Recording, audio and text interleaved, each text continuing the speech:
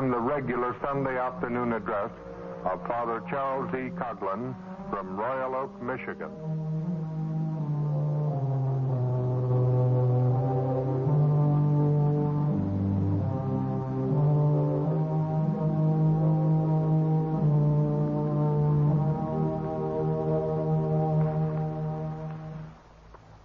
Greetings, ladies and gentlemen, from Father Coughlin, the pastor of the Shrine of the Little Flower at Royal Oak, Michigan. As you know, these broadcasts are made possible and are paid for at full commercial rates because of the magnificent support which you have extended to Father Coughlin directly and because of your support of Social Justice magazine. May I tell you something about the financial setup of this publication? Social Justice Publication is a corporation, a profit corporation. However, in the past and in the future, just as long as Social Justice is printed, every penny of profit derived from its being published goes entirely and without any reservation to Father Coughlin to enable him to bring this weekly message to you. And something else of interest. Father Coughlin and the directors of Social Justice Publishing Corporation realized that this publication must expand. And by expand, I mean that it must enlarge its editorial staff. It must perfect its presentation. It must establish more offices. Within the month, all this will be done. More editors, specialists in politics, in economics, in foreign affairs, and more reporters are being engaged at the moment. And editorial offices are being organized in New York City and Washington. Ladies and gentlemen, you and your subscriptions have made this possible. Thank you. Thank you 1,000 times. And in this struggle to preserve Christianity and Americanism, the procedure will not become easier. We must support Father Coughlin and protect him as he carries on this contest. Protect him legally, financially, and in every other manner. But enough of this. We recognize that the fidelity which has characterized you over the years will not wane. Today, your spokesman, our spokesman, for whom we work, and into whose hands we gladly give all our profits, this spokesman will address you on the subject of the Popular Front. Copies of this address are available to every person in this audience if you will simply address your request to Father Coughlin at Royal Oak, Michigan. And now, ladies and gentlemen, Father Coughlin. My friends, ladies and gentlemen, during the course of the Dies Committee investigation of un-American activities, there appeared before the committee Dr. Matthews, an eminent scholar and formerly associated with many of the radical and subversive movements in the United States. Dr. Matthews presented to the Dies Committee under oath a testimony which was substantiated by documents. A testimony which is authentic, frank, shocking, and uncontradictory. A testimony which lays bare the popular front of Bolshevism in the United States. Because so many questions have come to my desk asking for information on the Bolshevik Popular Front now operating in our midst, I thought it prudent to avoid making any statement as of my own and to submit to this audience the uncontradicted word of Dr. Matthews, which I copy verbatim from the official documents of the United States government. In this brief space of time, it is impossible to include all the testimony this especially well-informed scholar contributed to the investigating committee. Necessarily, therefore, I will content myself with quoting excerpts. My friends, you have heard of the United Front, of the Popular Front. Perhaps you did not hear that Lenin, the high priest of Bolshevism, once maintained that his principles would succeed not through the direct agency of the Communist Party, but rather through the agency of other organizations dominated by Bolsheviks. Now, this is precisely what is taking place in America at the moment. Organize, organize, organize. We must build communism with non-communistic hands. These were the words of Lenin. These words outline the policy adopted for communist progress. It is the boring from within tactic. It is the Trojan horse strategy. Yes, organize, organize, organize.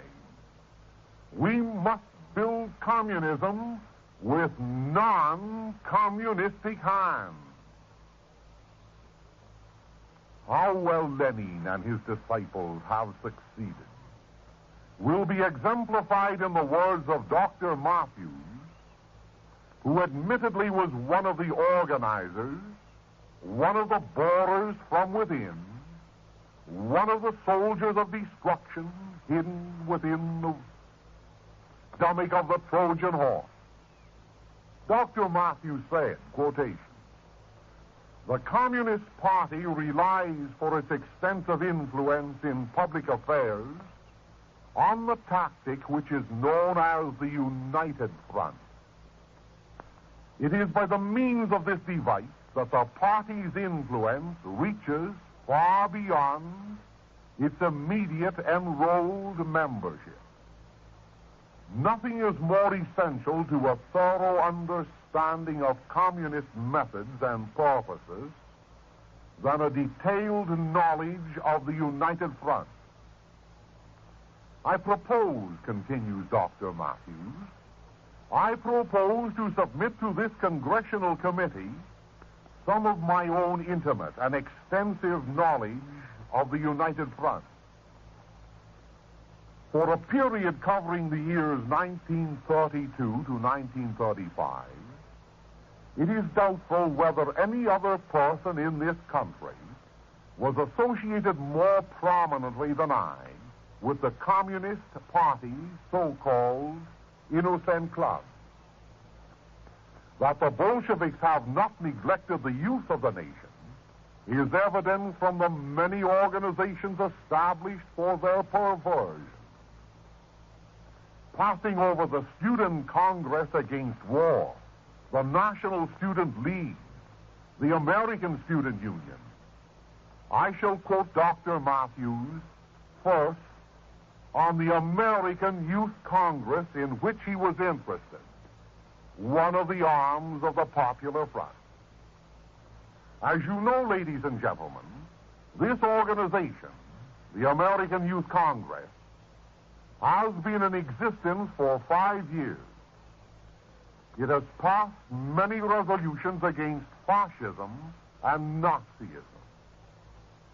At its recent national convention, and specifically at the plenary session of all the delegates to the Congress, held Monday morning, July 3rd, a resolution condemning communism was submitted by William T. Ball.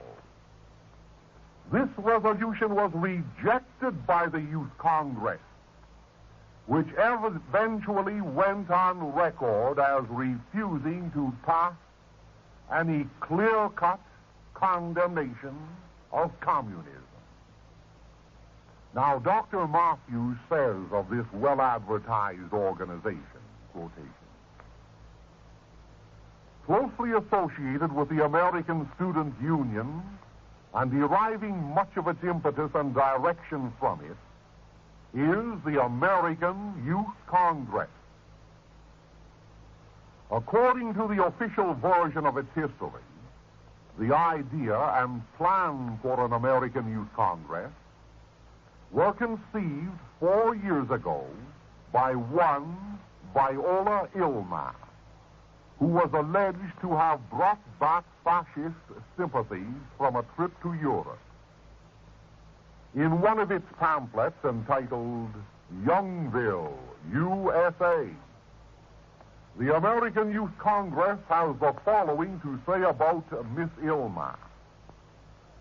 She invited representatives from national youth organizations, reaching all the way from the Boy Scouts to the Young Communist League. Her arrangements were remarkably efficient and all-inclusive. And that was her mistake. The fact is that because Miss Ilma was so all-inclusive in her invitation, the Young Communist League, in concert with left-wing socialists, captured her organization in its infancy and threw her out. This is made clear in Wolf Michael's report of the 6th World Congress of the Young Communist International.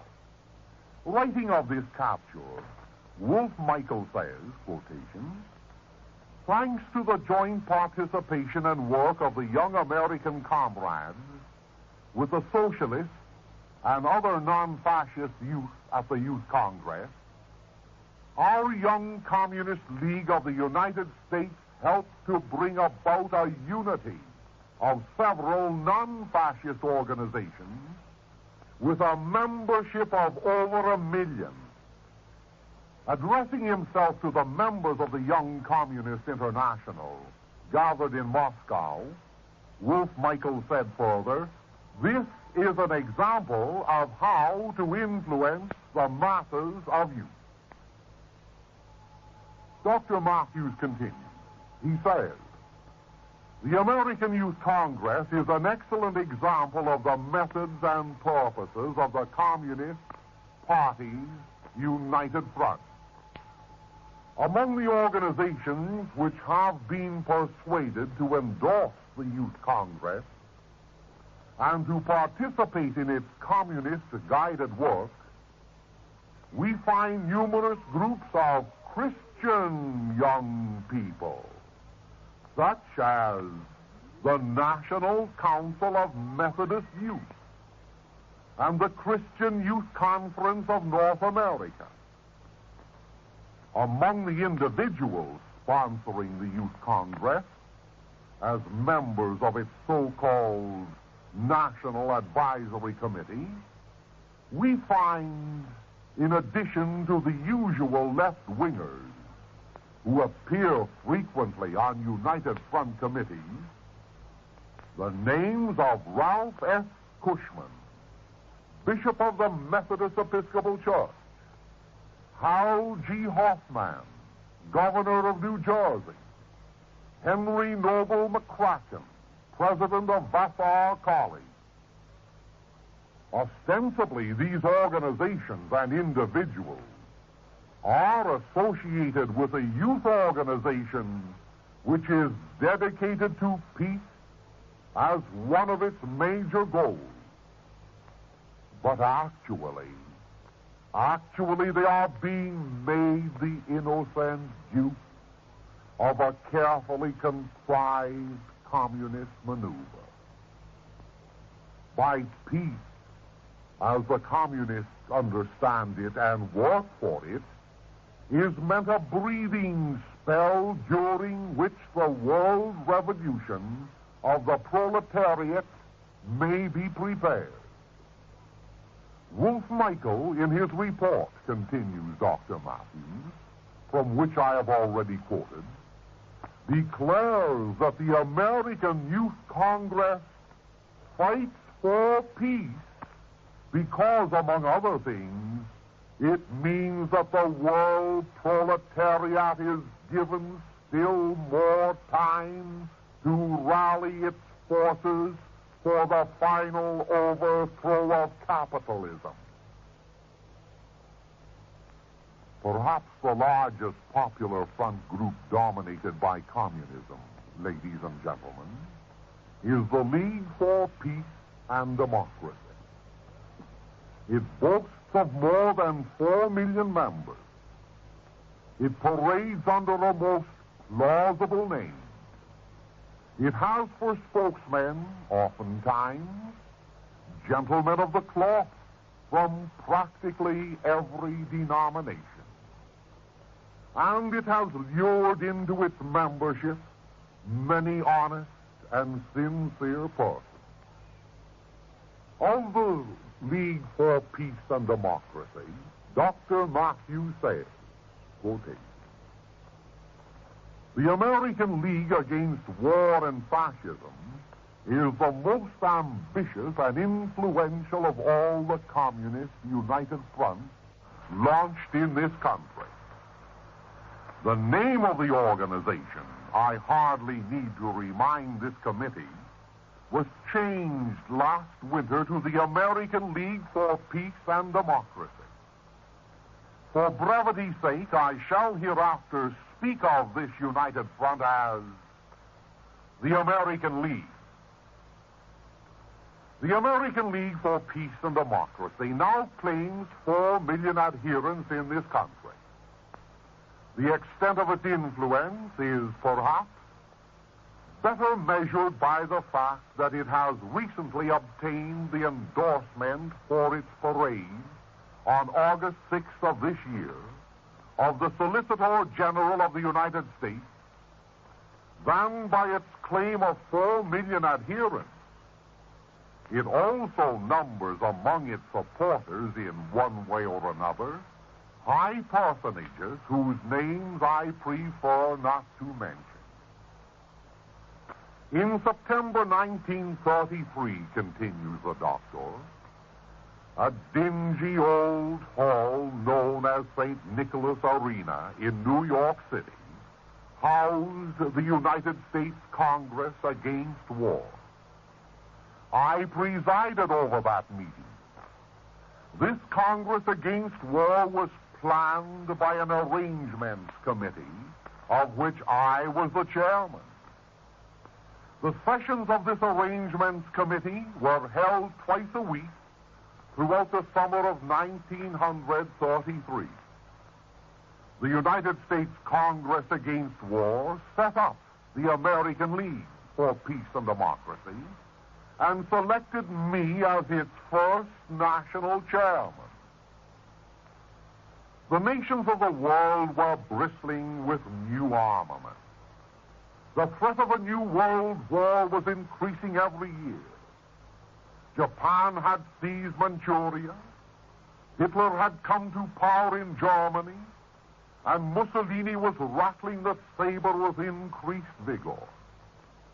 Our new organization, the American League, was set up for the purpose, or so it appeared on the surface, of enlisting millions of Americans to stop the drift to war and fascism. Our ostensible aim was to mobilize the peace sentiments of Americans into a powerful single force of public opinion. This, at least, was our story for publication. We set out to obtain the support of peace organizations, churches, trades and labor unions, and fraternal bodies. Every group, in fact, in which we could find any sentiment against war and fascism was the object of our solicitation. So we interviewed clergymen, college professors, professional leaders, and labor unionists, asking them to speak for us or to lend us their names as members of local committees. All of these things were on the surface. But now for the inside facts about the American League for Peace and Democracy. The decision, continues Dr. Matthews, the decision to set up the American League was actually made in Moscow. It all started with the triumph of Hitler in Germany. Hitler's rule spelled the disastrous defeat of the communist movement in Germany. It also marked the complete failure of the foreign policy of the Communist International in other countries of the world. The substance of that Soviet policy was the baiting of social democrats, socialists, liberals, and the so-called reformists among trade unions. Moscow declared that these, rather than the fascists, were the chief enemies of communism. They were dubbed social fascists and were everywhere attacked and slandered. The result of that policy had left the communists a weak and isolated sect. In Germany, the Communist Party faced annihilation. In France, the United States, and Great Britain, it had no substantial influence. Moscow foresaw a military showdown with Hitler. It was to be a death struggle between the fascist dictator and the communist dictator. Stalin began to feel the need for powerful allies in that coming conflict. How should he get these allies among the unfriendly capitalist powers? Dr. Matthews continues by saying he summoned the communist leaders of the world to Moscow. They deliberated, and out of their deliberations came the decision to set up the Popular Front in France. But France was farther developed along the road to the final class struggle than was the United States. Sooner or later, the communists must set up a Popular Front in the United States. But first they decided to set up the American League, a prelude to an American Popular Front. Well, Earl Browder brought back the word from Moscow, and I was chosen by Browder and his colleagues in the Communist Party to head the new organization. I was what the communists call a fellow traveler, one who closely sympathizes with most of the aims of the party, but who is nevertheless just a middle-class intellectual. The actual management of the affairs of the American League, continues the doctor, were turned over to Donald Henderson. Henderson had publicly declared his membership in the Communist Party a year or two before, when he resigned from the Socialist Party, and while he was still an instructor in economics at Columbia University. Henderson was later assigned by the Communist Party to agitational work among farmers. He is now the head of the CIO Union for Farmers. He has lately been active among the pecan workers of Texas. He is now the head of the United Cannery, Agricultural, Packing, and Allied Workers of America, which is affiliated with the CIO. Those are Dr. Matthews' words. The doctor continues. The Communist International selected Henry Barbusse as its international midwife at the birth of the American League. The Daily Worker, the Communist Party newspaper, stated recently that Barbusse was the founder of the American League. Barbusse died in the Kremlin in Moscow shortly after his tour of the United States on behalf of the newly formed American League. The Constitution of the Communist International states explicitly that leading comrades may go from country to country only with the consent of the Executive Committee of the Communist International. In December 1933, continues the doctor, Earl Browder, General Secretary of the American Communist Party, went to Moscow to report the results of the decision to set up the American League for Peace and Democracy. We led, said Browder in his report, we led a highly successful United States Congress against war. The Congress from the beginning was led by our party quite openly. These facts should dispose once and for all of the question of whether or not the American League was launched by the Communist Party. Nevertheless, there are numerous participants in this Communist United Front who are still fooled into thinking that it is an independent agency for peace and democracy.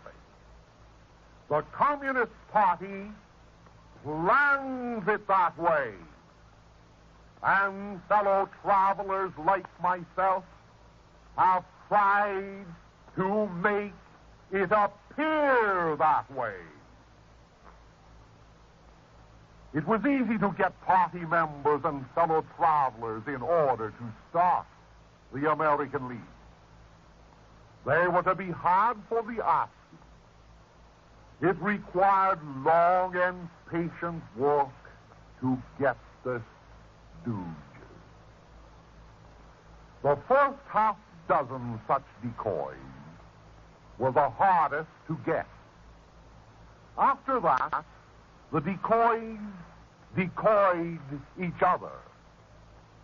There was great jubilation in the headquarters of the American League on the occasion when we were able to list as a speaker one of the nationally prominent officers of the General Federation of Women's Clubs.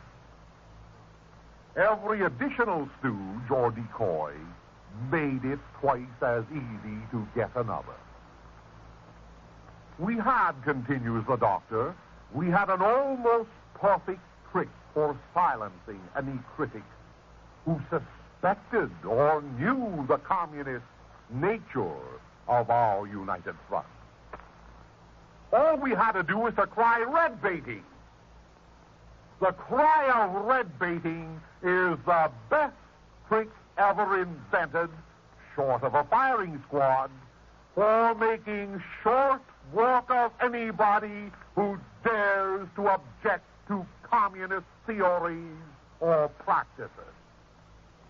If he isn't effectively silenced, he is at least thoroughly discredited in that vast flock of citizens who like to think of themselves as liberals.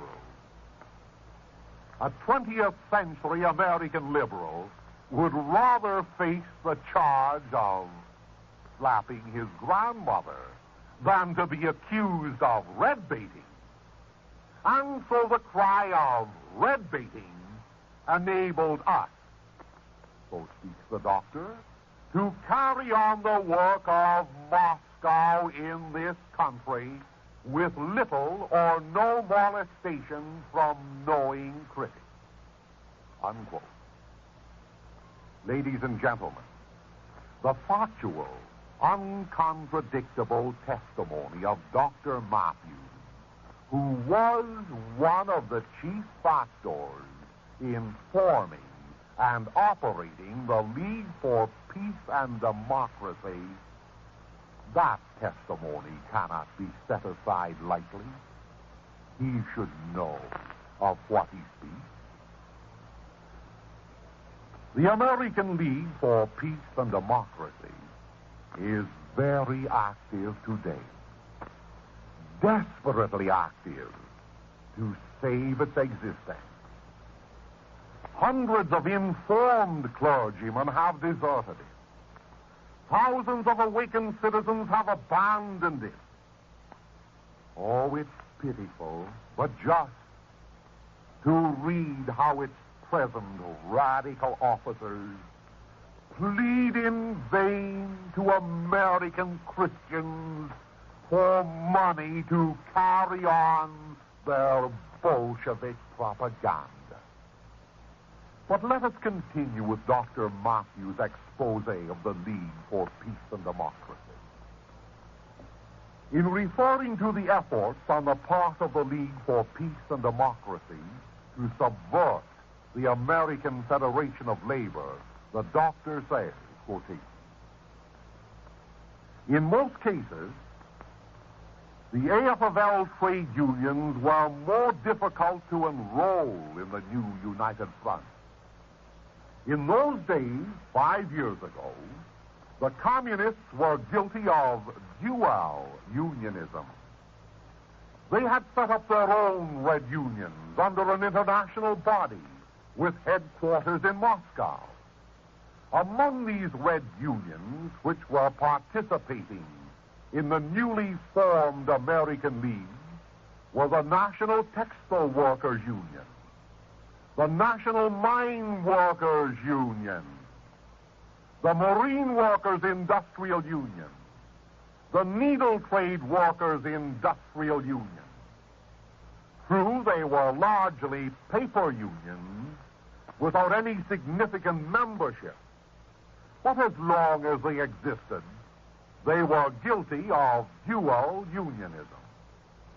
Their presence in our united front was all the proof that the AFL unions generally needed to establish the communist control of the American League for Peace and Democracy.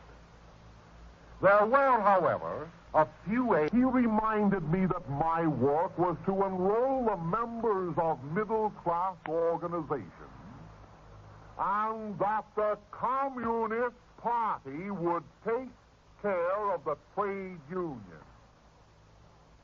He assured me that the communists already had several strategic men in important plants and industries where they would be in a position to sabotage vital processes in the event of war, just in case the United States should become involved in a war against the Soviet Union.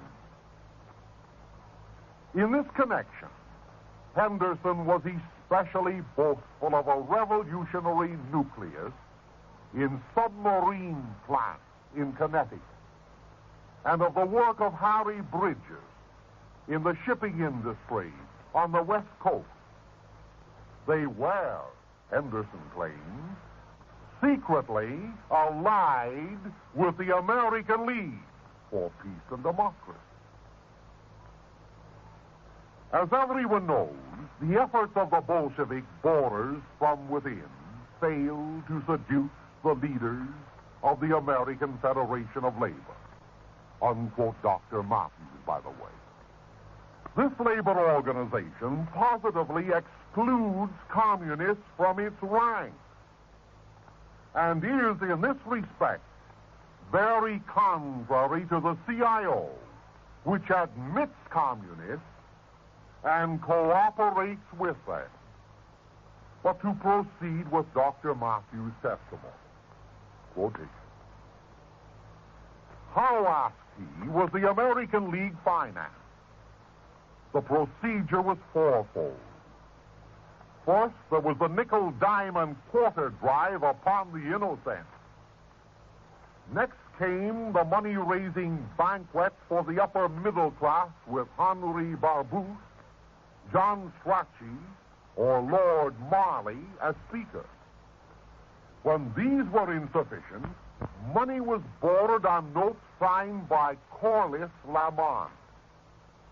I might intervene and say that this Corliss Lamont is a son of one of the great international bankers in New York City. To continue. And finally, in a pinch, we got Browder on the telephone and had him send over cash from the party chest, which was regularly stocked from Moscow.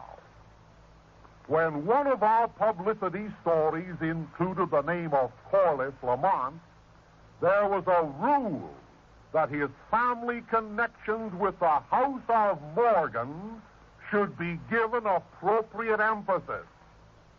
Marley's lordship was equally useful to our cause.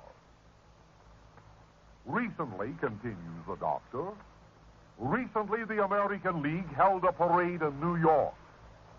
Harry Elmer Barnes, newspaper columnist, was among the parade's marshals who were invited to make speeches for the occasion.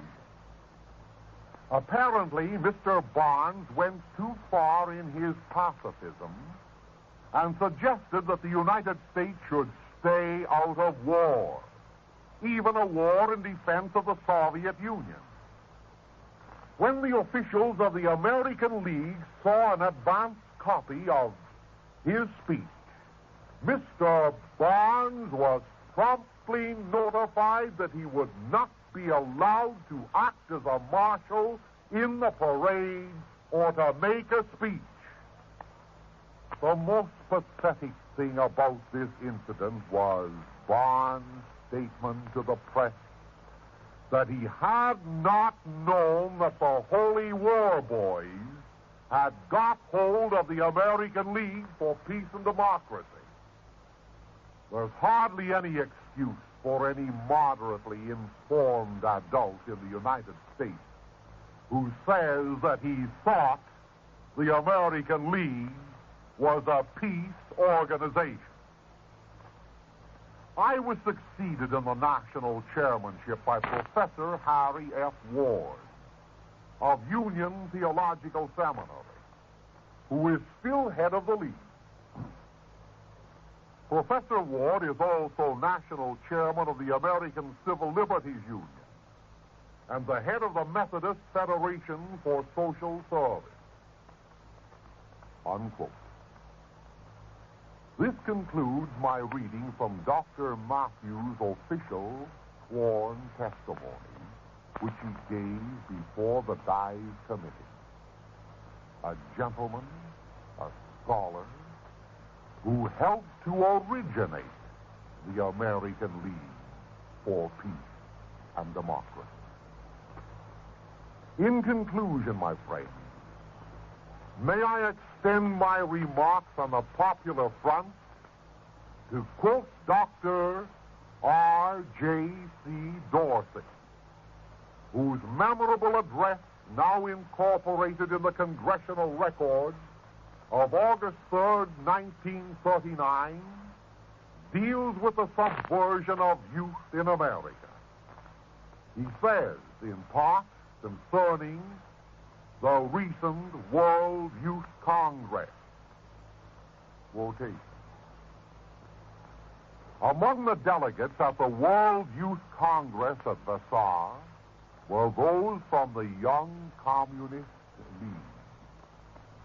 The All-Russian Young Communist League was organized in October 1918 after the Workers' Revolution in Russia of November 1917. Soon thereafter, other communist youth groups developed in various parts of Europe.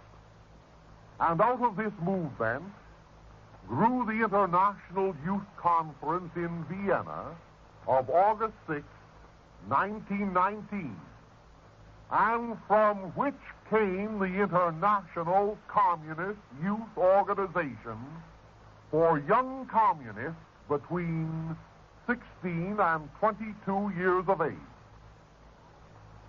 This conference led to the meeting of the International Youth Congress in Berlin, November 26, 1919, attended by 19 delegates from 14 countries, allegedly representing a membership of 229,000. It accepted the program of the Third Communist International, its affiliate, which had been set up in 1919. It advocated the overthrow of capitalism, government control by the workers, dictatorship by the proletariat, establishment of preparatory schools to teach communism, creation of drill and defense squads, and otherwise training students and youth for the class struggle. Factories are to become communist fortresses. In all unions, youth sections are to be formed. Obedience to and defense of the Soviet Union was pledged. Slogans were, black and white, unite and fight. Do not abandon your friends, even though they still go to church on Sunday. Zinoviev observed, the youth movement is the best section of the Communist International. One may secure an idea from this of the nature of the young Communist League and the political ideas of its delegates at Vassar College. Other strictly youth groups sending delegates to the World Youth Congress at Vassar were the Student Peace Service, the Student Peace Committee, the Christian Youth Conference of North America, Youth Section of American Jewish Congress, the National Council of Methodist Youth, the National Council of Jewish Juniors, the Romanian Junior League Club, the Junior Hadassah, the National Student Federation of America. In order to preserve an appearance of respectability, the communists often include groups in their congresses that, strictly speaking, are not entirely of their faith. However, the communist group controls every situation. The American League for Peace and Democracy, continues Dr. Dorsey, has a youth section national committee. This parent organization was once known as the United States Congress Against War and Fascism, and for a time as the American League Against War and Fascism, being a section of the World Committee Against War and Fascism. But now, the World Committee for Peace and Democracy. Well, the United States branch is one of 33 nationals that the radicals have organized in 35 different countries. Communists here occupy the strategic position and here control the policies in reference to the League among its 4 million members. Lenin wrote, quotation, frequent change of name bewilders the public. For example, in 1921, the Friends Disarmament Council was formed, subsequently merged into the National Council for Limitation of Armament, which in turn became the National Student Forum, which is conducted by the National Council for Prevention of War. This is a characteristic of radical groups, unquote Lenin, who lets the cat out of a bag. Whether or not the above statements prove interesting to a radio audience is immaterial. Ladies and gentlemen, the fact is that you must become conscious of the activity which, like wolves in sheep's clothing, consistently are destroying the foundations of our Americanism and Christianity. At one time, under the guise of patriotism, modern Benedict Arnolds who wear the uniform of citizenship bore from within the army of our population to betray it. At another time, Judas Iscariot, who used the insignia of Christianity and religion, beat a pathway to the stronghold where sit the descendants of Annas and Caiaphas to resell Christ's brothers for 30 pieces of silver. At no time in the history of the world, and at no time in the history of this country, will we be free from the Arnolds and the Iscariots. At no time can we disregard the counsel that eternal vigilance is the price of liberty. Nevertheless, my friends, the modern pattern is plain. It is a pattern of destruction, a pattern by following which decay was produced in the nations of yesterday, a pattern which the subversive forces of Antichrist utilizes to lure the innocent people of all nations into the graveyard of national death. My friends, I call upon you to arouse yourselves to oppose the betrayers of your heritage.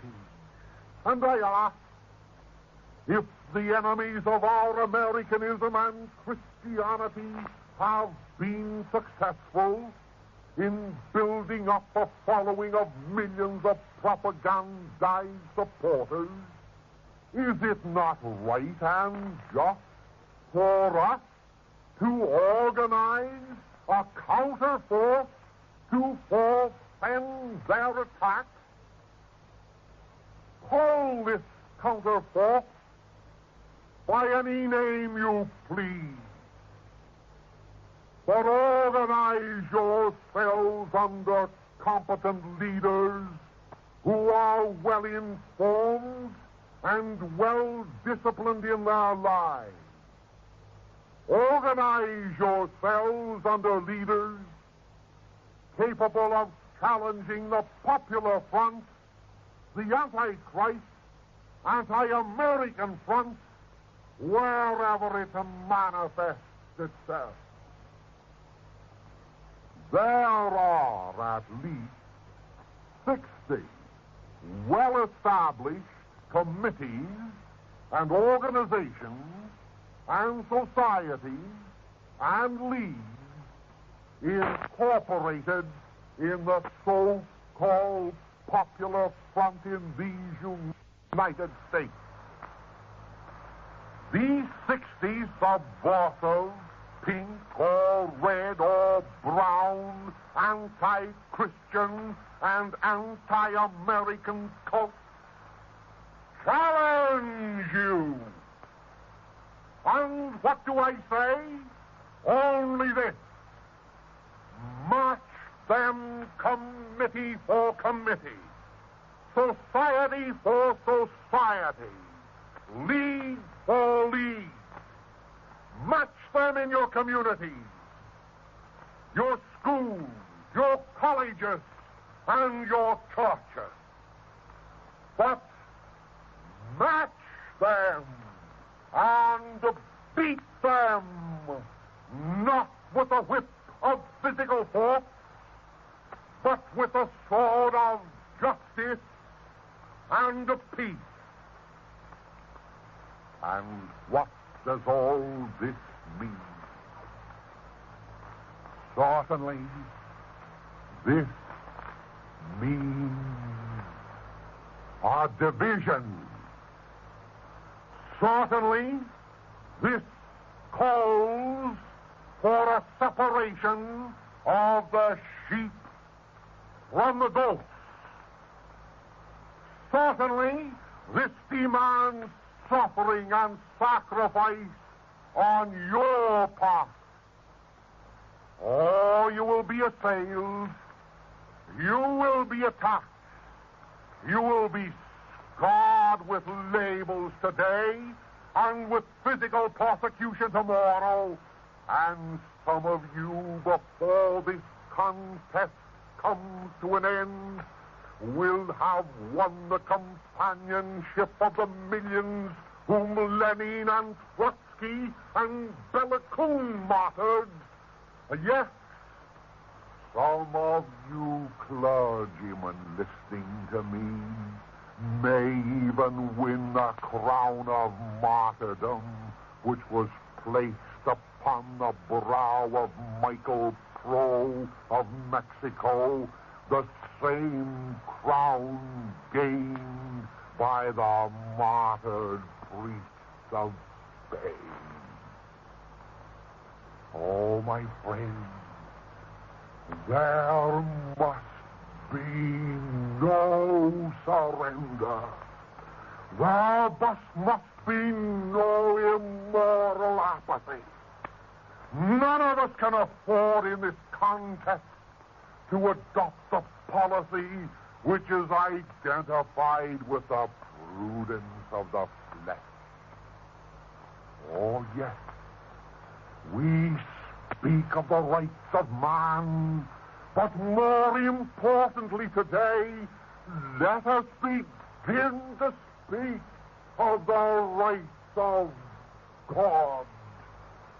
For there can be no lasting human rights, no liberty, no life, no pursuit of happiness, unless God's rights are defended unto death. And we speak of peace. Certainly every person desires peace, but be it clearly understood, there can be no peace without justice. The justice which gives not only to every man his due, but the justice by which we creatures give to God his due. From a practical viewpoint, therefore, and when confronted by the popular front, which either knowingly or unknowingly contemns God and joins with the Bolsheviks in crying that religion is the opium of the people, from a practical viewpoint, I beg you, do not be reluctant to identify yourselves with some Christian organization. But I warn you to beware of organizations which pretend to be Christian and which in reality are nothing more than arms of the popular front. Organizations which boast of the name of Christian and yet are officered and organized by individuals whose lives and policies and proposals belie that boast. Thus I take advantage of this occasion to tell you how both the Reverend Dr. Edward Lodge Curran, my colleague, and I both discouraged an organization known as the Christian Mobilizers, not only from using our names, but from pursuing their determination to hold a mass gathering in Union Square, New York City. We stand for peace, not bloodshed. We uphold race tolerance, not race prejudice. We advocate the preservation of American rights and not the institution of Bolshevik dictatorship. And we gladly share the opinion that this contest between Christ and chaos, between Americanism and internationalism, between justice and injustice, cannot be settled by a mere show of misdirected force, a force whose fourth and last court of appeal, according to certain leaders, is the blackjack, the stink bomb, and perhaps the machine gun. But speaking for myself, I maintain that no organization can qualify as Christian unless its members first make Christians of themselves. For without the leaven of Christian leadership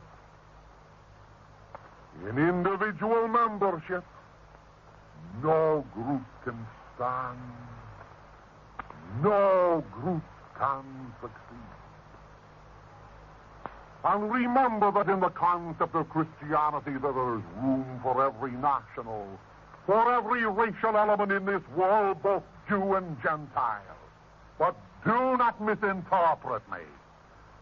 God's rights demand that if we are Christians, we will not suffer without contest to have anti-Christians attempt to liquidate the principles which are God.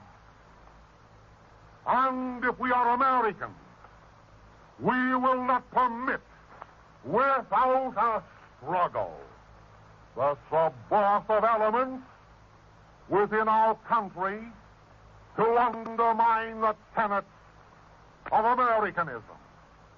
My friends, here we are.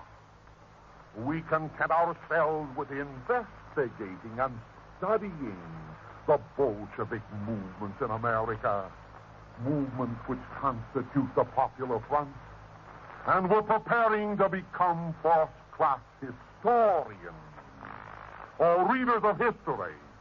But I ask you, what are we doing about it? Of old, Christ said, be ye doers of the word and not hearers only. What are we Americans doing to attract the millions of decent persons in this country who have succumbed to the Popular Front? What are we doing to attract them to the Christian American method of thinking? With that question, may I now ask the announcer to introduce another voice. And as for myself, I say, God bless you. God keep you. God keep all of us. Ladies and gentlemen, be sure to write this week to Father Coughlin to encourage him. And please ask him to mail you a copy of the factual address to which you have just listened. As you know, every weekday, Monday through Friday, the voice of social justice is heard on the air in the Michigan and Illinois, Indiana areas. On August the 28th, this weekly comment on the news will be initiated for Ohio. WCKY, the 50,000-watt station at Covington, Kentucky, 1 minute from Cincinnati, will join this new network. Within a short time, the Colonial Network covering New England and the Philadelphia station will likewise be added to this weekday service. How many New Englanders and citizens of Philadelphia want this? Well, here is a sample of the voice of social justice. Well, ladies and gentlemen, you have all probably heard that America is the land of free speech, but evidently this statement doesn't apply to New York. In the last few years, the largest city in the United States has resembled more a city in dictatorial Germany, Italy, or Russia than an American community. There is free speech in New York, oh yes, but only for communist and leftist mob leaders. Let an American get up on a street corner and say a word for Christianity and Americanism, and he will be fortunate to escape with his life. A short time ago, Mr. Floyd Caridi of New York and a few patriotic Christians attempted to distribute some pamphlets at a New York City street corner.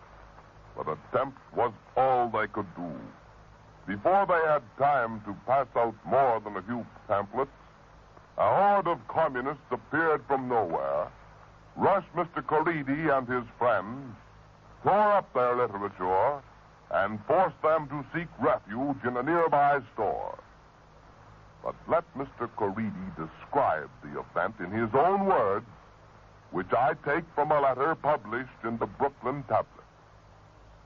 Water and garbage were hurled out of windows. A car was driven through the crowd of assembled Christians. Vile language was heaped upon both Protestant and Catholic clergymen and laymen. Mounted policemen had to be called to repel the anti-Christian rioters. Yes, ladies and gentlemen, this is what is taking place in the streets of New York almost every day in the year. These are the tactics employed by the Red Popular Front in the city where, according to Mayor Fiorella LaGuardia, 7 million people live in peace and enjoy the benefits of democracy. If these riots had occurred in the streets of Danzig, Berlin, Rome, or London, they would have been headlined in newspapers throughout the world. But since they happened in New York, they are cloaked with silence. And why? Is it that these street fights, which remind me of the beginning of the persecutions of Christians in the time of Trotsky and Bela Kun, is it that these street fights are embarrassing to the leftist moguls who control the destinies of America's largest city? Is it that radical newspaper writers are shocked to find that there are people who dare to question communist control of the streets? Is it that these writers are so shocked that they can find no words to describe their grief and dismay? Whatever the answer to this may be, I must declare that this practiced silence on the part of the New York press in failing to report assaults on Christians is only breeding repercussions. And according to the Brooklyn Tablet News reports today, Bolshevik meetings were held within a few blocks without any interruption or disorder caused by those espousing the cause of Christianity and Americanism. Well, ladies and gentlemen, today in New York, and tomorrow in your city and my city. So you see that Father Coughlin's advice to join an organization for the protection of Christianity and Americanism is more than timely.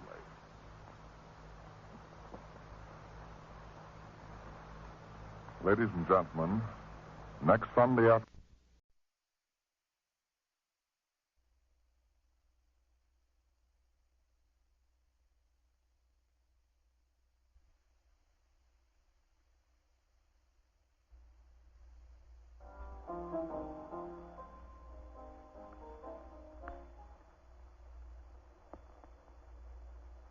WHBI, Hoyt Brothers Incorporated, Newark, New Jersey. Ladies and gentlemen, we present at this time the regular Sunday afternoon address of Father Charles D. Coughlin from Royal Oak, Michigan.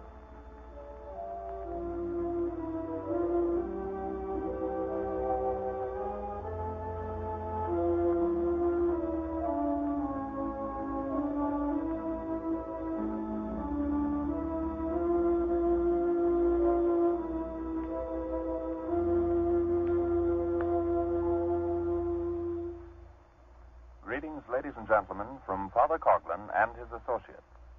Today, the Reverend Dr. Edward Lodge Curran and Father Coughlin will address you. Both these addresses are available in printed form to all who request a copy directly from Father Coughlin. First, Father Curran will come to the microphone. Following him, you will hear the voice of Father Coughlin. And now may I present Father Curran in his address entitled, The Challenge of the Pact and the Challenge of Social Justice. On Friday night, August the 25th, it was my happy privilege to address one of the most enthusiastic and inspiring social justice mass meetings ever held in this country.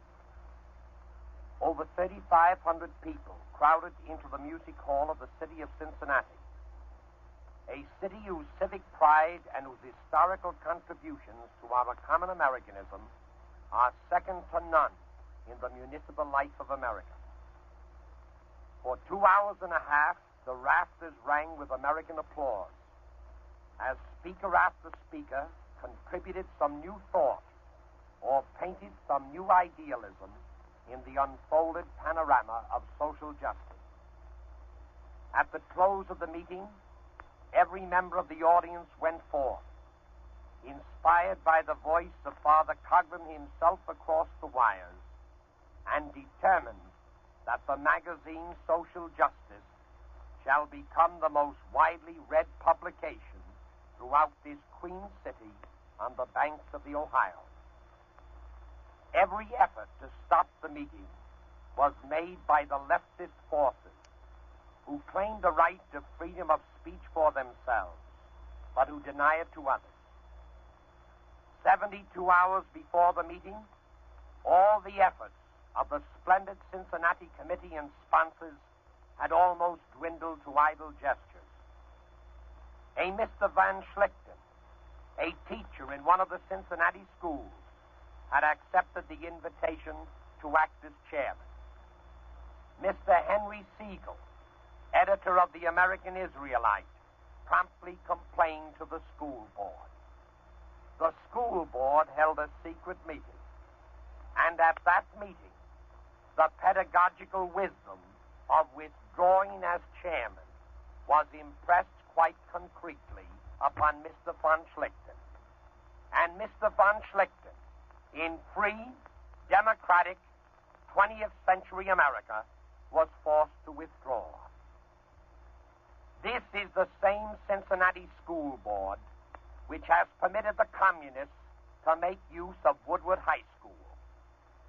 This is the same Cincinnati school board which has never presumed to reprimand any of its other employees who have participated in the activities of the communistically blinded and communistically controlled American League for Peace and Democracy.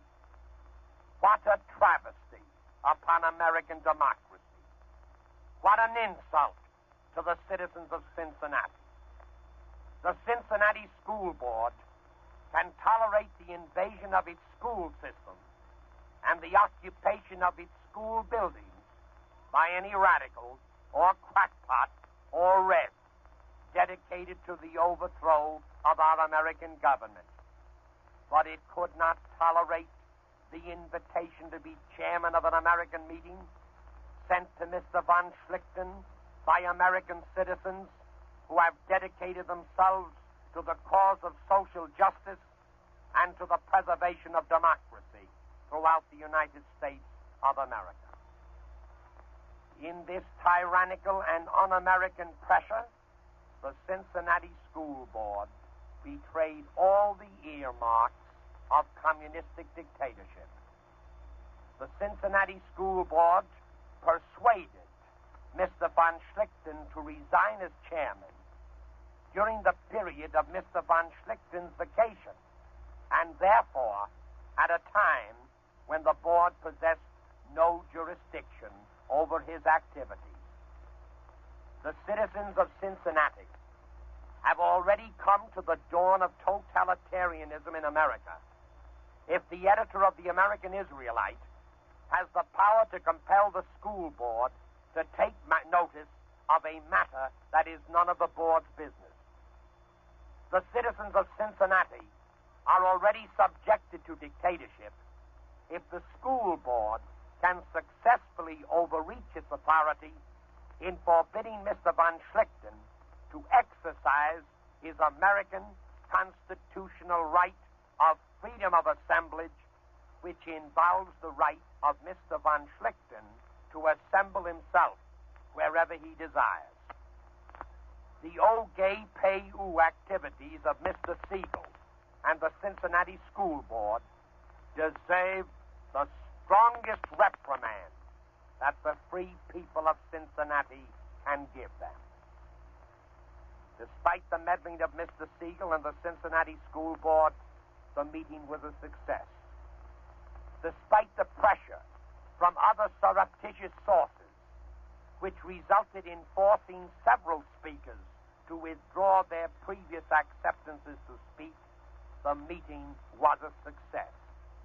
It was a success because the people of Cincinnati are Americans in thought and outlook and feeling and determination.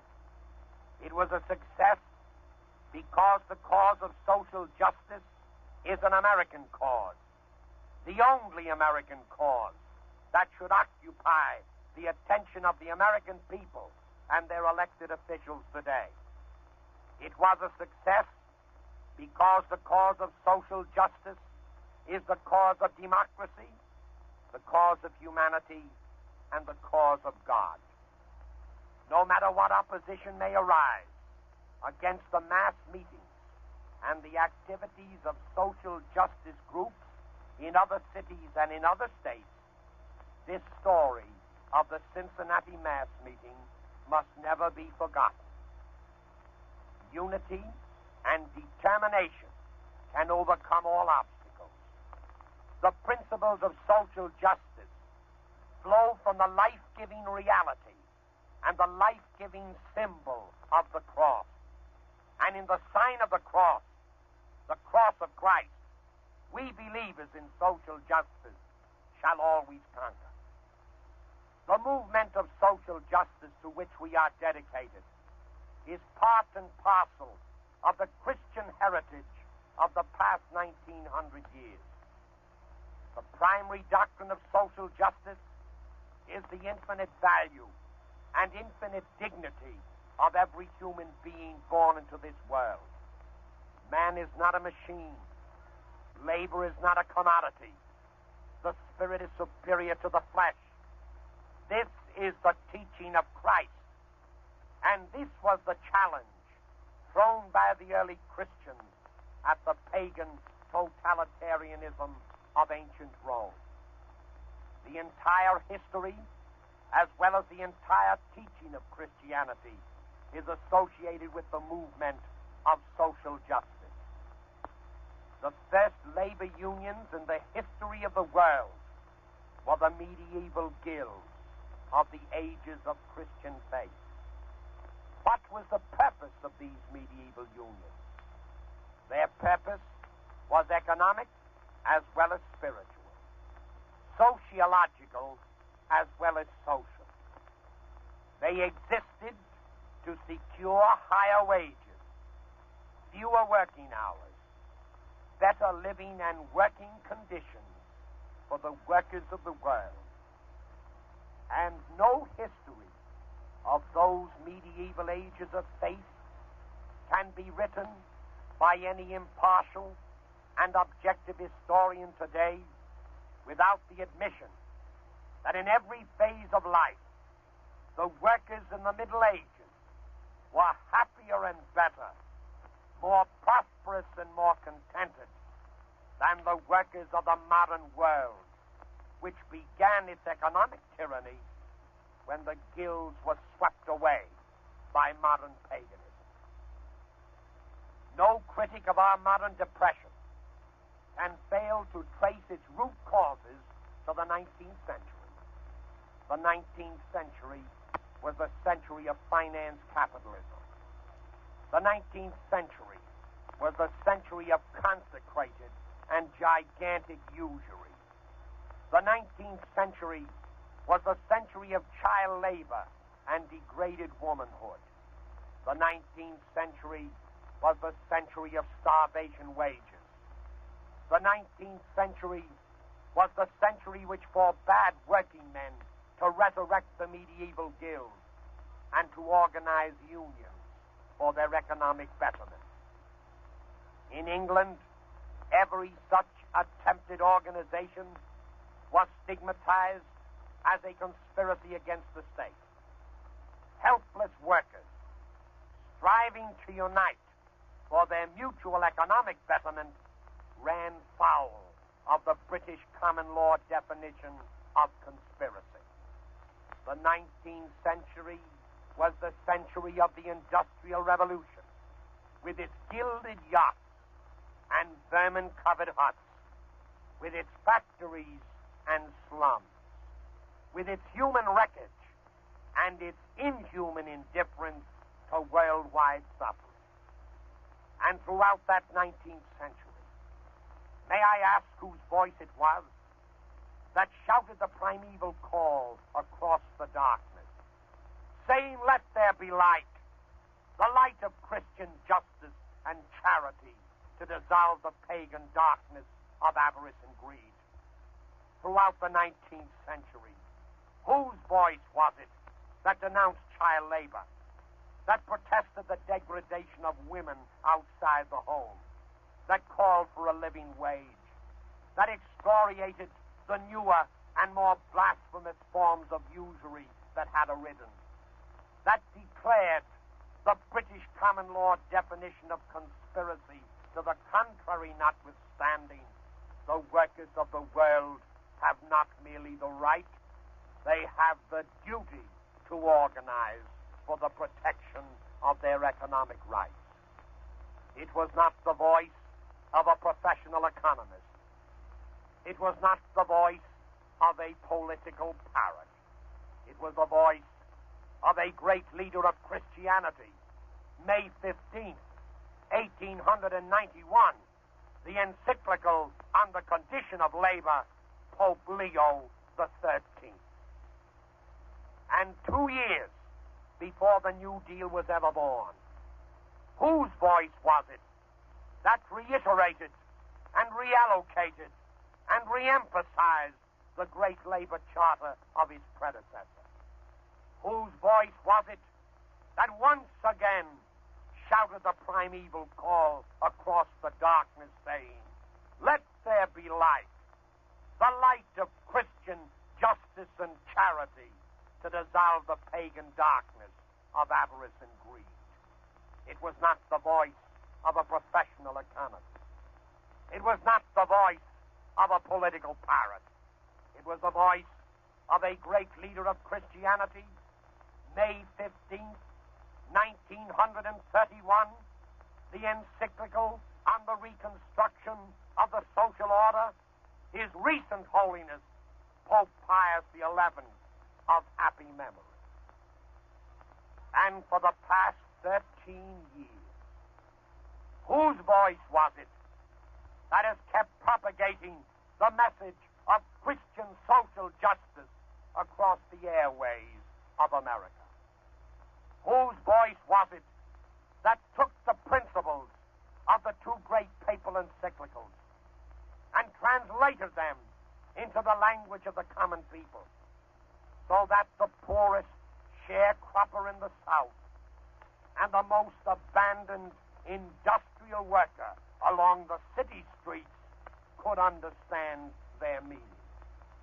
Whose voice was it that called for an abandonment of war, for the payment of a living annual wage, for the wider extension of private property, for the abolition of child labor, for greater social happiness and larger economic opportunity in this land of bungled abundance? Whose voice was it that once again shouted the primeval call across the darkness, saying, "Let there be light, the light of Christian justice and charity to dissolve the pagan darkness of avarice and greed"? It was not the voice of a professional economist. The voices of professional economists did not carry beyond the confines of their classroom. It was not the voice of a political parrot. The voices of political parrots are attuned to personal aggrandizement and to dynastic power. For the past 13 years, in strictest harmony with his Christian heritage of 1900 years gone by, it was the voice of Father Coughlin, the leader of the only social justice movement that can save these United States of America from the pain and the poverty of the modern paganism that is upon us. There never was a time when the union of all forces that believe in social justice was so imperative as now. The twilight of Christianity means the twilight of social justice. The death of Christianity would mean the death of social justice. For 1900 years, the march of Christian social justice has been away from the marshlands of pagan lust and the quicklime of pagan power. Modern paganism would frighten Christian social justice into a retreat back to the marshlands of pagan lust and back to the quicklime of pagan power. Modern paganism would exterminate the very memory of Christ from the minds of men. In this, the paganism of Nazi Germany and the paganism of Soviet Russia are identical. We must not permit the march of Christian social justice to be interrupted. We must not permit the cause of Christian social justice to die. We must not permit the ideals of Christian social justice to be extinguished in the conflagration of modern paganism all around us. The ideals and ideas of Christian social justice are not limited to any race, to any color, to any religion. Christian social justice is for Jews as well as for Christians, for Protestants as well as for Catholics, and even for atheists as well as for believers. If certain Protestant groups will not accept Christ as God, they can at least accept his spiritual leadership and the social justice principles by which the pagan Roman world was once transformed because he came. If the Jews will not accept the divinity of Christ, they can remember that in flesh and blood he belonged to them, and they can accept him as a prophet of social justice. This is the heart and soul of the social justice movement which we espouse. Social justice for all under the spiritual leadership of Christ. The battle of Armageddon is coming nearer. Satan and Beelzebub have signed a pact. The nasty Stalin alliance has awakened the world to the gigantic structure of the modern paganism that would destroy us. The shadow of pagan Russia lies heavy today upon Asia. The shadow of pagan Germany lies heavy today upon Europe. We who believe in social justice have never paid tribute or given praise to either. We who believe in social justice have branded them both for what they are and for what the nasty Stalin Pact has revealed them before all the world to be. Twin monsters, drunk with power, and dedicated to the destruction of religion and the enslavement of humanity throughout the world. We who believe in social justice have never given encouragement to the penetration of American society by the minions of pagan communism or pagan Nazism. We who believe in social justice need not apologize for our attitude on either the internal or foreign policy which should be pursued by the government elected by American votes and paid for out of American taxes in Washington. We who believe in social justice have warned the American people against any international flirtation with Soviet Russia, the international card shark who gave aces to Hitler and jacks to England and to France. We who believe in social justice have warned the President of the United States to follow in the footsteps of Washington and not in the footsteps of Wilson. The announcement of the nasty Stalin Pact caused no consternation or embarrassment in our ranks. It was foretold by Father Coughlin in the columns of Social Justice magazine months and months ago. To all the editors in the United States of America, Father Coughlin can say, if he wants to say, ladies and gentlemen, I told you so. We who believe in social justice owe no apology for our attitude on foreign affairs to the American public that is just realizing how far along the pathway of deceit and ignorance the foreign policy of our country has taken them. There are no red faces among the followers of social justice or the readers of Social Justice magazine. There are red faces as well as red mentalities among the followers of Earl Browder and the readers of the Daily Worker. In view of the nasty Stalin Pact, what are the communists of New York City going to do for a parade? The Pact of Comrade Stalin has made all Stop Hitler parades a thing of the deceitful past. The only parades Comrade Stalin will permit are Putsch Hitler parades. On what theme is the presidential campaign of the communists in 1940 to be conducted? The communists can no longer howl their incantations against Hitler and Nazism. They may even be forced to run Browder for president and Fritz Kuhn for vice president. They may even be forced to add the swastika to the hammer and sickle at the masthead of the Daily Worker. They may even be forced to mingle the strains of the horse vessel with the strains of the Internationale. Poor communists of New York.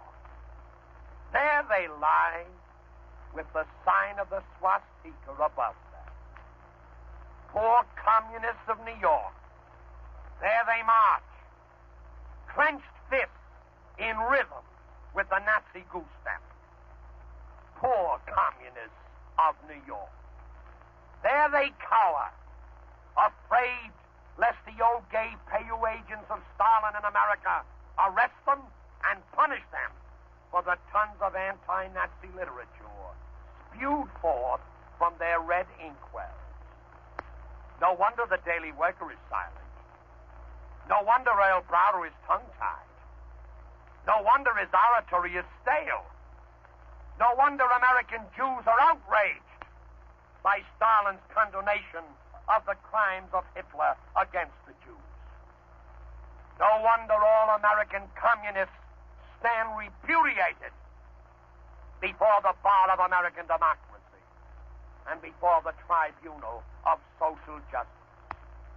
No more, oh, never more, shall the pavement of Union Square resound with red, swashbuckling denunciation of Nazism. No more, or nevermore, shall the clenched fist be raised against Hitler. No more, or nevermore, shall the war cry be sounded against Germany by Browder, or Foster, or Budenz, or Ampton. No more, nevermore, shall red feet dance the daily picket around the German consulate in New York.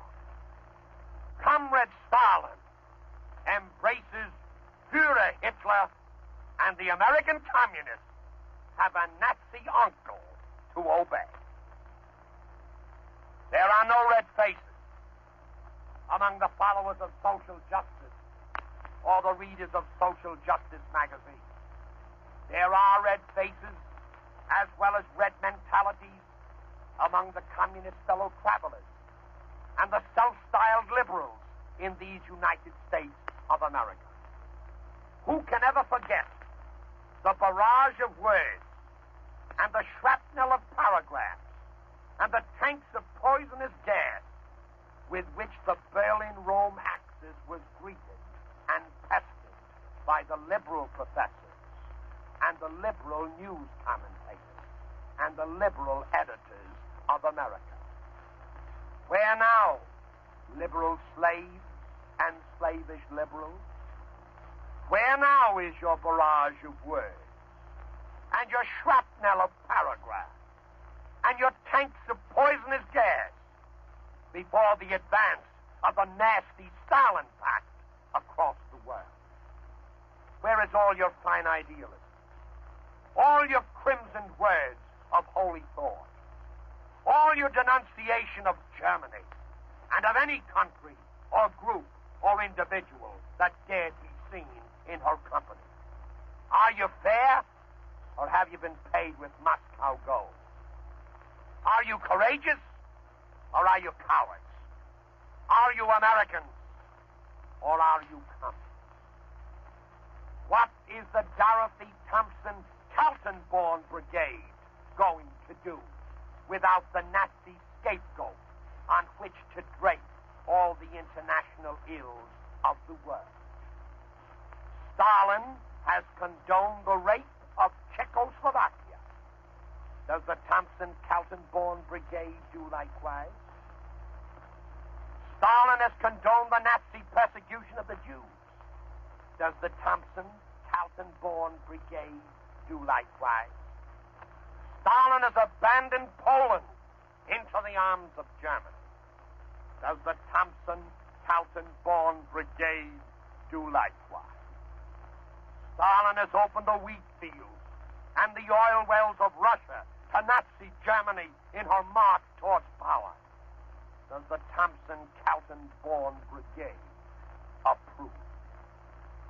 What have the Thompson-Kaltenborn Brigade and all the leftist news commentators throughout America to say about the nasty Stalin pact? If they are fair and courageous and American, they will unite in a denunciation of this unholy alliance.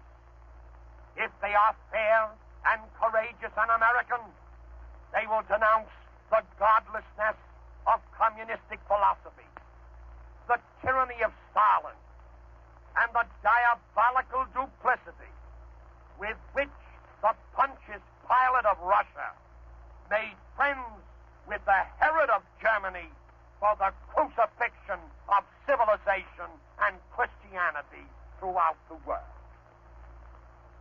We who believe in social justice know not what others may do in the light of recent international events. We know not if the fake liberals of America are going to hang their heads in shame, as they should do, and apologize for trying to deceive the American people into the belief that communist Russia is a democracy.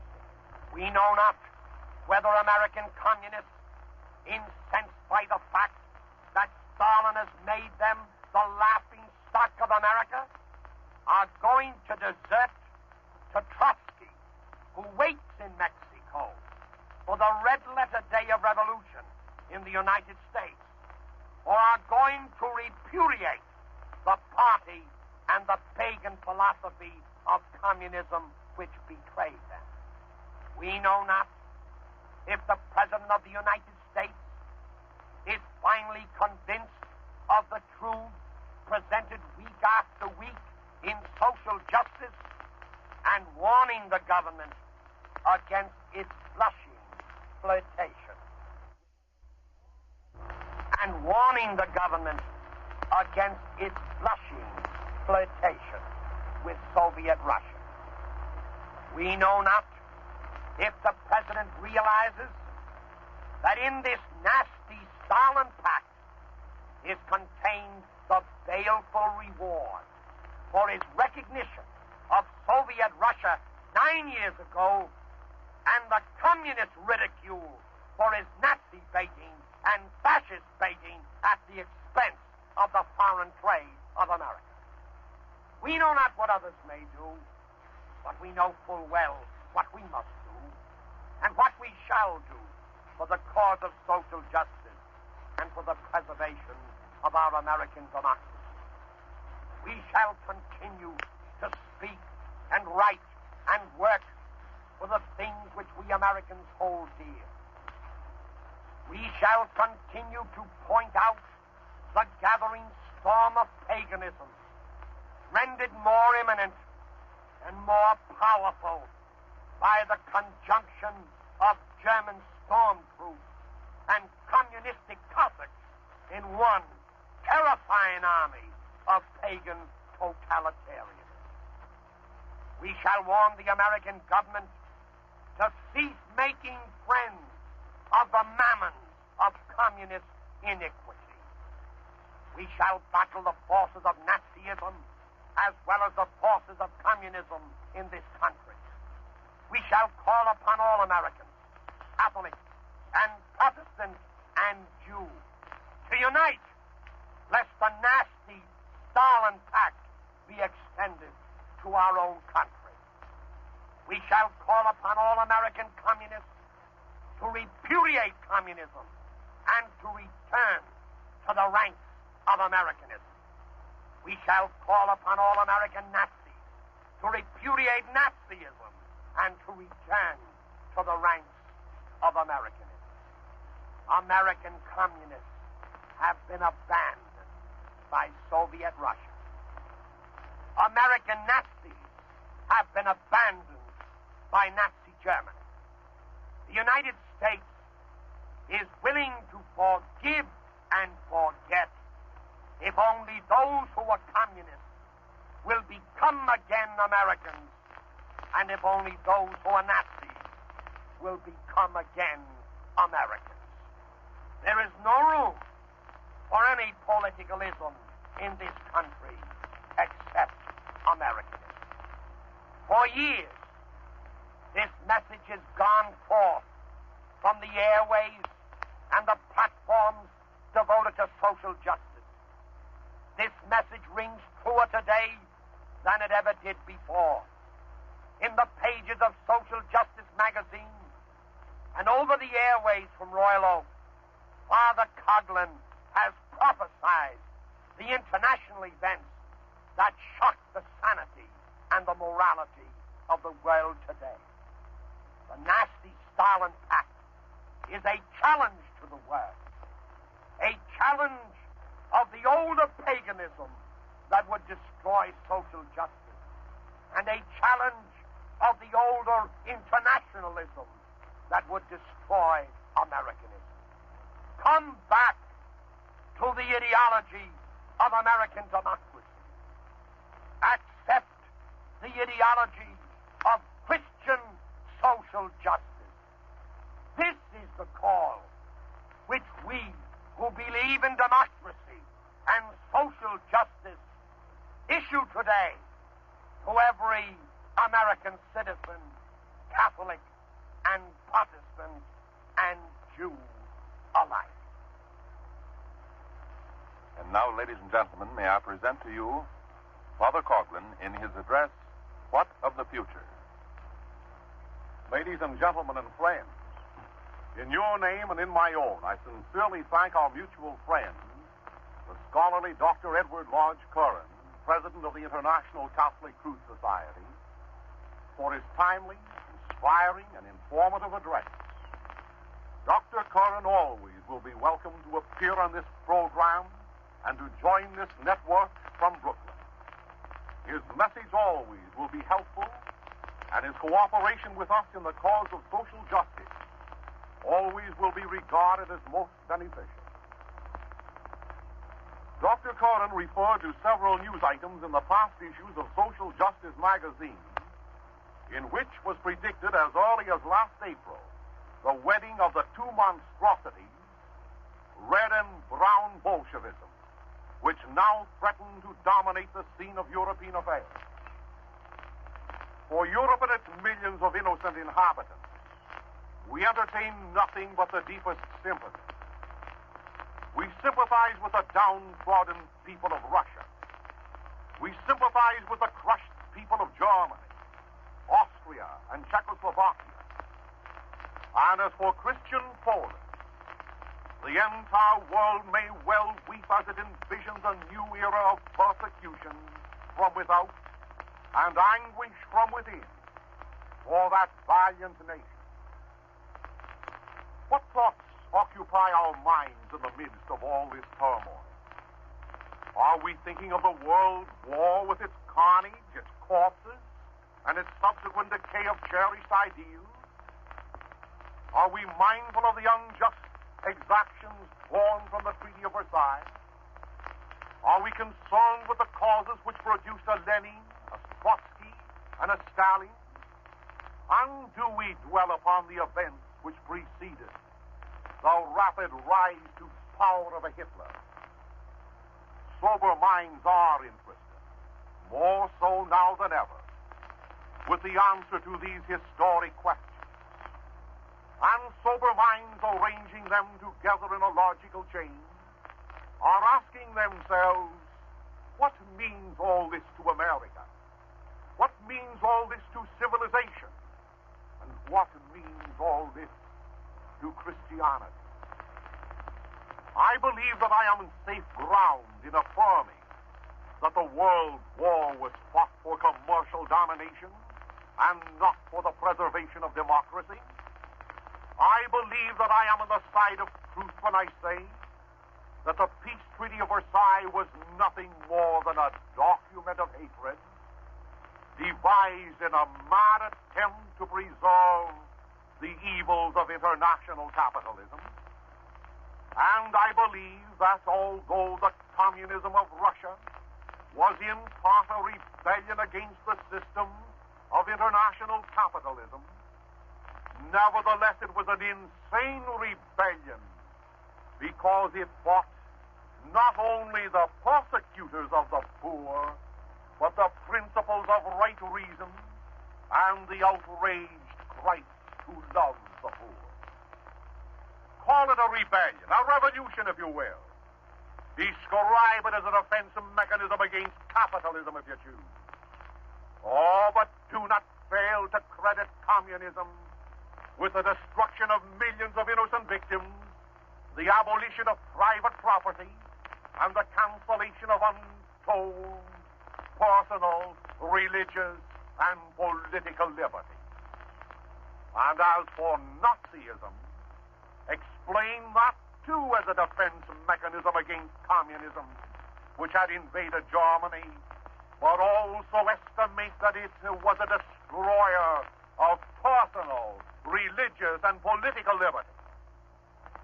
Do not forget that, like communism, the National Socialism of Germany was opposed to international capitalism, which was so responsible for the World War and for the subsequent Peace Treaty of Versailles. Communism and Nazism, while apparently poles apart, were in reality satanic twins of destruction. Although the leaders of these heinous systems proclaimed that their objectives aimed at social and economic reforms, nevertheless, because they rebelled against God and right reason, they will produce nothing but ruin and devastation. And now these two abominations have pledged their mutual support. Now the forces of anti-God and anti-Christ have consolidated. Well, may a shocked world ask itself, what of the future of Christianity? Well, may Europe inquire, what of the future of Western civilization? And well may America pause as it speculates, what of the future of these United States? My friends, I am not prepared to admit that the causes of communism and Nazism were totally economic and totally the result of the abuses practiced in the name of capitalism. As Dr. Curran pointed out to you, men in charge of the destinies of European nations since the 15th century had conspired against the social doctrines of Jesus Christ. Social doctrines which the Divine Master had promulgated for the peace and prosperity of the human race. All these men opposed the guild system under which workmen, tradesmen, and artists were bound together by religious and economic ties. These men instituted a policy of class conflict and opposed the Christian policy of class cooperation.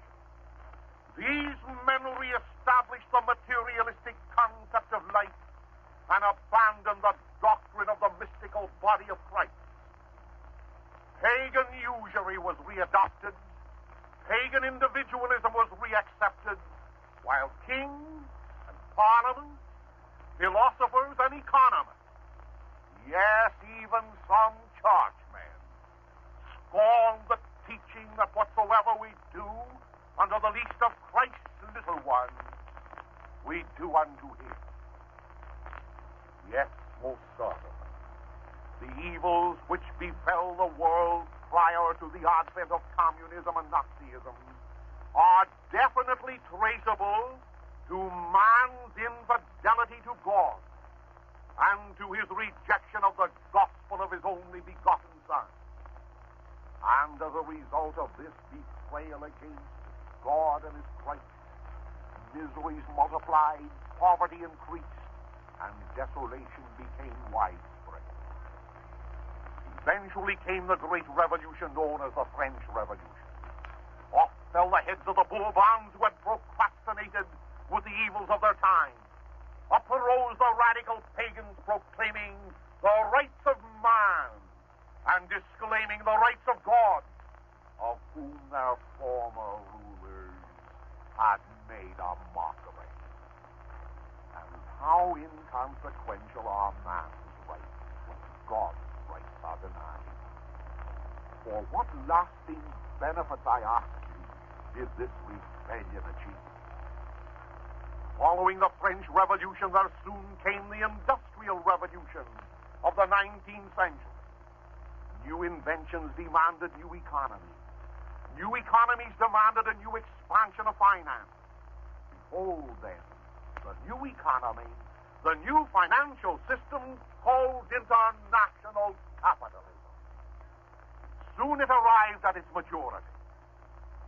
Behold it operating in England and her widespread colonies, in the new France and her Asiatic possessions, in modern Germany, which had been welded together by Bismarck, in Belgium, the Netherlands, and in the young, vigorous, vivacious United States. The Industrial Revolution to which I referred was notable for its power machinery, which supplanted the crude tools operated by the human hand. The power machinery at long last made mass production possible. At long last it became possible to supply to the millions of human beings the necessities and many of the conveniences for which they longed. It became possible thanks to Fulton and his steam engine. It became possible thanks to Arkwright and his loom. It became possible thanks to Ampere, to Edison, and to all the scientists in the field field of electricity. And most importantly, it became possible thanks to the financial arrangement of capitalism, which extended credit and made loans to the enterprising men who built factories and undertook to supply the demand for which the hungry, needy populations were awaiting. Alas, capitalism, although praiseworthy in many of its original policies, soon adopted the evil practices which are so well known to all of us. It was good for enterprising men to build large factories for the production of life's necessities, but it was evil for them to pay less than living wages to the millions of laborers who worked in those factories. It was good for the rich to invest money in the industry, but it was evil for them to reap the major portion of the profit. It was good for private banking concerns to create credit for the construction of railroads, for the electrification of cities, for the financing of mammoth projects. But it was evil for them to control that money as they pleased and for their own profit to the detriment of the teeming masses. It was good for bankers and industrialists to interest themselves in the activities of the state, but it was evil for them to gain control of the state through their kept politicians and loans.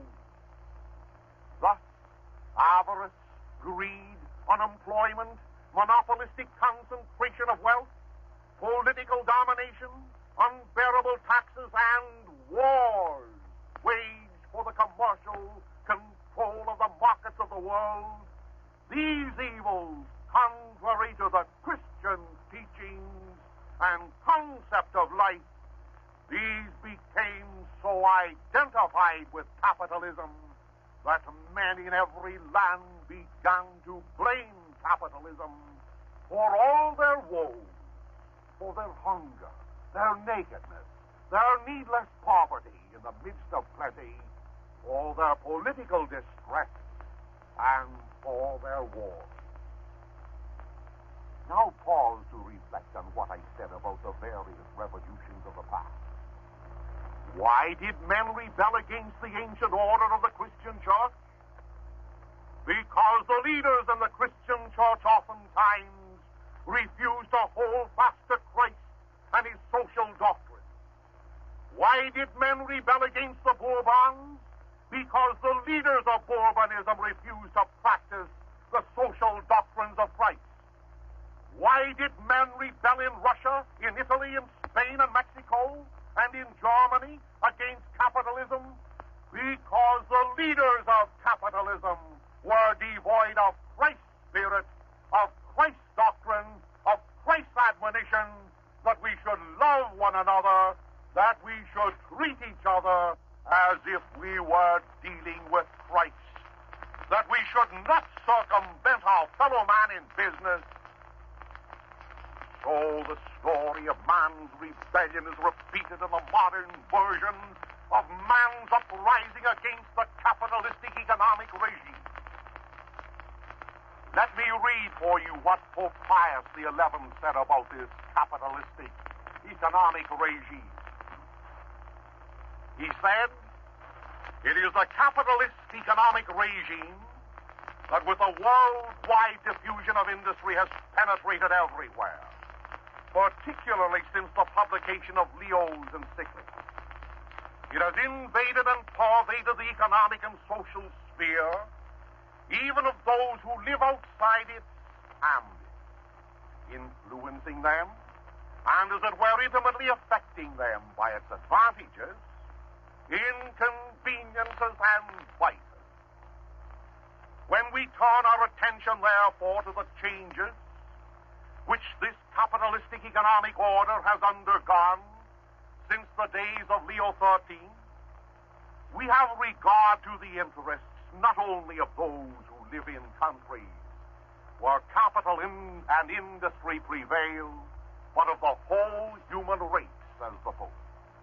And he continues, in the first place, then, it is evident that in our day, not alone is wealth accumulated, but immense power and despotic economic domination are concentrated in the hands of a few, and that those few are frequently not the owners, but only the trustees and directors of invested funds who administer them at their own good pleasure. This power continues pious, becomes particularly irresistible. Yes, that word irresistible. Becomes particularly irresistible when exercised by those who, because they hold and control money, are able to govern credit and determine its allotment. For that reason, supplying, so to speak, the lifeblood to the entire economic body and grasping, as it were, in their hands the very soul of production, so that no one dare breathe against their will. And this accumulation of power continues, His Holiness.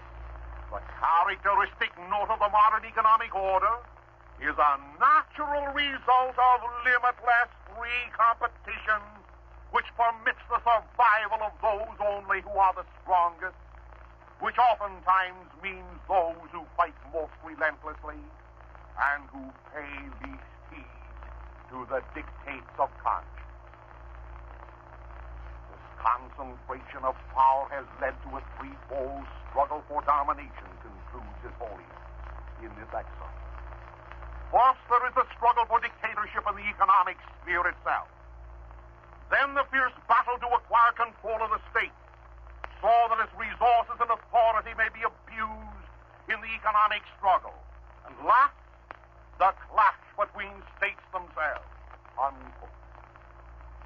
So, my friends, I speak to you of the evils of capitalism. But I would impress upon your minds that these evils, as serious as they are, should be traced back to their parent evils, to the evils of trying to get along without God, of trying to succeed without following the pathway of Christ, of trying to keep Christ's principles from the banking house, from the factory, from the school, of trying to keep Christ's teachings outside the labor union, the home, the hearts of the people, and the government. And I speak to you of the consolidation of the forces of communism and Nazism, the Christless forces which now threaten to overwhelm Europe and possibly the world. Is it fair to speculate, asking ourselves the question, would either communism or Nazism have been successful in Europe had our leaders waged a successful moral war against the abuses of capitalism? To my mind, the question is pertinent. And to my mind, the answer is that both these abominations never would have been born had capitalism been purged of its abuses, had capitalism accepted Jesus Christ. Well, the past is past. And now more pertinent questions confront us. What means all this to America? What means all this to civilization? What means all this to Christianity? To America, this means that henceforth we must treat communism and Nazism alike. Every word spoken by the communists of Union Square or their fellow travelers in the League of Peace and Democracy against Nazism, these words have ricocheted back into the mouths of the speakers. Every demand that they have made against Nazism, that it be boycotted from our shores, that it be accredited no representation by our State Department, these words have been uttered against communism. And to America, therefore, this means that we no longer can be patient with communists and our fellow travelers, that we no longer can be patient with Nazis or the Bundists. To America, this means that if we wish to avoid the catastrophe which has fallen upon Germany and Russia, if we wish to be strong, if we wish to cultivate a contented people, we must face courageously the evils which characterize our own capitalistic system and eradicate them, cost what it may to the millionaires. Our men must be reemployed at an annual living wage. Our homes and farms must be saved from the dead hand of death. Our taxes must be lowered so that our citizens will not be forced to pay tribute of more than $1 billion a year to the private coiners and controllers of money for doing our bookkeeping. Yes, we Americans have a job to perform, a hard job, an unpleasant job, but a necessary job if America hopes to retain its liberties, its Republican form of democracy, its freedom of religion, and its Constitution. What does all this mean to civilization? It means first that America must hold herself free from foreign entanglements. Have we not learned our lesson that we have no business in recognizing Russia, in boycotting Germany? Have we not experienced the wisdom of George Washington's foreign policy? This means that we must have confidence in the Russian people, in the German people, in the Austrian and Polish people, in all the peoples of Europe and Great Britain to take care of themselves. How will they take care of themselves? Oh, sooner or later, Stalin's star and Hitler's star will set. Sooner or later, the Christian people of all these countries will rise up in their justified wrath against the tyrants who have led them into paganistic bondage. Sooner or later, the day of reckoning will dawn upon the plotters against Christ and his liberty, just as it did upon every tyrant in the past. Confidence, therefore, in the good people of Europe, and prayers and sacrifices for them, that they will return to the faith of their fathers, even though many of them will be called upon to choose a martyr's crown. England, France, Belgium, and Netherlands, all European nations have time to set their homes aright. All have time to do as America must do. All have time to turn back to Christ, to adopt Christ's social program, and to unite their forces against the forces of Antichrist. But until they do this, until England and France will accomplish this, we will not send one soldier or one gun to help England or France to sustain their rotten system of international capitalism. Because eventually, international capitalism, if not Christianized, will breed communism or Nazism. My friends, there are many more things that I would care to say to you today, but time does not permit that I proceed further. I could ask of you the questions and answer them. What does all this mean to Christianity?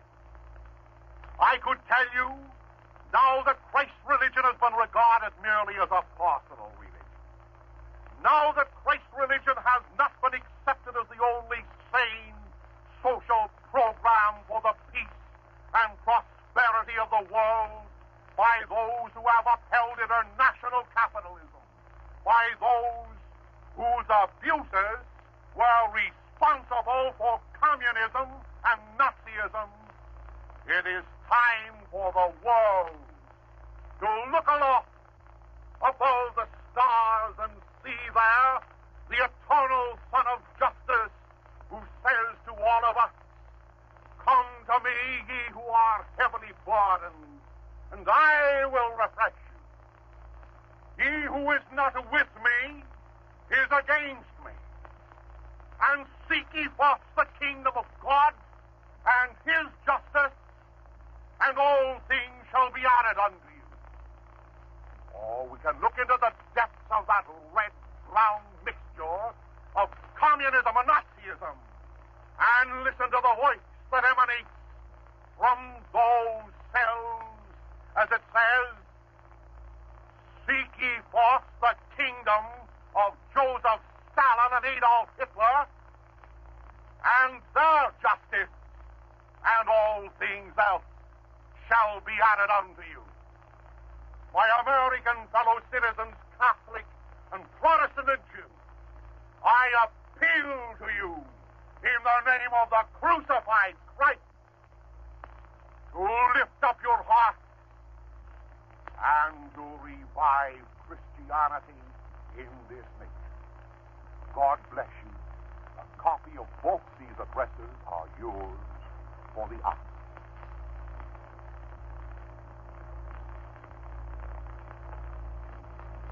Ladies and gentlemen, we've presented the regular Sunday afternoon address of Father Charles E. Coughlin from Royal Oak, Michigan. Statements made and views expressed on this program are made on the sole responsibility of the sponsor and do not reflect the views of this station, its management, or personnel. Father Coughlin's address has come to you as a presentation on your dial at 1250 kilocycles. WHBI, Hoyt Brothers Incorporated.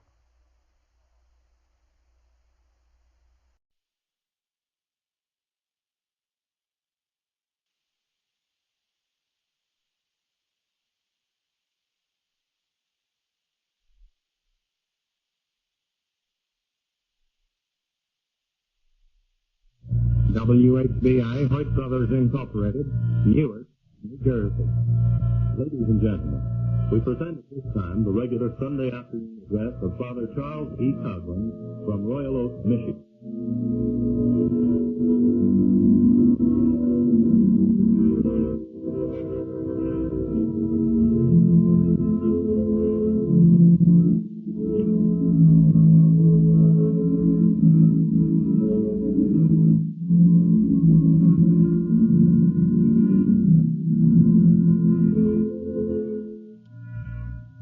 No doubt the many friends of Father Coughlin are anxious to hear his reaction to the declaration of a war that may become a worldwide war.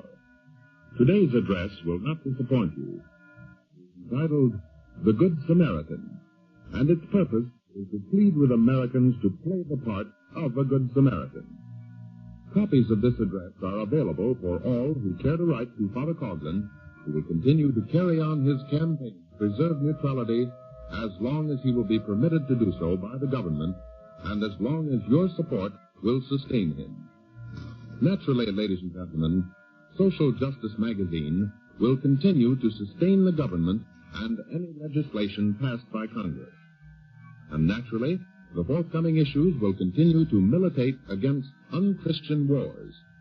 For it is our contention that had the plans and policies of the late Pope Benedict XV been incorporated in the Peace Treaty of Versailles, this present conflict would not have eventuated. Bolshevism have been born. Without further announcement, may I present Father Coughlin. Ladies and gentlemen and friends, it is idle for me to comment on the rapidly changing news. All the incidents of the past few days are insignificant and immaterial when compared with the catastrophic declaration of war. Before attempting to discuss a war which may become worldwide, let us pause to fix firmly the anchor of sound judgment upon the rock of right reason. We are Americans. For the most part, We trace our lineage to pioneers who came to this land, seeking opportunities and security which were denied them abroad. As yet, we are a young nation, from which English, Irish, Scotch, German, French, Italian, Polish, and all other European characteristics and attachments have not entirely disappeared. Naturally, then, we are subject to the sympathies which bind us to the old land. Naturally, we are not immune to the animosity which the ebb and flow of time's tide have created. As Americans, we are politically divided. Some of us are New Dealers, some are Democrats, some are Republicans, or Socialists, or Communists. As Americans, we are religiously divided. Some of us are Protestants, some are Catholics, some are Jews. And a great number of our fellow citizens profess no religious affiliation. As Americans, we are racially divided. Some of us are Jews, and the major part of our population is Gentile. Nevertheless, we are all Americans. Of this fact, we must become doubly conscious in this perilous hour. As difficult as it may be, it is necessary for us to subdue all feelings which we may entertain as a result of our ancestry and cultivate the spirit of American solidarity, a spirit which is wide enough to embrace every citizen of this country on an equal basis, independent of his origin. And as Americans, it is imperative at this moment to minimize our political differences and to emphasize our common trust in God. Let us recognize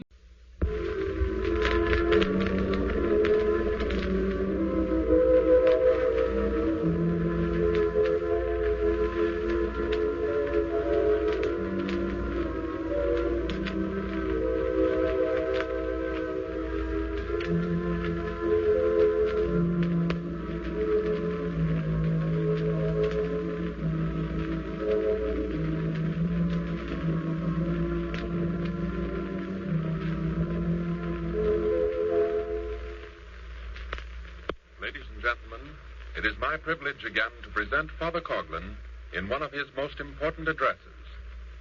I consider it important because an affirmative answer to the question he is about to suggest definitely will keep America out of war.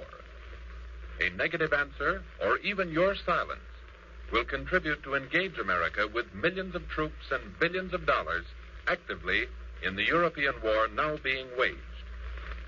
The analysis which Father Coughlin is about to make for you today is clear, concise, and conclusive. Hundreds of thousands of persons, for the first time aware of the emergency which is upon us, will want copies of this address. Copies can be obtained by writing directly to Father Coughlin this week.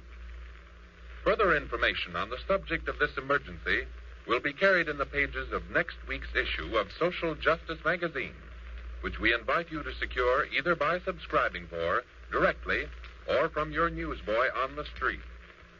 May I assure you that your letters and comments will be carefully scanned by Father Coughlin, who is anxious to learn of your reaction. Whether you can contribute or not to maintain these fully paid-for broadcasts on the air, write to Father Coughlin to give him your views and, at least, your moral support in this, one of the greatest campaigns on which he has entered. And now I present Father Coughlin to you, who will discuss the subject of cash and carry. Father Coughlin. Ladies and gentlemen and friends, last spring, when attempts were made to modify the existing Neutrality bill, the United States Congress very dramatically refused to do so. At that time, it was pointed out that our present Neutrality bill prevents our shipping arms, munitions, and certain other materials to any nation engaged in war. For it was contended by the majority of congressmen that should we Americans, directly or indirectly, either sell airplanes, cannon, shrapnel, or extend credit for the continuance of hostilities to a warring nation, we would be engaging in foreign entanglements. Opposed to this viewpoint were many prominent congressmen and citizens. Opposed to it was the President of the United States and his government. They contended that we would not be entangling ourselves in overseas quarrels if we adopted a cash and carry plan, that we would be justified in permitting a foreign nation to place orders for war material with American industries, provided the ships of these foreign nations, and not American ships, would transport the finished product and pay for it in cash, not credit, before the cargo left the United States. After these two viewpoints were thoroughly discussed, the Neutrality Bill now existing and now forbidding even the cash and carry proposition was upheld. Since the outbreak of the European War, which may become a world war of long duration, the advocates of cash and carryism again are active. Although Mr. Roosevelt clearly and definitely stated that the present non-cash and non-carry legislation will be observed without any qualification, yet he constantly refers to it as the so-called Neutrality Bill. He is being pressured by Mr. Saul Bloom and others to convene Congress in a special session for the purpose of modifying this bill. It is evident that the proponents of cash and carryism have more supporters now than they had last spring. A private poll of congressmen indicates that as late as last week, at least 15% of those who were satisfied with the original Neutrality Bill are now dissatisfied with it and are prepared to support any modification which will permit the citizens of the United States to trade in war materials with foreign nations on a cash and carry basis. Moreover, it seems that many citizens, influenced by propaganda, entertain the opinion that a neutrality bill with a cash and carry provision will be advantageous to the United States. They contend that it will solve the unemployment problem, raise prices for the farmer, and restore prosperity. As a result of these popular contentions, I am inclined to think that a special session of Congress will be called. And I am inclined to judge that the present Neutrality Act will be modified. The arguments relative to employment, prices, and profits for all, these will prevail, provided the European war is not terminated within the next few weeks. And this is not a probability. Today, when confronted with the likelihood of a special session of Congress and the adoption of a neutrality bill, which will place us in the category, at least, of indirect participants in the war, permit me to advance my personal views which concern this subject. As the advantages and disadvantages of the cash and carry plan will be discussed, some congressmen will emphasize the fact that such a program will benefit England, France, Poland and the Allies to the disadvantage of Germany. It will be said that Germany's merchant marine has been driven from the seven seas. It will be pointed out that Germany's navy is incompetent to risk encounter with the combined navies of England and France.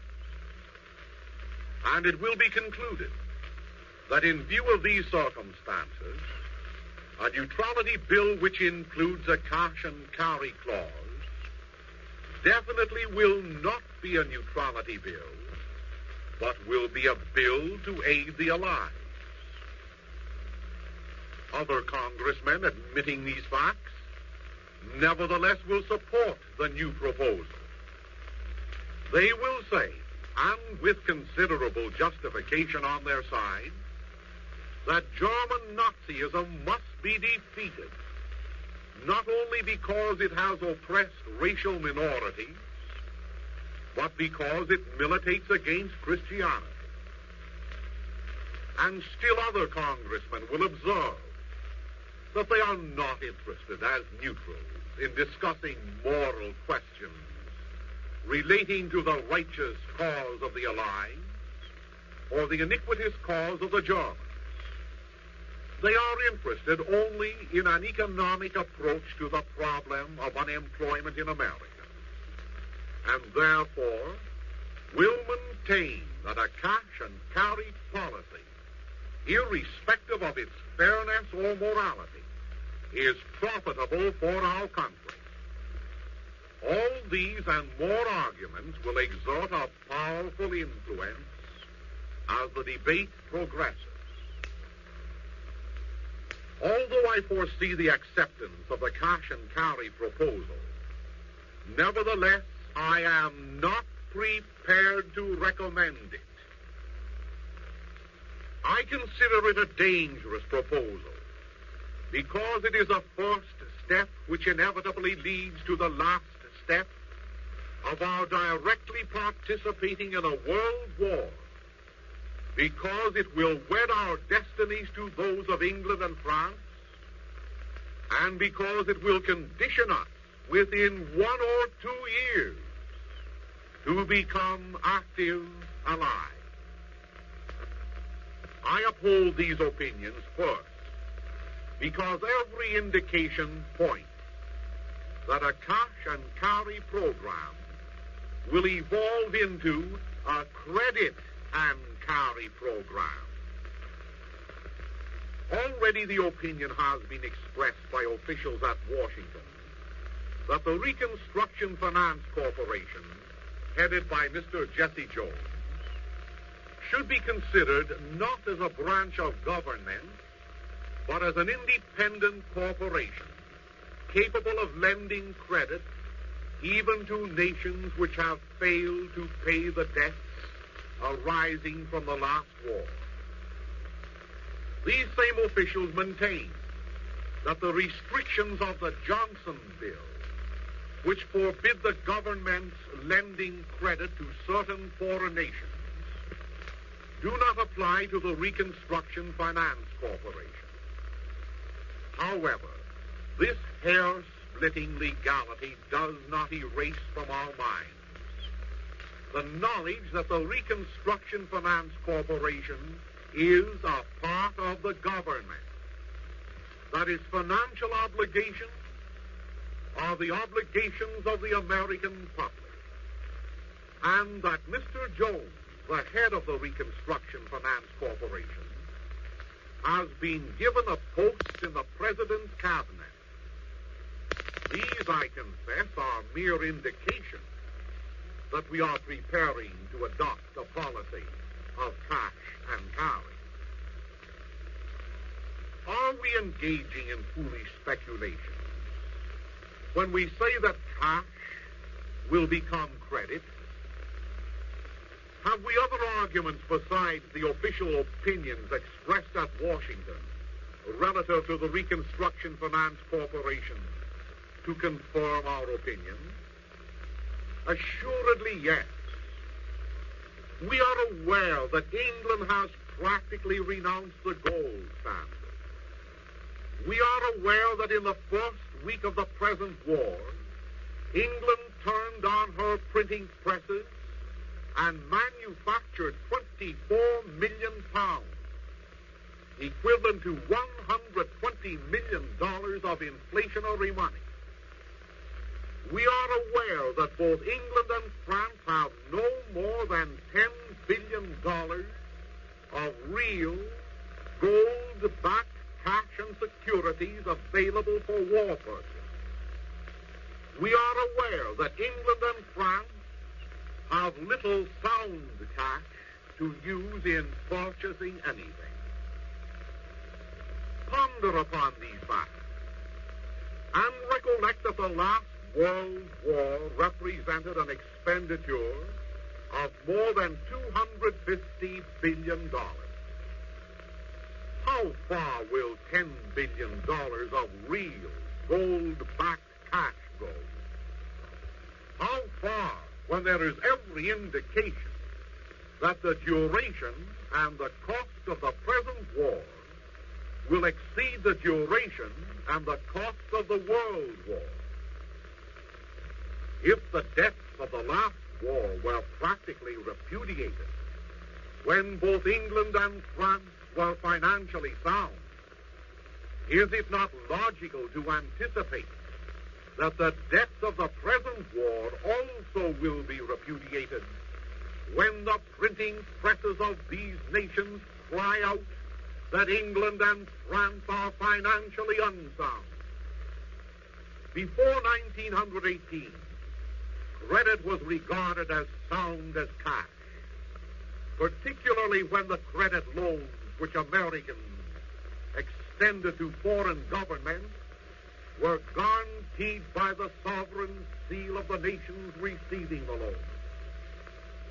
Since 1918, we are forced to accept the conclusion that England's and France's credit is nothing better than a scrap of paper.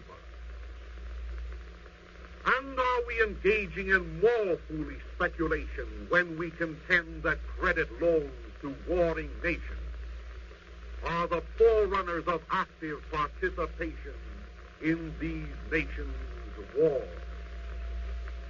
Once more recollect that in 1916 the citizens of the United States were adamantly opposed to our entrance into the World War. The late President Wilson was re-elected to office that year after having campaigned on the platform of "He kept us out of war." Presumably, President Wilson was sincere when he voiced the implied promise of keeping us out of war. Sieged by the petitions and persuasions of the financiers and manufacturers who had extended billions of credit dollars to the Allies who were on the brink of defeat, and influenced by the Honorable Walter Page, the American ambassador to Britain, Mr. Wilson succumbed by declaring war not to save the world for democracy, but to save the investments of the international capitalists and profiteers. Following 1918, Mr. Wilson gave expression to that thought when he characterized the World War as a commercial war. Thus, it is not an idle speculation to assume that cash and carry will become credit and carry.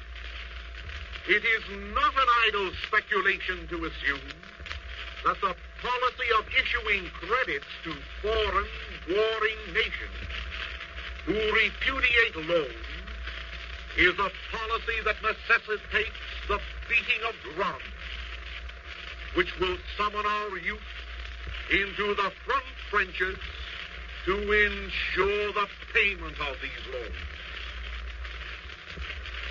History repeats itself. Therefore, in this crucial moment, neither casts aside the basic lessons learned in the school of experience, nor permit either propaganda or unreasonable sentiments to mold your judgment. I repeat, it is a dangerous thing to advocate the inclusion of a catch and carry clause in our neutrality bill. It will deteriorate into a credit and carry clause. It will motivate rulers and their financially minded advisors to protect and insure their investments by sending troops abroad. It will cost us the lives of hundreds of thousands of innocent boys. These were some of the fruits of the last war.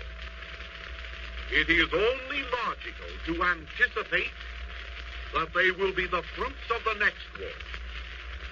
And if you are gifted with a modicum of foresight, picture the economic ruin which will follow in the wake of war. Factories will be closed, millions will be unemployed, and taxes will be raised.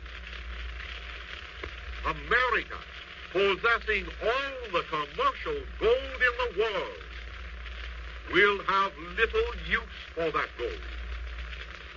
England and France, though they be victors in the war, will be bankrupt. The paper money held by the rich and the profiteers will be confiscated or stored. Their precious bonds will share the fate of Russian and German bonds following 1918. That, my friend, is a rough sketch of the picture. Let the brush of your own imagination fill in the details. To many persons, the morality of our engaging, even indirectly in the current European war, is questionable. To discuss the moral aspect of this war, its justice or injustice, its rightfulness or wrongfulness, one may become enmeshed in bitter controversy. Despite this risk, may I venture to recall to your attention that this war is not substantially a war between Christian and non-Christian nations. Mr. Chamberlain has stated that he is not engaging in a war against the 85 million Christian Germans. He has stated that he has entered this conflict against Hitlerism with its subjugation complex and its aggression activity. And Mr. Hitler has inferred that he is not at war with the English people, but only with the English government, the guardians of the peace treaty of Versailles. Let it be observed that Hitlerism would not be existent had not so-called Christian nations, England and France, expurgated and implemented the most unchristian peace treaty that has desecrated the annals of civilization. I refer to the Peace Treaty of Versailles, which ran counter in many of its clauses to the Christian suggestions proposed by the late Benedict XV. It imposed a fine of $53 billion payable in gold on the German people, when there was only $11 billion of commercial gold in all the world and when their property had been confiscated. It humiliated a proud nation by subjecting it to a foreign military supervision.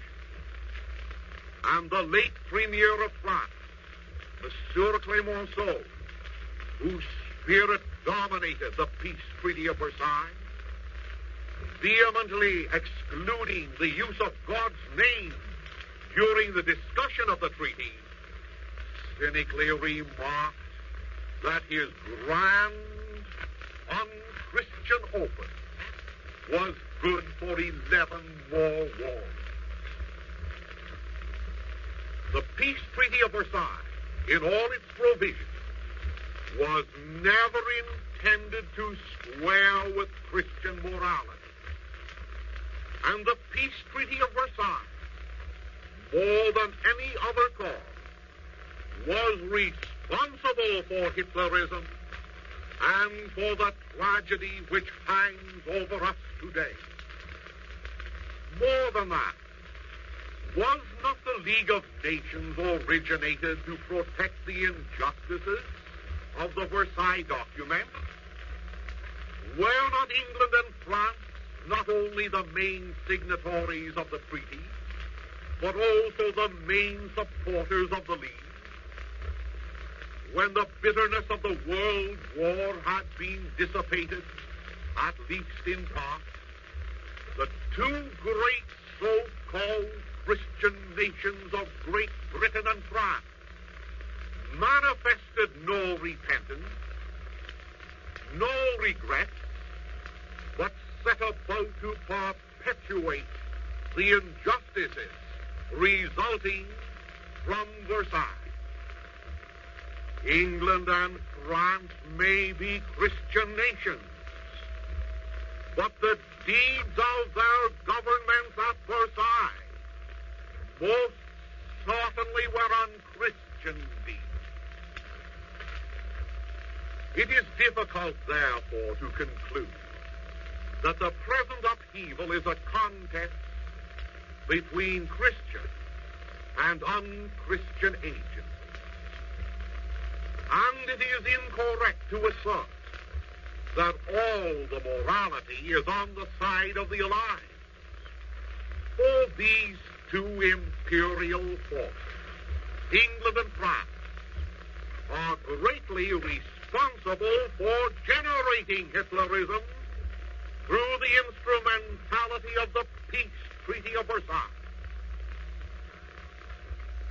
Since 1918, what have the governments of these nations contributed to rectify the injustices to which their predecessors in office were party? The mad pattern of diplomacy which they followed in the past 25 years or more is not as mad as one first suspects. If you recall, there was a London peace treaty signed between England and Italy to guarantee Italy certain territories in Africa following her participation in the World War. Although that treaty was repudiated by England and France, their diplomats castigated Italy for demanding her share in the post-war booty. Then there was the Munich Agreement and the Polish Pact, both of which portrayed England and France as the great pacifiers, the great leaders for peace.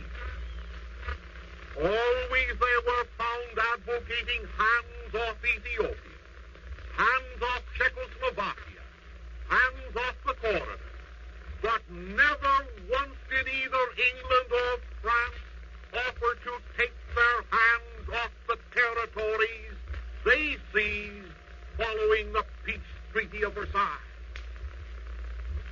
Thus, one may not classify the injustices of Versailles as the deeds of Christian nations, any more than one may classify the activities of Hitler as the deeds of a Christian Germany. That Germany under its leader Hitler is an aggressor is readily admitted.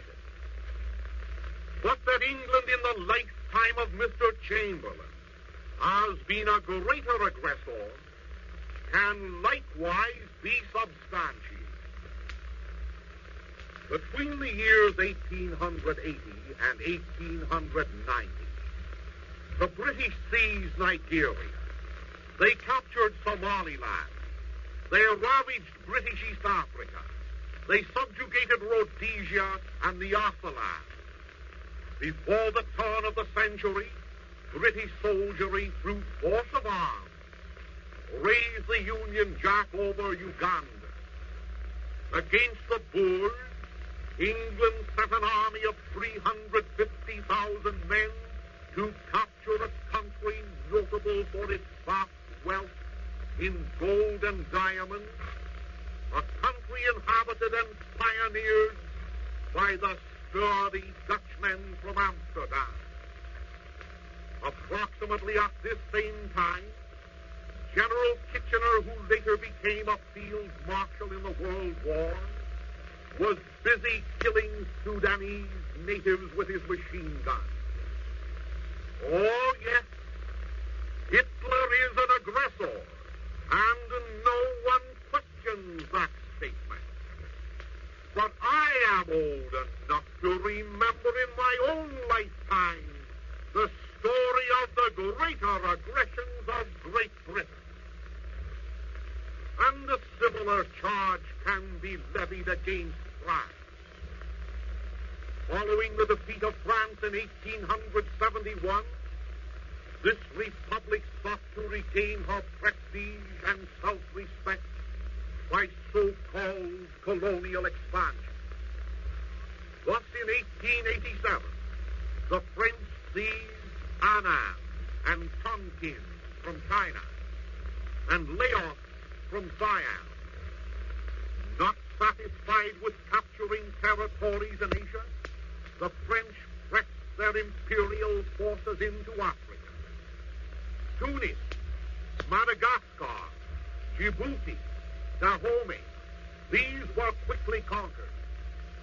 Then came the secret negotiations by which Paris subjugated Morocco. And finally there fell before the French legions the Arab dominions in Asia and the German colonies in Africa. Ladies and gentlemen, historical facts neither should be minimized nor disregarded when our sympathies are apt to be warped in discussions which pertain to our neutrality. The Europeans now engaged in warfare display a Europe which is totally foreign to the American mind. A Europe which is totally immersed in the bloodbath of injustice.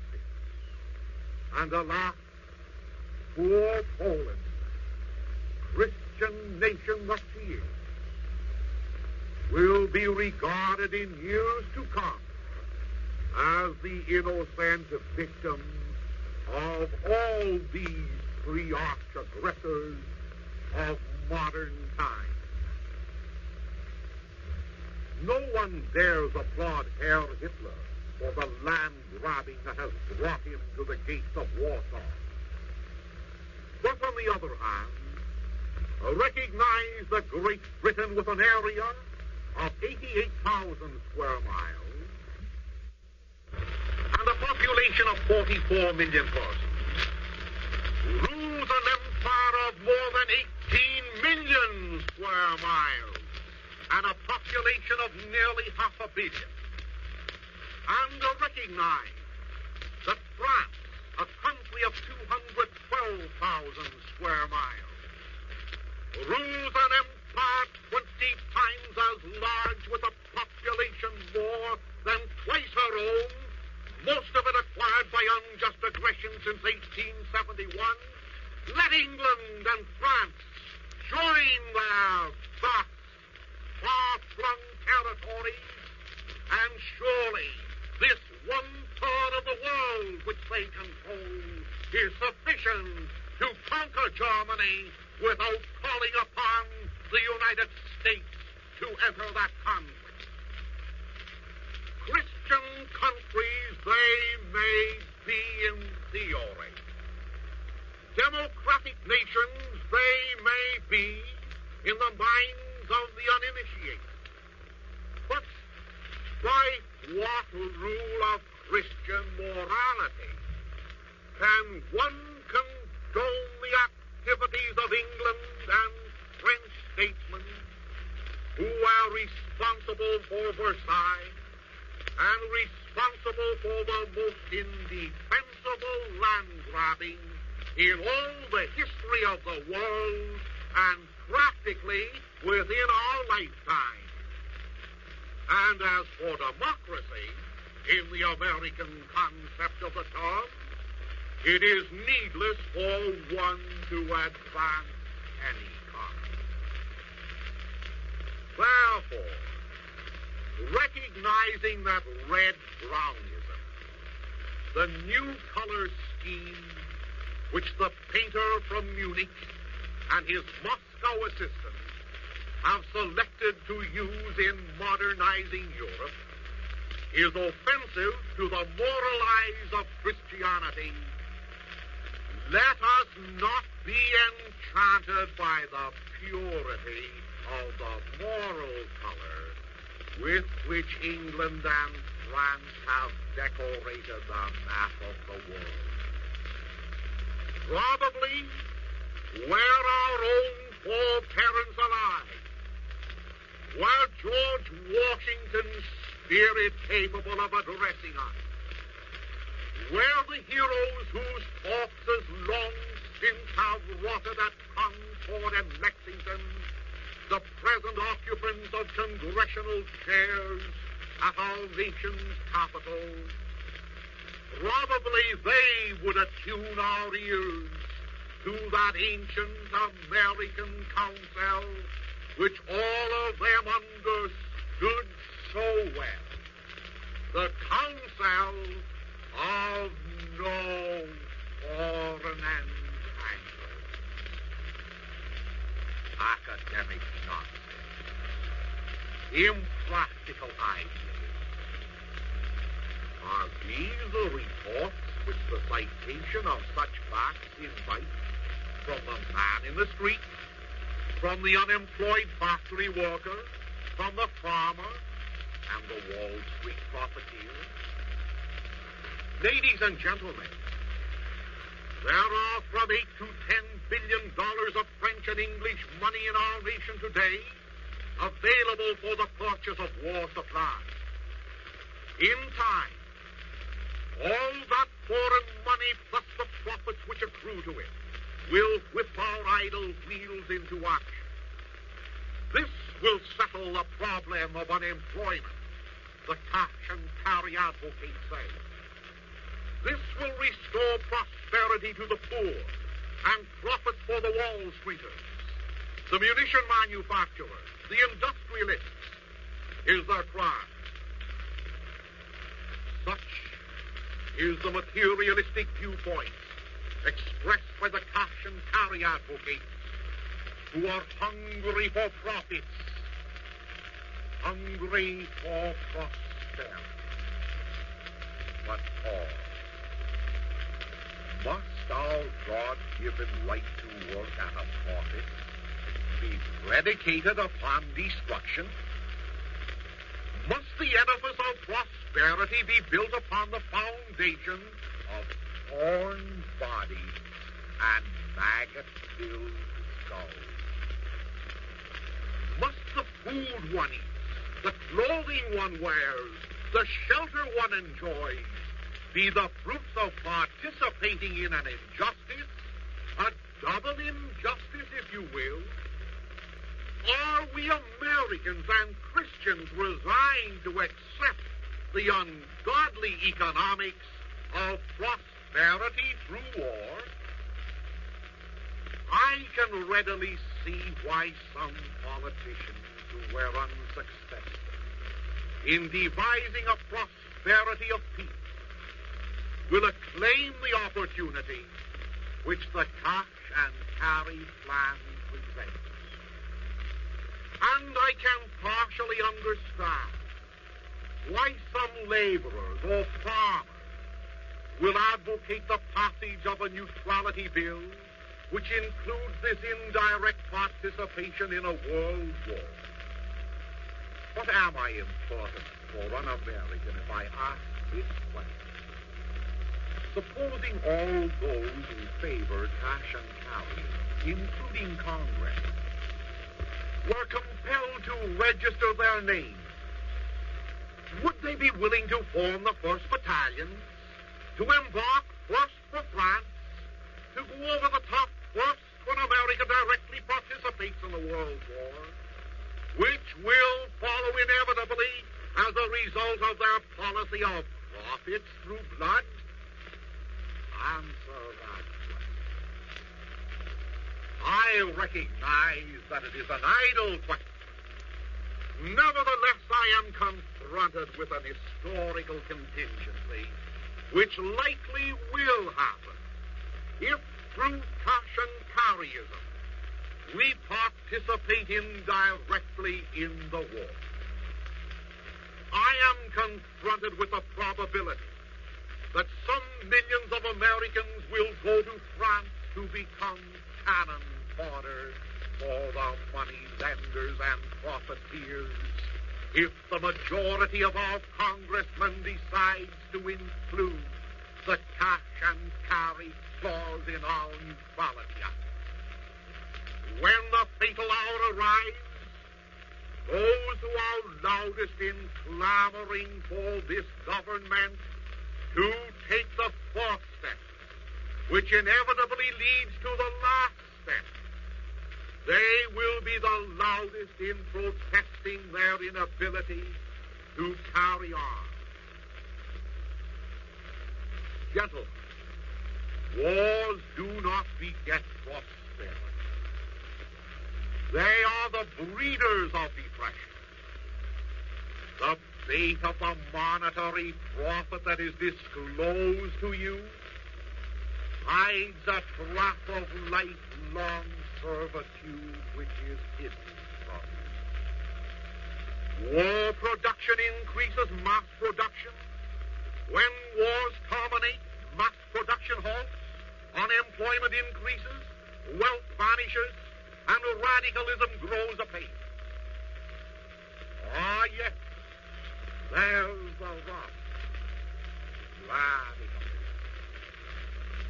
Not that I condemn the unemployed laboring men for demanding a just living wage and all that it implies, for they are within their rights in doing so. Nevertheless, following the last war, when patriotic learned leaders either failed labor or were unheeded by labor, millions of workmen were prone to follow either unpatriotic or unlearned leaders. Strikes multiplied, private property was seized, government was defied, and in some instances, many of our oppressed fellow Americans grasped the blood-drenched hands of communists.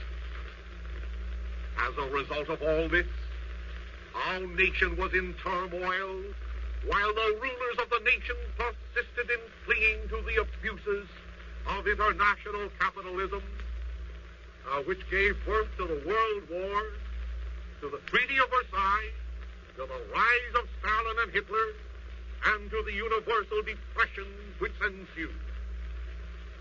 Yes, those rulers have learned their lesson. The rulers of high finance and the radicalism will never appear again if they can help it. Therefore, see what has happened already in England and France these last 2 weeks. Gone are their democracies, as they call them. A species of totalitarian government and finance has been instituted to fight the totalitarianism of Germany. And what will happen in America? If America becomes embroiled in this present war, I dare predict that emergency measures will be invoked to place us under a dictatorial board of commissioners from which we will never escape. take ample care that the radicalism, which was an outgrowth of the last World War and its consequent depression, will never return. Oh, at least the invisible powers behind government have learned by their mistakes, if the laboring classes did not learn by theirs. Gentlemen, be prepared then to taste the grapes of wrath and eat the black bread of totalitarianism if we take the first step that leads to the inevitable last step of war. Why, therefore, cannot we Americans grasp these simple truths? Namely, that prosperity must be builded upon the economies of faith. That destruction of property and liberty is the fruit of war. That one injustice, if not retracted, generates another injustice. That from the Treaty of Versailles and long before it and up to the Battle of Warsaw, political injustices have produced and will continue to produce interminable war. And that the only war and the best war for us to fight is the war for the preservation of all republicanism, of all Christianity, a war against the hostile forces which breed want in the midst of plenty and crime in the midst of virtue. Ask yourselves who wins this war, and answer yourselves truthfully that no one wins it. Least of all do the laborers and property holders win it. They and their sons mold cannon, man machine guns, bear their breath to shrapnel, pay taxes, lose their jobs at home. Yes, they who tomorrow will sing patriotic songs of joy because they are privileged to serve the international plunder fund. And if you must feel resentful regarding the unjust aggressions of Hitler, of England and France, feel doubly indignant insofar as you've been exploited at home by an unsound, governmentally protected economic system which is remarkable more for its vices than for its virtues.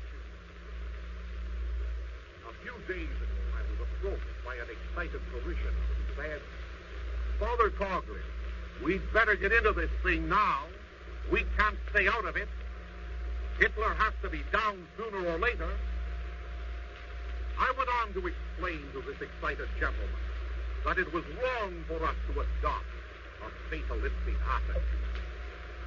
I warned him that we could keep out of this war by keeping away from the first step that leads to war. I observed for his consideration that no force or combination of forces can stop Hitler until we stop the causes which produce Hitler. I said to him, Fred, what will you gain out of this? What will the world gain out of it? He replied, I'll get my job back at Ford, and we'll have the satisfaction of machine gunning that rat Hitler against the wall.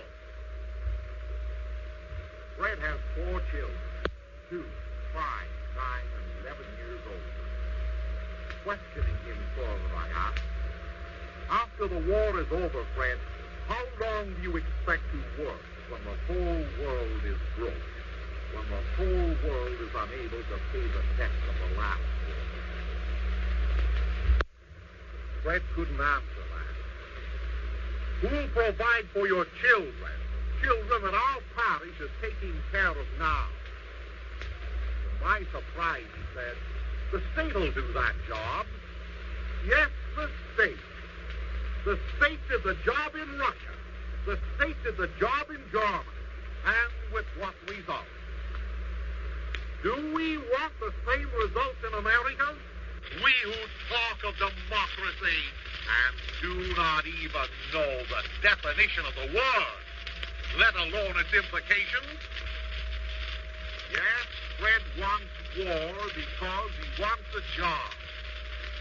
And for that job, he is willing to sacrifice his future, his liberty, and his children. The state will take care. My friends, I fear there are too many threads in this nation of ours. Good men, innocent men, but ill-advised men, who are willing to go back to work under the conditions which existed before 1917. Willing to prosper through the years of a war, and then fatalistically to surrender their religion, their liberties, their homes, and even the future of their children to a group of American commissars who will promise to keep us out of war and to protect our democracy just the same as other men elected to office promise to keep us out of war and make the world safe for democracy. I'm aware that nobody at the present moment is directly campaigning to get America into this world war. But I'm also aware that clever men never campaign directly. This business of getting a nation into war doesn't happen overnight. It's a slow process. It's a well-devised process, carefully thought out by internationalists, by munition manufacturers, by all those who profit from war and upon the blood of its innocent victims. Therefore, I appeal to you to oppose the proposal presented to us by Mr. Saul Bloom and his colleagues under the specious words of cash and carry. Cash? Cash that means credit, eventually. And carry? Carry that means carry-on. For the troops who will be sent to Europe to ensure the credit of the money changers. Ladies and gentlemen, I am anticipating, and with good reason, that Mr. Bloom and those whom he represents will endeavor to persuade the President to call a special session of Congress for the advertised purpose of revising our present Neutrality Act. But were we able to lift the veil of secret, we would discover that the undisclosed purpose is to perpetuate injustice and initiate totalitarianism in America. And what counter-pressure will those of you who disagree with Mr. Bloom exhort upon our President, and particularly upon our congressmen, to prevent the happening of this tragedy? Thanks be to God, we still enjoy the rights of American citizens, which includes the right of petition. Therefore, if and when a special session of Congress will be called to consider remodeling our present Neutrality Act, let us prepare to exercise our right of petition through the agency of millions of telegrams and letters and personal appearances at our congressman's office. Prepare yourselves to act quickly and vigorously on that day of wrath. In this emergency, our America must guard herself not only for war, we must guard ourselves to keep out of war. We must guard ourselves to preserve our liberty. And this means that we must keep from taking that first inevitable step of cash and carry. By your opposition to a cash and carry program, let Europe heed the voice of the vicar of the Prince of Peace, who has pleaded for a peace with justice in vain. Let Europe understand that America wants no part of its aggression.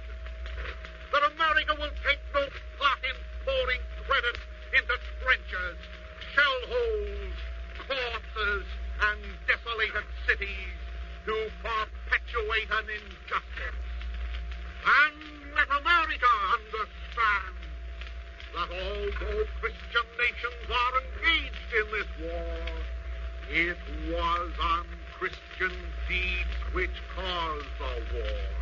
Unchristian deeds which up to this date these so-called Christian nations have not repudiated.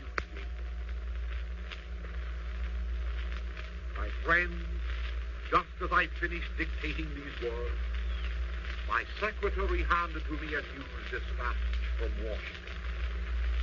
It informs us that a special session of Congress will be called by President Roosevelt at some unknown date. It further informs us that Mr. Roosevelt likely will ask Congress to repeal the so-called Neutrality Act and to repeal the arms embargo. This means cash and carry. Ladies and gentlemen, this also means that we are about to choose or reject the first step towards war. This is challenging news to every mother who is a son of military age. This is challenging news to every young wife and sweetheart. This is challenging news to every American who loves his liberty. This is challenging news to every citizen who is mindful of the consequences of the last war and who is gifted with enough intelligence to see beyond the next war. What, therefore, is your reaction, the liberty-loving citizens of America? Shall we keep clear of foreign entanglements and set about to build prosperity on the foundations of peace? Or shall we become participants in the blood business? If Mr. Saul Bloom and his collaborators can bring pressure to bear upon the President and upon the Congressmen, cannot this challenging news arouse you who disagree with him to organize Christian American pressure upon these same officials? Can we keep America out of the blood business? What's your answer? Yes! Can we protect our heritage from the clutches of the international capitalists? What's your answer? Yes! Long, therefore, the name of your senator and of your representative, according to the right of petition which we American citizens enjoy, advise both your senator and your representative by telegram, by letter, and by personal visit to keep the neutrality bill intact as it exists today without incorporating in it any cash and carry clause, and to keep America free from foreign entanglements. My friends, start this campaign tomorrow. Let no one who loves peace and justice be a slacker. Let peace and justice perish from our midst. And in the meantime, beware of the clever propaganda which will attempt to discredit what I say or lull you into inactivity. Remember that both sides of this European struggle are immersed in the mud of injustice. Remember the results which followed the last war. Remember that cash and carry will deteriorate to credit and carry. Remember that when credit is extended to the Allies, either through the Reconstruction Finance Corporation or through any other subsidiary of the government, soldiers will be sent abroad to safeguard that credit, and those soldiers will be your sons or sweethearts or husbands. In your hands, fellow Americans, the future of civilization is resting today. You and I and every American must stand prepared to act as the Good Samaritan. When the last shell will have been fired, and the last corpse will have been buried. To act as the good Samaritan to the unfortunates who are left suffering in the ditch of injustice, without liberty, without hope, without the wherewithal to build themselves a shelter against the storms of radicalism which always follow war. Therefore, fellow Americans, keep America out of war, directly or indirectly. And by so doing, keep fit to help Europe in her hour of need. Keep your hearts brave to fight for the American type of neutrality. No cash, no carry, no foreign entanglements, and no blood business for the profiteers. Therefore, begin today, this evening, to campaign among your friends and neighbors for strict neutrality. Begin tomorrow, to petition with individual messages your congressman. God bless you and keep you. Ladies and gentlemen, Father Coughlin has appealed to you as patriotic Americans to petition your senators and representatives to oppose the cash and carry plan which Mr. Saul Bloom and his associates of New York are advocating, and which Mr. Roosevelt and his government upheld since last spring. Today, tomorrow, and this week, organize your friends to send individual letters or telegrams.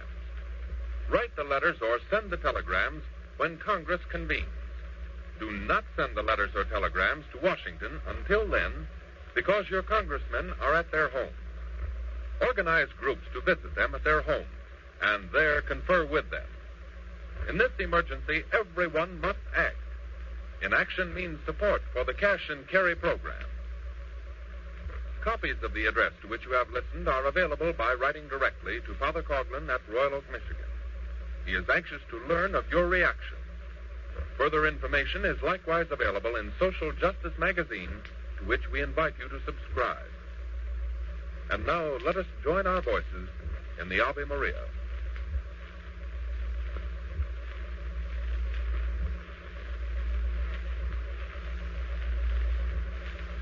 Ladies and gentlemen, instead of the Ave Maria, we find that our time is running short. And so until next week at this same time, we bid you God bless you.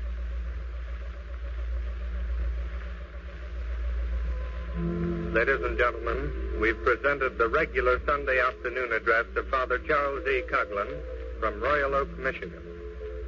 Statements made and views expressed on this program are made on the sole responsibility of the sponsor and do not reflect the views of this station, its management, or personnel. Father Coughlin's address has come to you as a presentation on your dial at 1250 kilocycles.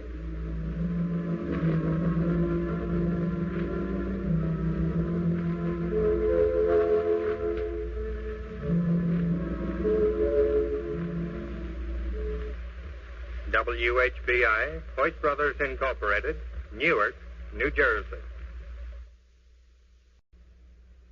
We present at this time the regular Sunday afternoon address of Father Charles E. Coughlin, emanating from Royal Oak, Michigan.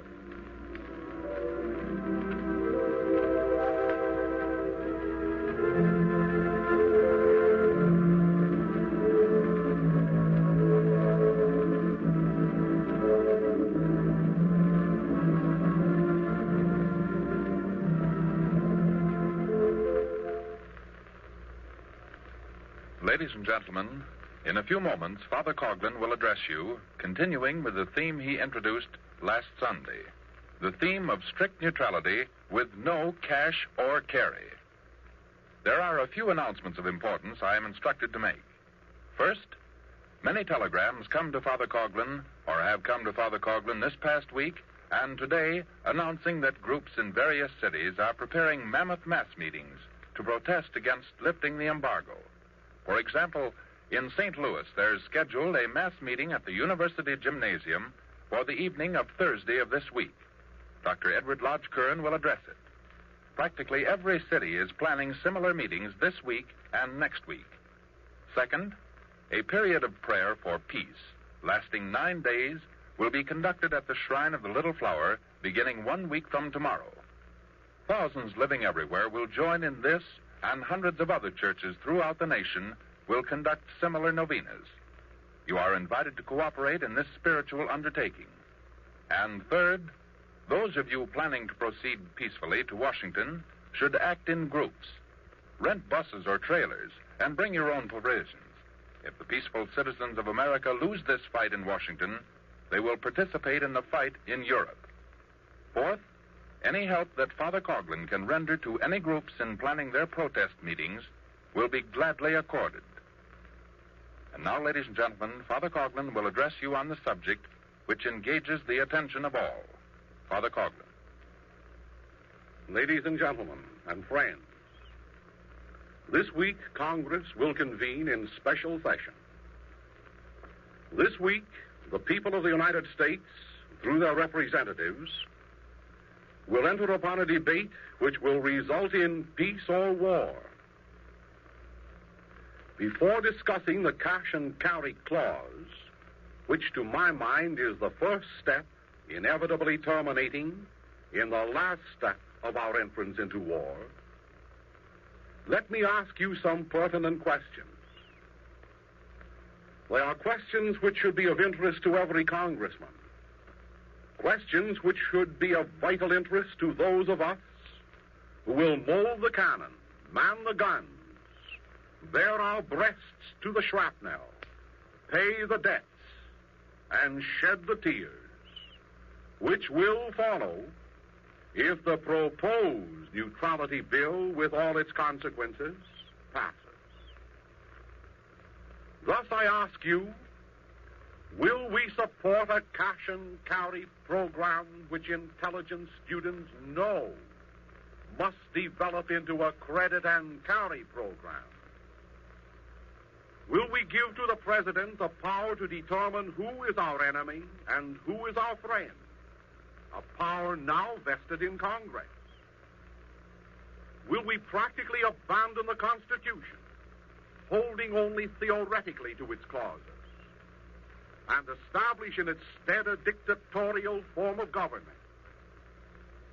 Will we, who for more than 6 years have been mired in a man-made depression, will we seek a fictitious prosperity founded upon war, and surrender all hope of a genuine prosperity founded upon peace?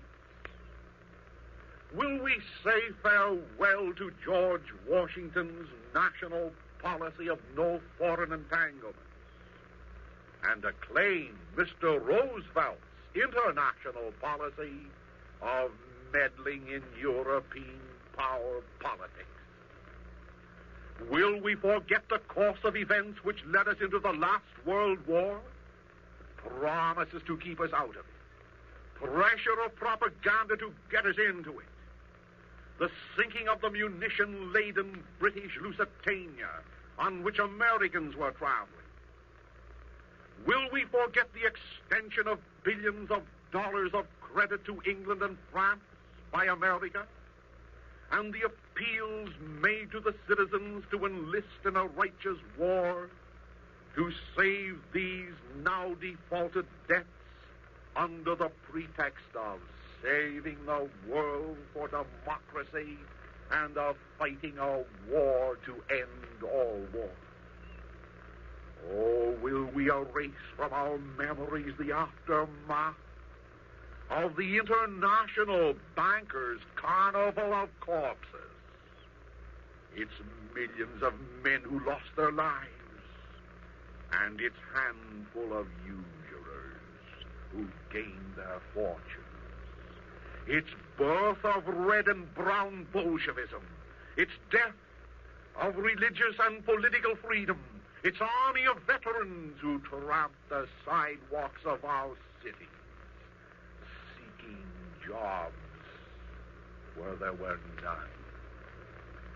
Oh, will we bandage our eyes to the treatment accorded these veterans, unmindful of their struggle to obtain a bonus, unmindful of the attitude which this present administration adopted towards them when Mr. Roosevelt vetoed the payment of the bonus. Will we deceive ourselves during the forthcoming debates with the spurious consideration that this present war is a contest between good and evil for the preservation of civilization? A civilization which was almost wrecked in 1918 by the land-grabbing, treaty-breaking, imperialistic capitalism of the English and French governments, whose representatives were the chief signatories of the wicked war-breeding peace treaty of Versailles. A peace treaty which we Americans, thank God, refused to sign because it was not in harmony with the principles of Americanism. Will we consider these and many more facts as Congress this Thursday convenes either to keep us free or to sell us into bondage to the international bankers, the international politicians, the international warmongers, and the international plunderbuns whose spokesmen, like wolves in sheep's clothing, unctuously will try to entice us into this maelstrom of murder to stop Hitler, when it was their very policies that created a Hitler and will continue to create more Hitlers as long as they dominate the destinies of the world. My fellow citizens, to my mind, the neutrality bill about to be proposed for adoption by the present administration will contain not only a cash and carry clause, but other clauses which will establish our chief executive as a virtual dictator. It will clothe him with powers to name the unjust aggressor in a war in which all the participants are unjust aggressors. It will establish him rights to determine almost every activity and policy related to foreign affairs and bestow upon him the power to regulate your every action. Now, it is my personal opinion, based on what has happened, that if we include a provision for cash and carry in a neutrality bill, we will have taken the first step which, as in 1914, inevitably will lead us into war with all its horrors. In reality, cash means credit. And credit, as you know, breeds carrion. C-A-R-R-I-O-N. Why are the advocates of this perilous policy so anxious to have it passed and signed by the chief executive? Oh, they will tell you that it will give work to the unemployed. Certainly it will give them work. Work in factories for 6 months, for 12 months. And then more work. Work in the trenches, killing their fellow men and feeding the rats with their own shattered, mangled bodies. And they will tell you that it will preserve our democracy against the assaults of Hitler. But while these professional propagandists within the very precincts of government smokescreen the public with such deceit, they are preparing to destroy democracy. I repeat that statement. They are preparing to destroy democracy. And to support that statement, let me condense for you a book recently published by Leo M. Cherney, C-H-E-R-N-E. A book which bears the sanctioning foreword of no one other than Louis Johnson, the Assistant Secretary of War. Ponder, therefore, upon these disclosures. If the American people go into another war, so this book indicates, with the sanction, I insist, of the Assistant of the Secretary of War, if this country goes into another war, our citizens must expect to live under a form of regimentation unparalleled in the history of the United States or any other nation. Voluntary enlistment will be tolerated for a few months only, and then conscription will follow. Those who do not fight will be told where to work and how to work. Their wages will be regularized by the government, as is done in Germany and Russia today. Travel within the country will be prohibited to all workers without specific permission from the government. Women and children, this point is important. Women and children will be put to work in the steel mills, in the munition factories, in shops and on farms, so that production essential for warfare will not suffer when their husbands, fathers, sweethearts, and sons will be regimented for cannon fodder. Prices will be set within certain specific limits under the guise of preventing war profits. And these prices may cover all goods, or may be confined to food, clothing, and shelter, and the essentials of life. This point is now being debated in Washington by the War Resources Board. All private financial transactions will fall under the microscopic scrutiny of the War Commissariat, who will forbid any transaction which they consider inimical to the national defense. Rents will be fixed both for the tenant and for the owner. Home builders probably will require the permission of the government to proceed with their project. The supply of electricity for homes may be limited or rationed, or cut out entirely. If the government decides that it needs power for defense purposes or for munition factories. Trips on motor buses, airplanes, and railroads will be subject to the decision of the Transportation Commissary and will depend on the demand for transporting men, munitions, and materials for the Army. My friends, these are not concoctions of my imagination. These are factual.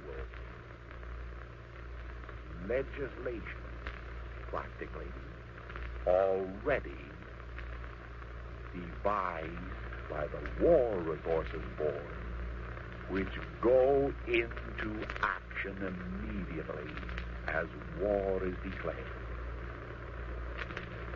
Such, my fellow citizens, is the program prepared for us. A 10-point program that will be executed contingent on the passage of the cash and carry proposals, which to my mind will terminate in war. And such is the program outlined in a book that bears the benediction of the Assistant Secretary of War, Mr. Louis Johnson. In a moment I shall return to this subject of the disclosures fortunately made known to us in this book at this crucial moment. But first, permit me to indulge in some speculation.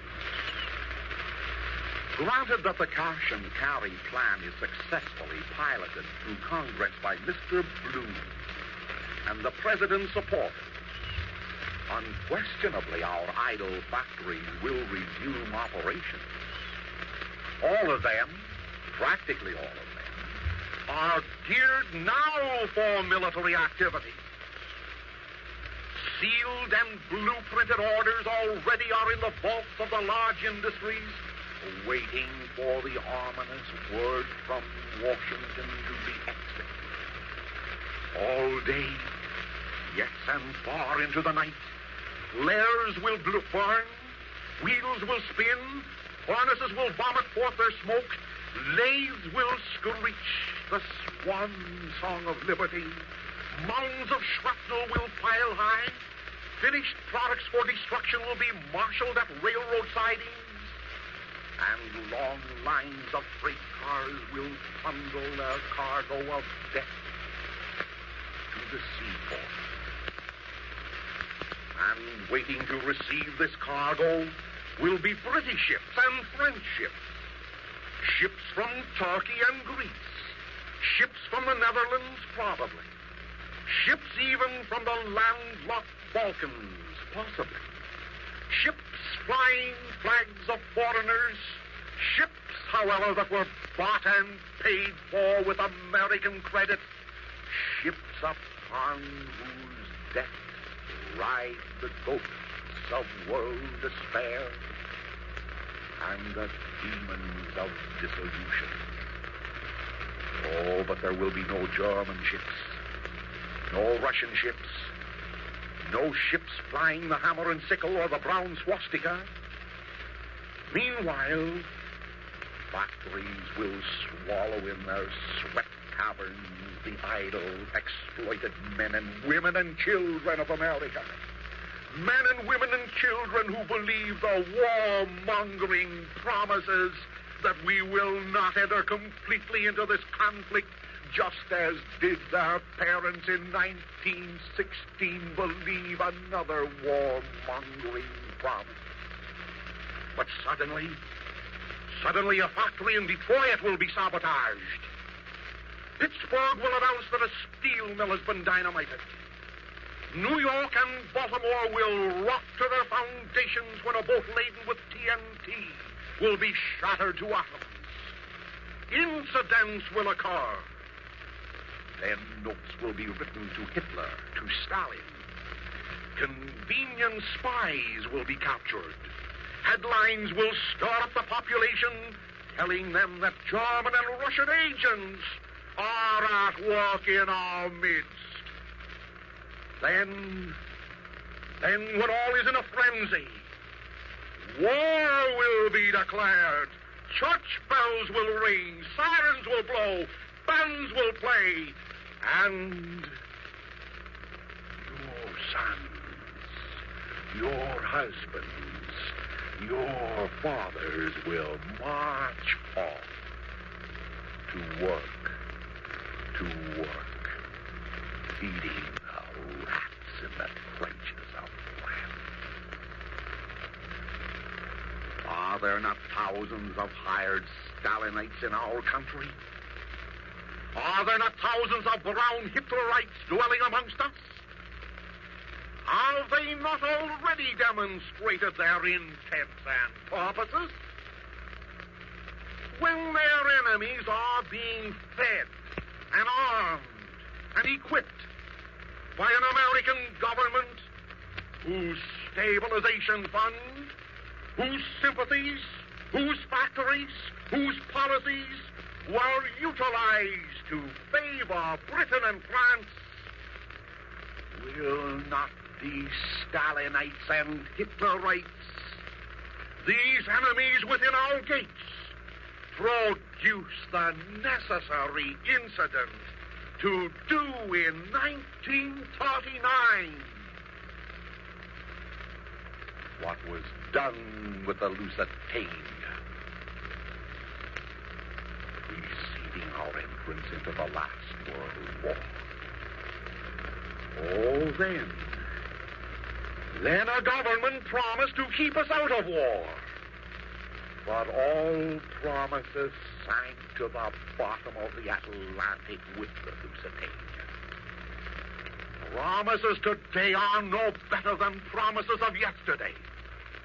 They, too, will evaporate into thin air with the smoke arising from an incident.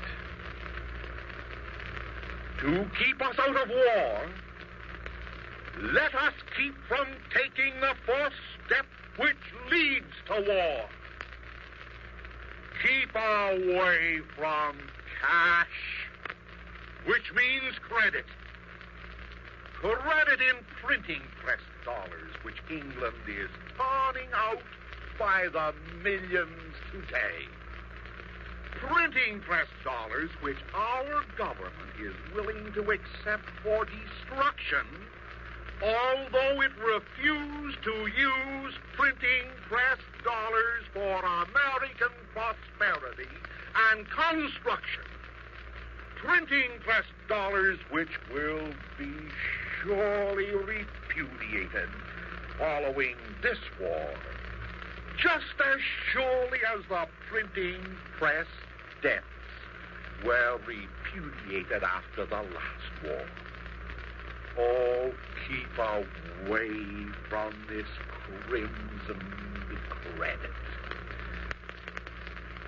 Those who are willing to accept it, yes, they're also willing to create an incident.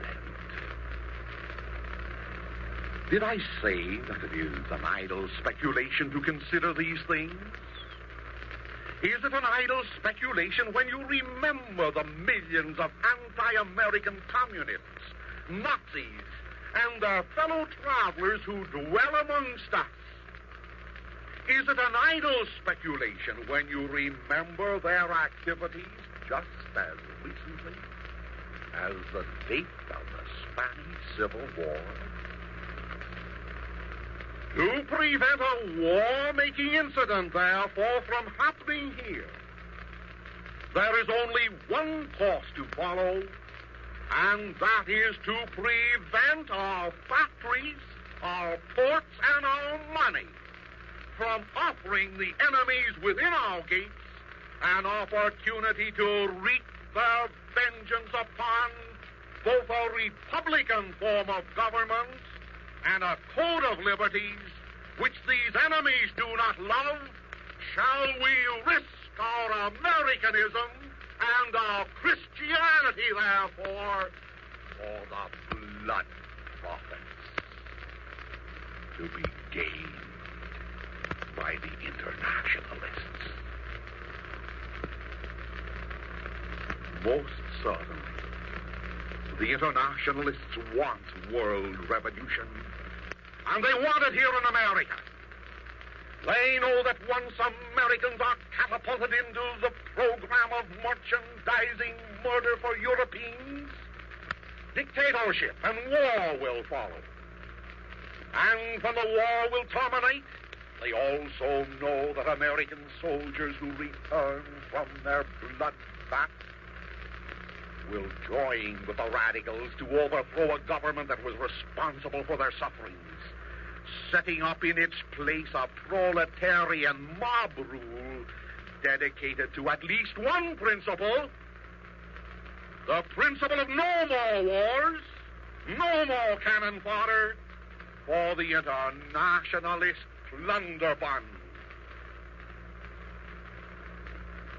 But let me turn back to the book which describes how we will be regimented upon our declaration of war. A book, may I remind you again, whose preface was written by the Assistant Secretary of War. A book which outlines the actual, not the proposed, the actual plans already adopted by the Army and Navy. The editor of the Atlantic City Press last Sunday wrote as follows in commenting upon the contents of these plans. Said he, The specifications for these sweeping controls of everyday life are laid down in two broad plans. One covering mobilization of industrial resources. The other, mobilization of manpower. Today, these are only plans, if you will. They cannot go into operation until Congress passes legislation, or the President proclaims them in effect under the war powers the Constitution gives him. But they have been worked out gradually by the Army and Navy departments ever since the World War ended. Mr. Charney, the author of the book, observes that war presents little time for parliamentary quibbling. And there is little doubt that shortly after M-Day, Mobilization Day, but M stands for Murder Day as far as you're concerned, the plans here discussed will be effectuated almost in exact detail. In justification of such dictator-like plans for a democratic country, Assistant Secretary of War Mr. Johnson says in his foreword, quotes, "Modern war has become not only a conflict of soldiers, but of economic systems. And other things being equal, the timely and effective mobilization of industry and control of economic resources will determine the final outcome." The book emphasizes that the plans are designed to correct the mistakes of the last war. In the World War, pardon me. In the World War, months were spent in raising volunteers by appeals to patriotism. When that failed to raise the required forces, a draft was instituted. Because of the way the whole thing was handled, the trenches received thousands of men who would have been more useful in wartime industry at home.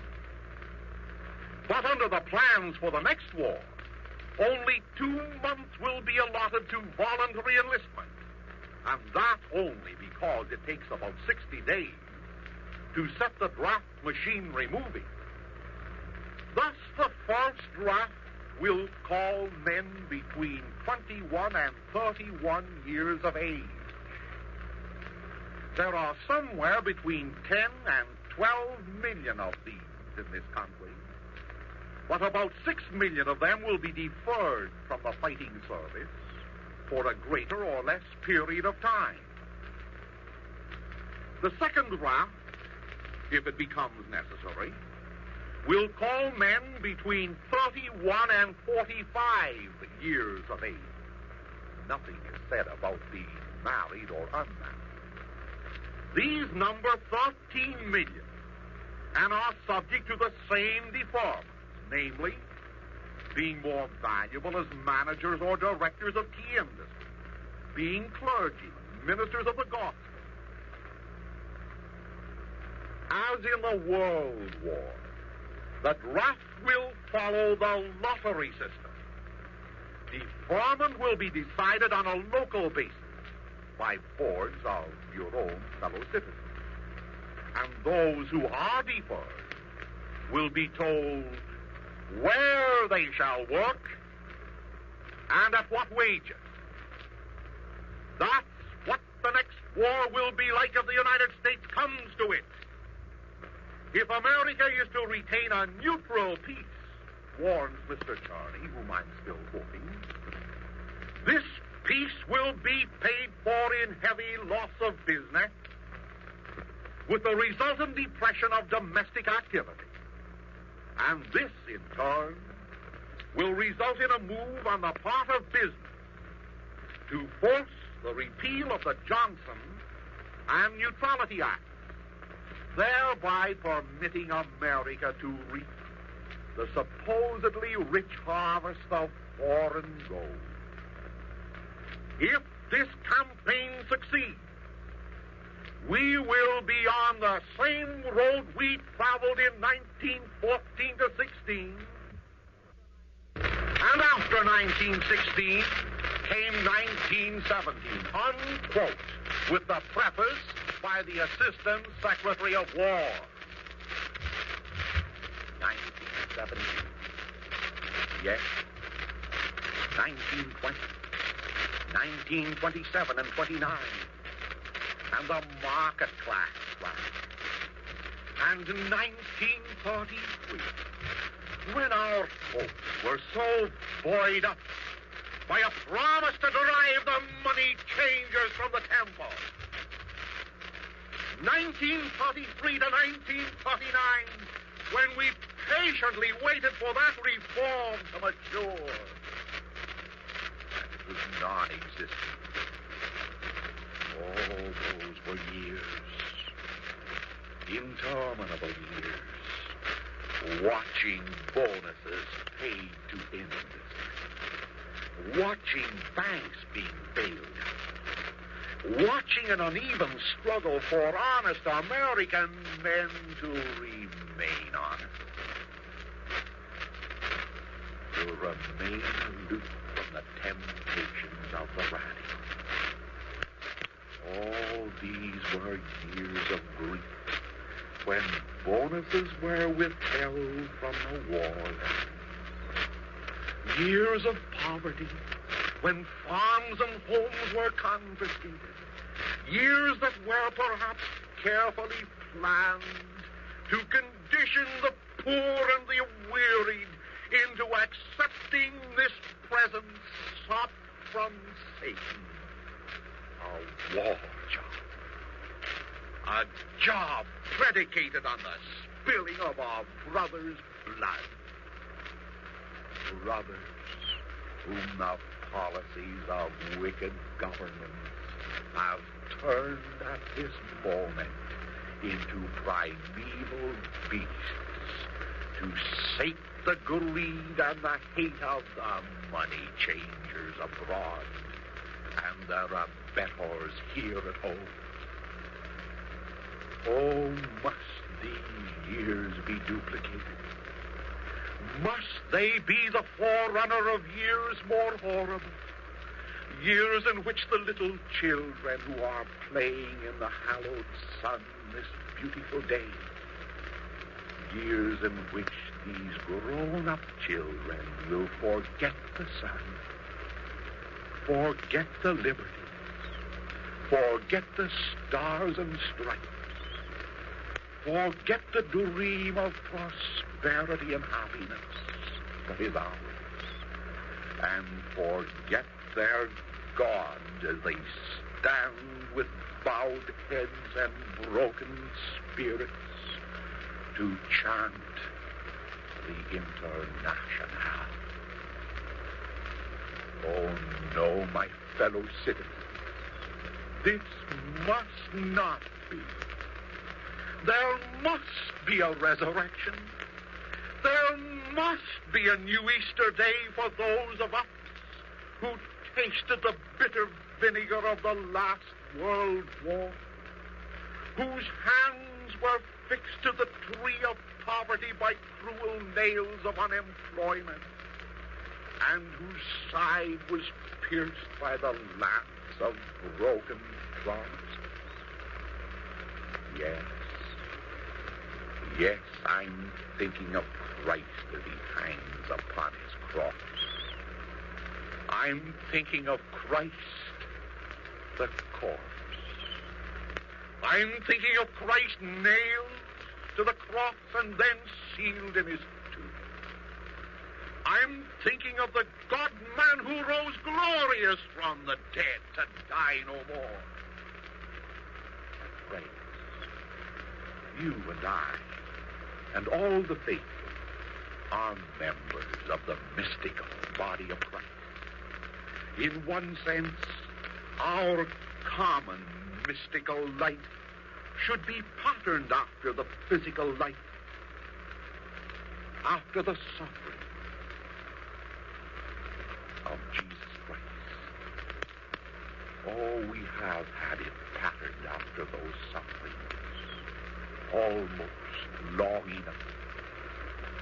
Is it not time that our mystical life now be patterned after the physical life of Christ the Conqueror? Oh, in the past, we have been spied upon by the scribes and Pharisees, propagandists. We have been calumniated by the radicals. We have been betrayed by false leaders who sold us for 30 pieces of silver, the international bankers.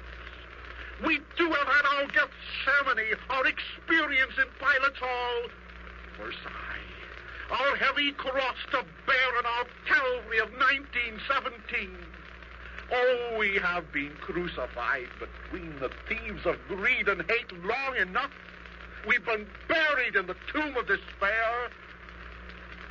But the darkness of this present hour, when all seems lost, and when the thunder of cannon and the flash of bombs appear to be threatening the stability of the earth, I can see the dawn light of an Easter morn for the mystical body of Christ.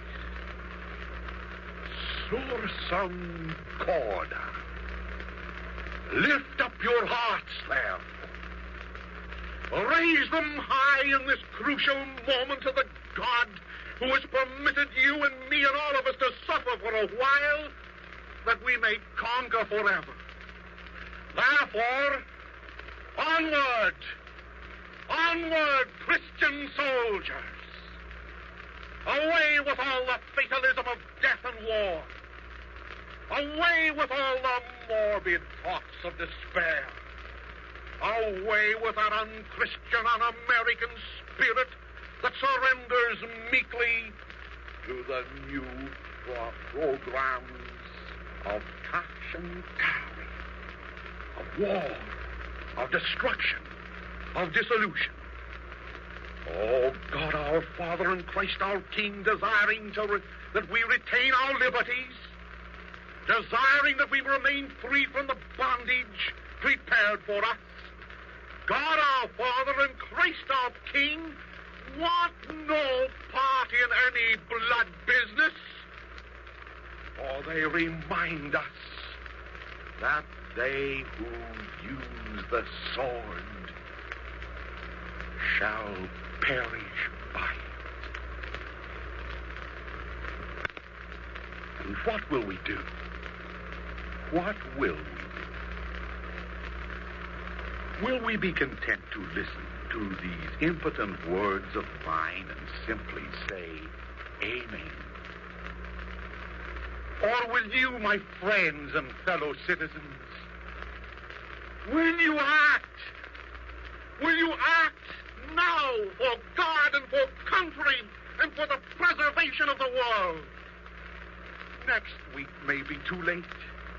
This week finds the future of America and Europe and all civilization hanging in the balance.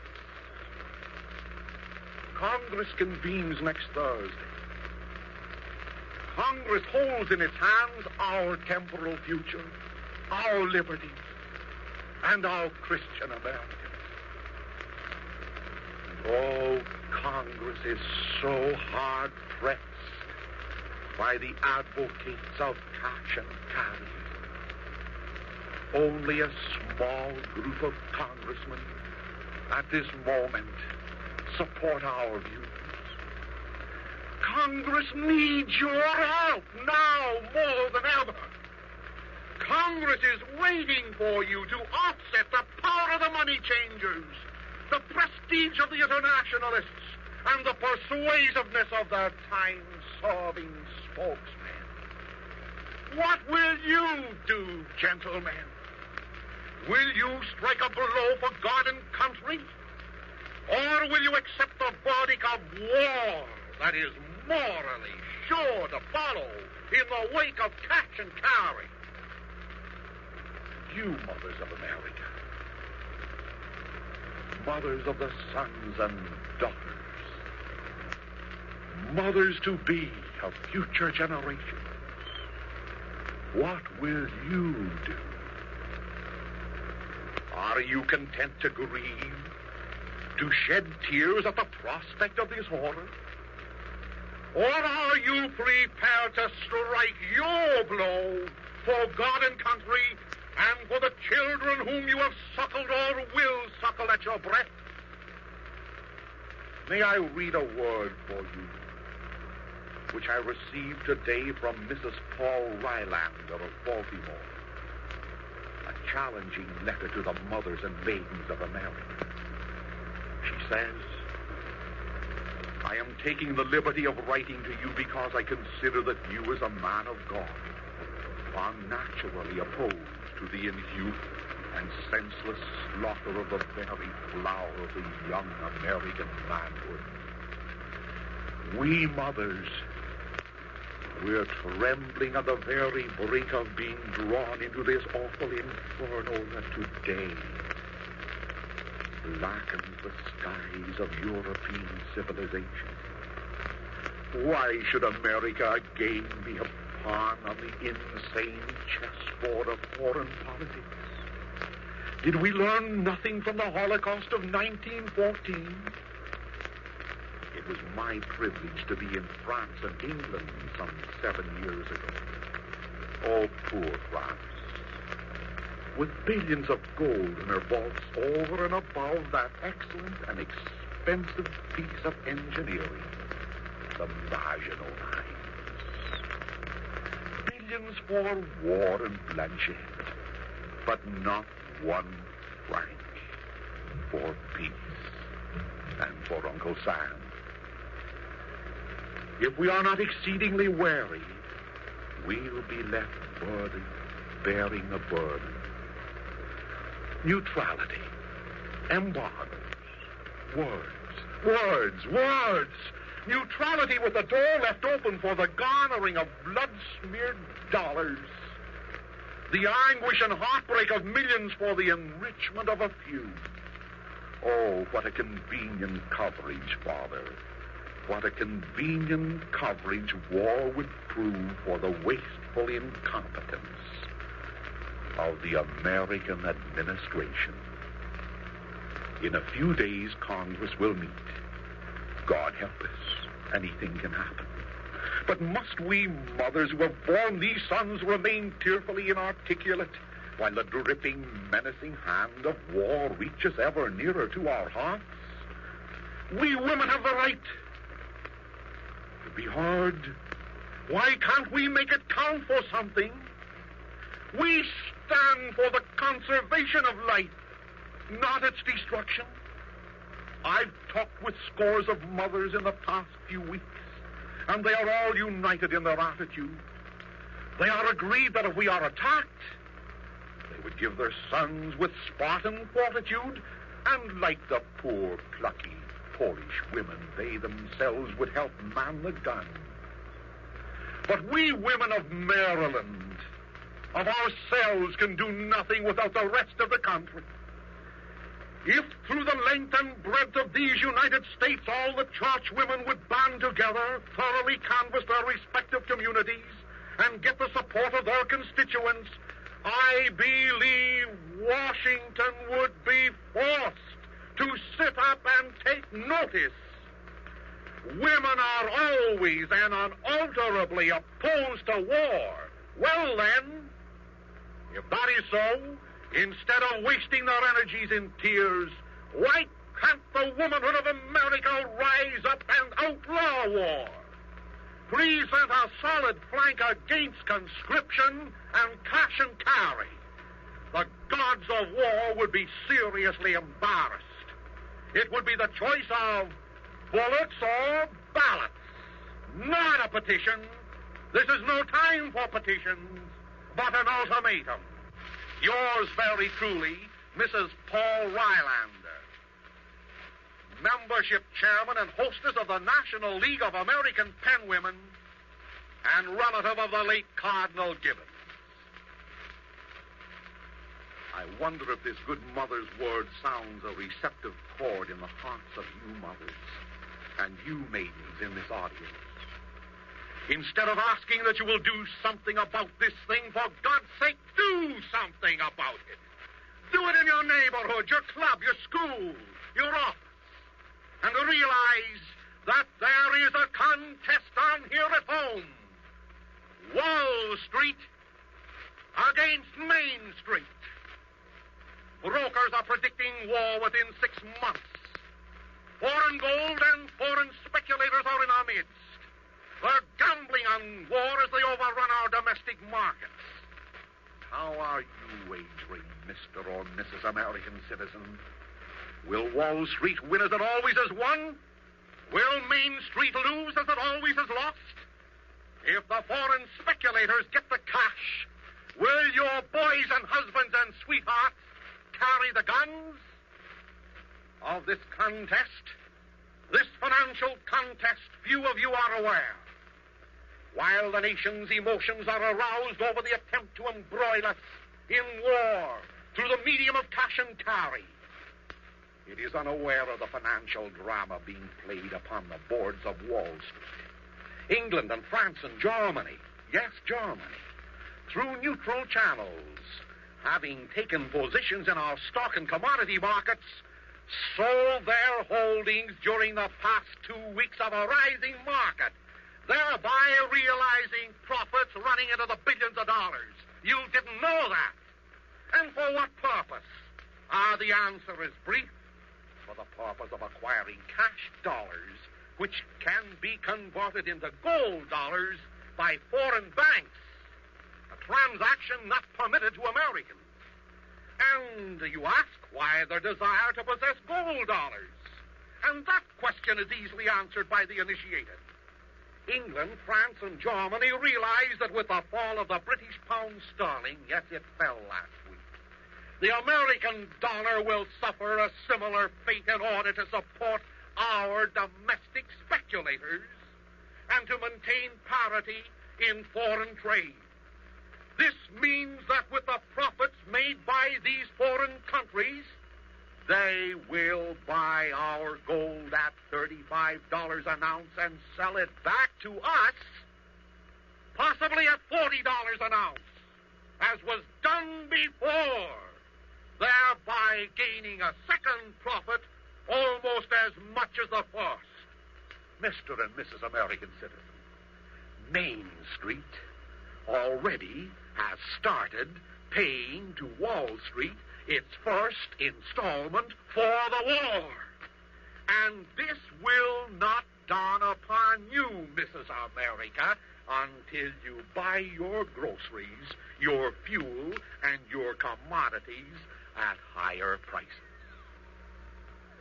In conclusion, permit me to read for you a portion of an editorial which I wrote for Social Justice this week. It goes as follows. American men and women, the Second World War has begun. For more than 2 weeks, European armies of slaughter and destruction have been marching over France, Germany, and Poland. For more than 2 weeks, 3 of the world's greatest powers have been engaged in the death struggle which is expected to put the finishing touches upon Western civilization. Can there not be an oasis in this world of bleeding humanity? Can there be a country strong enough to withstand the infection of war and dedicate itself to a strict policy of neutrality and peace? Positively, yes.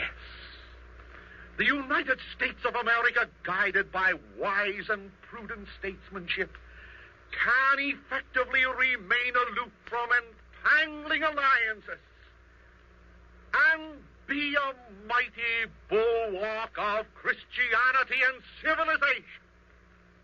Already there are insidious forces at work, insidious forces that are attempting to drive America along the bloody trail of 1917. These forces are endeavoring to get us into war through the back door of a specious cash and carry program. As was explained in my radio address last Sunday, there is no valid cash and carry program. Already a War Resources Board has been established to act, and act quickly, when we're catapulted into war. Already government officials have abandoned hope of remaining out of this world war, else they would have set up a Peace Resources Board. Already the Reconstruction Finance Corporation is being geared to act as the government lending agency for the warmongers at home and abroad. Already Mr. Jesse Jones, the president of that corporation, has been taken into the cabinet. Already the president of the country has patterned his plan after the Wilsonian pattern, which started out by promising us isolation and ended by forcing us into intervention. Already Mr. Roosevelt has satirized the present Neutrality Act by calling it a so-called Neutrality Act. Already the propaganda machines are at work to condition our minds to sympathize with Great Britain and France, the two major land grabbers of all time. Already the Treasury Department under Mr. Morgenthau is arranging its affairs for war procedure. Already they who pull the strings which control money are engaged in upping prices on food supplies and raw materials to prepare you to pay for the next war. Already we are being told that there is scarcity in a land bulging with plenty. And inferentially, this is being blamed upon the wicked men abroad. Already millions of our people have discarded the advice of George Washington and fatalistically have adopted the plan of foreign entanglement. Already the profiteers of Wall Street, first cousin of the international profiteers living in every country of the world, are singing their songs of hate and are urging our citizenry to jeopardize their peace, their liberty, their religion, in order to enter a grudge war against one of the land grabbers of Europe. Already New York City looks like London or Paris or Berlin, because Mayor LaGuardia has declared an emergency act to condition his constituents. And already Mr. Roosevelt, aping Mr. LaGuardia, has declared a preliminary emergency for the entire United States. Although we're thousands of miles away from the combatants, who have no navy with which to attack us, and no available transports to carry soldiers to our shores. Already we have heard it said by Mr. Roosevelt that our first line of defense is in France. Already the Federal Reserve Bank has appointed a fiscal agent to control American money during the next war. Already Congress has abandoned its right to regulate our money. Already millions upon millions of dollars worth of war material is being produced to send to Europe. Already we are better than halfway into the war trap. And what are you, American people, going to do about it? Wake up, fathers and mothers, sons and daughters of America. Wake up to preserve our liberty and to safeguard our autonomy. Whether or not you're aware of it, the internationalists own us body and soul. They'll have their Uncle Shylock, as they called us since 1918. They'll have Uncle Shylock's sons fight their battles, rot in their trenches, and pay their bills. And what are we doing about this entire rotten business? What are we doing? My friends, organize your neighbors, your family, your club members, your fellow citizens. Not only petition your congressman to keep strict neutrality, but demand that he and his family get out with you to march on Washington in the greatest peace demonstration of our entire history. Yes, organize your army of peace. Organize it in every ward, in every city, in every state. Organize for peace demonstrations this week. You and your fellow citizens can keep us out of war if you have the courage to act now. And you can find some member of the American Legion or of some other organized group of soldiery who can lead you in your peaceful demonstration. Those who cannot arrange to send a group to Washington and thereby directly petition their senators and their congressmen, they too must play a part. Upon them, I call upon to write individual letters to their representatives and senators this week.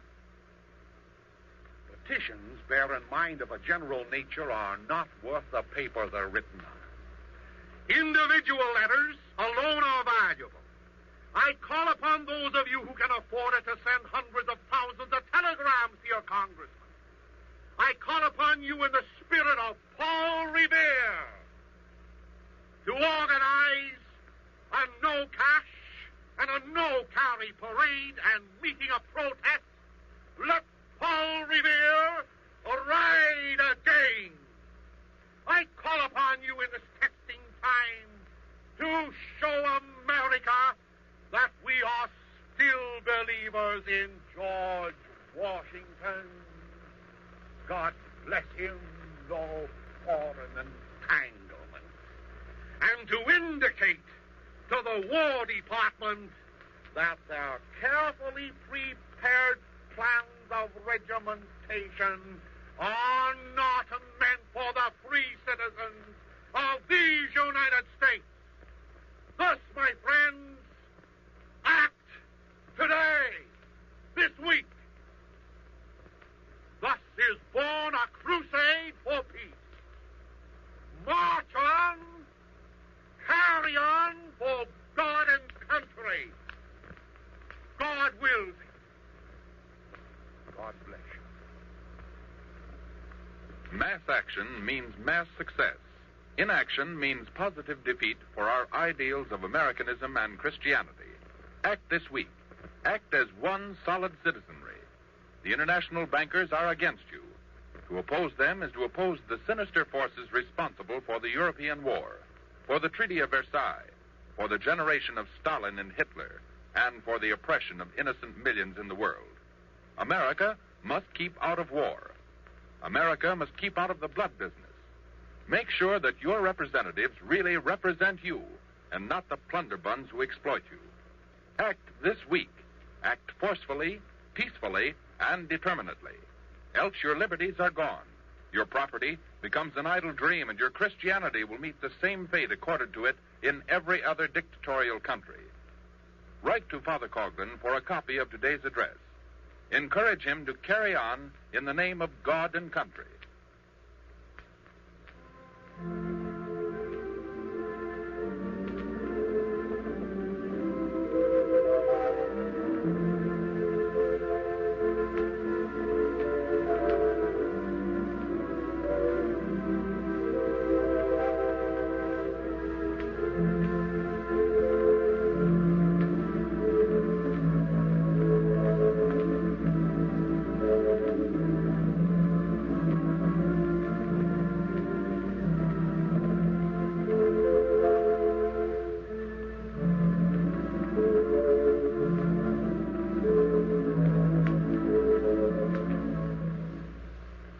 This is your announcer, Franklin Mitchell, asking you once again to write directly to Father Coughlin at Royal Oak, Michigan, for a copy of this Sunday's address, and to join us again next week at this same time.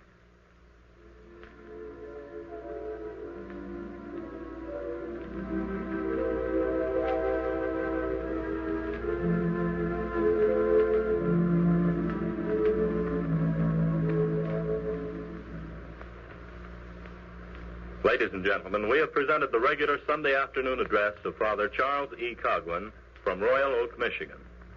Statements made and views expressed on this program are made on the sole responsibility of the sponsor and do not reflect the views of this station, its management, or personnel.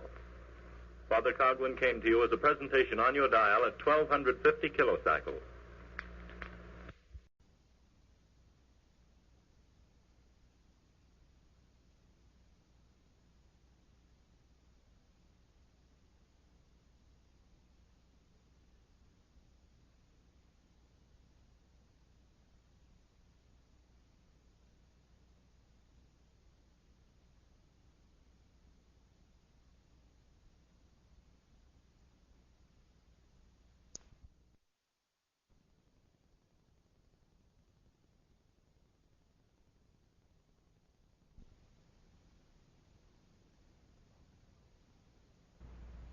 of Father Charles E. Coughlin from Royal Oak, Michigan.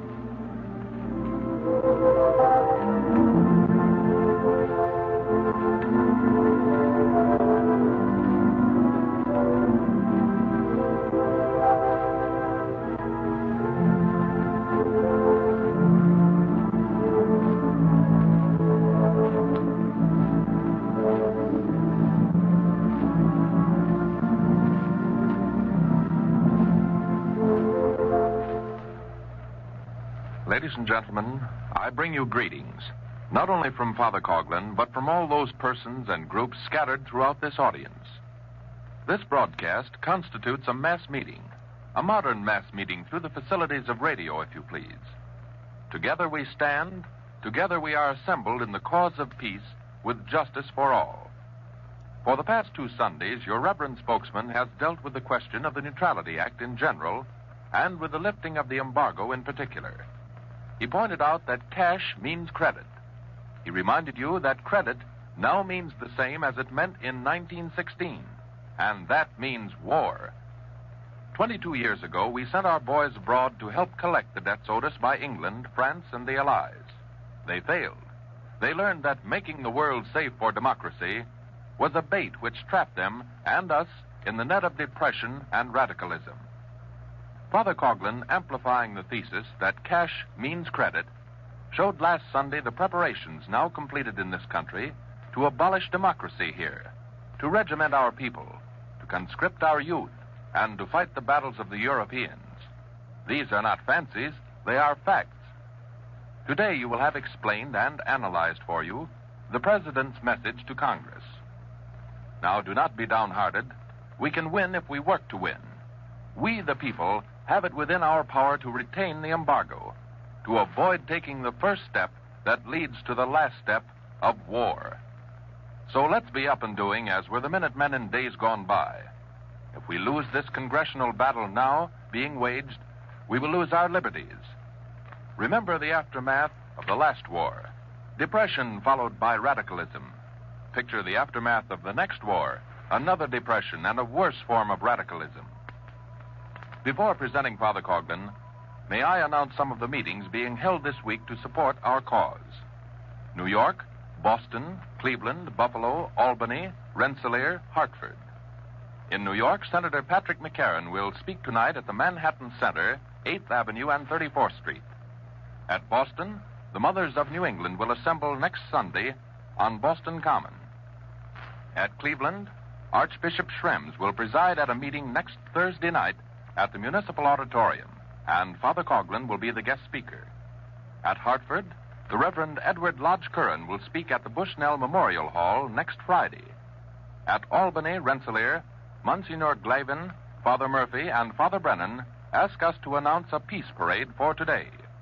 And at the Shrine of the Little Flower, Royal Oak, there will be a period of prayer lasting 9 days, to which Detroiters are invited. It begins tomorrow night at 8 o'clock. And now this radio meeting is called to order. May I present your spokesman as he addresses his remarks to your congressman. Ladies and gentlemen, Father Coughlin. My friends and fellow citizens, to repeal or not to repeal the embargo on arms, munitions, and materials directly related to war, that is the question which occupies the attention of the majority of our countrymen. Still fresh in our memories is the message delivered by Mr. Roosevelt to the members of Congress convened in special session. Still re-echoing are his reassuring words, namely, the executive branch of the government did its utmost within our traditional policy of non-involvement to aid in averting the present appalling war. Having thus striven and failed, this government must lose no time or effort to keep the nation from being drawn into war. While no one either doubts the sincerity of the chief executive or opposes his laudable objective, nevertheless, there are many citizens who dispassionately disagree with his methods to obtain the objective of keeping this nation from being drawn into war. Our president is convinced that by repealing the embargo on arms, munitions, and materials directly related to war, and by returning to international law, this end can be best achieved.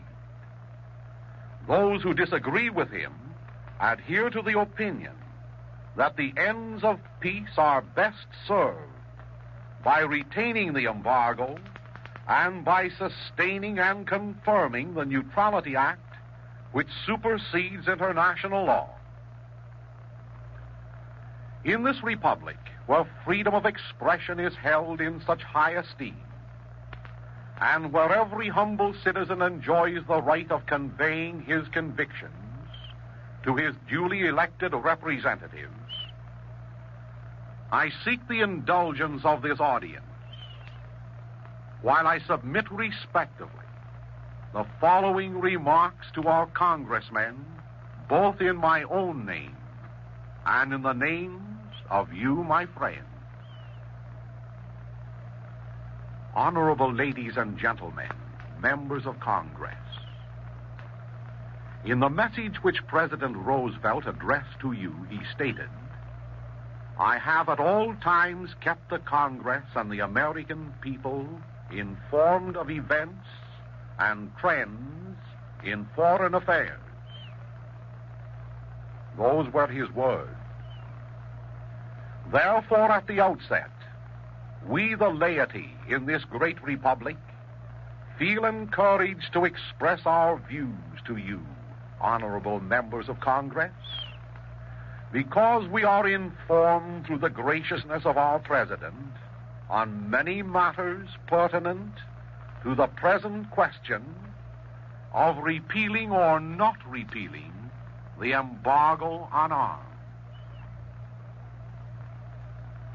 Before venturing to discuss these matters, may I record for your consideration, honorable congressmen, certain conclusions generally accepted by the people, conclusions resulting from your official pronouncements and from your practiced foreign policy. We, the people, have no inclination to approve the evil doings of unjust aggressors. We have long since concluded that none of the combatants in the European war are just and non-aggressors, that none of them are democracies, that none of them are motivated purely by religious and humanitarian aims, that in common they desire to retain their ill-gotten imperial gains, or through force to acquire more territories at the expense of the poor, bleeding populations whom they have regimented.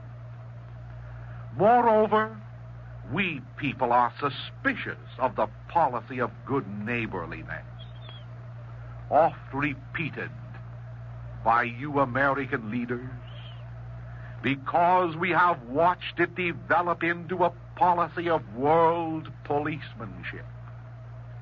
In fine, we the people feel that we are being abused through official efforts which attempt to wed our destinies to those of Europe and Asia, and particularly to those of Imperial Britain and France.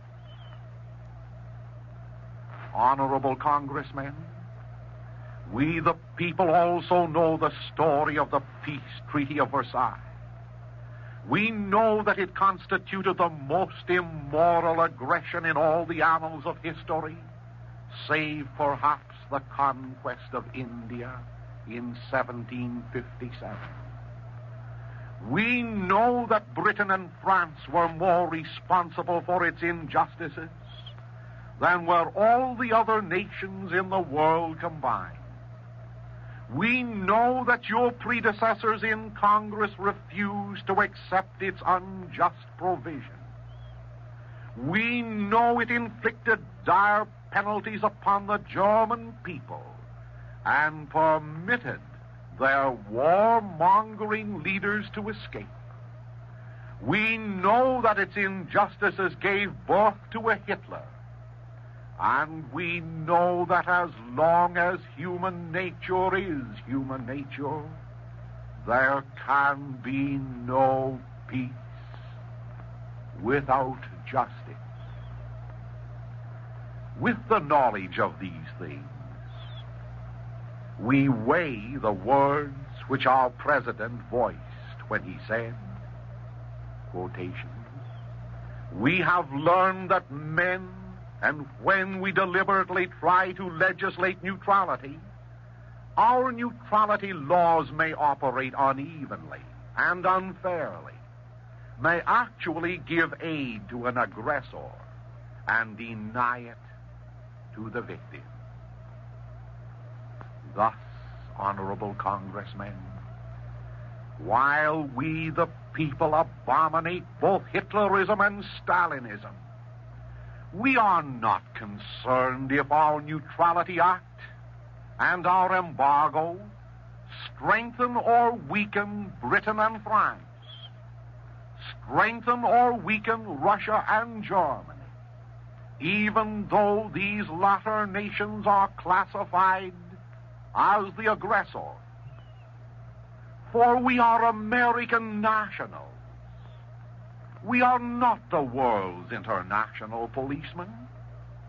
Our supreme concern is our own permanent peace through the instrumentality of a lasting, sound Neutrality Act, regardless of whom it may favor or disfavor, just as long as it definitely favors the citizens of the United States, just as long as it is based on the principles of imperishable justice.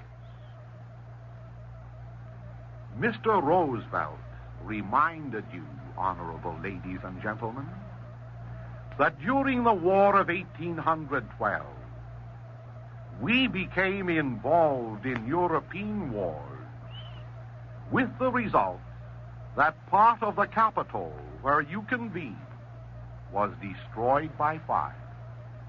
He said, beginning with the foundation of our constitutional government in the year 1789, the American policy in respect to belligerent nations, with one notable exception, has been based on international law. Be it remembered, he continued, that what we call international law has had as its primary objectives the avoidance of causes of war and the prevention of the extension of war. The single exception, so says Mr. Roosevelt, was the policy adopted by this nation during the Napoleonic Wars, when, seeking to avoid involvement, we acted for some years under the so-called embargo and non-intercourse acts. That policy turned out to be a disastrous failure, said he. First, because it brought our own nation close to ruin, and second, because it was the major cause of bringing us into active participation in European wars, in our own war of 1812. It is merely reciting history, concludes he for this part, to recall to you that one of the results of the policy of embargo and non-intercourse was the burning in 1814 of part of this Capitol in which we are assembled. Honorable Congressmen, I am not so sure how we, the people, will interpret what our chief executive said in this passage which I have read for you. If I recollect the facts of history, we became involved in the War of 1812 because Great Britain, as usual, violated international law by insisting on the fictitious right of search and seizure. Search of American ships for British deserters and their consequent seizure. And it was this same international lawbreaker that burned our capital.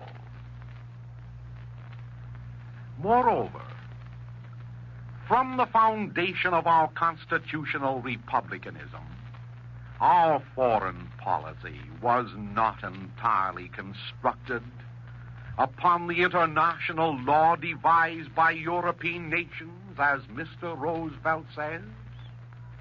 Rather, it was wedded to George Washington's policy of no foreign entanglements, and in contradiction to Britain's interpretation or violation of international law in 1812.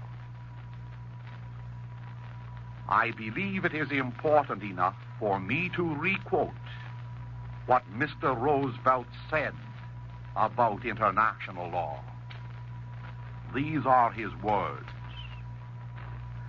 Be it remembered that what we call international law has had as its primary objectives the avoidance of causes of war and the prevention of the extension of war. Unquote.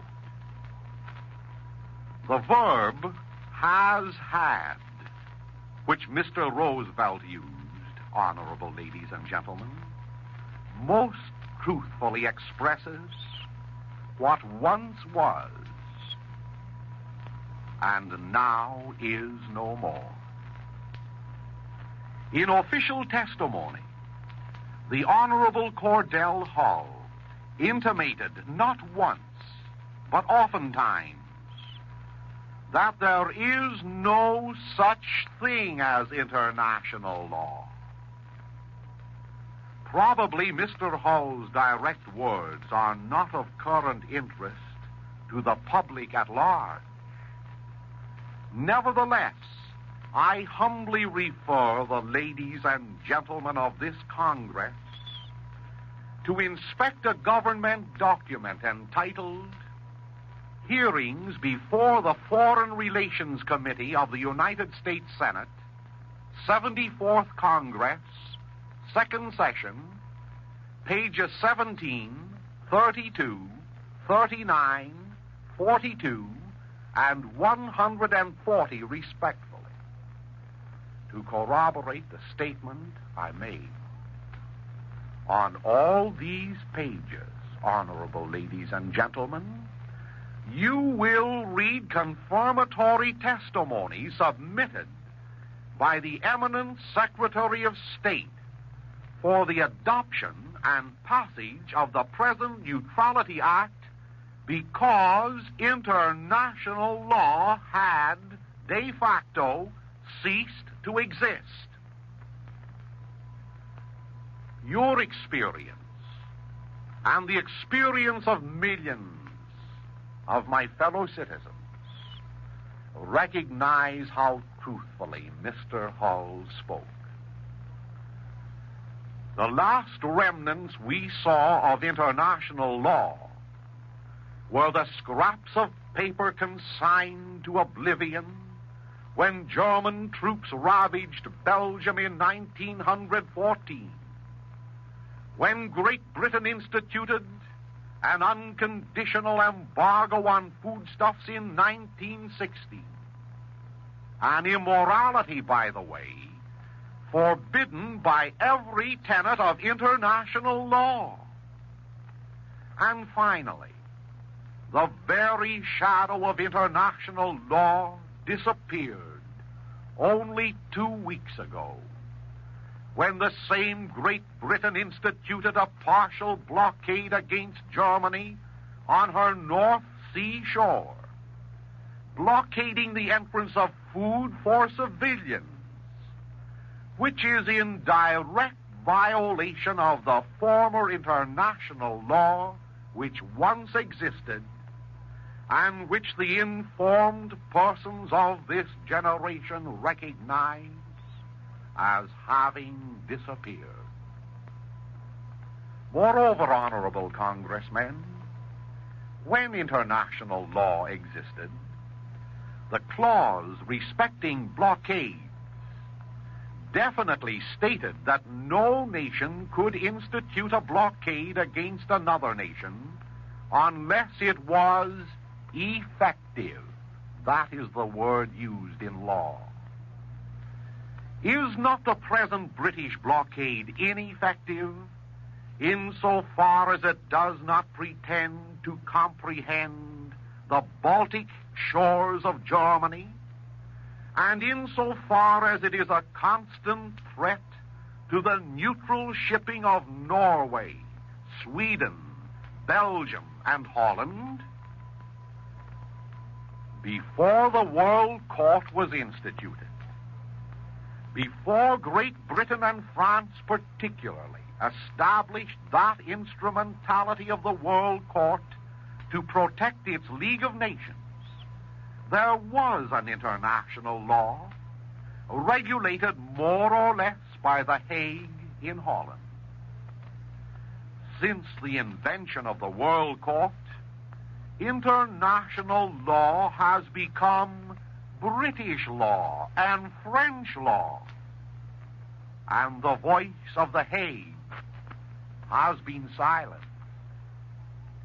In your considerations concerning the lifting or the keeping of the embargo, honorable congressmen, we the people, your constituents, implore you to gauge correctly the inconsequential argument that is related to international law. Analyze grammatically the exact words of Mr. Roosevelt when he referred to international law. He referred to a law that has had as its primary objective the avoidance of the causes of war. Oh, he was meticulous in avoiding the use of the present tense, and thus of being guilty of a misstatement had he said international law which has as its primary objectives the avoidance of the causes of war. Therefore, in the year 1935, when you and your immediate predecessors in office felt constrained to write a Neutrality Act, it was of urgent necessity to do so. For, in other words, you passed a neutrality bill to take the place of an international law that had died for the avoidance of war.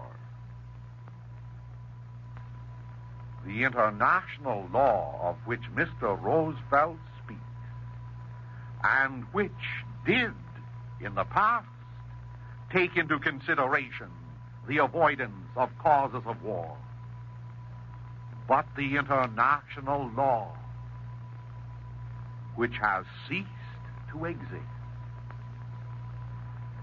The United States of America cannot, therefore, in her grand isolation, subscribe to an international law which at this very moment all the belligerent nations in Europe have scorned and continue to scorn, thereby making a mockery of the word international.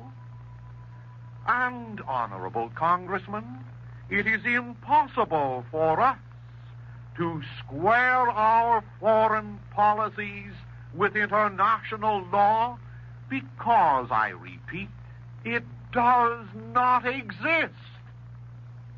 As our eminent Secretary of State, Mr. Cordell Hull has truthfully gone on record in stating in the book to which I referred you. Therefore, while discussing this Banquo's ghost of international law, permit me to submit several more reflections which are pertinent to the subject. It is an important subject because the whole argument of lifting the embargo rests upon the premise of going back to an international law. International law, the ghost which Mr. Roosevelt now seeks to conjure, was largely a collection of precedents laid down by neutral and belligerent nations during a period of more than 600 years. The various Hague Conventions and the Declaration of London in 1909 were the chief attempts on the part of the nations to organize these precedents into one body of law. In the Declaration of London, to which Great Britain adhered until 1915-16, the commodity of food was recognized as conditional contraband. That is, it was liable to seizure by an enemy only if it was destined directly to the armed forces of a belligerent. However, to interfere with food shipments to the civilians of a warring nation was expressly forbidden by the London Conference in 1909. In other words, international law allowed one belligerent the right to starve another belligerent's army, but did not give it the right to blockade food being transported for that belligerent's civilian population. I repeat that Great Britain herself contemned and disregarded this international law in 1916 and thereafter, when she directly collaborated in starving the German civilian population. How hypocritical did Great Britain prove to be when one inspects the faithful record of history. In 1904 and 5, during the course of the Russo-Japanese War, Russia declared all food shipments to Japan as absolute contraband. Then it was Great Britain and the United States of America who immediately protested that this was a grave and serious violation of international law, thereby forcing the Tsar to withdraw his embargo. Honorable ladies and gentlemen, in 1916, and again today in 1939, where were the American protests against the British contraband of food, against the British scuttling of international law? Or are we the people constrained to listen to the sepulchral cantation of international law, merely to be conjured with for some esoteric purpose which we the people do not understand? In concluding this portion of his address made last Thursday, Mr. Roosevelt said to you, honorable ladies and gentlemen, I now ask again that such action be taken in respect to that part of the act which is wholly inconsistent with ancient precepts of the laws of nations, the embargo provisions. I ask it because they are, in my opinion, most vitally dangerous to American neutrality, American security, and American peace. So spoke the President. Well did our chief executive use the adjective ancient, for verily they are very ancient. Nevertheless, I think I share the opinion of most persons in these United States, and certainly express the opinion of the friends for whom I speak, when I say that we are not prepared to live by international law when all the belligerents of Europe have spurned it.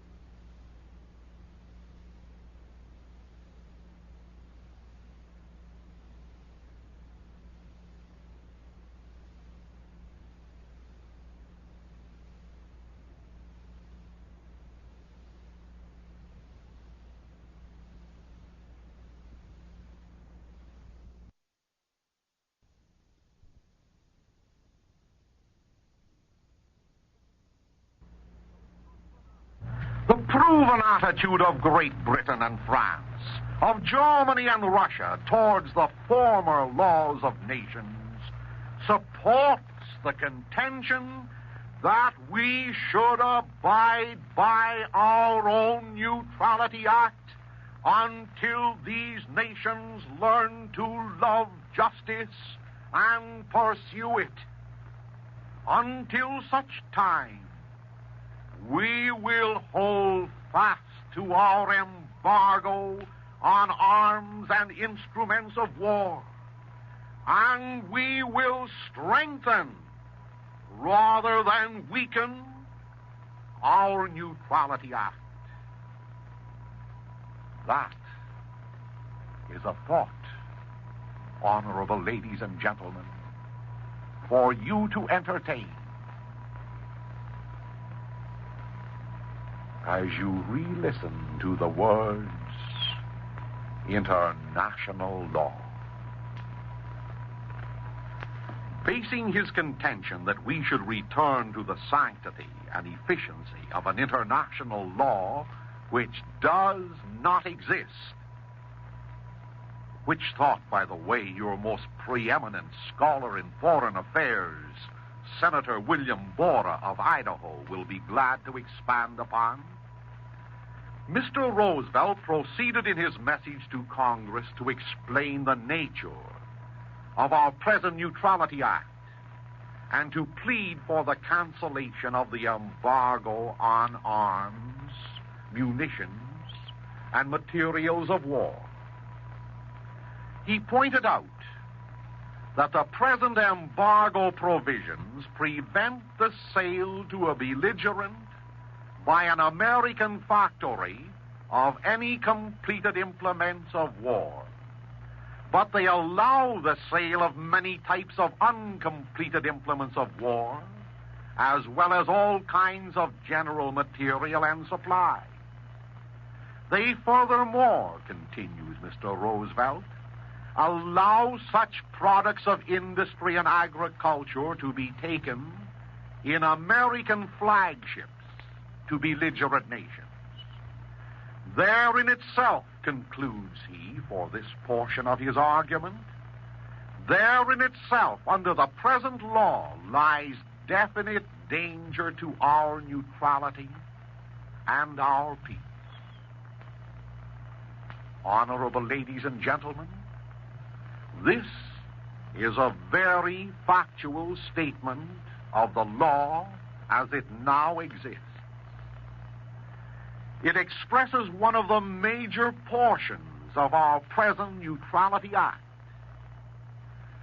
But we the people, honorable congressmen, desire that you support this part of the Neutrality Act with this modification, namely, prohibit American ships carrying anything including food to any warring nation. Immediately following this paragraph, the President made an appeal to the material cupidity of the American people in these words. Said he, "From a purely material point of view, what is the advantage to us in sending all manner of articles across the ocean for final processing, when we could give employment to thousands by doing it here?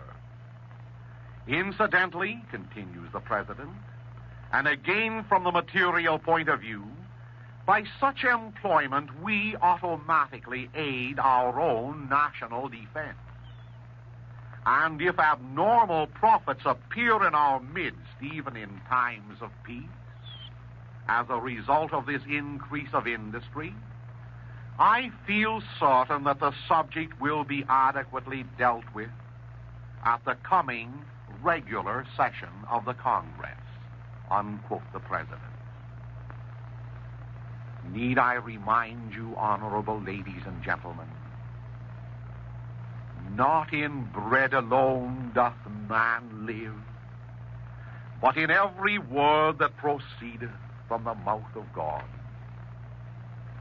It is not consonant with the high ideals of Americanism to weigh our prosperity in the scales of crass materialism.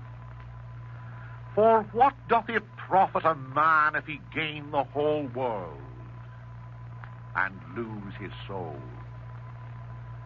A purely material point of view is not the point of view accepted by the majority of Americans. It may be the point of view adopted by warmongers and by a few thoughtless thousands who are prepared to sell their liberties, yea, their immortal souls, for a mess of poisoned pottage. It may be the point of view adopted by the few Iscariots, the Iscariots of yesterday and of today, Iscariots in politics, Iscariots in finance, Iscariots in every walk of life, who re-echo the words of their prototype. How much will you give me? How much if I betray this man unto you? But it was not the point of view accepted by those who made America great. And it is not the point of view of those who, for conscience sake, shun unclean profits and hope to keep America great. And finally, members of the august Congress of the United States, our President would be the last person seriously to attempt to build the ideals and prosperity of this nation upon the grass which is today and which tomorrow is cast into the oven, the last person to appeal to the spiritual-minded American public from a purely material point of view. For he has spoken oftentimes of God, and concluded his address to you last Thursday with these words: "May you by your deeds show the world that we of the United States are one people of one mind, one spirit, one clear resolution, walking before God in the light of the living." In this day of crisis, I, too, would make these words my words. Therefore, in your momentous consideration, we, the people of the United States, impose our confidence in you to the end that your decisions will not be arrived at from a material point of view. Pursuing his message to Congress, Mr. Roosevelt, referring to the so-called Neutrality Act of 1935, said, "If a war in Europe had broken out prior to 1935, there would have been no difference, for example, between our exports of sheets of aluminum and airplane wings. Today, there is an artificial, legal difference. Let us be factual and recognize that a belligerent nation," continues he, "often needs wheat and lard and cotton for the survival of its population, just as much as it needs anti-aircraft guns and anti-submarine depth charges. Let those who seek to retain the present embargo position be wholly consistent and seek new legislation to cut off cloth and copper and meat and wheat and 1,000 other articles from all of the nations at war," concludes Mr. Roosevelt. It is needless for me to re-emphasize to such an intelligent body of ladies and gentlemen who oppose this Congress that following 1918 down to the years 1935, there was no international law. Britain and France and Germany and Russia had dissolved its fundamental substance. The voice of The Hague, I repeat, was silenced. The voice of the World Court was but a borrowed echo of the unjust peace treaty of Versailles. And the voice of truth and of justice amongst nations had been lost in the mad melee of radicalism and greed. Since 1935, we Americans, thanks be to God, have had a Neutrality Act, and we have been able to peer through the crimson mist of our past experiences and walk thence into the clear shining of sanity and spiritual awakening with a policy of no blood business. Ladies and gentlemen, we have had enough of the blood business. We have learned that there is no prosperity in machine gunning our brothers in Christ. Oh, we are those who are consistent. We who seek to retain the present embargo position are consistent in our belief that they who use the sword shall perish by it. And moreover, we are reasonable. Let the belligerents of Europe come. Let them pay honest value for cloth and copper and meat and wheat, for commodities which are not blood business commodities, and let them carry these away to their homelands in their own ships for tax. Gladly, we will consent to that. But in the name of the Prince of Peace, ask us not to participate even indirectly, in a war where all the belligerents are steeped in injustice by selling munitions of war? Oh, do not, honorable Congressman, ask us to participate in it, even indirectly, lest when you and we come before the throne of God, we will be held accountable as cooperators in crime and servants of mammon. Most Americans recognize that there are 2 points of view to this question. Mr. Roosevelt and those who support his views establish one point of view, we the other. That Mr. Roosevelt is sincere in his expressions, there are few who will doubt. Nevertheless, if you recollect, he said, "I give to you my deep and unalterable conviction based on years of experience as a worker in the field of international peace, that by the repeal of the embargo, the United States will more probably remain at peace than if the law remains as it stands today." Honorable Congressman, a predecessor in the presidential office, the late Woodrow Wilson, made a similar statement relative to keeping us out of war. He, too, was sincere. Oh, but the experience of facts is more valuable for our guidance than is the sincerity of promises. Thus, let this be clear as expressing the point of view of those opposed to the president. Keep American citizens from war zones. Keep American ships from sailing in war waters. Keep America out of the blood business, but keep sane.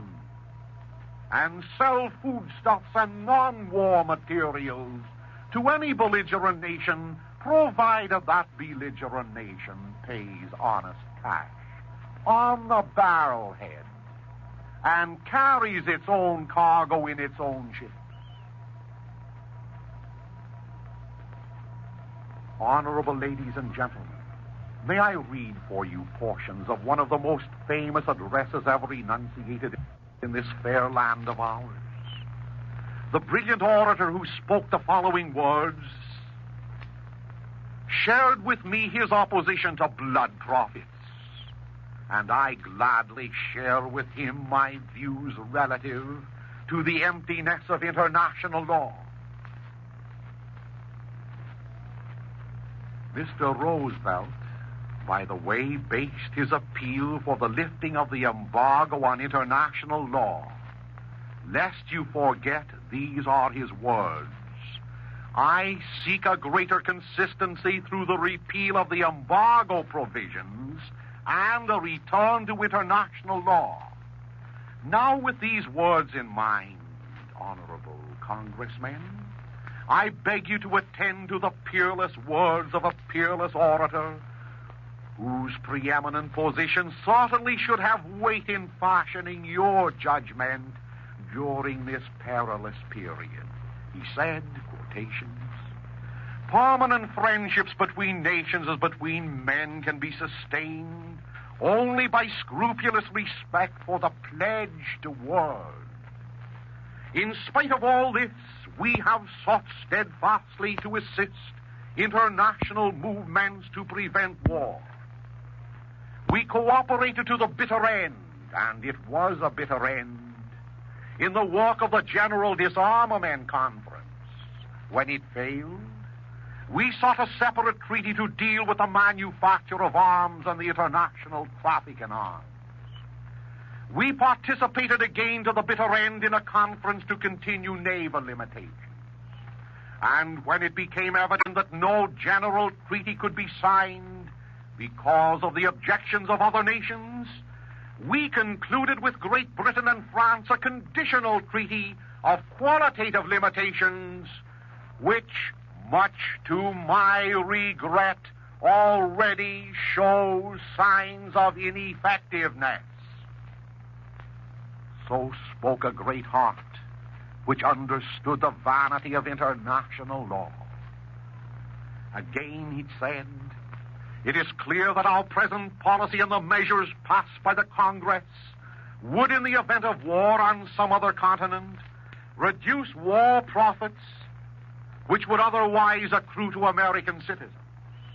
Industrial and agricultural production for a war market may give immense fortunes to a few men. For the nation as a whole, it produces disaster.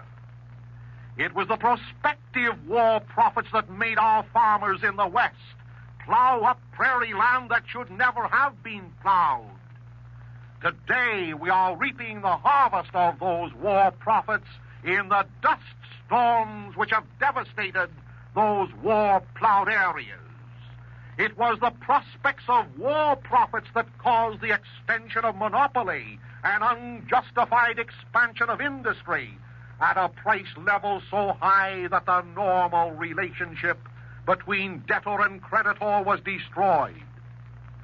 If we face the choice of profits or peace, the nation will answer, we choose peace. And if war should break out again in another continent, let us not blink the fact that we would find in this country thousands of Americans who, seeking immediate riches, fool's gold, would attempt to break down or evade our neutrality. Honorable Congressmen,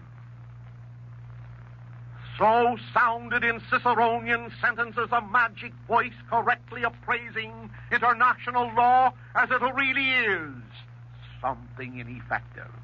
A magic voice correctly appraising the profits gained from war as they really are, fool's gold. A magic voice correctly appraising our choice between profits and peace. We choose peace. And, honorable ladies and gentlemen, yes, who spoke this masterful philosophy, so contrary to the philosophy of cash and carry and profits through blood? Where were these words of wisdom enunciated, and when? Here is the answer. These words were spoken by President Franklin Delano Roosevelt himself on the day of August 14, 1936, at Chautauqua, New York. Need we further analyze President Roosevelt's message to Congress? Need we further inspect our esteemed President's message to you, ladies and gentlemen, delivered last Thursday in the glass of his statements delivered more than 3 years ago, when times comparatively were calm and men's minds more serene? Ladies and gentlemen, in humility I address these words to you in my own behalf, and in behalf of the many friends who indirectly at least have asked me to speak them. I bid you adieu. May God the Father bless you. May God the Holy Ghost enlighten your minds. And may God the Son fill your hearts and souls with a love for your fellow men and a love for that justice which we Americans must first seek. Justice with peace and peace with justice before we can avail ourselves of prosperity. And now, my friends of the radio audience, I thank you for having borne with me as I expressed my views on the question of lifting or of retaining the embargo on arms to all congressmen.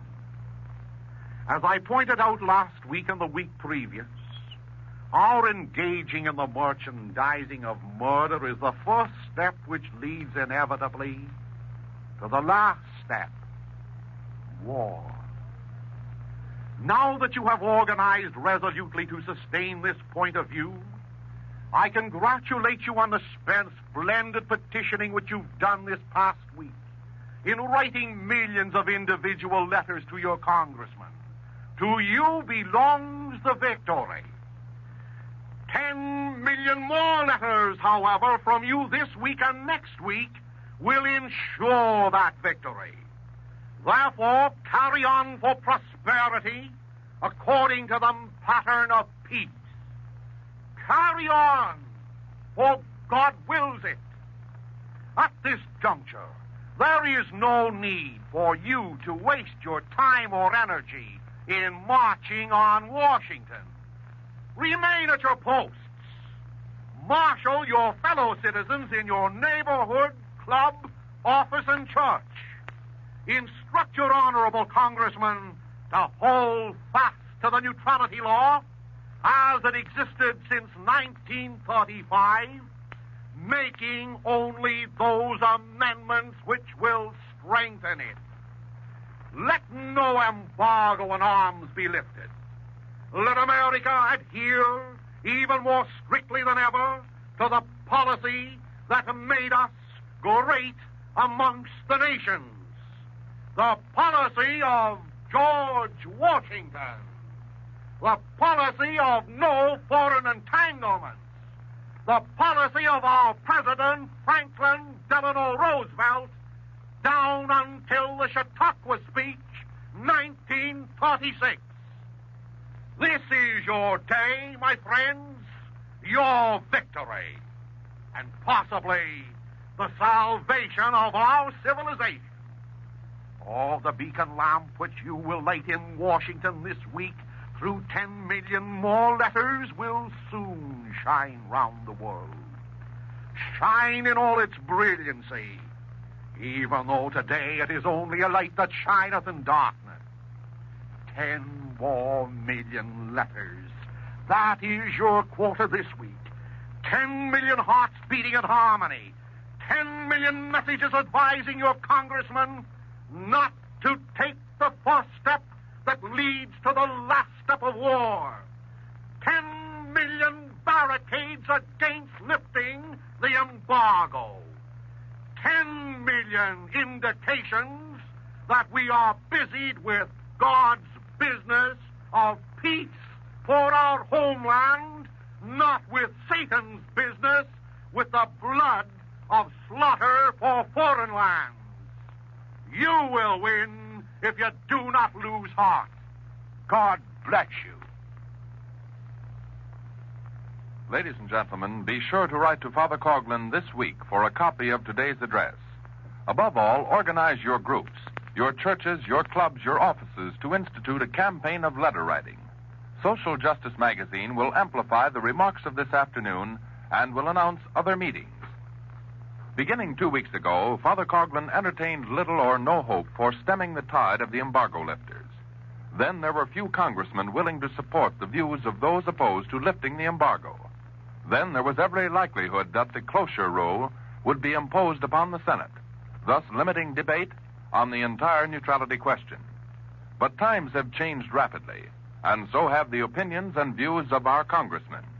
There are now more than 39 senators who share our views under the leadership of the great William Borah, the man who defeated the hopes of the League of Nations advocates, the World Court advocates, and other internationalists. Definitely, we are gaining strength. Definitely, however, we must gain more strength. Therefore, let every club, every church, every school, every college, every neighborhood organize to voice their determinations that we will not enter the blood business, that we will not invite disaster by accepting fool's gold. If you write enough letters, your congressman cannot afford to vote contrary to your wishes. He would be your misrepresentative instead of your representative. Bear in mind that petitions are not worth the paper they are written on. Individual letters, special delivery letters, registered letters with return receipt requested, and telegrams by those who can afford to send them. These are your weapons to ensure American peace. These are your barricades against which the propaganda of the internationalists cannot succeed. Dozens of school principals have advised us that they have had their pupils organized to write letters to hold fast to the embargo. Hundreds of clergymen are pleading with their congregations to exert themselves for the salvation of America. Keep America out of war. Keep her out of the blood business. And stand by Mr. Roosevelt of 1936, who called war profits fool's gold, who called international law to all intents and purposes ineffective. The Mr. Roosevelt of 1939 surely will not go back on the Mr. Roosevelt of 1936, nor will any of us go back on George Washington's no foreign entanglements. None of us will go back on the soldiers who proved their death, or by their death, that they died in vain. None of us will go back on the laborers and farmers who suffered most from the depression that followed the last war, when the munitions plants closed down and poverty stalked the nation that played with fool's gold. None of us will go back on America. America first, last and always, independent of what Europe or Britain wants us to do. Father Coughlin's address is yours for the asking. Write to him this week and encourage him to keep up the fight for God and country and for the little children for whom we want to leave this land of ours a safe land of prosperity. This is your announcer, Franklin Mitchell, inviting you to join us next Sunday once again.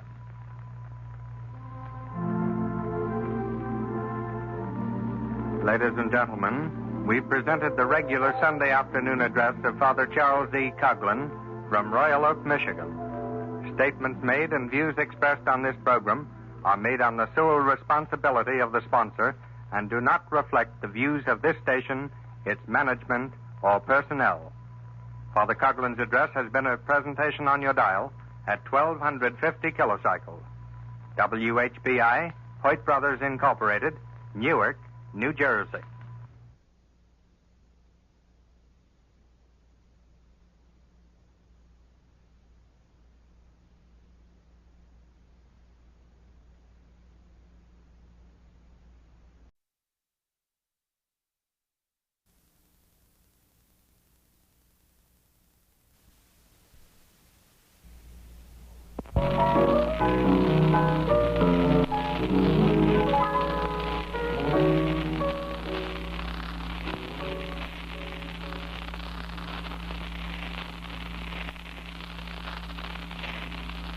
Brothers Incorporated, Newark, New Jersey.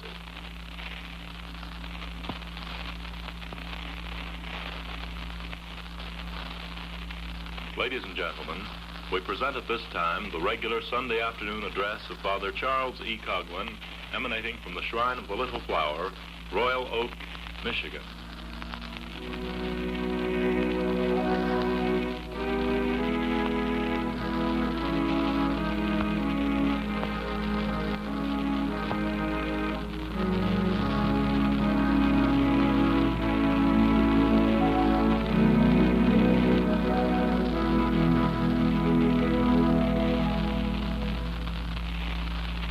Ladies and gentlemen, Father Coughlin and his associates desire nothing more earnestly than that the Babe of Bethlehem, our God and brother, may give to you his blessings and his spirit of love.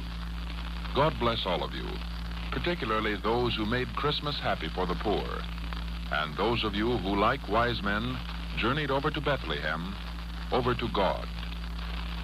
Tonight at the Shrine of the Little Flower, there will be a solemn high mass celebrated by Father Coughlin, assisted by 3 choirs of some 250 choristers. It will be his privilege to remember all of you at this rebirth of Christ on the Bethlehem of the altar.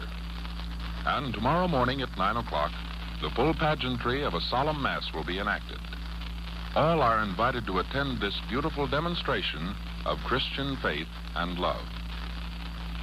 Today, Father Coughlin will speak to you, taking as his theme the Feast of Christmas. The Little Flower choristers will introduce the presentation with the ancient song entitled, O Emmanuel.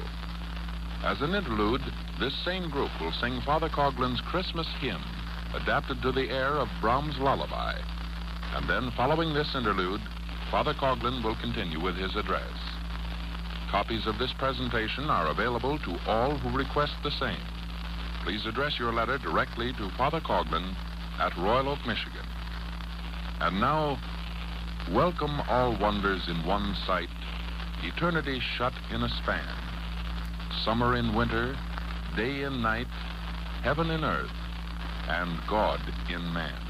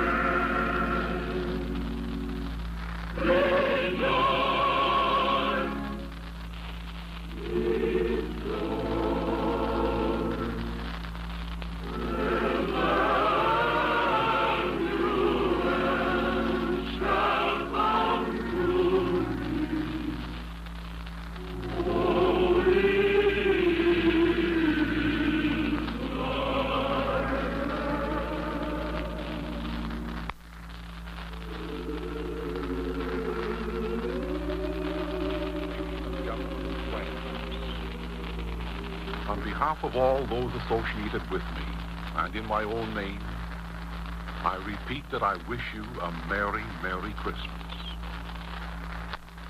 May it be merry in the true sense of that word. In bygone days when knighthood was in flower, and when Christianity played a more active part in the social lives of nations than it does today, the expression merry was synonymous with joy and happiness. It was borrowed from the name of that tender virgin mother whose arms enfolded a precious baby boy to her breast more than 1900 years ago. Every mother who gives birth to a baby indeed is happy. In fact, there is no joy in all this world quite so great as is the joy of motherhood. What must have been Mary's joy when, for the first time, she looked into the depths of her baby boy's eyes and glimpsed therein the presence of her Creator and Savior? What ecstasy must have been hers when his rosy lips were pressed against her breast that first Christmas night. Despite her poverty, despite the destitution of the wind-swept cave, she was conscious of one thing only. Conscious that she held in her arms the Son of God made man.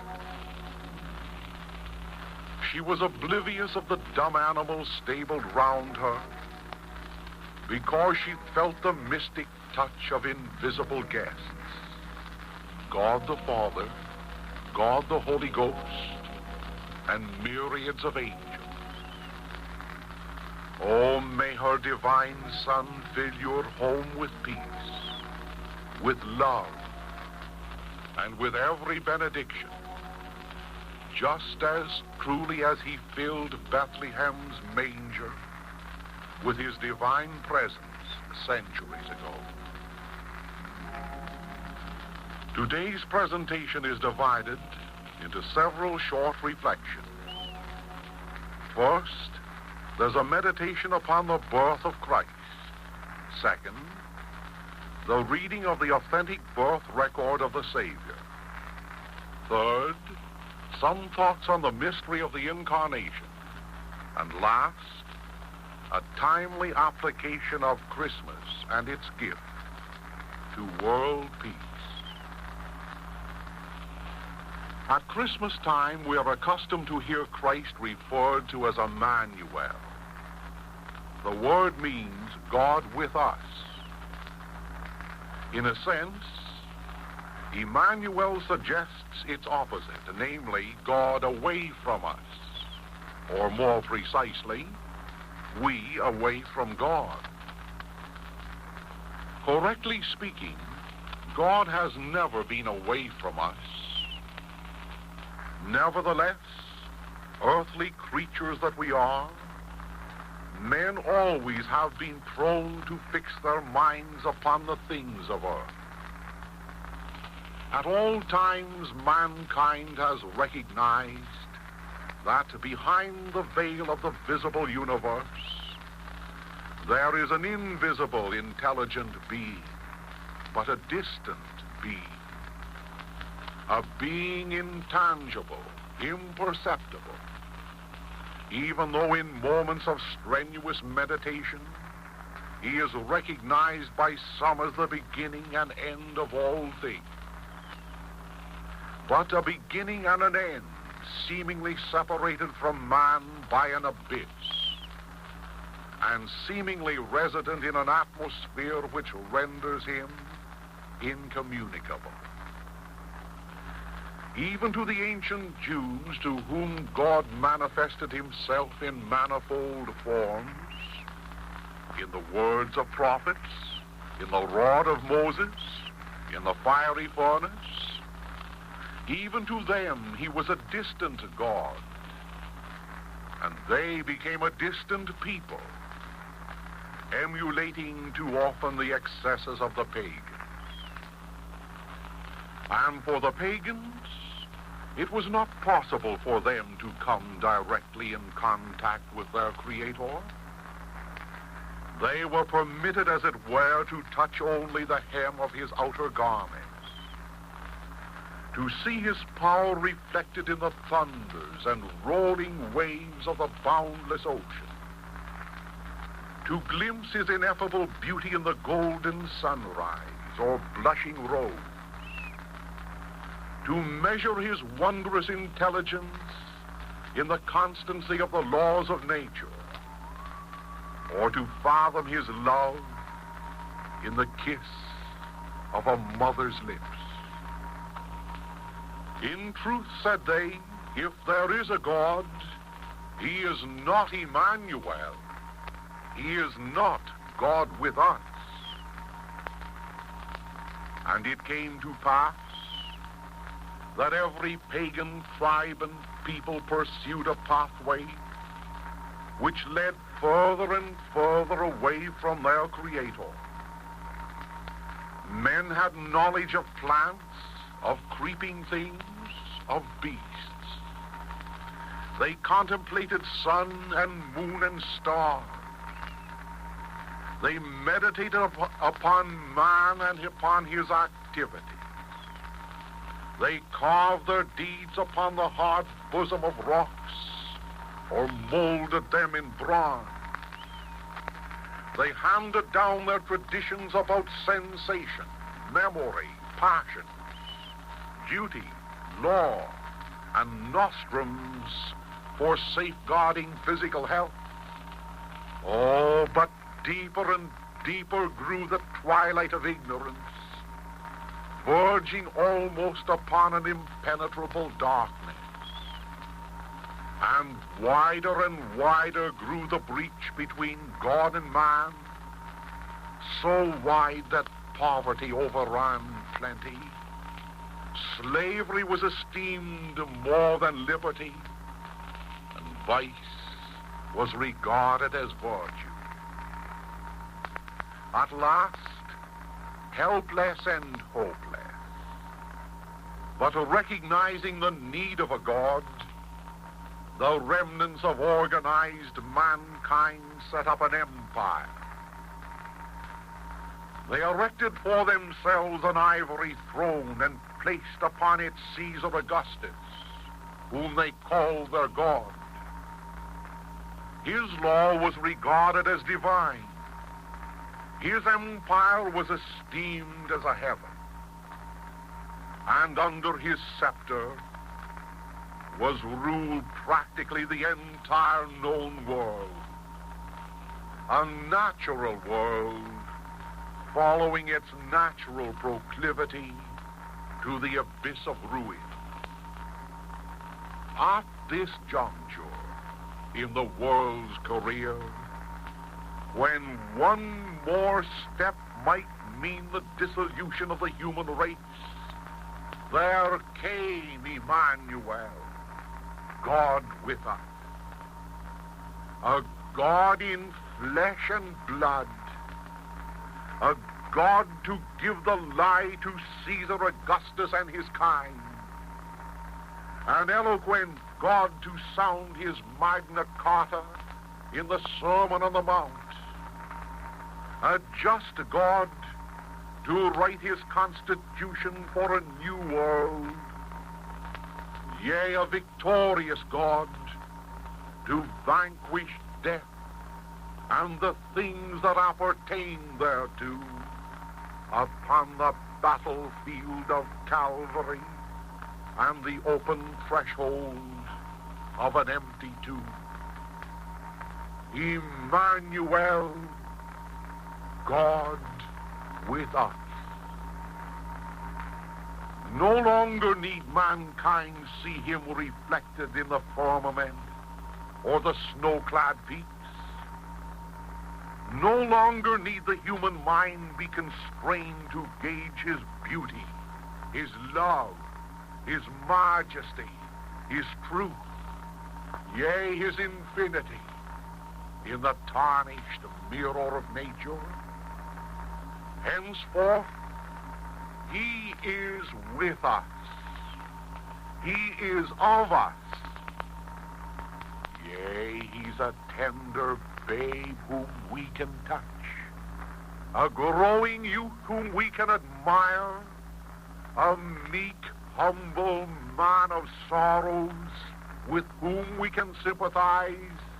He's flesh of our flesh, like unto us in all things, save sin. Christmas Day, therefore, marks the beginning of man's march back from the abyss, his Christian march hand in hand with his Creator to explore the fields of liberty, to fetch forth from the mines of light the virtues of love, and to discover the benedictions of peace as he journeys with him either to the Mount of the Transfiguration with its earthly joy, or to the Mount of Calvary with its temporary pain, assured that for every one of us there is also a Mount of the Ascension for both body and soul to soar their way thence to a blessed eternity. Thus, on the wings of fancy, my friends, let us journey to Bethlehem.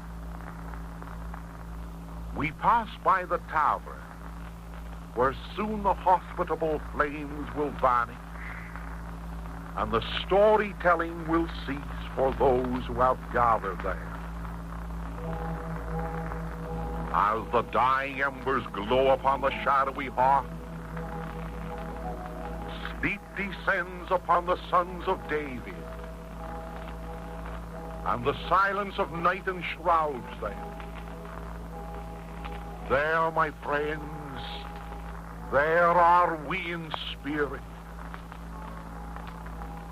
Not a sound disturbs the chilly night. Not one, but hark! What sweet melody is echoing in yonder hills? What light illumines the eastern sky? It is the angels' harps sounding their presence. It is a heavenly chorus praising our God with us. It was evening when Joseph and Mary first came to the little town of Bethlehem. Hundreds of other travelers had preceded them. There was no room to be rented.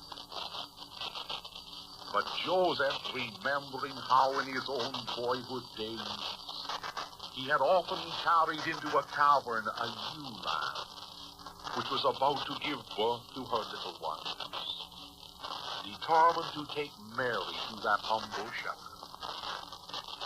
No, there the mystery of the ages was enacted. As the golden sunlight casts its rays through a beauteous window of stained glass, came Christ, true God and true man, into the lap of his virgin mother. Meanwhile, Joseph, who probably had been outside gathering some firewood, looked aloft at the transcendent light which suddenly shone across the darkened skies. He paused as he heard a chorus of angelic voices raised on high. Then came he back to the cave to kneel beside Mary, her babe and her God pressed close to her breast, as the silent, dumb animals breathed upon Madonna and child. The song of the angels rises and swells. The shepherds who are watching their flocks are struck by its melody. Behold, an angel stands before them. He tells them, "Fear not, for I bring thee tidings of great joy, that shall be to all the people. For this day is born to you a Savior, who is Christ the Lord, in the city of David. And this shall be a sign unto you. You shall find the infant wrapped in swaddling clothes and laid in a manger." My friends, can you not visualize the joy, the happiness that came to those shepherds? No wonder they exclaimed, "Let us go over to Bethlehem." Can you not picture them as they hastened to the manger, as they bowed down to kiss the dimpled hands and feet, and caress the curly head of the Word made flesh? Oh, my fellow Christians, I can understand how men lose faith in the Herods who killed Jesus Christ. But I cannot understand how thoughtful men will fail to do as did the shepherds of old, namely to cross over to Bethlehem and kneel this blessed Christmas before the crib where nestles the Son of God, our Redeemer, our Liberator. Let us go over to Bethlehem. That has been the watchword down the centuries, as nation after nation has taken up the word of the shepherds. The simple story of Bethlehem from the lips of the Apostle Andrew converted the proud Greeks. No eloquence other than the narrative of the gospel was required in the sermons of James, who won over the haughty Spaniards. Peter and Paul preached the good tidings of his birth to the Romans. The glorious Patrick brought it to the Irish, Austin to the English, Boniface to the Germans, and tonight, the angel's message, which was hymned above the hills of Judea, will find welcome in 10,000 cities, in myriads of hamlets. Indeed, the prophecies have been fulfilled. Indeed, those who love liberty will love Christ, for his name is great, great among the Gentiles. Therefore, together with Mary Immaculate and the shepherds and all the heavenly court gathered in that humble cave, we will pause to venerate the Word made flesh. We will listen as Mary sings a lullaby to her baby.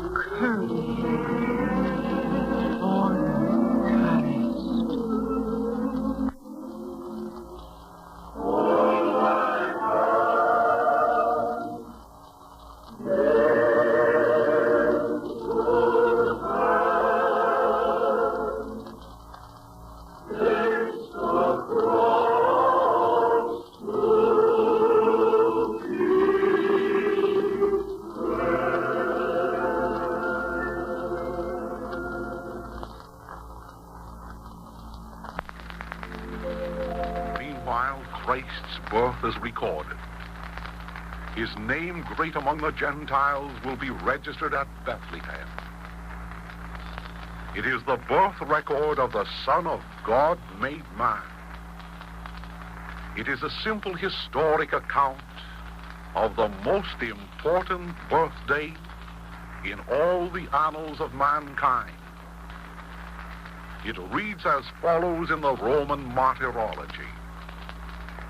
In the 5,199th year of the creation of the world, from the time when God in the beginning created the heaven and earth, the 2,957th year after the flood, the 2015th year from the birth of Abraham, the 1,510th year from Moses, and the going down of the people of Israel from Egypt, the 1,032nd year from the anointing of David king, in the 65th week according to the prophecy of Daniel, in the 194th Olympiad, in the 752nd year from the foundation of the city of Rome, the 42nd year of the rule of Octavian Augustus, all the earth being at peace, Jesus Christ,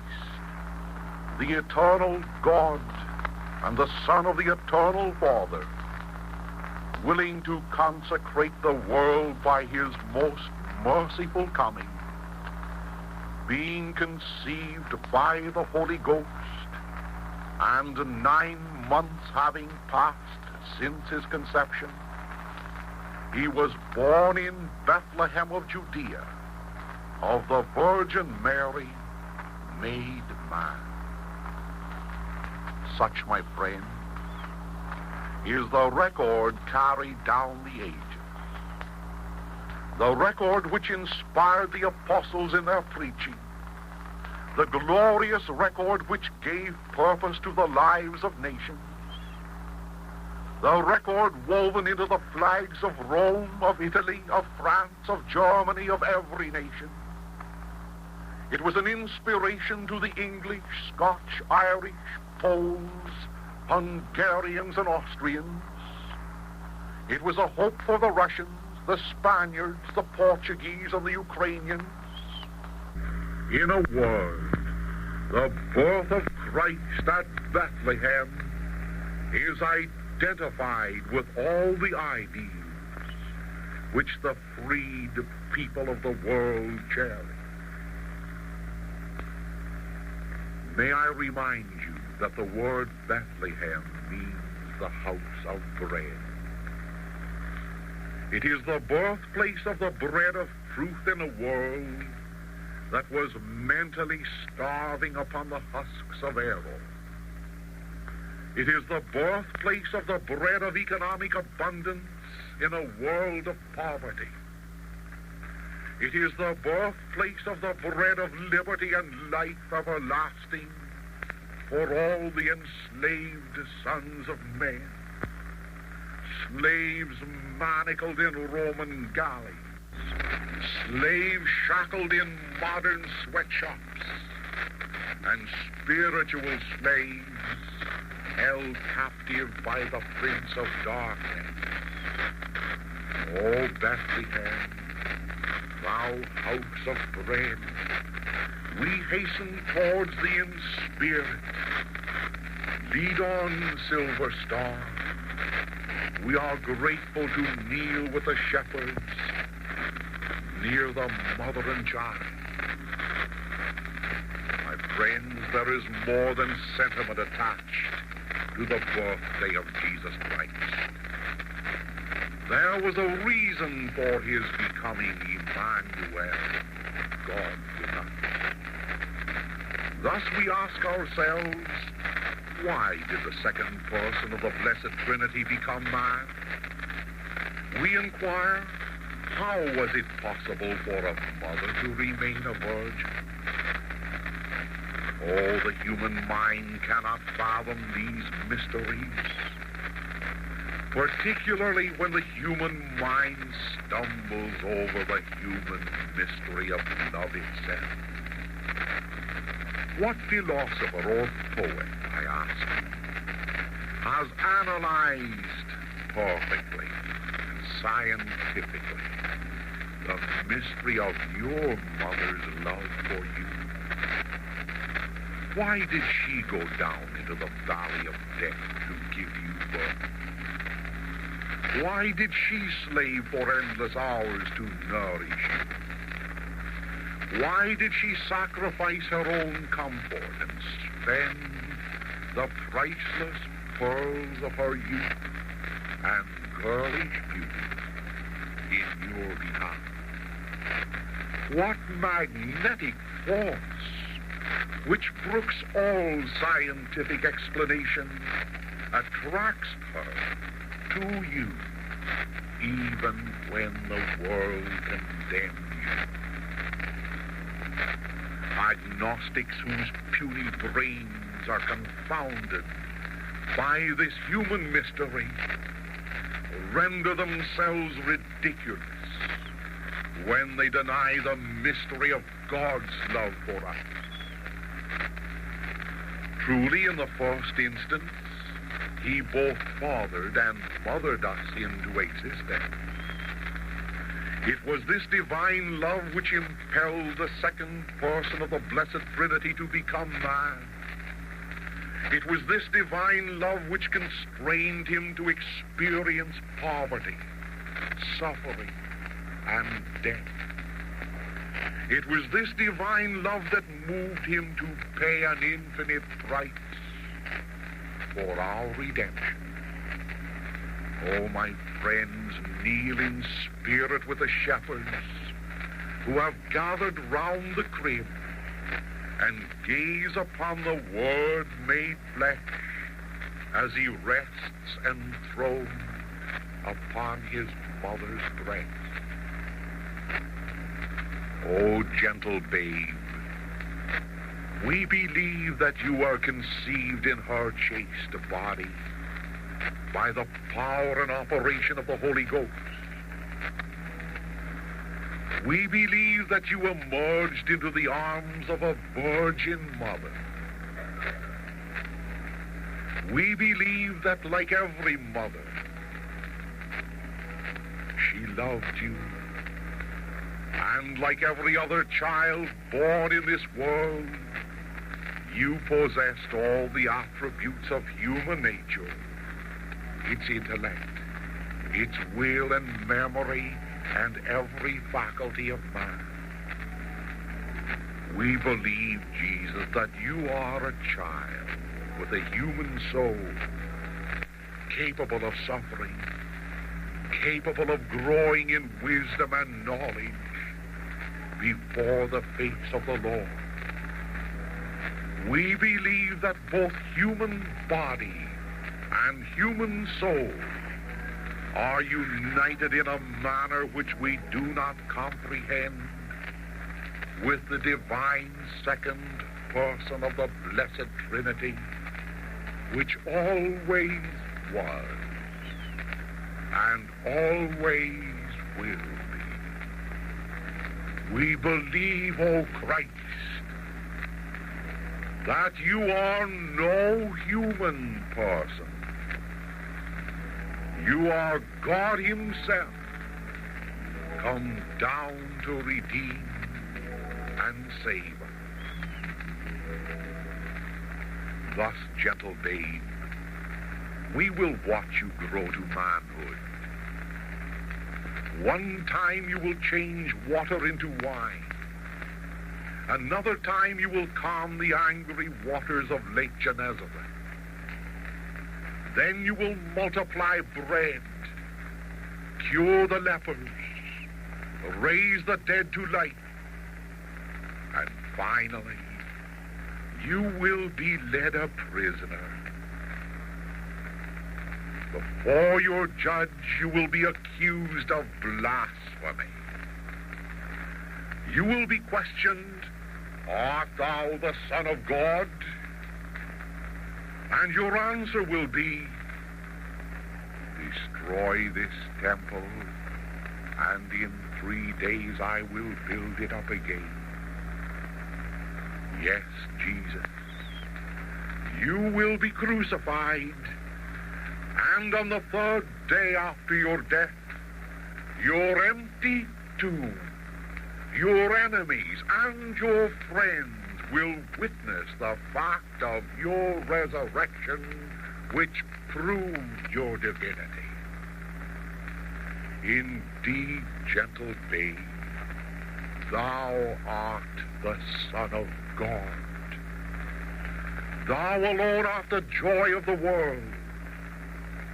Thou alone art its liberator and redeemer. True God, true man, in one divine person. In celebrating the feast of Christmas, my friends, let us remember that we are also celebrating the feast of peace. The first Christmas was advertised to this world not only by the appearance of a bright star whose shining was visible to wise men living in distant countries, but also by the propaganda, if I may use the word correctly, broadcast by the angels in their hymn, "Glory to God in the highest, and on earth peace to men of good will."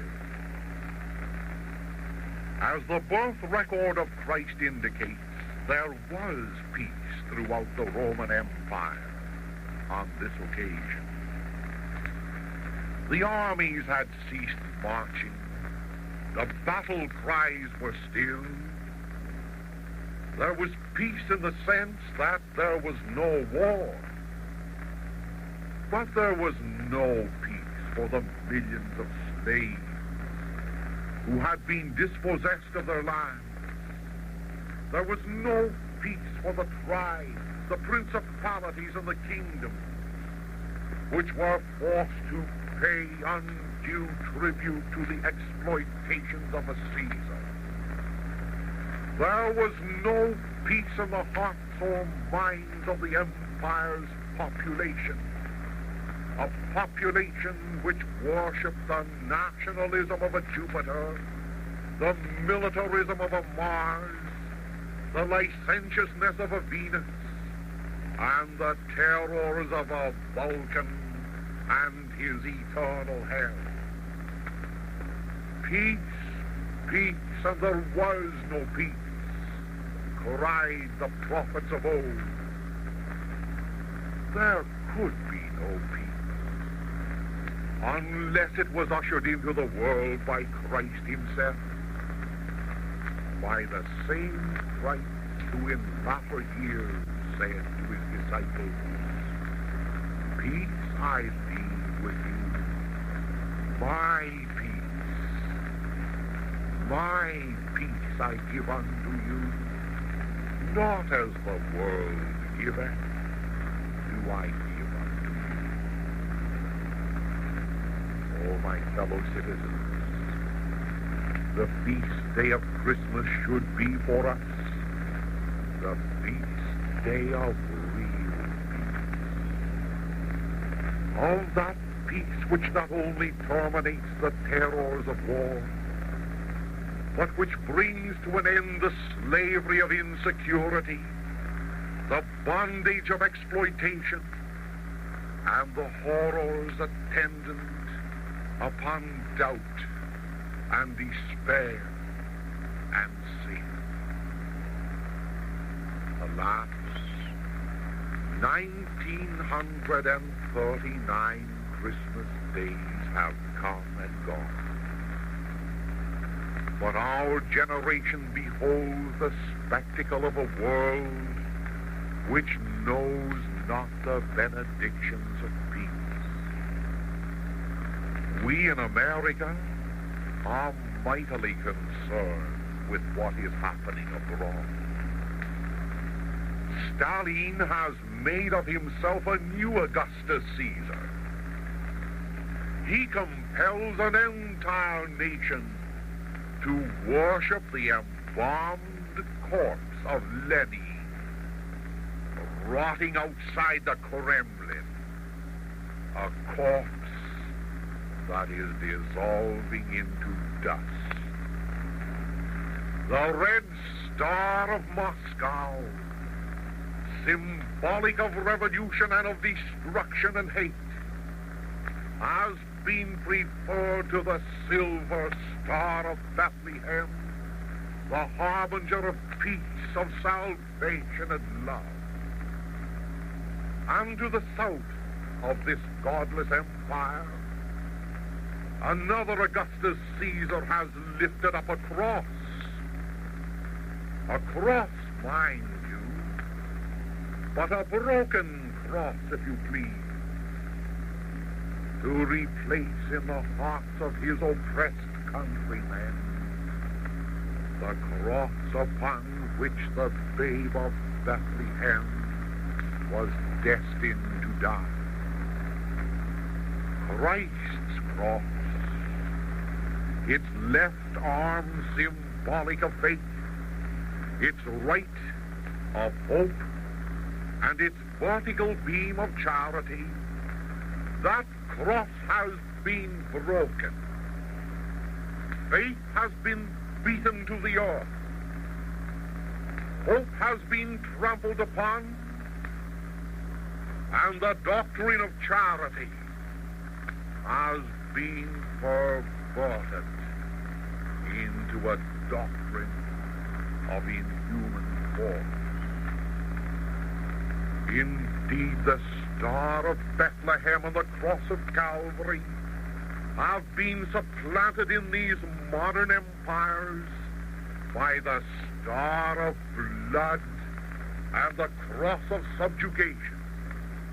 And elsewhere, even at times within the precincts of our own United States, both the Star and the cross, which recall Emmanuel to the minds of men, have been veiled, so that the shining of the former has been dimmed in legislative halls, in schools, in public institutions and homes, and the glory of the latter, of the cross, has been overshadowed by pseudo-Christs and antichrists who clamor for recognition. The dream of peace on earth to men of goodwill, goodwill towards our fellow men and goodwill towards our Emmanuel, has been dissipated because a dictator's will, be it the dictatorship of a fanatic, or of a political party, or of an economic sovereignty, has been preferred to Christ's goodwill of brotherhood and love. Unless nations and their executives reconstruct their codes of diplomacy, reaccepting Christ as did the shepherds, who knows what destination is waiting?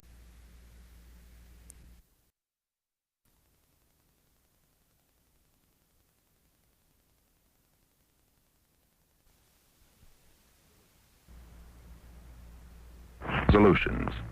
And now, here is Father Coughlin. Ladies and gentlemen and friends, this midnight not only marks the passing of an old year, it is the beginning of a new decade.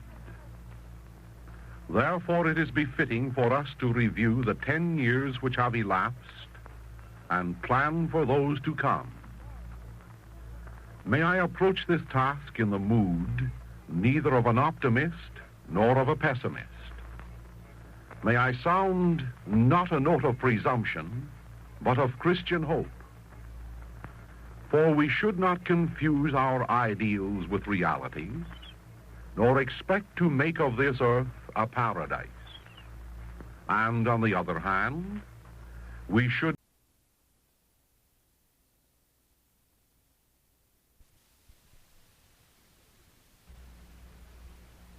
Ladies and gentlemen, we present at this time the regular Sunday afternoon program of Father Charles E. Coughlin from Royal Oak, Michigan.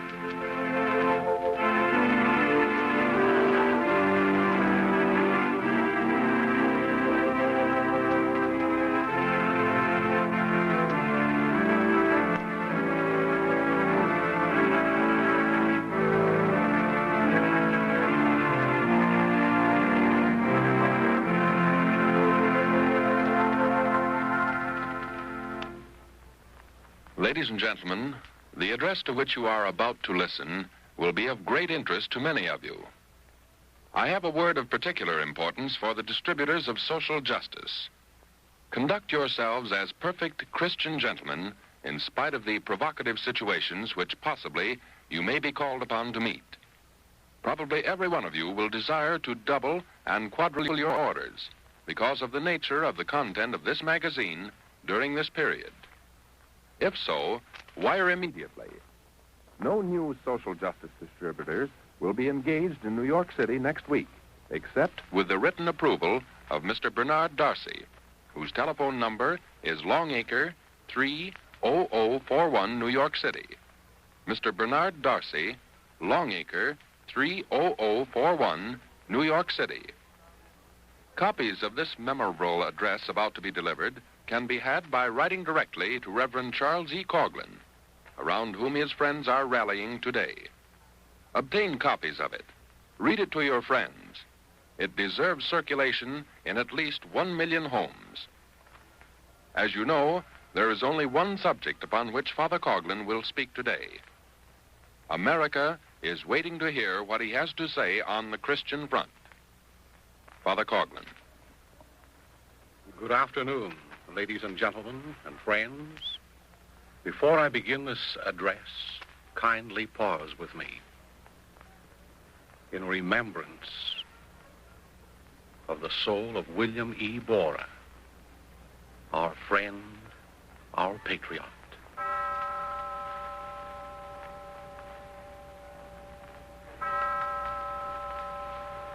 And now, my friends, the title of this address is, I Take My Stand. All week long, the daily papers and newsreels, particularly those of the East, have been headlining and screening a fantastic story of an alleged seditious plot to overthrow the government of the United States.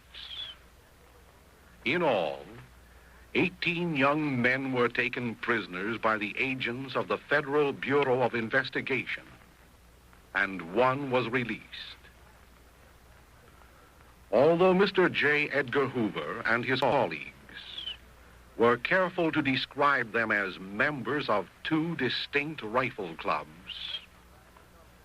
nevertheless, the press of the nation saw fit to identify all of them with the Christian Front, thereby placing that organization and those who sponsored and encouraged it on trial before the bar of public opinion. Definitely, they were not all members of the Christian Front.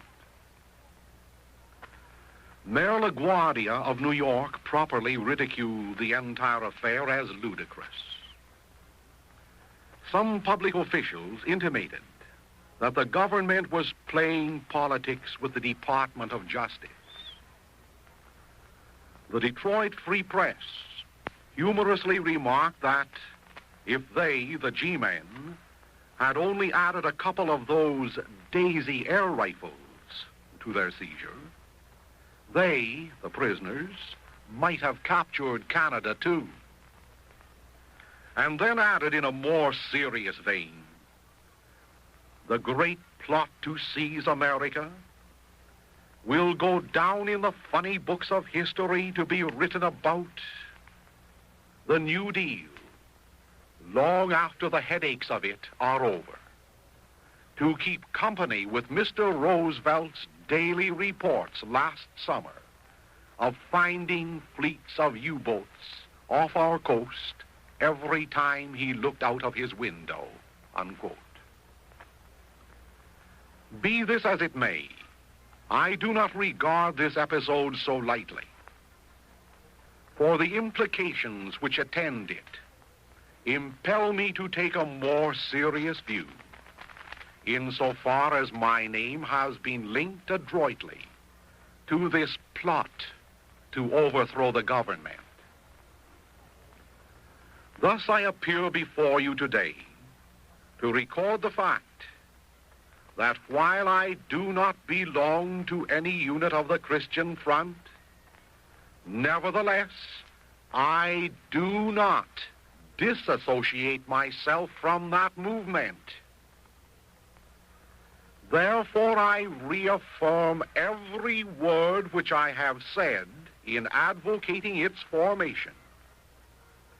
I re-encourage the Christians of America to carry on in this crisis for the preservation of Christianity and Americanism more vigorously than ever, despite this thinly veiled campaign launched by certain publicists and their controllers to vilify both the name and the principles of this pro-American, pro-Christian, anti-communist, and anti-Nazi group.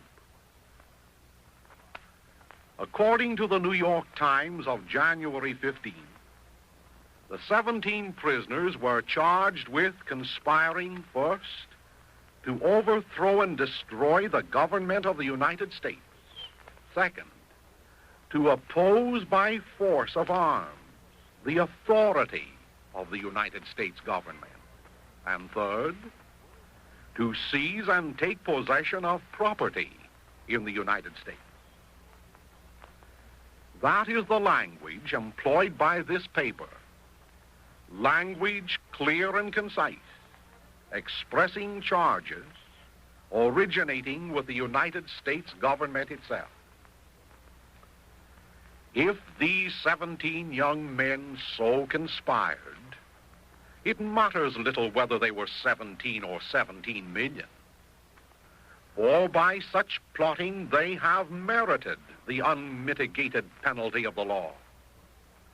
But if such charges cannot be substantiated, the 17 federal prisoners, together with the members and friends of the Christian Front, deserve official exoneration.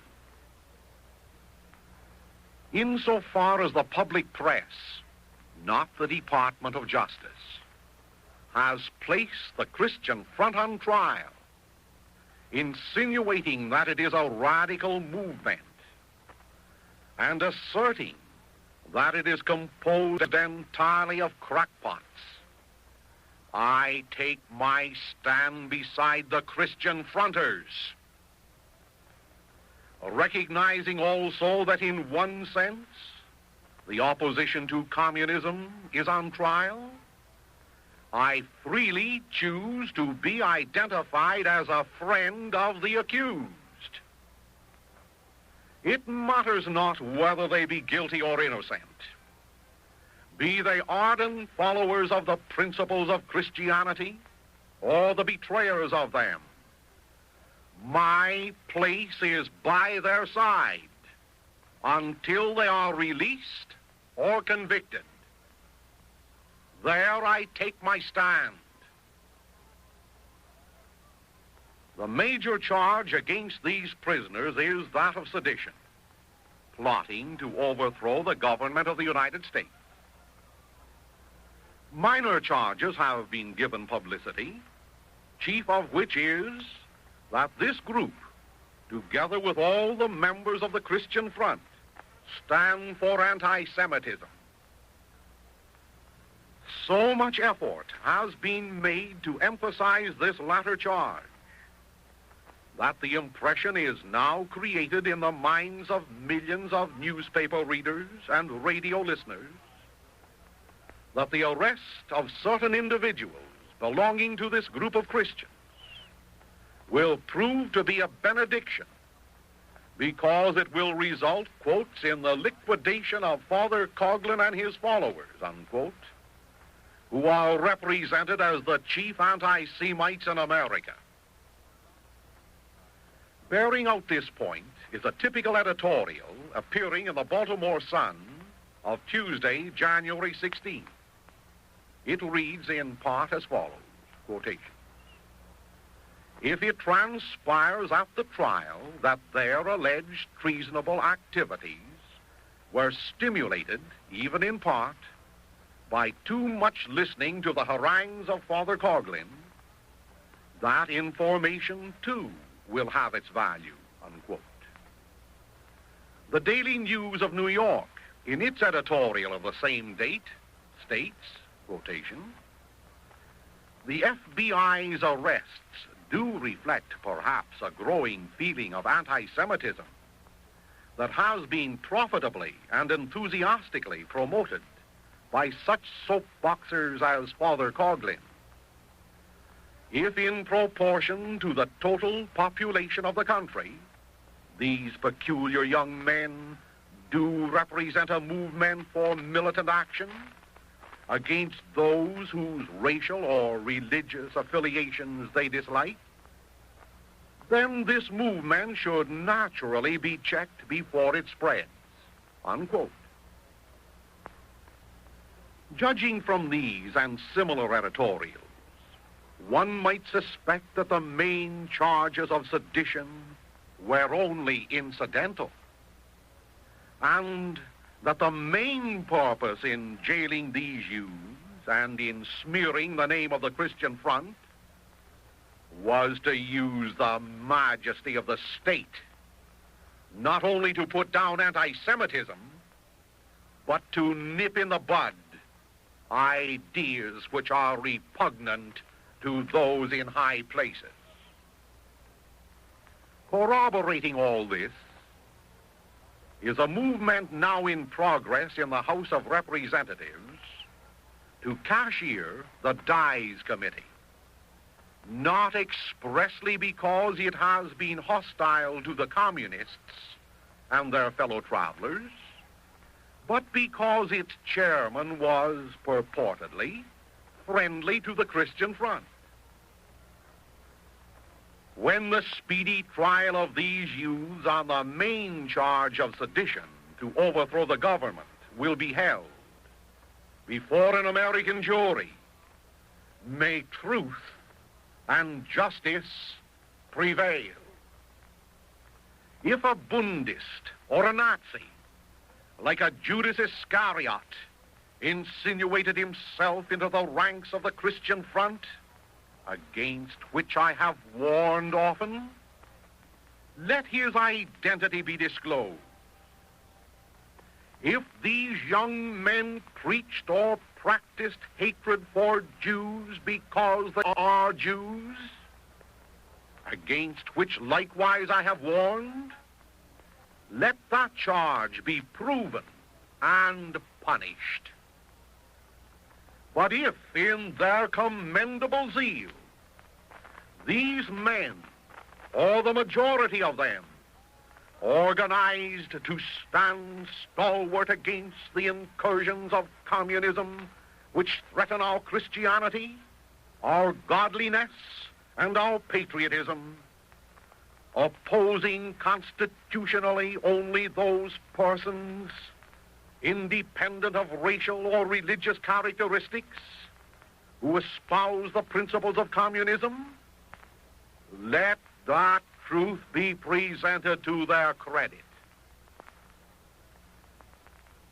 This address, then, is designed by me not to wash my hands, Pontius Pilate-like, of the Christian Front and its members, be they in jail or out of jail.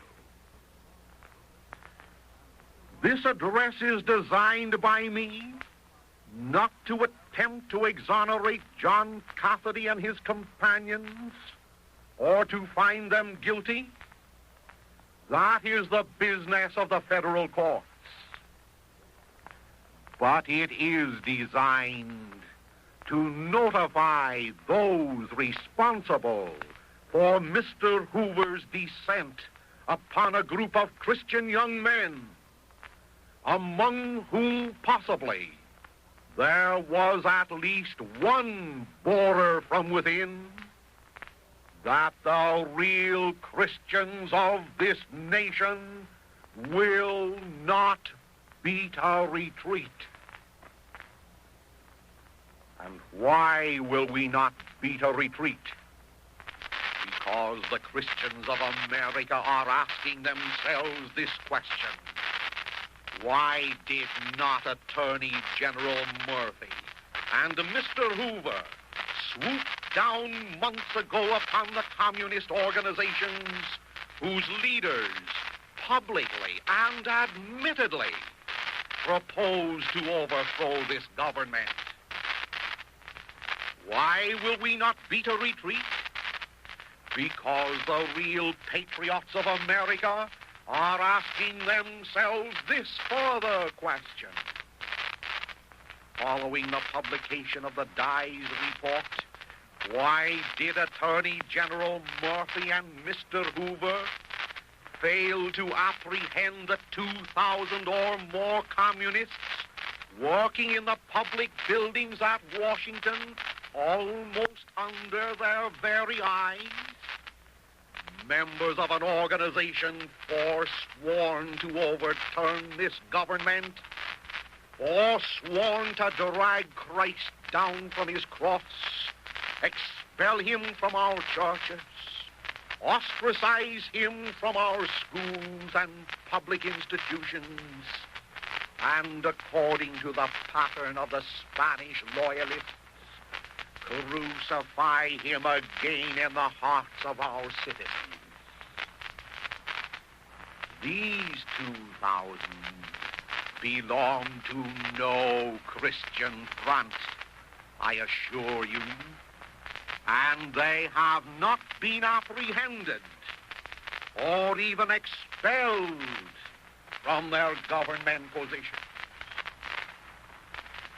When I encouraged and still encourage the formation of a Christian front, I did not stand alone in doing so. For the Christian front movement was endorsed by many thousands of decent citizens who were and are heartsick as a result of the unimpeded and cultured growth of communism in this nation over a period of years. Did the prejudiced press of America state that fact in its effort to put on public trial not 17 members of rifle clubs, but a group of Christians organized to combat communism? Emphasizing that the Christian Front movement was sponsored and approved by many decent citizens, pause to note what one of them, Bishop Noel of Fort Wayne, Indiana, wrote in Social Justice magazine of August 8, 1938, as well as in his own Sunday Visitor. His Excellency said, quotation, "Not only should Catholics speak out fearlessly and unceasingly against enemies of God and country, but they should heed the appeal of Pope Pius XI and invite all others similarly minded to join with them in creating a united Christian front against these enemies and for the promotion of a Christian order of society. Such is their evident duty as followers of Christ, and particularly as soldiers in the worldwide army of Christ, as members of his mystical body, through which each is interested in the spiritual welfare of all others, and with them interested in crystallizing loyalty to their common head." The bishop continues by stating, "Monsignor Fulton Sheen, Father Coughlin and other Catholic clergymen who have the ear of the people, no matter whether their views be identical or not, in relation to certain measures designed to promote the economic good of the American people, they have advocated and are advocating a united Christian front. Our Sunday Visitor, the Bishop's paper, appeals to you individually and as members of your respective parishes to lend your support in your own communities to the defense and advocacy of those Christian principles which are fundamental to Christianity and to a healthy state of civil society, unquote. I ask you, did the prejudiced press find room to print the principles which, as far as I know, dominate the Christian front? Principles which I broadcast over this microphone on July 30th, 1939. To refresh their memory, I said on that day to the Christian front, quotation, "Gentlemen of the Christian front, since you have adopted a name that was hallowed in the poverty of Bethlehem, made glorious in the streets of Nazareth and on the temple steps at Jerusalem, since you have chosen to designate yourselves by his name, whose hands clasped the nails, whose brow bore the crown of thorns, and whose lacerated body was sealed in a tomb from which he rose immortal, bear in mind that he is the Prince of Peace. He came not to destroy, but to perfect. He dwelt amongst us, not to teach the doctrines of subjugation and slavery, but the gospel of liberty and brotherhood. Oh, it was his lips that pronounced the counsel of love one another. It was his voice that sounded the warning that they who use the sword shall perish by the sword. Therefore, gentlemen of the Christian front, before your spokesmen ascend the rostrum to discuss Americanism and Christianity, model your speech after the Sermon on the Mount. If you are assailed or assaulted, be mindful that when he was spat upon, condemned, stripped of his garments, and lashed at the pillar of injustice, he suffered patiently. Recollect his admonition to render to Caesar the things that are Caesar's, and to God the things that are God's. Yes, even when you are arraigned before some Pontius Pilate and victimized by slander, when you are maligned and calumniated, be ye mindful that though you could summon 10 legions of angels to your defense, you must not take the law unto your own hands. You are not fighting against the law. You are organizing to protect the law and perfect the law. What though the modern scribes and Pharisees term you fascist? What though they accuse you of stirring up the multitude? What though they maintain that you consort with sinners? Be they Nazi or anti-Semitic or whatnot, wear not more scurrilous epithets than these hurled at Jesus Christ. Gentlemen of the Christian front, I am sadly conscious that in Germany, an Adolf Hitler protested that his movement was in defense of Christianity.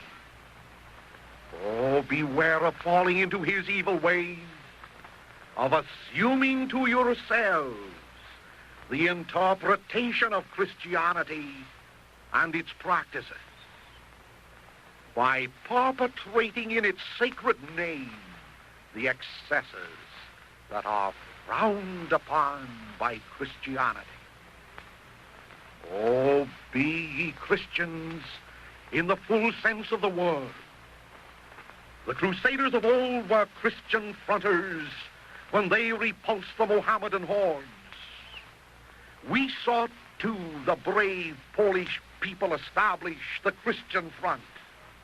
We saw it spring up in Italy, and we witnessed the activities of a Christian front that was forced to defend the lives, the liberties, and the properties of Spain against the invasion of the international popular Bolshevik front. Christianity, however, does not teach that you and your fellow citizens shall submit to any injustice which definitely aims at the destruction of the immortal souls of men. Christianity does not teach that the mystical body of Christ shall submit to the mystical body of Satan.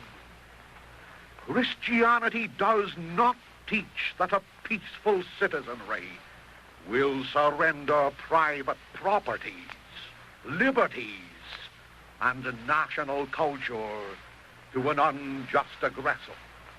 Unquote that speech. These, my friends, were the principles and aims enunciated last July. These were, as far as I know, the principles and aims which were adopted. Oh, but literally lifting the words following this quotation from their context, the communist press intimated that the Christian front was established to use the Franco way as a first resort rather than as a last resort. Rather than give publicity to these statements, a clever campaign of indirect vilification was engaged in last week by public speakers and writers to make a Roman, or preferably a Moscow holiday, for those who still prefer Barabbas to the victim of Calvary. No observant person questions the need of a Christian front in America. A Christian front for Jew and Gentile, lest there be imposed upon all of us a popular Marxian front. No informed person denies that the day for tolerance towards the communist front has passed.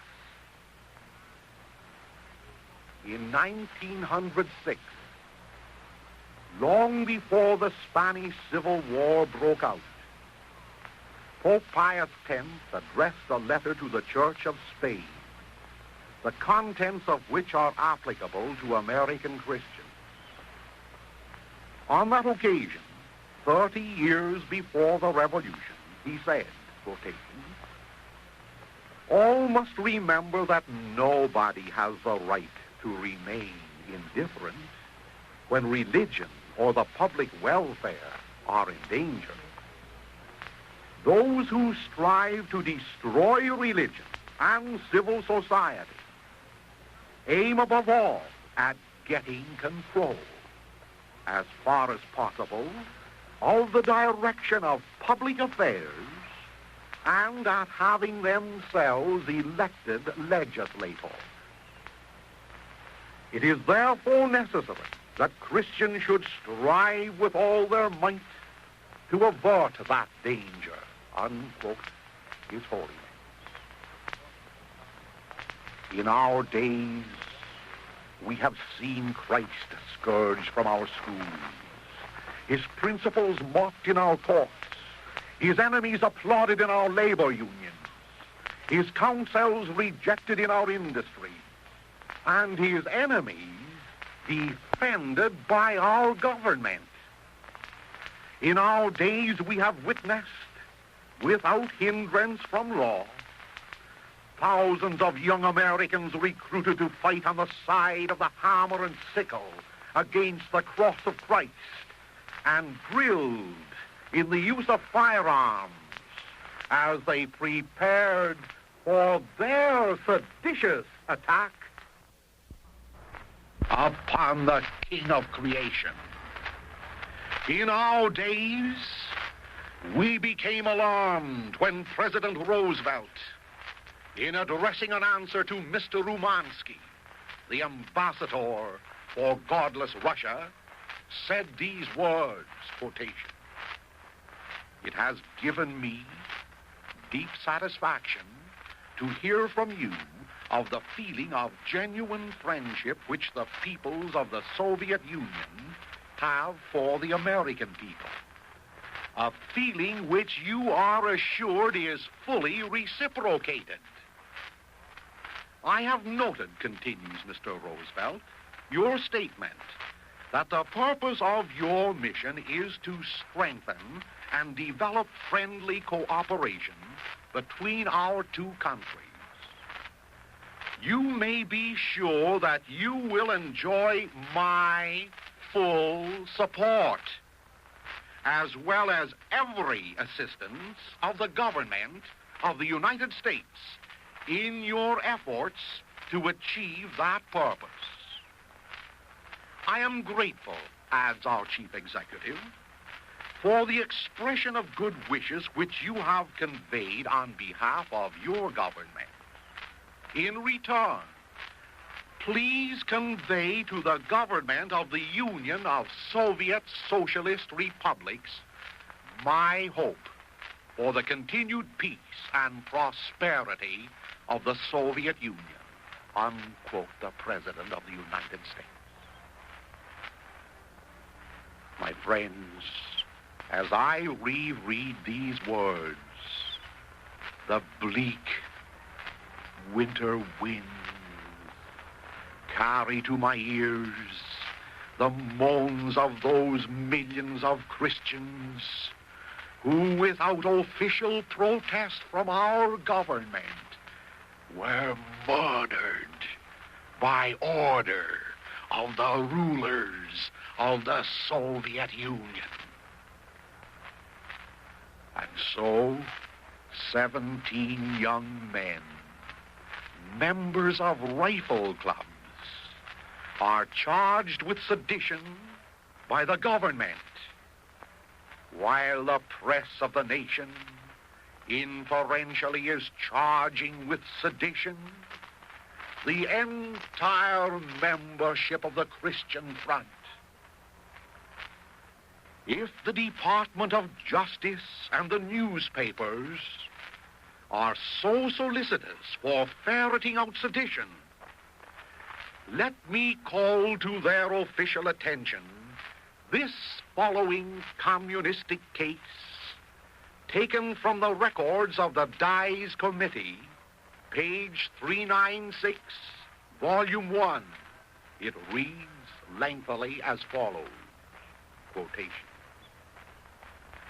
The Reds appear to wield some strange but powerful influence in high circles, for they are able to squash investigations and efforts to prosecute members of their organization who have been accused of sabotage. The case of the United States dirigible Akron is a good example. Following an investigation in 1933, continues the report, it was alleged that Paul Casey, an alien had purposely refrained from placing needed rivets in the framework of the Akron during its construction. Casey had been working on the steel frame before his discharge. Shortly after this, he was arrested in Ohio and charged with violation of the Ohio sedition law, at which time his bail and legal expense, amounting to over $40,000, were raised by communist forces. After his release, continues the report, he was not deported or rearrested, and he is still at large in the United States, although it has been reported Casey admitted when apprehended by Department of Justice agents that he meant to see that the Akron would never take the air. It did take the air, but the omission of rivets so weakened the structure that the giant dirigible crashed, killing most of the crew. Shortly before the Akron disaster, continues the report, a Navy bombing plane crashed at San Diego, California, resulting in the death of a pilot. Subsequent investigations revealed that someone had weakened the wings so that eventually they would collapse. Casey was employed in the plant in San Diego at the time of the construction of the plane. And the report concludes, Casey, it is alleged, admitted that he had led communist uprisings in Austria-Hungary after the World War. A series of plane disasters began shortly before and after he had been apprehended in this country. Yet a Land, L-A-N-D, attorney, since then communist candidate for office in Ohio, defended Casey. The latter was tried only for the alleged violation of the Ohio criminal syndicalism law, and this law was found to be unconstitutional, unquote the Dies report. Moreover, my friends, if a portion of the press of this nation were not so prejudiced, it would have corrected the original statements printed and picturized about the seizure of arms made 1 week ago today in the homes of the arrested members of the Christian Front and others. Here is the suppressed and tortured truth. Many newspapers printed a picture of the young marksmen in action, which was supposedly taken with a telescopic camera.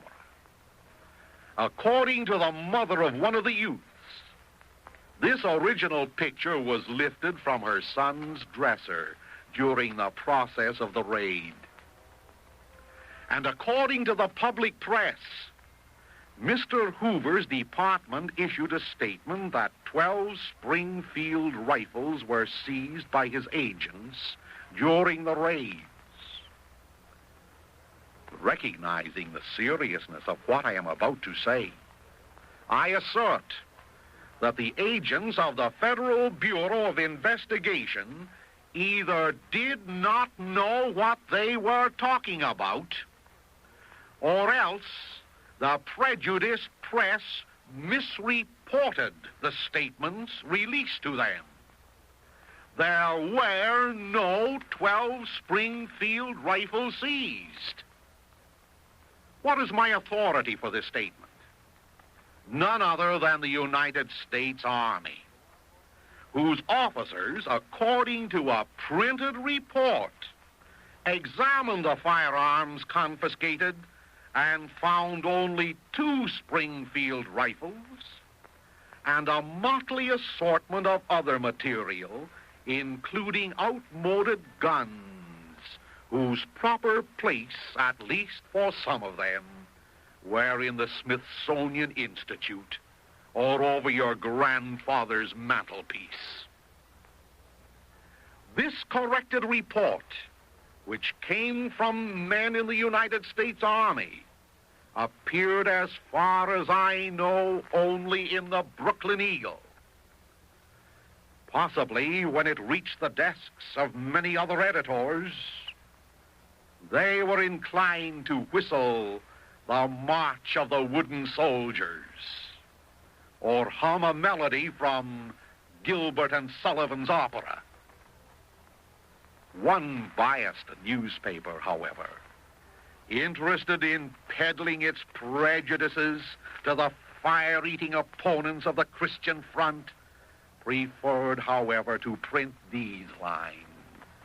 I refer to the New York Daily News of last Thursday. The lines are these: explosion destroys DuPont factory.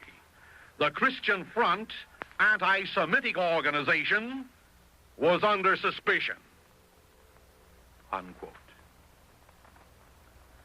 Widespread publicity was given to the cache of arms seized by the agents of Mr. J. Edgar Hoover and his superior, the Honorable Frank Murphy.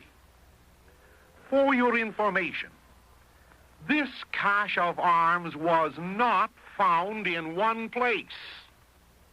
Rather, it was a collection of seizures made in the various homes and localities frequented by these 17 young men, not all of whom, bear in mind, were members of the Christian Front. Bear in mind, nearly all these young men belonged to authorized gun clubs. Among the score or so of weapons seized from various homes, little publicity was given to the fact that they had not been stolen, as reported.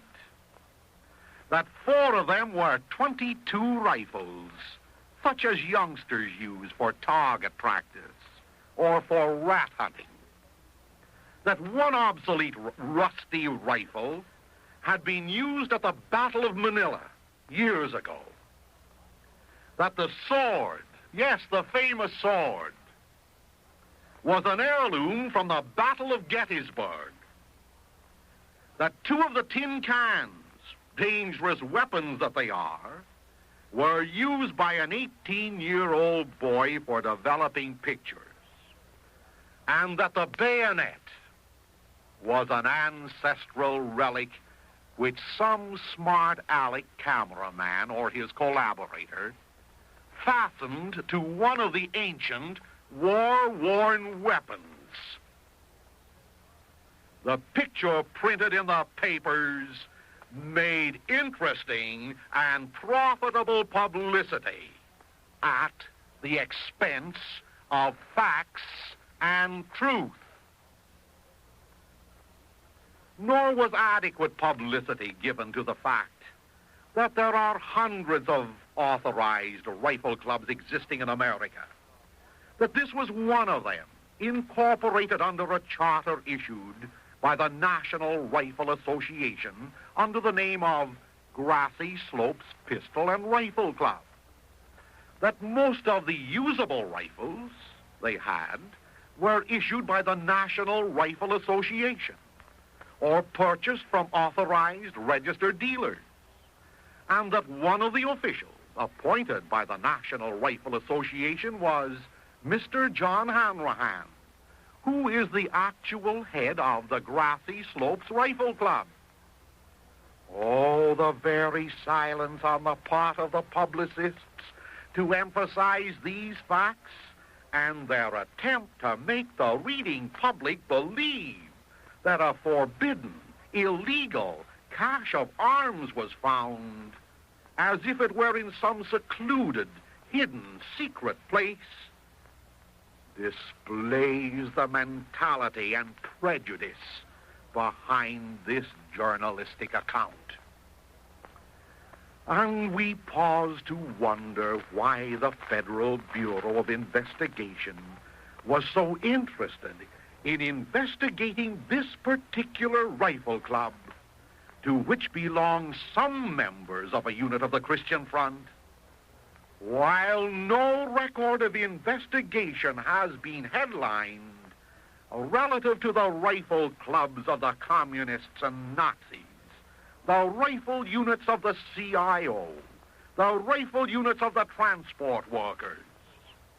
And yet, these members of the Grassy Slopes Rifle Club, some of whom incidentally were members of a unit of the Christian Front, not all of them, are accused by the government of sedition, are accused of plotting to overthrow the government and to oppose by force of arms the authority of the United States government. If they are guilty, let them suffer the penalty of the law. If they are innocent, let them be free. No wonder that certain news journals whose editors endeavor to avoid prejudice and who resent being duped by propaganda, no wonder they regret that the Federal Bureau of Investigation, with its admirable chieftain, J. Edgar Hoover, were used as a springboard from which was catapulted an attack upon the members of the Christian Front. They know that the Christian Front stands for God and country. Even though a few crackpots, as they call them, found entrance into its ranks. And these editors know that the communists stand for anti-God and anti-country. They also know, according to page 397, volume 1 of the Dies Report, that Comrade Cassay, spelled K-A-S-S-A-Y, not C-A-S-E-Y, who admitted that he would see that the Akron would never take the air, is a free, protected man in America today. I speak of these things to indicate the need for establishing a genuine Christian front modeled upon the principles of Christ and encouraged by the words of the Venerable Pontiff, to whose writings I formally refer. A Christian front that is tolerant with saint and sinner, with Catholic, Protestant, and Jew, but a Christian front that is not tolerant with the propagation of ideologies of sedition or treachery aimed at the destruction either of our form of government or our Christian ideals. At this juncture, may I quote for public record what Leo XIII said about tolerance. He advised us, these are his words, to cut off familiar intercourse not only with the openly wicked, but with those who hide their real character under the mask of universal tolerance. Under the mask of universal tolerance, of the mania for reconciling the maxims of the gospel with those of the revolution, Christ with Belial, and the Church of God with the state without God. You'll find that quotation of Pope Leo XIII in his letter to the Italian people, December 8, 1892. My friend, when tolerance is so misinterpreted as to imply that we must shake hands with Satan, extend to him our friendship, become his bedfellow, and sit back complacently while communism is countenanced and protected in the highest and lowest circles of government. Oh, the courageous Christians of America will not be intimidated by name-calling, such as anti-Semitic, or by threats of investigation, or by a prejudiced press. And by no means am I including all newspapers in that category. Meanwhile, recollecting the words of the Divine Master, namely, I was in prison, and you came to me. Recollecting that, like St. Paul, these young men need not and would not let themselves down by a basket from their prison. For in America, we still have, we trust, dependable courts of justice. We will visit these prisoners with our prayers, petitioning that they be tried on the charges leveled against them by the officials of the federal government. If they are guilty, let them be punished. If innocent, God speed their freedom.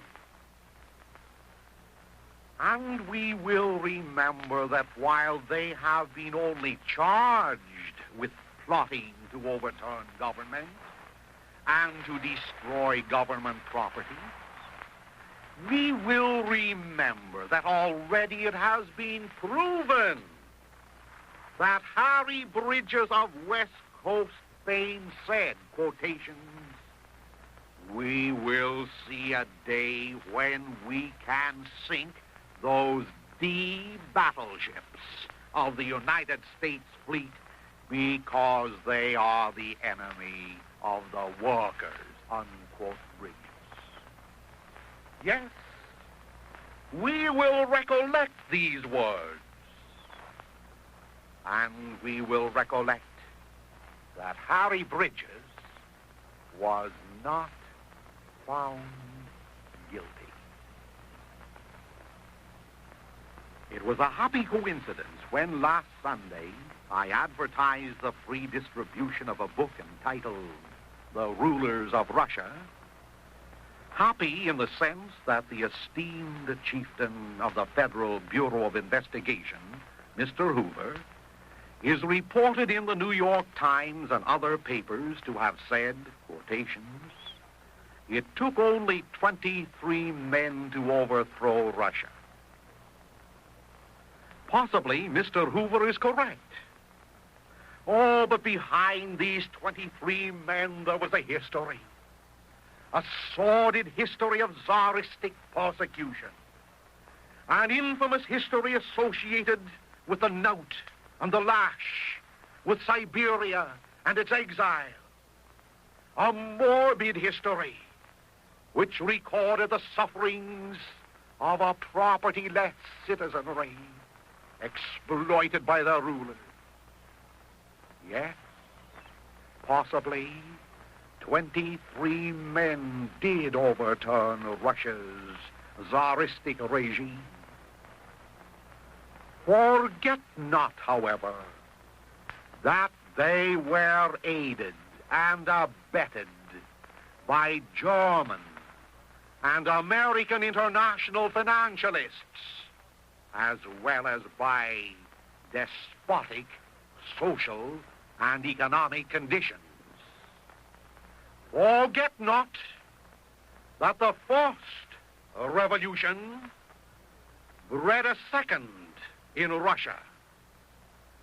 One was but a preparation for the Bolshevism, the hatred, the red rivers of blood, and the millions of massacred victims which followed. Thanks be to God, the parallel does not obtain in America. Who are the rulers of Russia? who were responsible for perpetrating these crimes against God and civilization?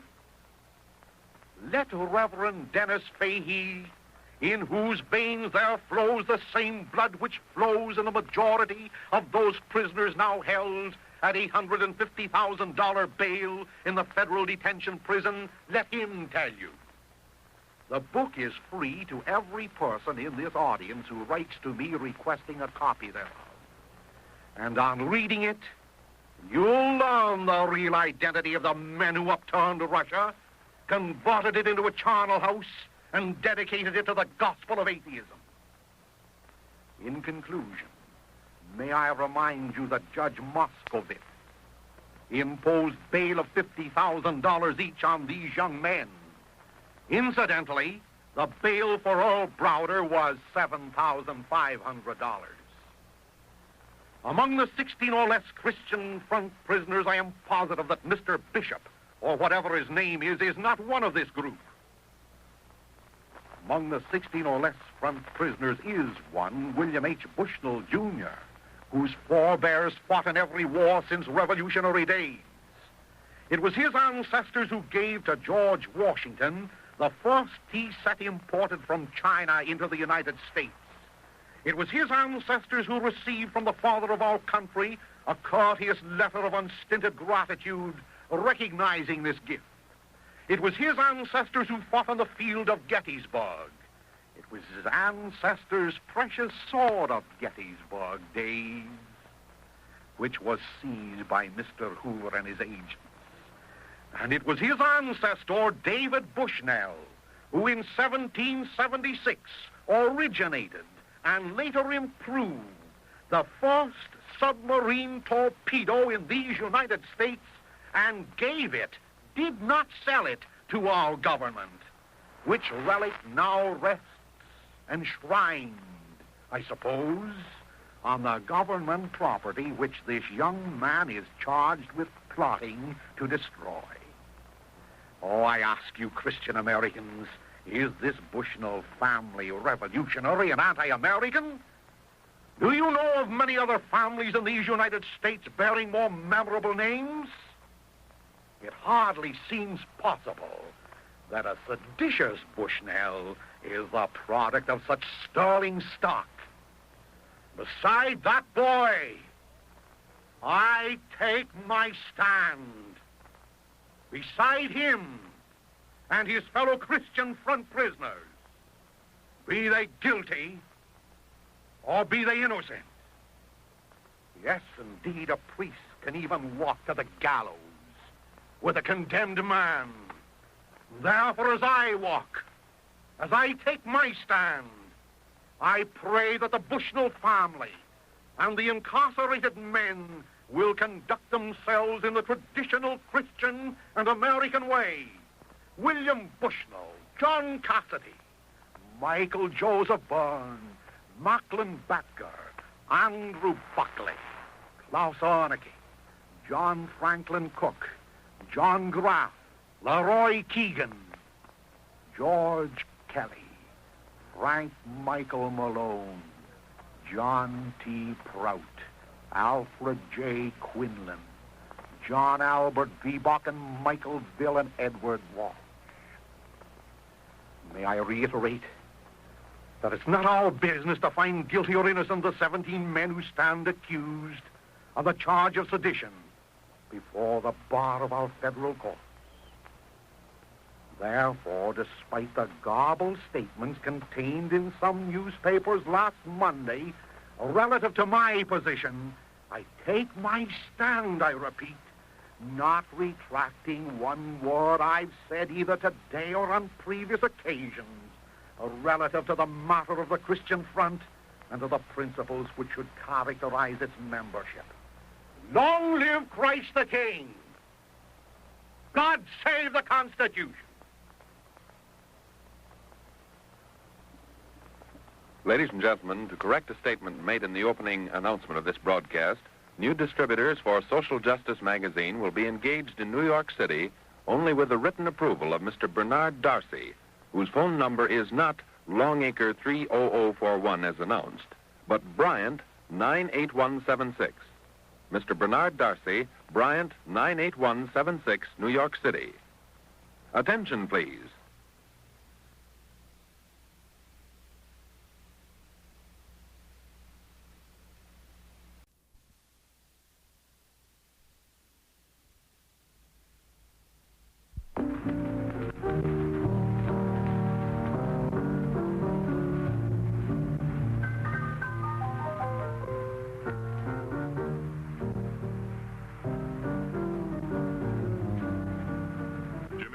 Program of old-time songs was a presentation on your dial of 1,250 kilocycles.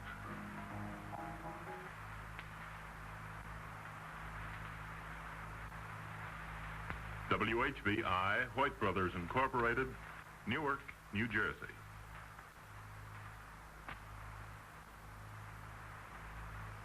Ladies and gentlemen, we present at this time the regular Sunday afternoon address of Father Charles E. Coughlin from Royal Oak, Michigan.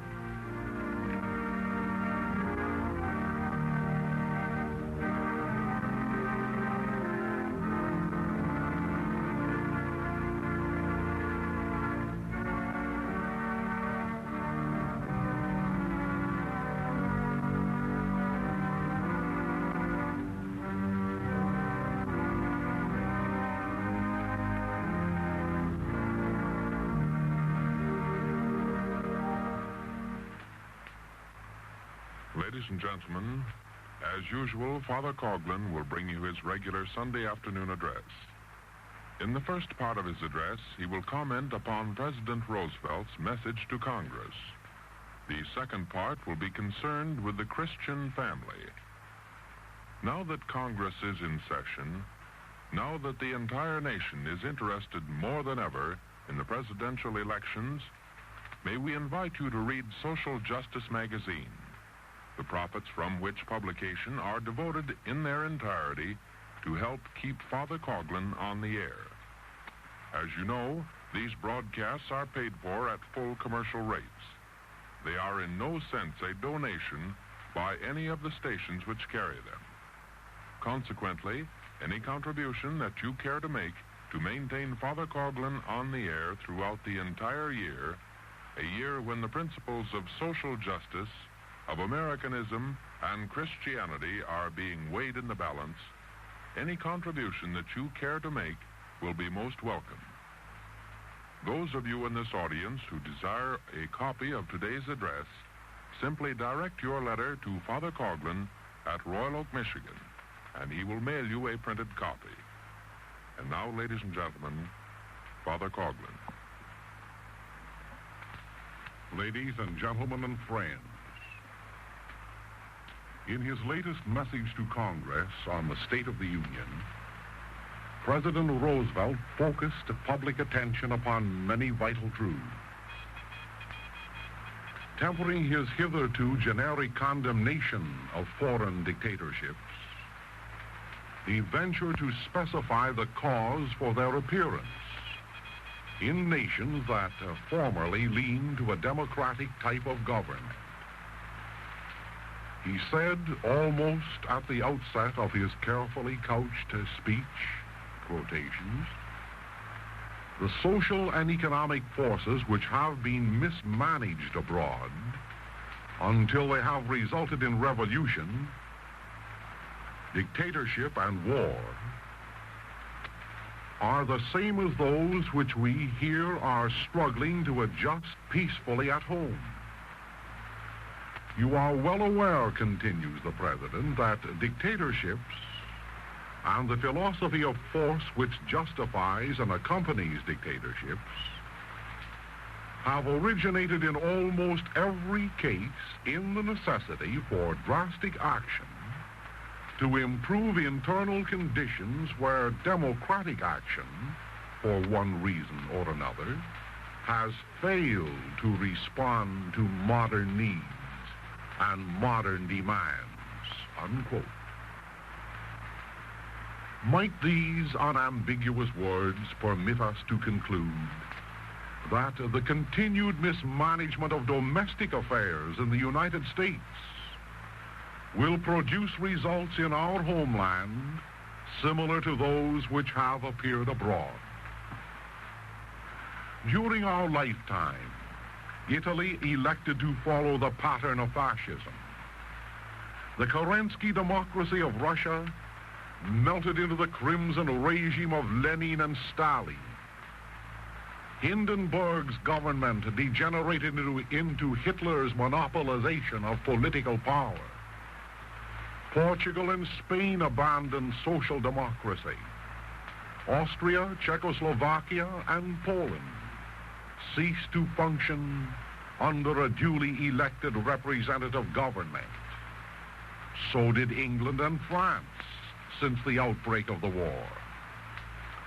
Now, in each and other instances, financial and economic necessity required drastic action to improve internal conditions when democratic action, for one reason or another, failed to respond to modern needs and modern demands.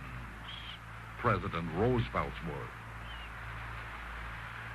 It is regrettable that, having evolved political liberty through the many sacrifices of the past several hundred years, all these nations found it compatible to surrender this benediction to secure bread, clothing, and shelter, the bare necessaries of life.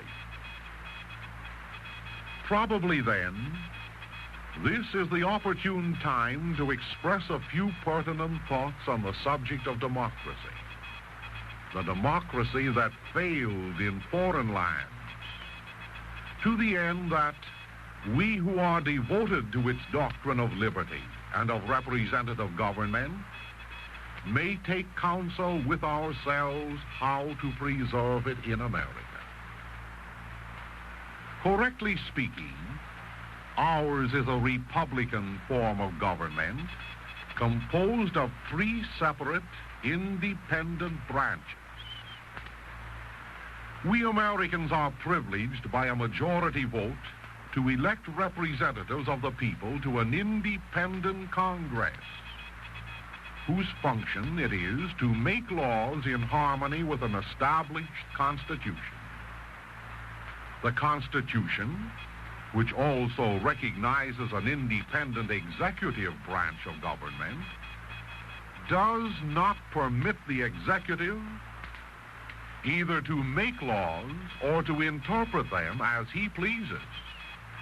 It limits him, together with his secretaries and assistants, to execute only those laws passed by Congress, and in the case of a substantial dispute as to the constitutionality of the laws, it obliges him to abandon them either entirely or in part when the Supreme Court, the third independent branch of government, issues a decision.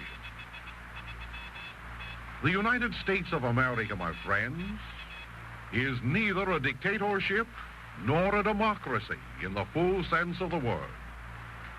At most, it is a limited democracy, which I again designate as a republican form of government. Now observe that each of the three independent branches of government, although cooperating with the other two, is limited by specific powers and prerogatives. That the people themselves are limited by the Constitution, insofar as a mere majority cannot alter that basic document. And finally, that the content of the Constitution is limited, roundly speaking, to the will and decision of 2/3, not 1/2, of the people. In its constituted form, our democracy depends for its operations directly upon representatives and indirectly upon the people. We are subject in our choice of representatives to our common understanding and appreciation of the questions of the day, to the policies proposed, and to the agencies such as the press and the radio and the platform, which expound them and thereby influence our thoughts and habits.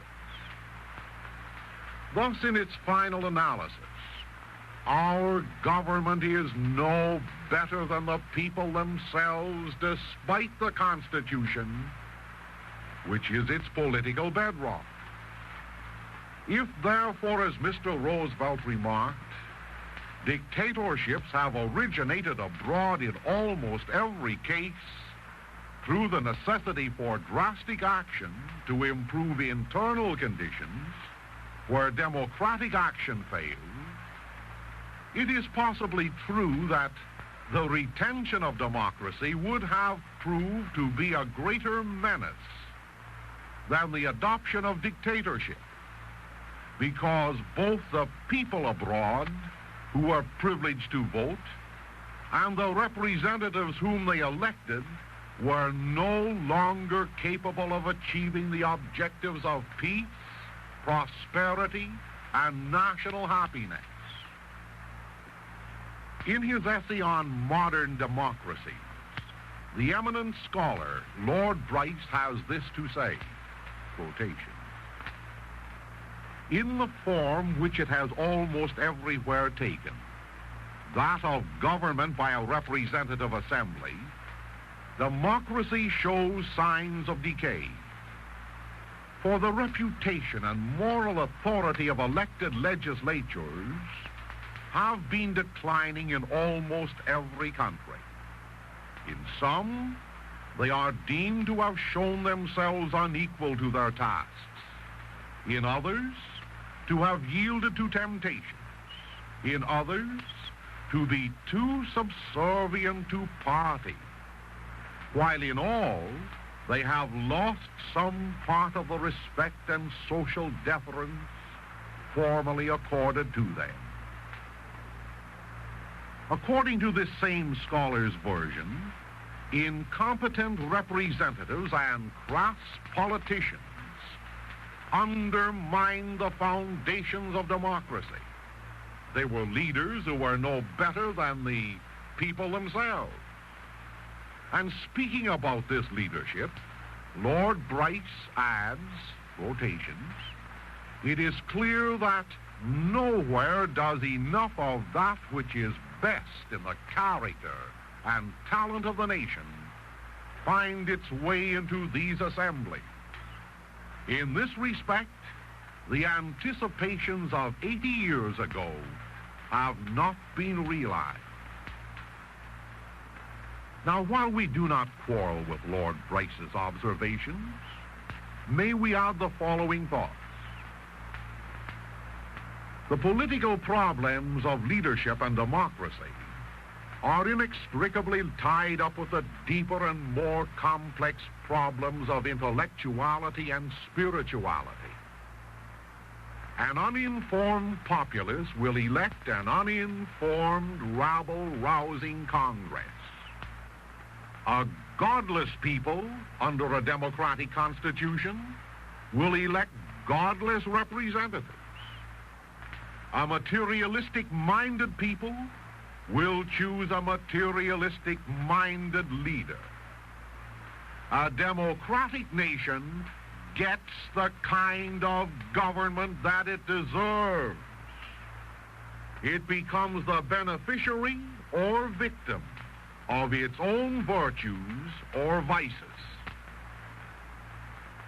Under a democracy, then, there is that constant and prevalent danger when religion is divorced from our social activities, that everything noble, supernatural, and exceptional will be dragged down to the gutter of mediocrity. As pernicious as is the dictatorship of a Stalin, is the dictatorship of a carnal-minded, uninformed, and propagandized majority, no matter how well it is physically organized, either in the ranks of labor or in the halls of Congress. Now, We Americans are mightily concerned with saving our American democracy that has failed so long to function advantageously for the nation, that has counted its unemployed by the millions, that has multiplied and still plans to multiply taxation, that has created and still creates class animosity.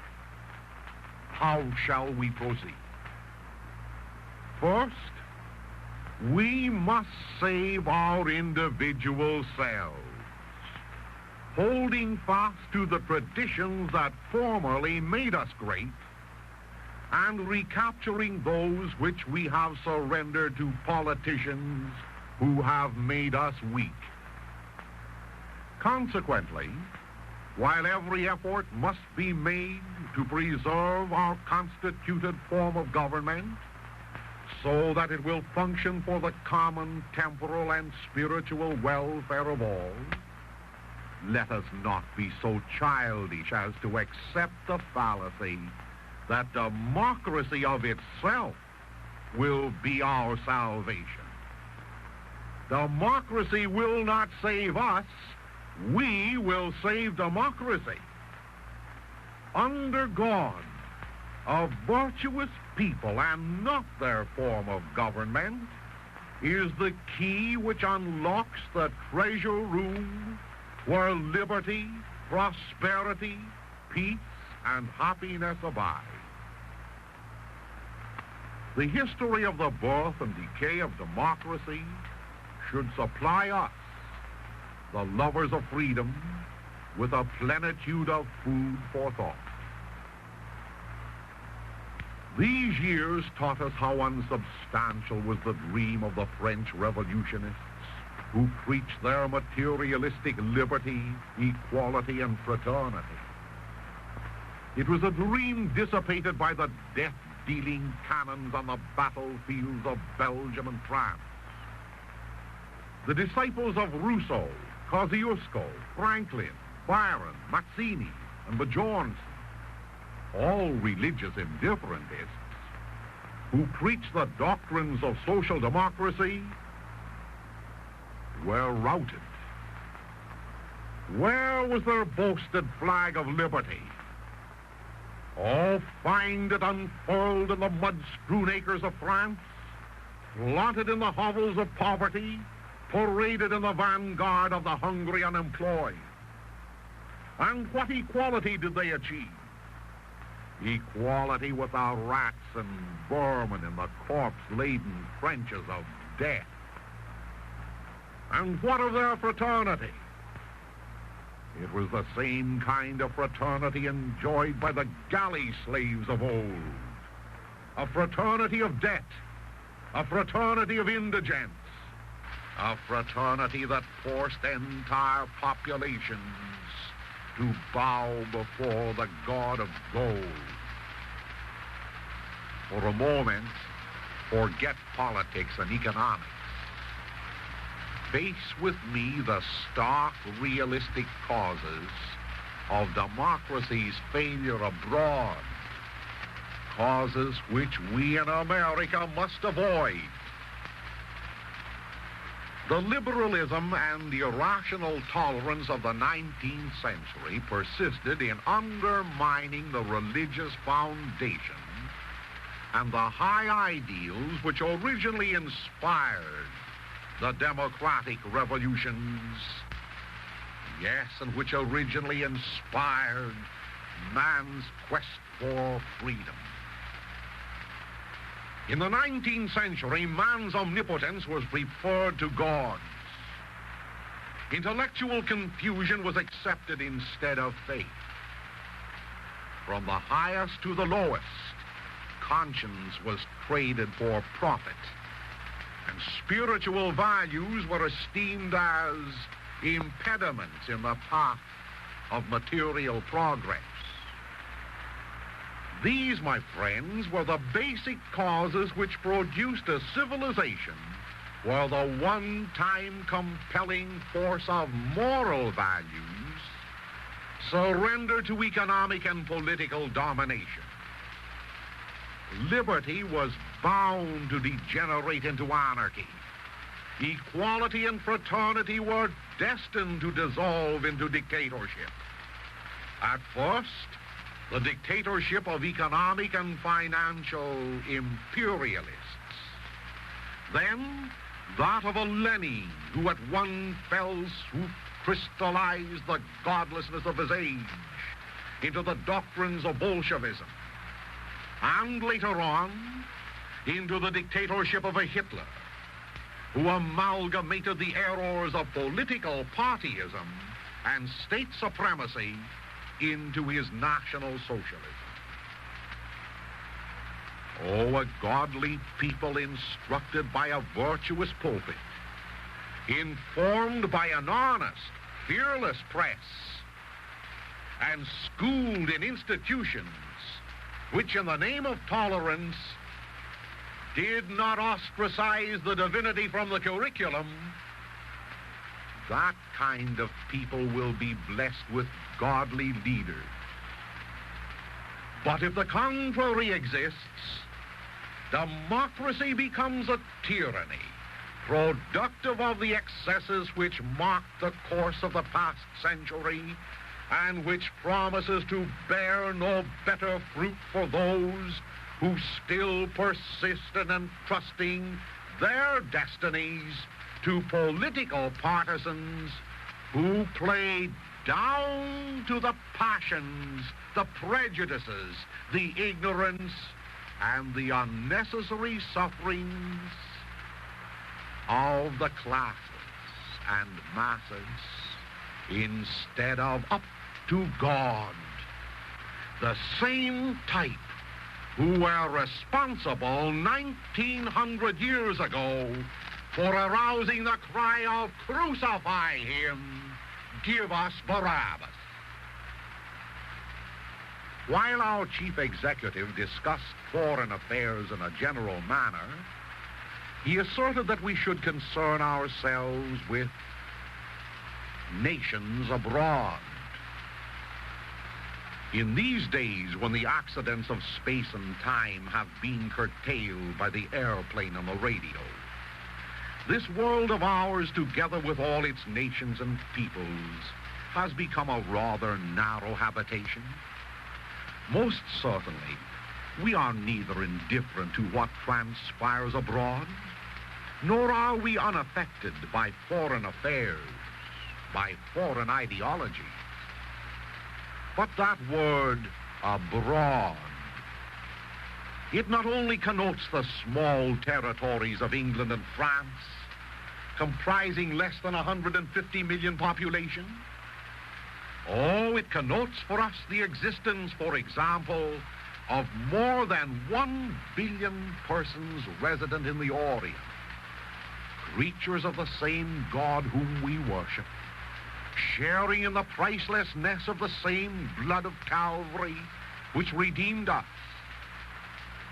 To them, as to us, are applied the words of divine Scripture, namely, that the earth is the Lord's and the fullness thereof.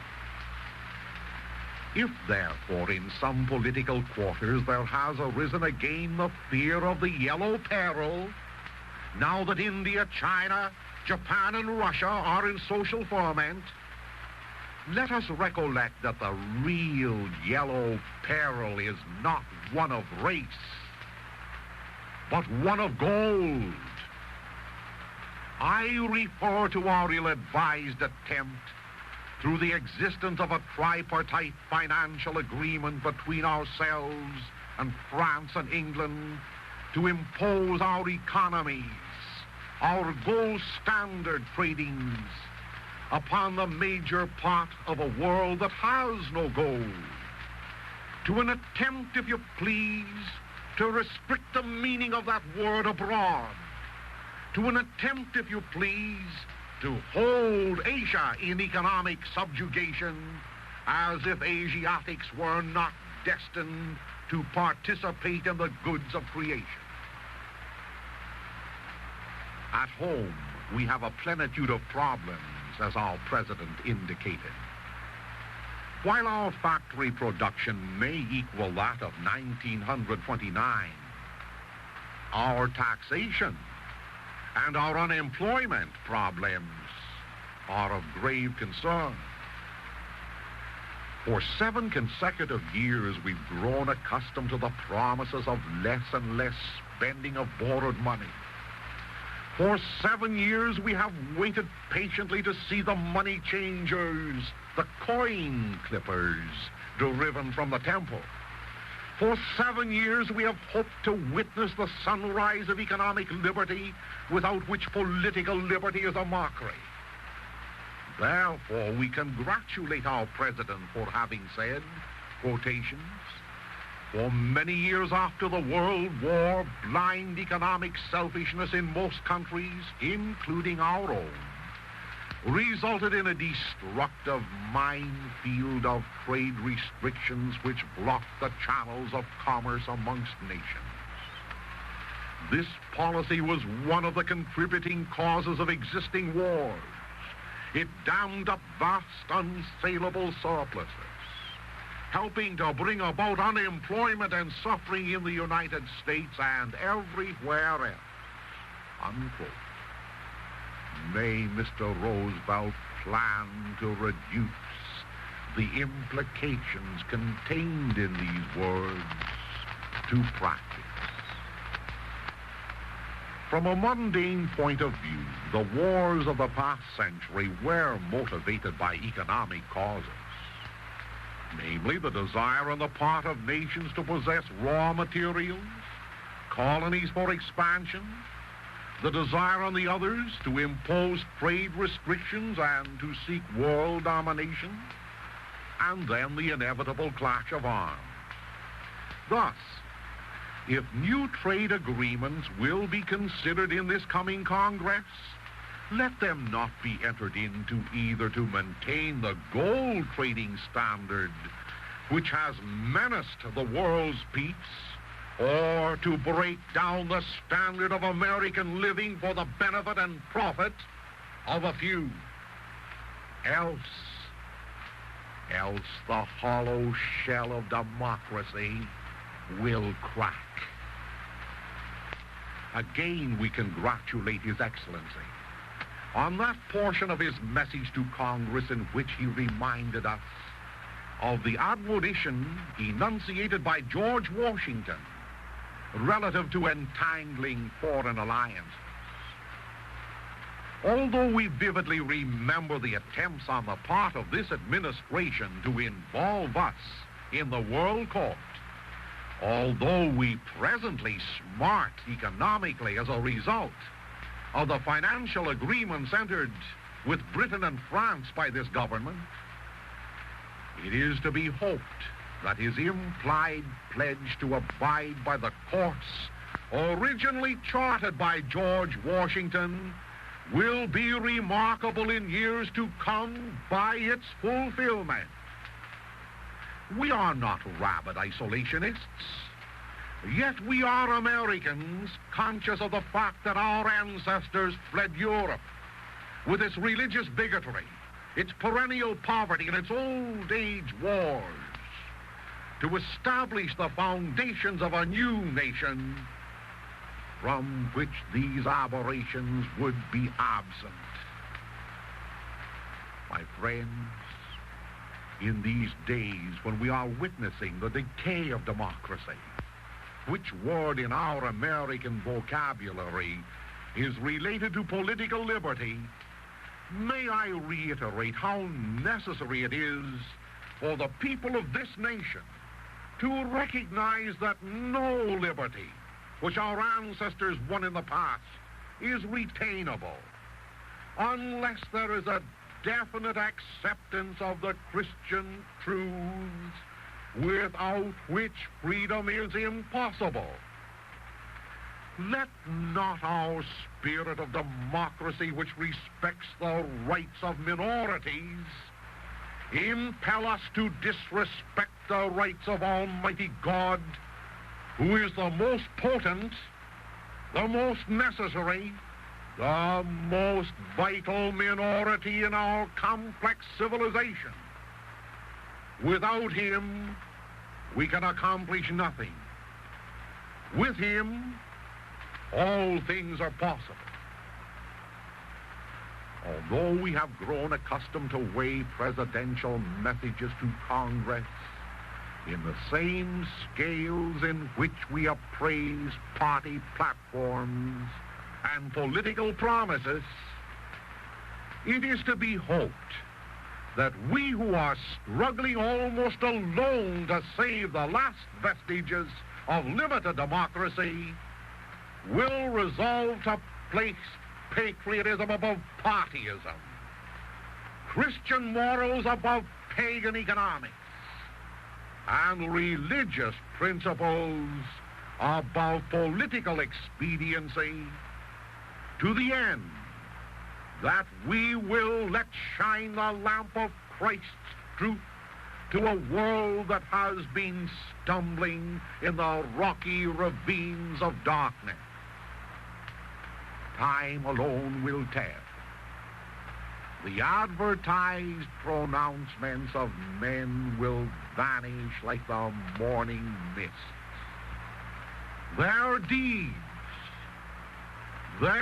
deeds alone will live after them. And by these deeds, future generations, yea, their own contemporaries, will appraise them. Tomorrow is the anniversary of Andrew Jackson, the 7th President of the United States. American tradition long since has revered him as one of our greatest Democrats. And the Democratic Party, of which Mr. Roosevelt is the chieftain, long since has claimed him as one of its outstanding apostles. To honor this indomitable leader, a multitude of dinners is scheduled for tomorrow evening, at which will attend the followers of the Democratic Party. Now,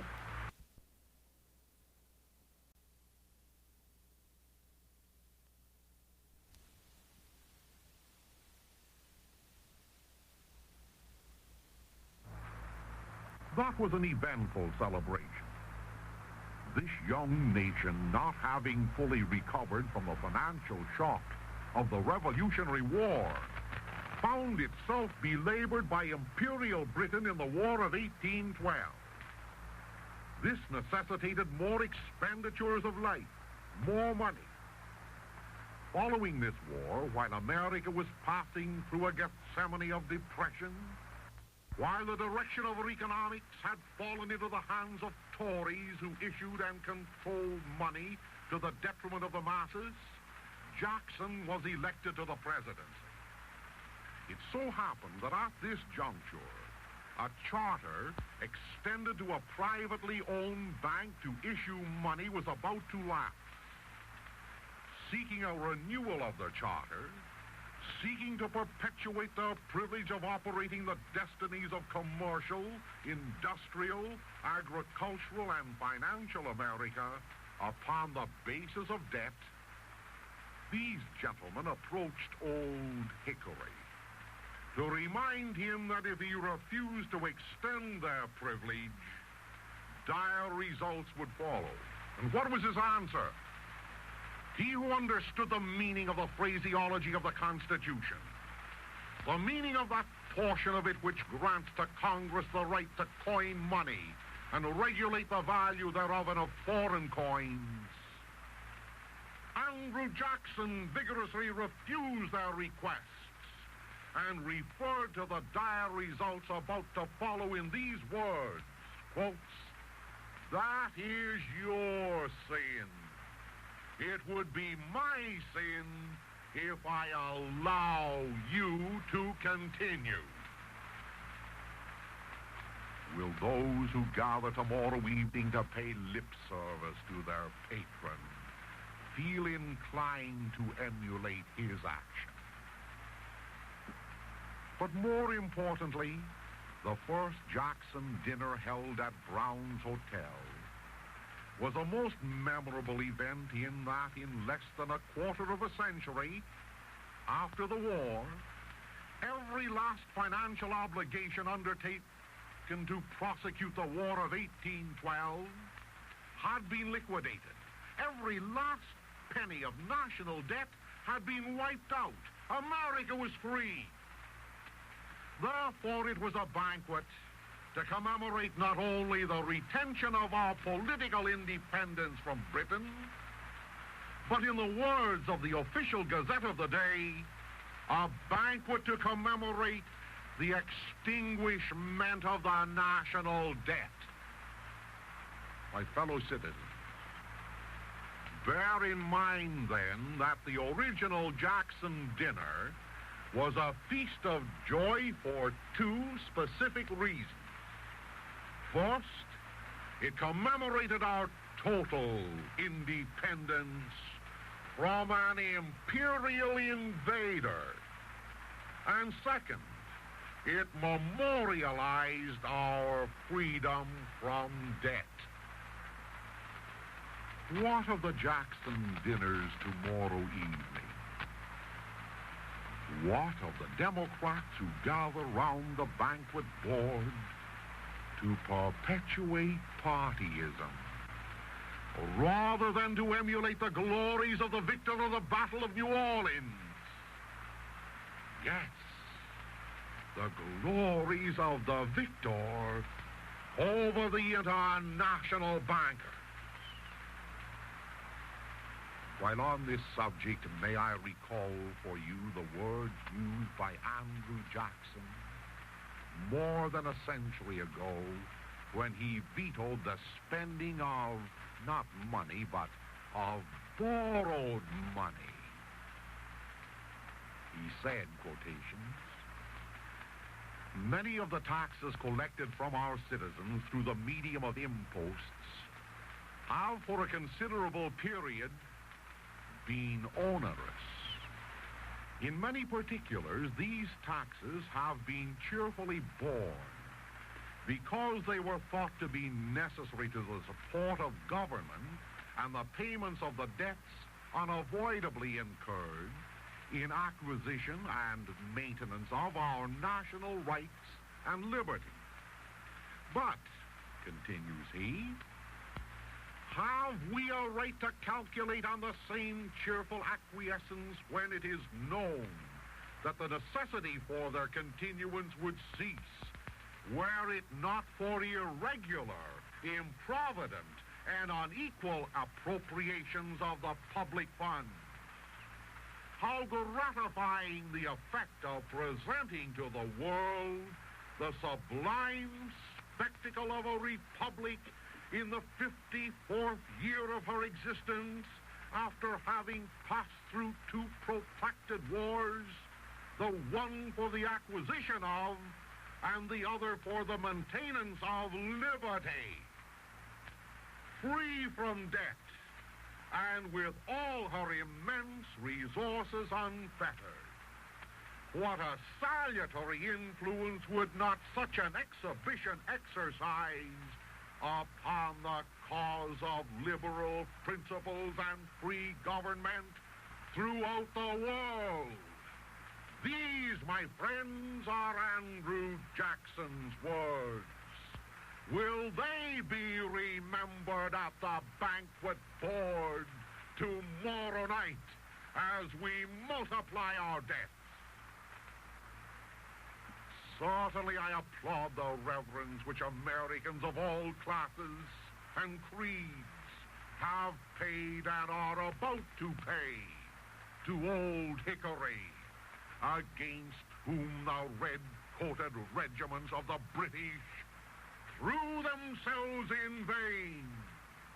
Old Hickory, the man who withstood the encroachments of the financial racketeers and their subservient politicians. In these soul-searching, tempestuous days, when we are endeavoring to avoid the necessity of adopting a species of dictatorship, days when we are prone to lose confidence in ourselves, surrendering it to one man or to one group of men. Let us recall finally what President Andrew Jackson said about those politicians who persist in regarding themselves as the sole savior of this democratic republic. These following are the immortal words of Andrew Jackson, which should be sounded and re-echoed at every banquet board tomorrow night. Said he, there are perhaps few men who can, for any great length of time, enjoy office and power without being more or less under the influence of feelings unfavorable to the faithful discharge of their public duty.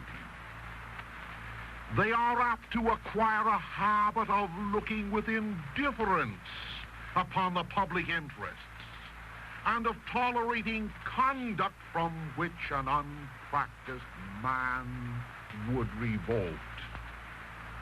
Office is considered as a species of property, and government rather as a means of promoting individual interests than as an instrument created solely for the purpose of the people. I cannot but believe, said Jackson, that more is lost by the long continuance of men in office than is generally to be gained by their experience.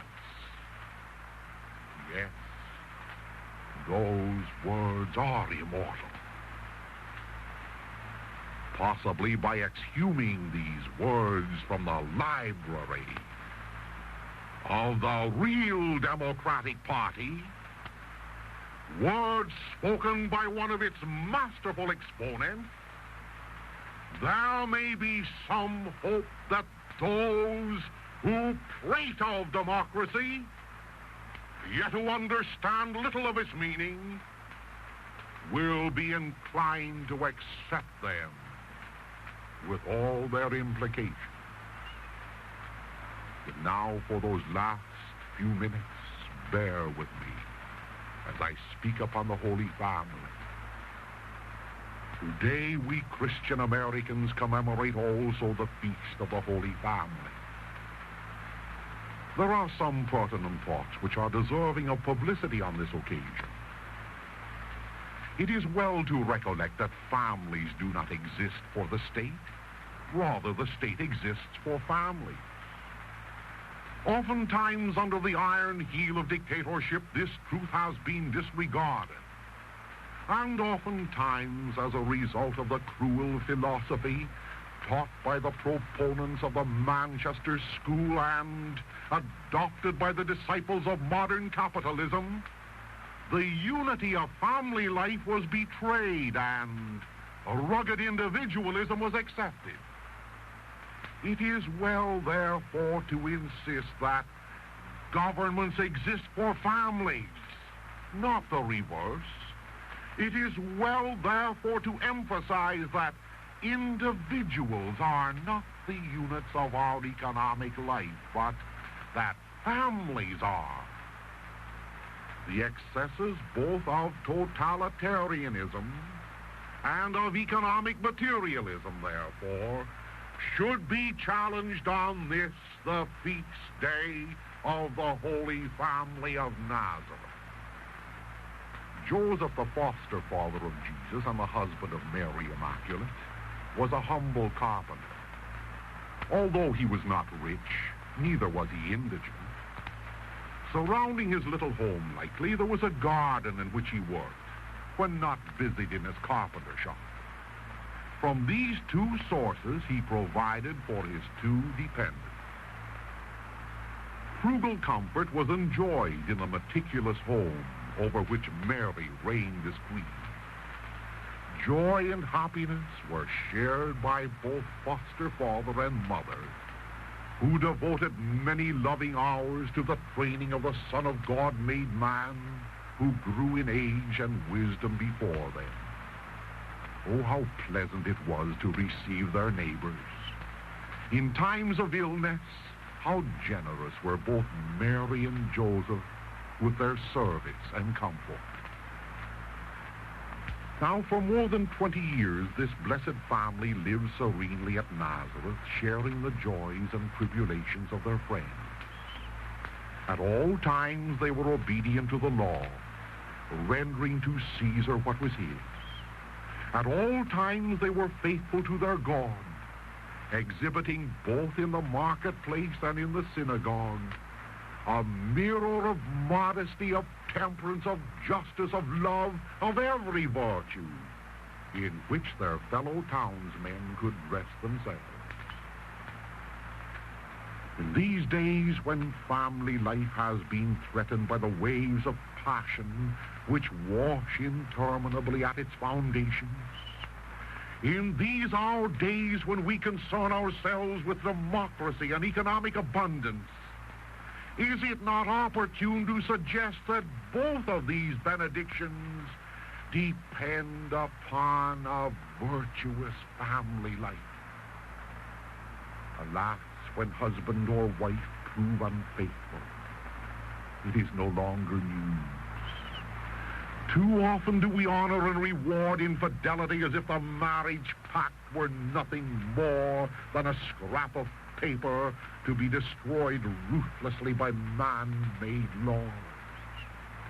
In these our days when we have multiplied schools throughout the land, we lament the passing of home training for the children, being content to transfer this obligation to a state-paid teacher. In these days of nightclubs and theatricals, what has become of the home and its entertainments? Where are the old neighbors whom we used to welcome? Or has the home become merely a last refuge for a generation that regards it as nothing better than a bedroom and a laundry?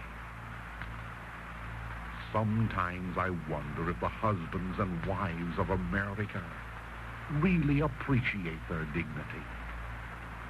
I wonder, perchance, as your fingers lose themselves in the golden curls of the little boy or girl seated at your side, I wonder if you realize that you are fondling a child of God, a little brother or sister of Jesus Christ.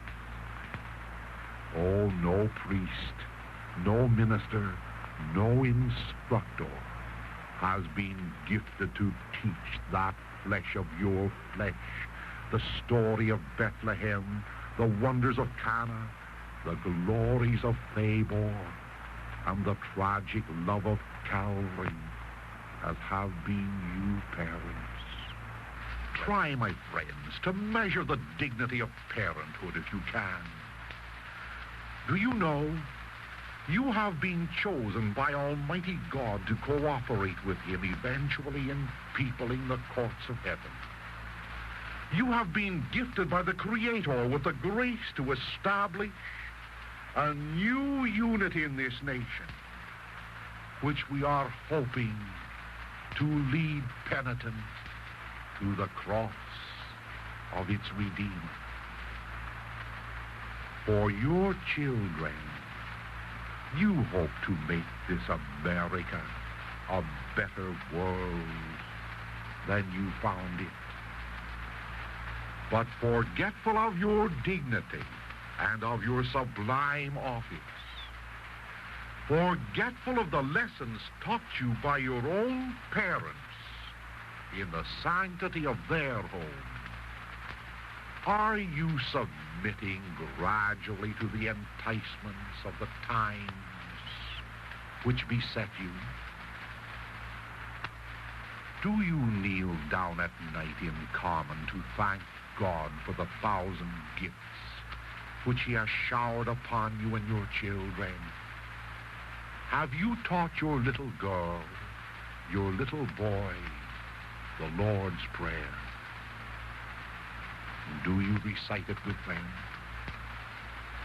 Or has Jesus Christ been neglected in favor of the latest radio star? Oh, my friends, well do I know that there are many homes where want and hunger and cold have inflicted their unwelcome presence today. With those fathers and mothers and children I sympathize. Well do I know that there are other homes where sorrow has all but crushed the hearts of the loved ones. The sorrow that robbed them of a husband or wife, of a child, of a parent. But there was a time, a childhood time, if you will, when most of us enjoyed a happy home, the home of our old-fashioned parents. And I ask you, will you compare your home with your parents' home? Oh, probably we have more conveniences than had our mothers and dads. But have we as much happiness, I wonder? Have we as much joy? And have we as few misgivings? Oh, the blessed memories of our parents' homes. They'll never die in our hearts. A little while ago, I said that Mary was queen of the home where dwelt the Holy Family. For many of us, our mothers, the queens of our homes, our old homes, have departed from this life. And for all of us, the sad day will come when, even if we're fortunate, we'll kneel at a bedside to ask Almighty God to receive our mother's soul. Supposing those virtuous mothers of another day and of other homes could return to spend 1 hour with you again.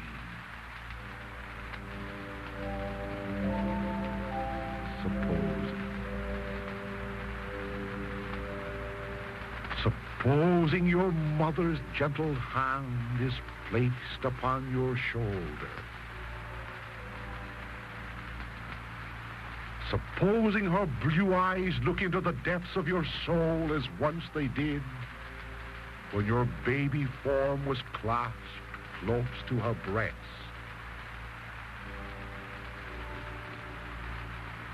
What do you think she would say to you who have grown so careless in your own home? Oh, she would say, "Child of mine, have you forgotten how I lived and loved and prayed for you? It was a joy to mend your torn clothing. It was heaven on earth to prepare your meals and fill the pantry jar with cookies for you. Child of mine, you have grown up. You have a home of your own. Yes, little babies of your own. But after all, you're still my baby. Since I've left this world, I've watched you like a guardian angel. I've watched you stumble and fall upon the hard pavements of life. Yes, I know that you have had many heartaches, child of mine, and shed many tears. I've watched them as they wet the cheek I used to kiss.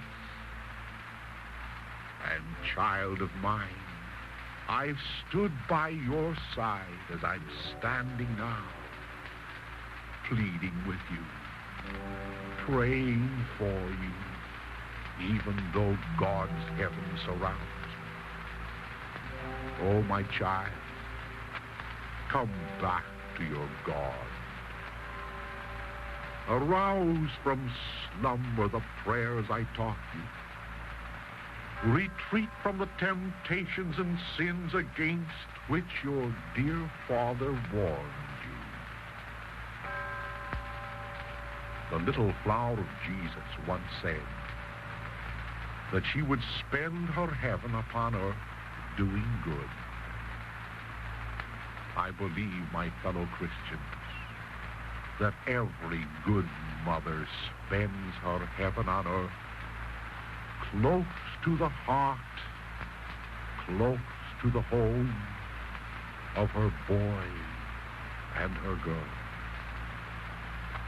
I believe that every Christian home is a sanctuary where the hallowed forms of those we love still linger, still pray. I believe that where he is welcome, I mean Jesus, your brother, where he is welcome, he comes to sit at your table, to join in your games, to share in your sorrows, to smile with your joy.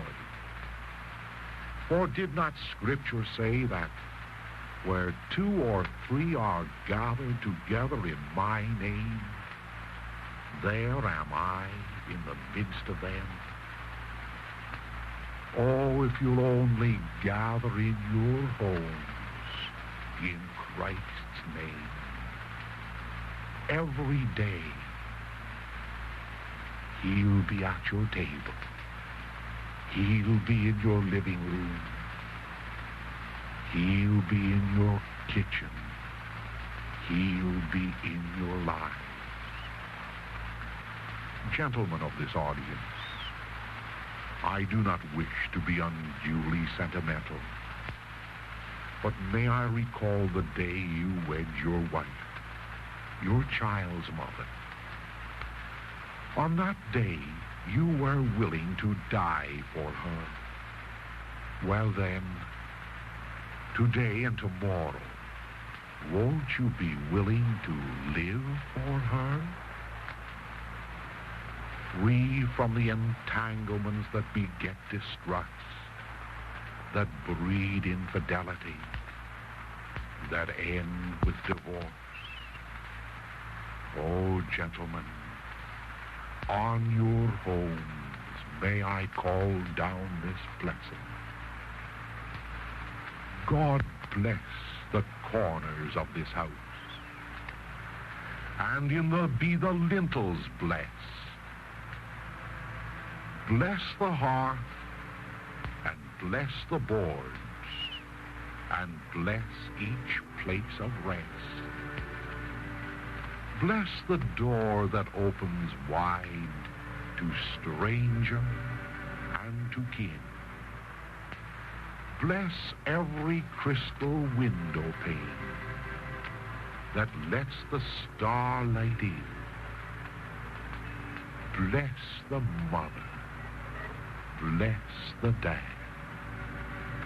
Bless the little children, too.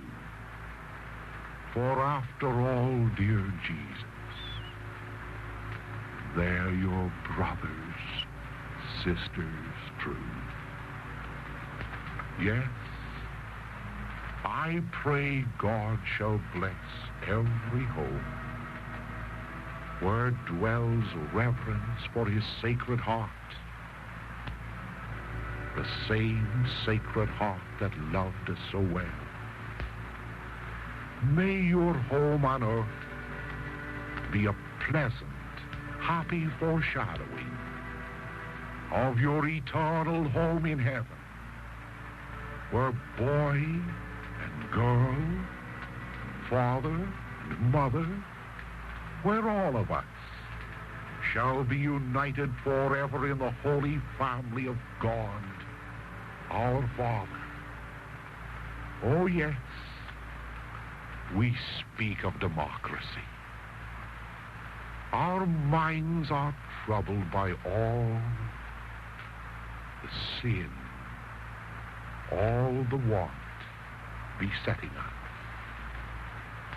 But after all, by democracy in its last analysis, we mean freedom. Freedom from those things which destroy our liberty. Freedom from not only tyranny of this world, but tyranny of sin. And after all, democracy is a mockery. Unless there is faith in God, hope in God, and love for God. Love for God, for all mankind, God's great family. Remembering that whatsoever we do unto the least of his little ones, our brothers and our sisters, we do unto Jesus himself. May your families therefore be blessed.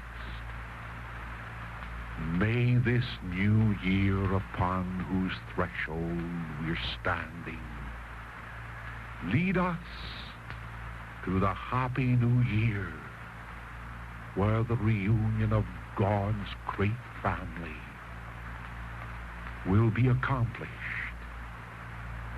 in the heaven to come. God bless you, fathers and mothers. God be with you, boys and girls. I shall be happy to mail a printed copy of this entire address to all those of you esteemed friends and listeners in this audience who request the same this week. God bless every one of you.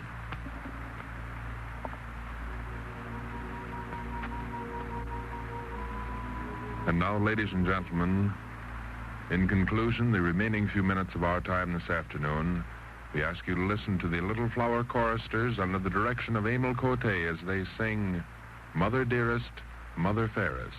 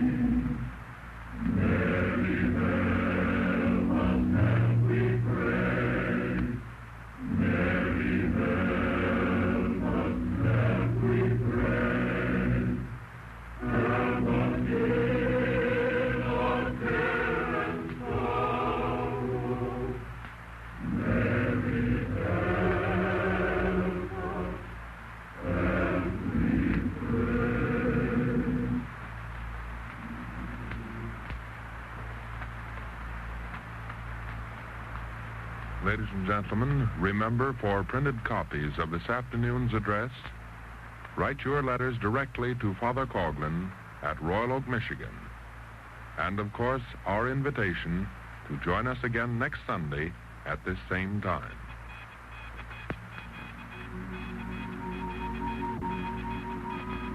Ladies and gentlemen, we have just presented the regular Sunday afternoon address of Father Charles E. Coughlin from Royal Oak, Michigan.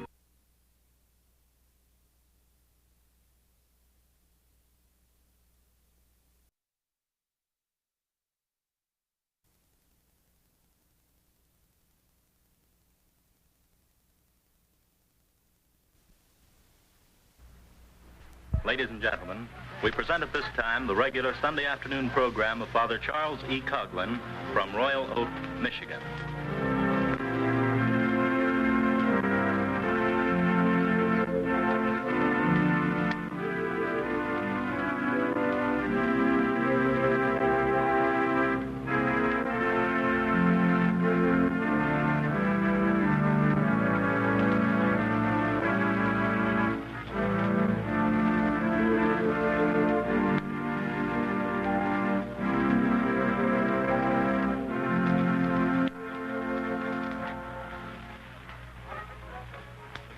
Ladies and gentlemen, Father Coughlin is deeply grateful to the many thousands of persons who were responsible for filling his office with mail.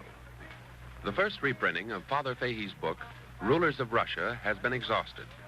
A second printing, double that of the first, has been ordered and will be distributed as soon as possible, together with a copy of last week's discourse and of today's discourse. Needless to say, we were happy to learn of Father Coughlin's courageous stand taken last Sunday. Today, fortified with brilliant quotations, it will be his privilege to address this audience on the subject, Discussing a Christian Front, that all may know the truth about Christian democracy and the necessity of incorporating its principles in this nation. By the end of this week, another 150,000 copies of last week's address and the valuable book, The Rulers of Russia, will be available. If you desire to possess a copy and know the documented truth, write this week to Father Coughlin at Royal Oak, Michigan. It will be his pleasure to mail you these items. And also, for your information, we are glad to announce that the circulation of Social Justice magazine has increased by about 100,000 copies this past week alone. And now, ladies and gentlemen, your spokesman, Father Coughlin. Ladies and gentlemen and friends, last week it was reported that Mr. John L. Lewis, chieftain of the CIO, voiced his dramatic disapproval of the New Deal. As important as this news may be, it was not half so astounding as was the tumultuous silence on the part of the press relative to the plot disclosed to overthrow the government of the United States of America. Reiterating that the Department of Justice, operating under the direction of the Honorable Frank Murphy and J. Edgar Hoover, were careful to avoid implicating the Christian Front in this alleged sedition, and re-emphasizing that most of the disparaging allegations heaped upon that group originated with a portion of the press of America. The general public might have reason to wonder why news of such a startling nature did not rake conspicuous space in last week's columns of these same papers. It is hoped that this telltale omission on the part of those journals which collaborated in headlining so many damaging inaccuracies will not be linked to the Moscow-directed strategy of smear and run. Although the idea of a Christian front certainly was never invented by me, although in one sense it is traceable to the hillsides of Palestine and to the upper room in Jerusalem, where the resurrected Christ addressed his followers, praying that they be one and commissioning them to act officially in his name, there seems to be current the idea that social America can survive without a Christian front, that we can achieve prosperity and happiness without adopting the principles and morals taught by the crucified Christ to direct not only our individual personal lives, but also the policies which should find expression in our social, public lives. I mean government, education, industry, counting houses, and homes. Refusal, official and political refusal to accept Christ's social doctrines, incorporating them in our public and semi-public institutions, is one of the major tragedies of our times. Christianity is confined neither by the limitations of race nor by the restrictions of nationality. It was not intended to be the religion of the Latin and Celtic races only. Oh, like the noonday sun, it was intended by Christ, the King of mankind, to shine upon all the children of men. Did he not say, "Go ye therefore, teaching all nations"? And did not this command impose upon the nations the duty of accepting the King's message? In one sense, my friends, the Christian religion is a philosophy not only for the individual, but also for society as a whole, Christ's philosophy. And in another sense, it is a concrete organization established by the supreme authority, an organization which all men are dutifully invited to join, an organization of which he is the invisible head, an organization for which he provided a visible head to rule and to teach in his name. At one and the same time, therefore, the organization of the Christian church is divine and human. Divine in its origin, in its authority, and in its end. And human in its visible head and membership. Its purpose for existence is definite. It was established neither to compete with nor to overturn the kingdoms or republics of this world, and in their stead set up new monarchs, new parliaments, and new congresses. Rather, the organization of the church was designed to enable individuals to attain that ultimate happiness which is denied them upon earth, and to renovate and purify a decadent society through its doctrines and their practice, to the end that peace with its attendant blessings will be realized. In a word, the organization established by Christ strives that liberty, prosperity, and culture will replace the unutterable tyranny, the abysmal poverty, and the crude vices and ignorance which were manifest before the advent of Christianity.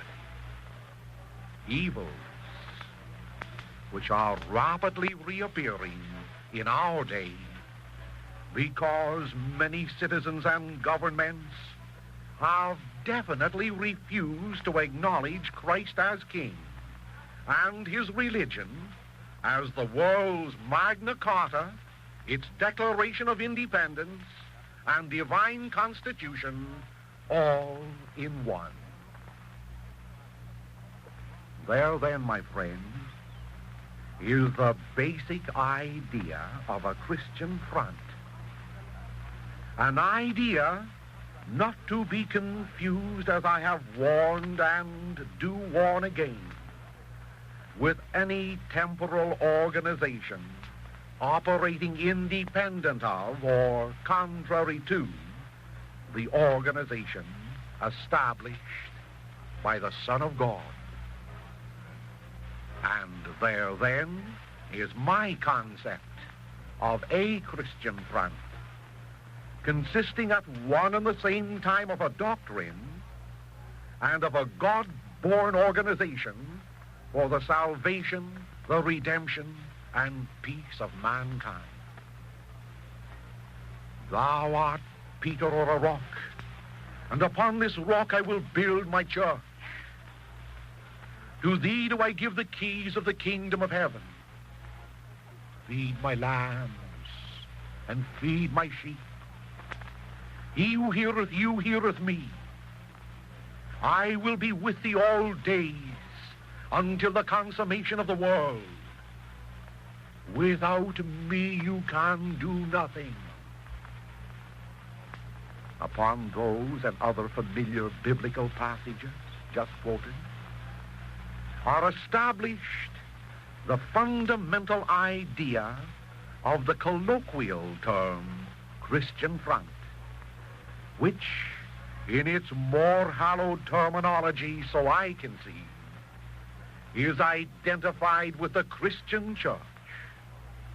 A Christian church not dead but alive in 1,000 sub-organizations closely federated under one jurisdiction.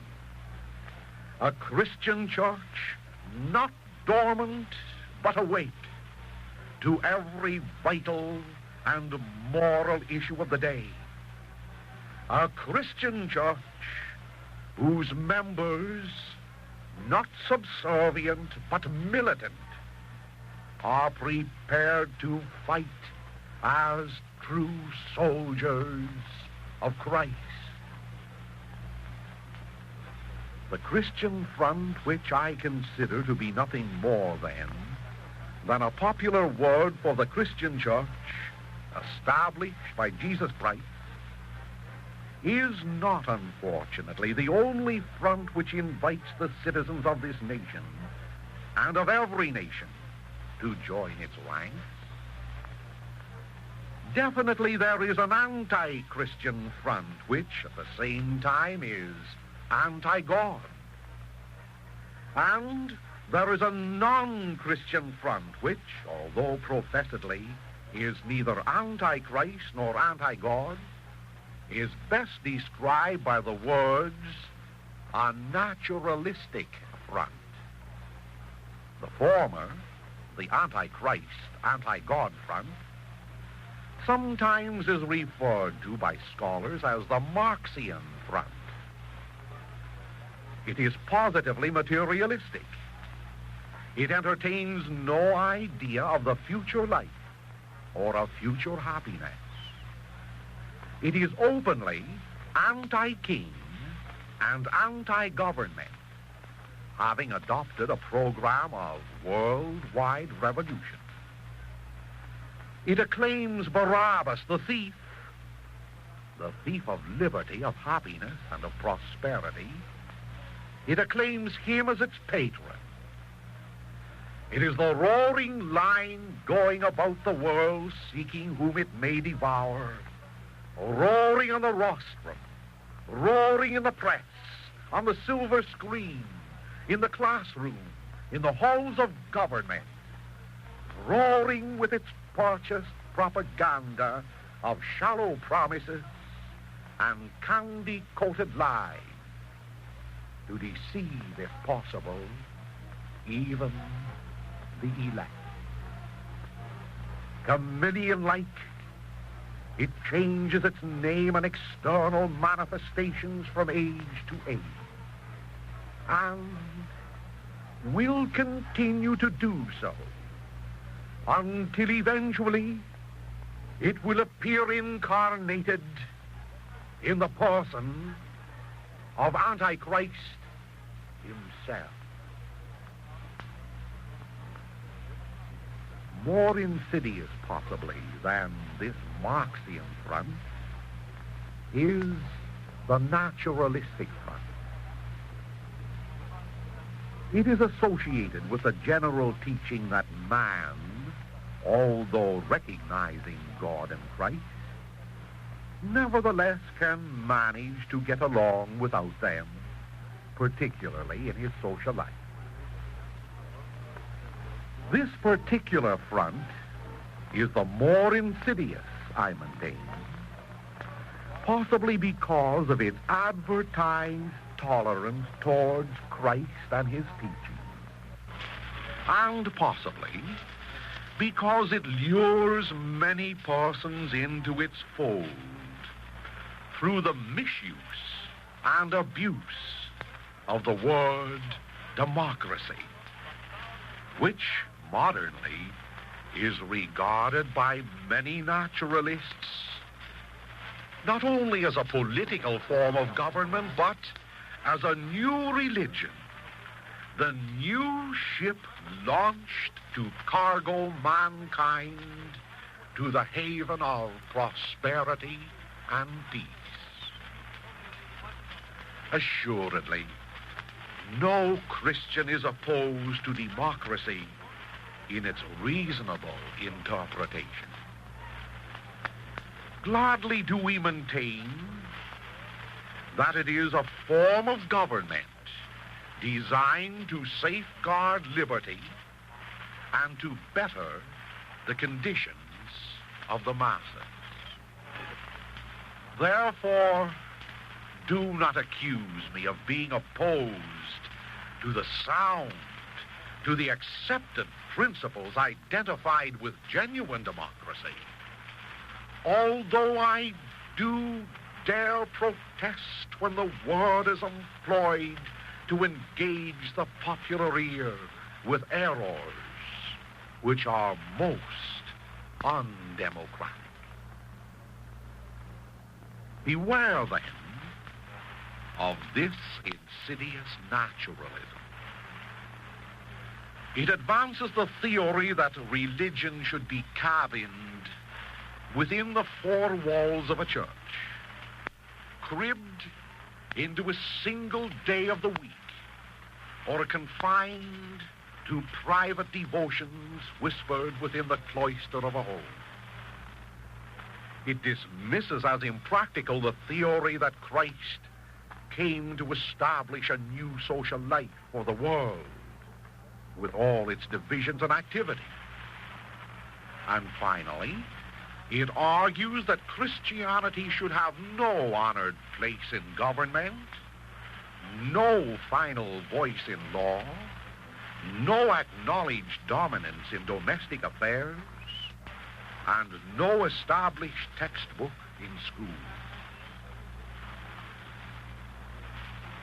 It is the voice of a sickly child impertinently saying to his father, "You are my parent, I confess, but away with you and your physician and nurse and tutor.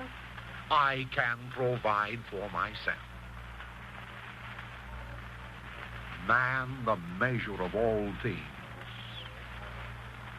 is also one of the fundamental preachments of the naturalistic front.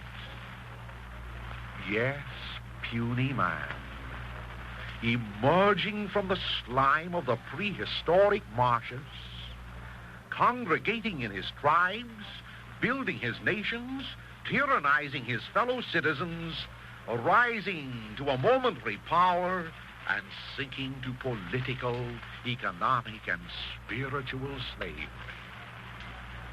Oh, puny man may have produced an Aristotle, a Demosthenes, a Virgil, or an Augustus. But recollect, my friends, that the doctrine of man, the measure of all things, also produced the paganism of the Greeks, the imperialism of the Romans, and the moral, physical, intellectual, and economic degradation of the 20th century, whose chief occupation appears to be that of war and conquest. Pause, therefore, to inquire, why did Christ come into the world? Your penny catechism tells you why. To redeem and save us, of course. To supply a crutch for the spiritually lame, a light for the intellectually blind, to insist that man is not the measure of all things, to prove that God is the measure of all things, and to establish a standard of truth and morals among the nations, bidding them to seek forth the kingdom of God and his justice, not man's justice, and all things else will be added unto them. Therefore, with this conception of the A-Christian front, I speak the following.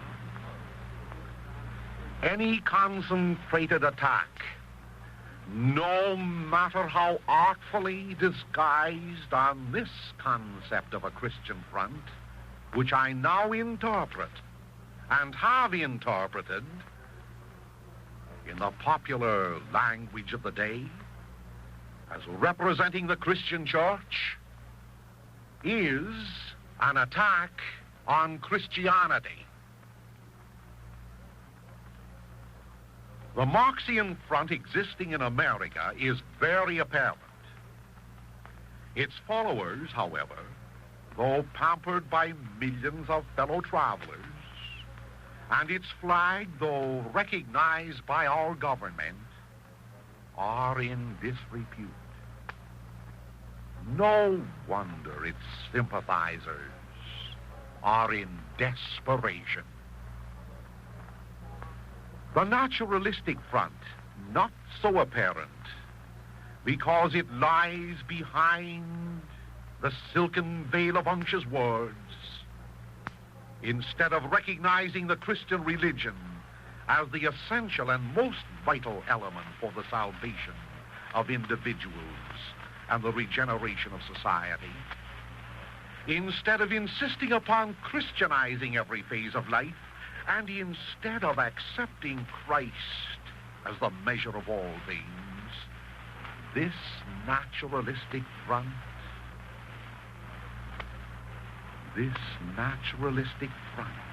makes man, I repeat, the measure of all things, and views democracy without religion as more important than religion itself.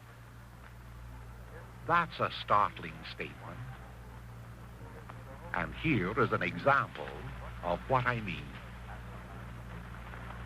In a widely publicized address delivered at Yeshiva College, New York City, December 11, 1937, the Honorable Frank Murphy, now an associate judge on the bench of the Supreme Court, indicated, unconsciously I hope, indicated the insidious advances made by this theory of naturalism, even in the mind of a Christian gentleman.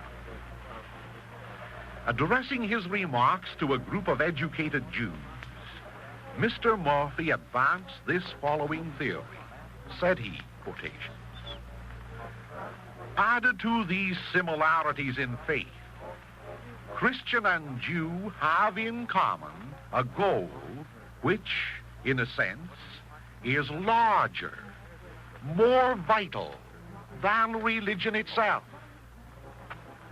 That goal is the fulfillment of the ideal of democracy in its every phase, political, social, and economic.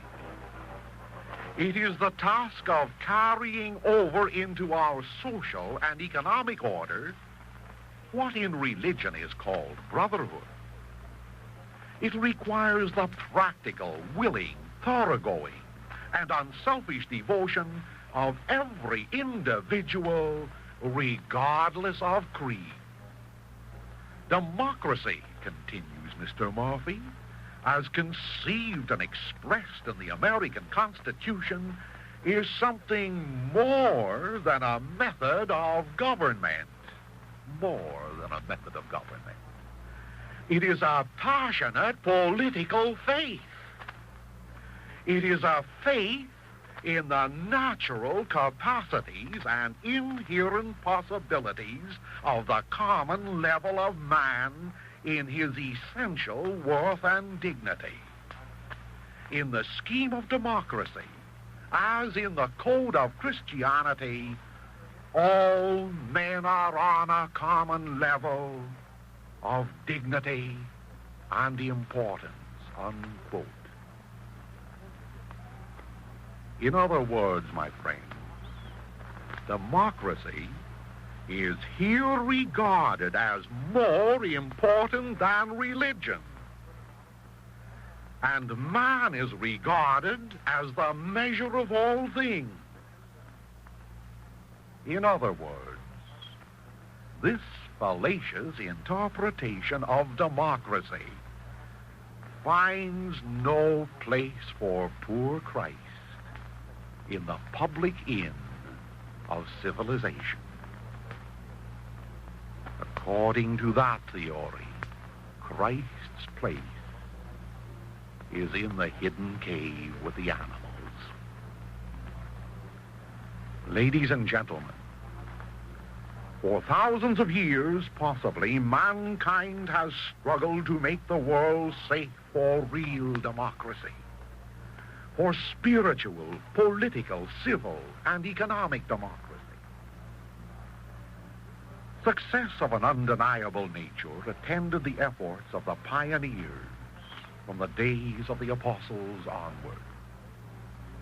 Eventually, when states divorced themselves from Christ, the tide turned perceptibly. Step by step, the naturalists marched to power.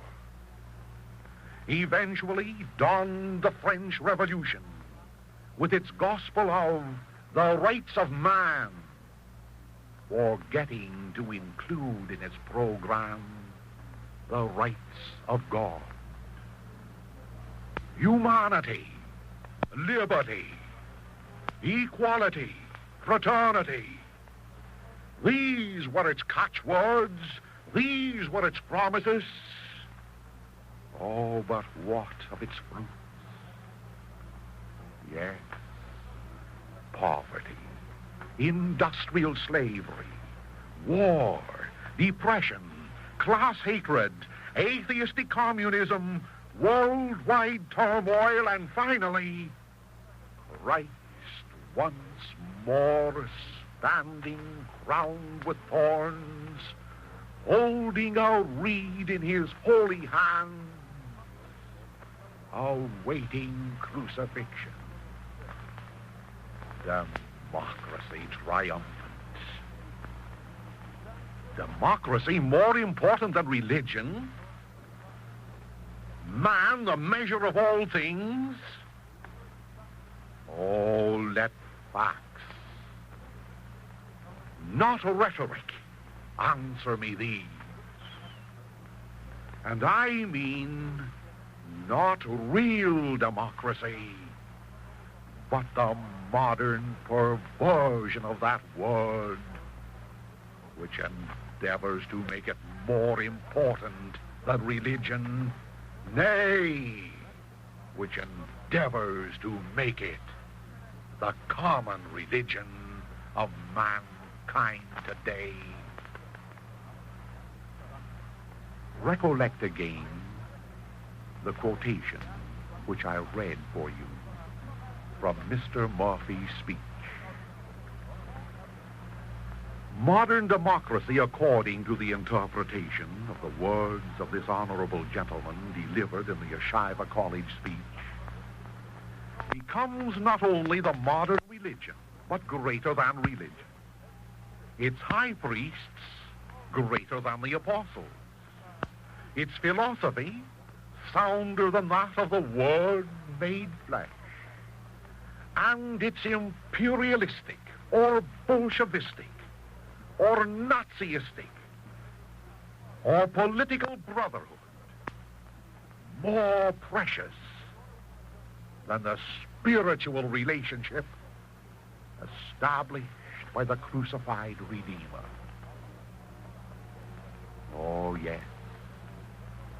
There stands the King in Pilate's hall, already crowned with thorns, already holding a scepter, a broken scepter in his hand. A Barabbas already is preferred to him.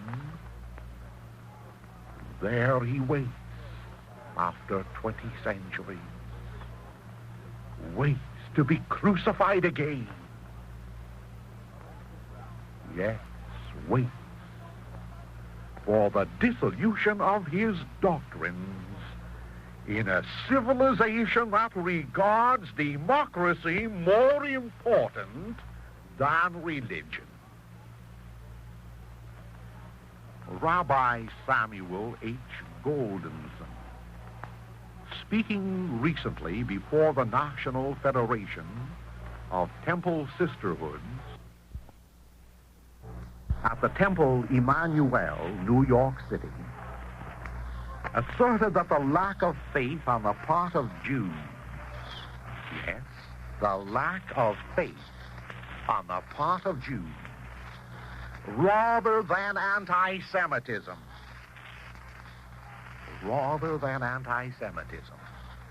is the most serious problem facing Jewry today. The distinguished rabbi went on to add, quotations, "It is the health of the Jewish mind with which we are concerned. Unfortunately, there are too many sick souls in our midst. That is the problem of Jewry today. Souls in which faith seems to languish." Unquote. Paralleling the rabbi's statement, one might say to Christians and to pseudo-Christians who imprison Christ's religion, at least within the confines of a church, that the most alarming phenomenon in America today is not the attack on democracy, but the lack of faith in and understanding of Christ's teaching and the operations of the church he established, without which genuine democracy cannot exist. My friends, recognize that the church established by Christ possesses the only divinely conceived program to save individual souls and to renovate the law of the earth in all its social aspects, the only one. And this program will not be abandoned, even though its presentation invites persecution. In his famous book entitled The Arians of the Fourth Century, John Henry Cardinal Newman set down an immortal passage which is apropos to what I have just said. Here are his words, quotation.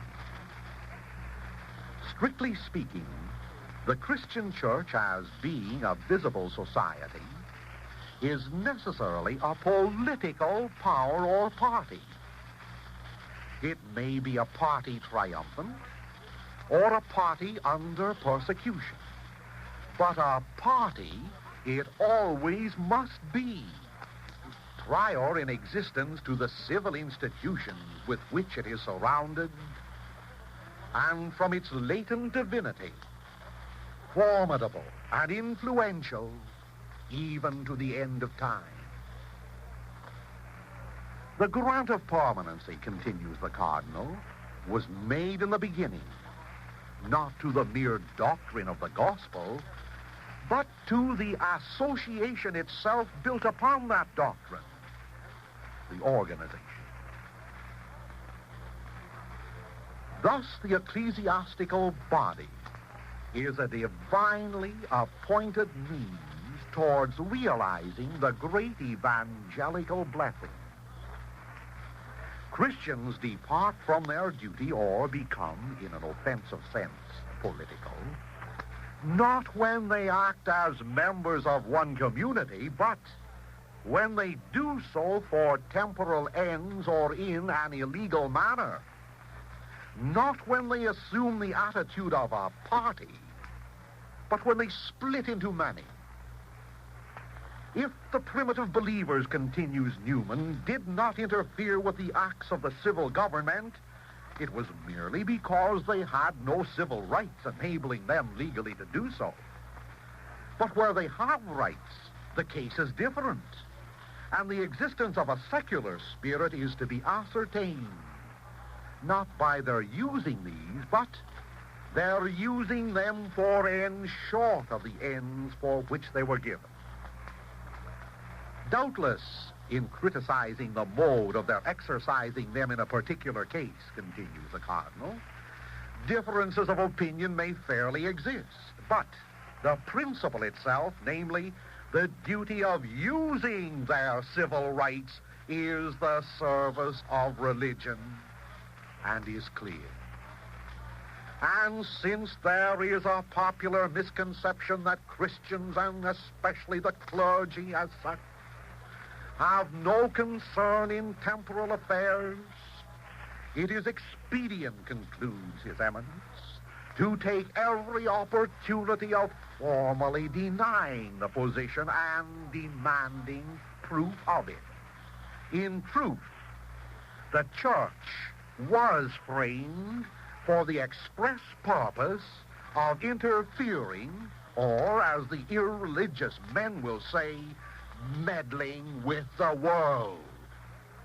It is the plain duty of its members, so he concludes, not only to associate internally, but also to develop that internal union in an external warfare with the spirit of evil, whether it be in king's courts or among the mixed multitude. And if they can do nothing else, at least Christians can suffer for the truth and remind men of it by inflicting on them the task of persecution. Unquote, Cardinal Newman. Therefore, let us reaffirm these principles. Religion, Christ's religion and Christ's church, are more important than democracy. Democracy itself is not more important than religion, as the words of the new associate judge of the Supreme Court indicate. In its broad interpretation, democracy is identified not only with the Bill of Rights, but with our practice. Not only with the Constitution, which safeguards the rights of minorities, but with its acceptance. Not only with government of the people, by the people, and for the people, but with a people, a Christly people conscious of their Christly dignity. Not only with institutions of learning, but with teachers skilled in imparting the imperishable truths of Christ. Not only with bountiful fields, well-ordered factories, an abundance of raw materials, but with a Christian plan of economy designed to produce and distribute the wealth of the land. Naturalistic democracy, the mere rule by a majority of people careless of Christ, cannot succeed in bringing these things about. Christian democracy alone can achieve the ends we desire. In a word, Christian democracy is a fruit, and the tree upon which it grows is the tree of life, the immortal Christ, who more than 1900 years ago appeared upon this earth to feed and clothe and shelter us, not only with materialities, but with spiritualities. And without this tree, there can be no fruit. To confirm this statement, question the disappointed and confounded spirits of Rousseau, of Voltaire, of the French revolutionists. Question the deceived spirits of Clemenceau, of Woodrow Wilson, and the signatories of the peace treaty of Versailles. Question the troubled hearts of Stalin and Hitler. One answer will they all give, an anguished answer of bitter failure, because all of them ostracized Christ. from their council chamber.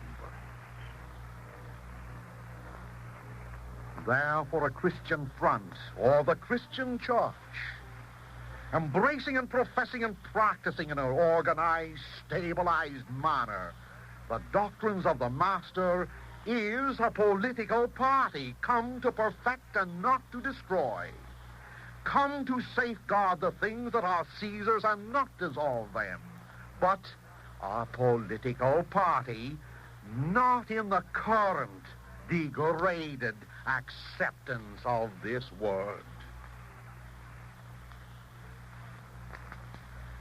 I speak of these things because I have encouraged my friends to join the movement of a Christian front to oppose the attacks leveled against Christianity and its doctrine by the willing and unwilling servants of the Marxian front and the naturalistic front. Recently, a group of laymen, together with a sprinkling of leftist ministers of the gospel, petitioned government officials to investigate my activity. With certain journalists, they joined forces. Incidentally, such an investigation will be welcomed with graciousness, particularly since it has been my life's ambition to contribute a share in protecting the Christian heritage of this nation and to defend its constitution from attack, not only against the Herods of anti-Christianity, but also against the Judas Iscariots who wear the outward badge of Christ upon their mantles, but within the chalice of whose hearts there are found the Luciferian dregs of non serviam, I will not serve. And recently I've been honored by a journalistic attack so shallow that one needs no intellectual X-ray to discover its origin. I suspect that those who insidiously and Cobra-like framed this attack directly against me and indirectly against the principles which I love, I suspect that through some strange power which they have over those whose hands wield the journalistic pen, I suspect they had a motive in spreading their campaign of vilification. Possibly the motive of the masterminds merely to rid the world of a troublesome priest. Possibly there was a more sinister reason. Well, to employ others to perform a deed which the real instigators dare not attempt to do themselves is no new technique, especially when political prestige and economic power are involved. I recall what one of the predecessors of the Honorable Frank Murphy spoke on this point before the Supreme Court of the United States in the closing days of the Civil War, while the armies were still in the field. I refer to the Honorable Jeremiah Sullivan Black, who outlined in the legal case entitled Ex Parte Milligan the technique of how those who sit in the seats of the mighty sometimes operate to rid themselves of a troublesome foe. He said, quotation, under the old French monarchy, the favorite fashion of it was to write a letter de cachet, signed by the king. And this would consign the party to a loathsome dungeon until he died, forgotten by all the world. In Turkey, the verbal order of the Sultan or of any of his powerful favorites will cause a man to be tied in a sack and cast into the Bosphorus. Nero accused Peter and Paul of spreading a pestilent superstition, which they called the gospel. He heard the defense in person and sent them to death. Afterwards, he tried the whole Christian church in one body on a charge of setting fire to the city. And he convicted them, though he only knew that they were innocent, though he knew that he himself had committed the crime. Judgment was followed by instant execution. Herod saw fit, for good political reasons, closely affecting the permanence of his reign in Judea, to punish certain possible traitors in Bethlehem by anticipation. This required the death of all the children in that city under 2 years of age. Herod issued his general order, and his provost marshal carried it out with so much alacrity that in one day the whole land was filled with mourning and lamentation. And Macbeth understood the whole philosophy of this subject. Macbeth was an unlimited monarch.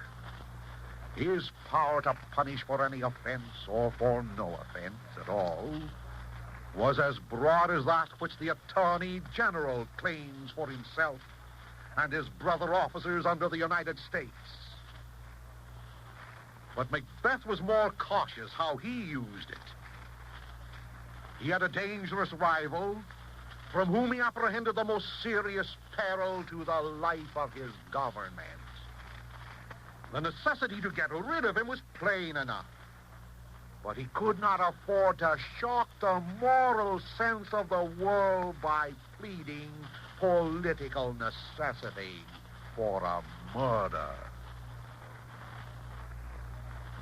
Yes, as in the days of Macbeth, so in our own day, they must mask both the truth and the real assailant from the common eye, lest the public know definitely who are aiming the darts of destruction and for what sinister purposes. For these and many weighty reasons, Macbeth thought it best to commit the execution of his design to a subordinate agency. The commission was organized in Banquo's case, sat upon him that very night. They apprehended him, and at a convenient place beside the road where it was known he would be traveling, they did precisely what the Attorney General says the military officers may do in this country. They took and killed him because their employer at the head of the government wanted it done and paid them for doing it out of the public treasury. Unquote. Probably the greatest Attorney General that ever lived in these United States of America, Jeremiah Sullivan Black.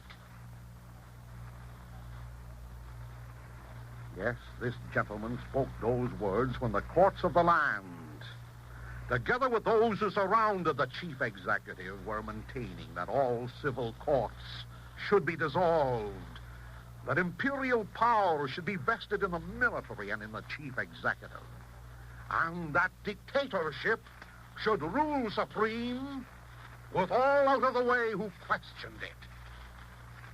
But friends, is there a parallel today in the sense that all opponents who disagree, if not with principles, at least with the practices of this government, should be liquidated in preparation first for Mobilization Day, and then for our entrance into a world war to defend the imperialism of a far-flung gospel of international finance, of anti-Christianity and naturalism.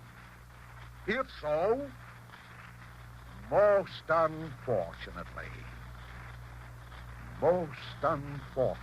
there are always servants be they in the editorial rooms or in the pulpit, available to assail those who object to their communism, to their international finance, and to lending aid to the imperialisms abroad.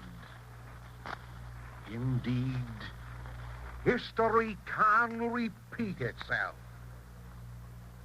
Hireling clergymen in the past were engaged to prove the divine right of kings and the divine right of defending the status quo of exploitation. Indeed, no abuse of power and no national or international ambition is so flagrant that it will not find its paid defenders and defamers. As the eminent Attorney General Jeremiah Sullivan Black concluded in his appeal before the Supreme Court, here are his words: "Those butchers' dogs that feed upon garbage and fatten upon the offal of the shambles are always ready to bark at whatever interferes with the trade of their master." And so, my friends, so for the butcher dogs in the editorial rooms or in the pulpits, serve ye your masters well as you bark in vain to stem the resurgent spirit of Christianity and cry down even the least of those who march valiantly in the ranks of the Christian church for God and country. These words I address to you mainly to record my concept of a Christian front, not to retract any substantial statement I made heretofore or last Sunday. Once more I appeal to the individuals in this audience, be they Catholic or Protestant or Jew, to identify themselves with practical Christianity, the Christian church, else they will be submerged by the crimson flood of the Marxian front, or their liberties and their hopes will lie withered under the killing frosts of the materialistic front.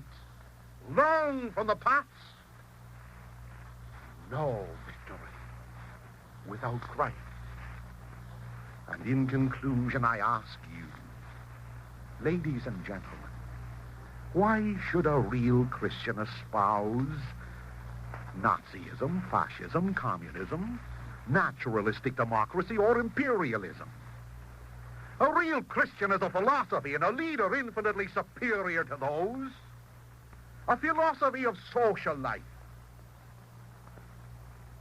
Why should a member of the Christian church find companionable fellow travelers in a Rousseau, a Stalin, or a Hitler, when he enjoys the everlasting fellowship of a Paul, an Athanasius, an Augustus, and a John Fisher? Or why should I personally prevision the establishment of peace, prosperity, and happiness through a system of Christless democracy when I and every Catholic priest know that it cannot be done? When I and every Catholic priest possess the heritage and understanding of Christian democracy, whose principles are as applicable in the 20th as well as in the 3rd century, as applicable in America as they were in ancient Europe if an individual or a group, therefore, must fear me. Fear me not, because I praise the principles of the Christian church, the church militant. But fear me, yes, fear me, because not hiding behind sacerdotal robes, I hope I possess courage enough to advocate the need of accepting Christian democracy and dare point out the fallacies of Christless democracy. Fear me because the principles that I trust I preach are eternal and cannot die. A Christian front? Most certainly. A front with a philosophy of salvation, of life and of government. A front whose founder and invisible leader is the Son of God. A front whose earthly government is his vicar and his subordinates. A front whose membership is composed of saint and sinner, Gentile and Jew, struggling along to perfection under the flag of the cross and hoping to attain it, not through human leaders, I assure you, but through the grace of him in whom we live and breathe and have our being. A Christian front? Most assuredly. For we recognize the native imperfections of the Stalins, the Hitlers, and all the other civil leaders and groups thereof, who, despite their powers, are still like the rest of us, weak, vacillating, sinful men. And we recognize that there is no lasting state, no permanent constitution, no liberty or law or prosperity or peace, unless, ladies and gentlemen, the cornerstone that was rejected at the birth of naturalism be reset in the temple of our government. Long live Christ the King. Sine me nihil potestis. Without me, you can do nothing. My friends, if you care to possess a copy of this day's address, as well as of last week's address, together with that 100-page book by the eminent Dennis Fahey, the scholar priest of Ireland, write me a letter this week, and I will be glad to mail you your copy. God bless every one of you.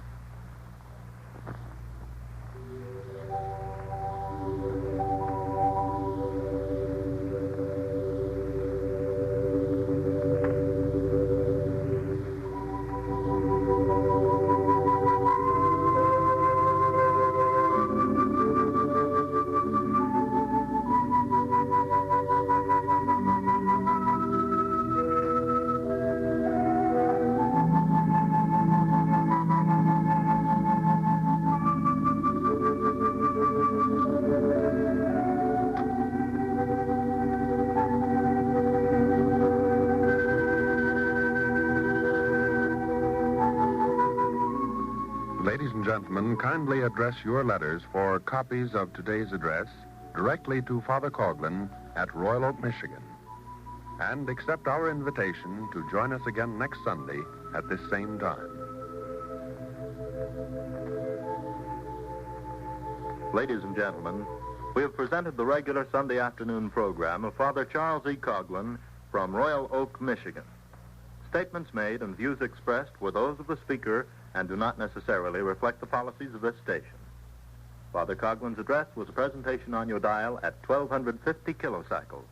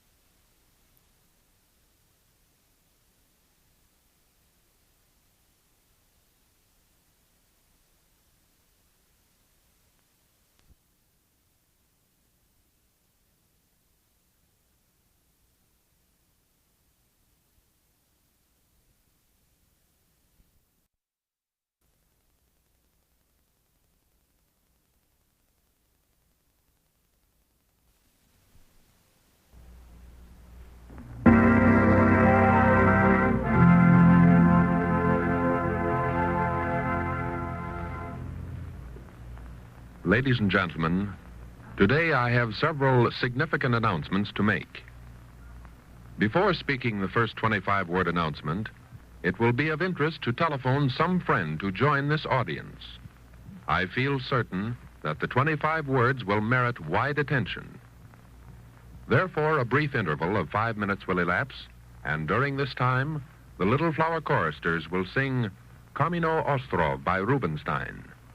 Immediately following this organ selection and the choristers, I shall return to the microphone with the first announcement.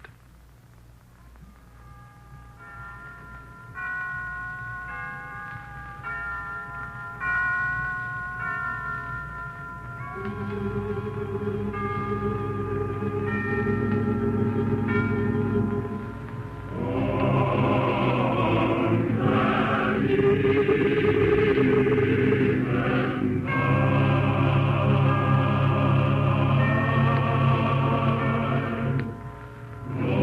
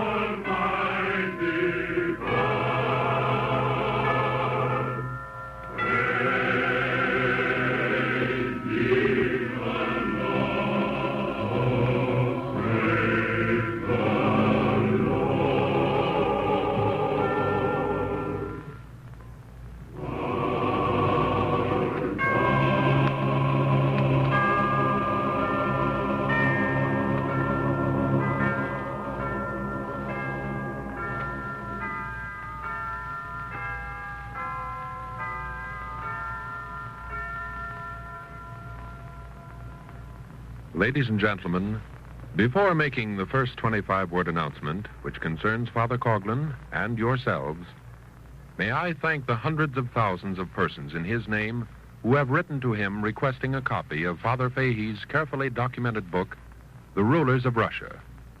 These requests are being honored as rapidly as scores of clerks can handle the mailing operation. Those in this audience who desire to obtain a complimentary copy of this astounding book, The Rulers of Russia, can do so by writing directly to Father Coughlin at Royal Oak, Michigan. The clerks will be glad to accommodate you at their earliest convenience. And now for the first 25-word significant announcement. I am instructed to say, quote, Father Coughlin will not address you today. No person will address you today over this microphone. I am not authorized to give any explanation, unquote. Following a musical presentation by the Little Flower Choristers, I will return to the microphone with the second important announcement.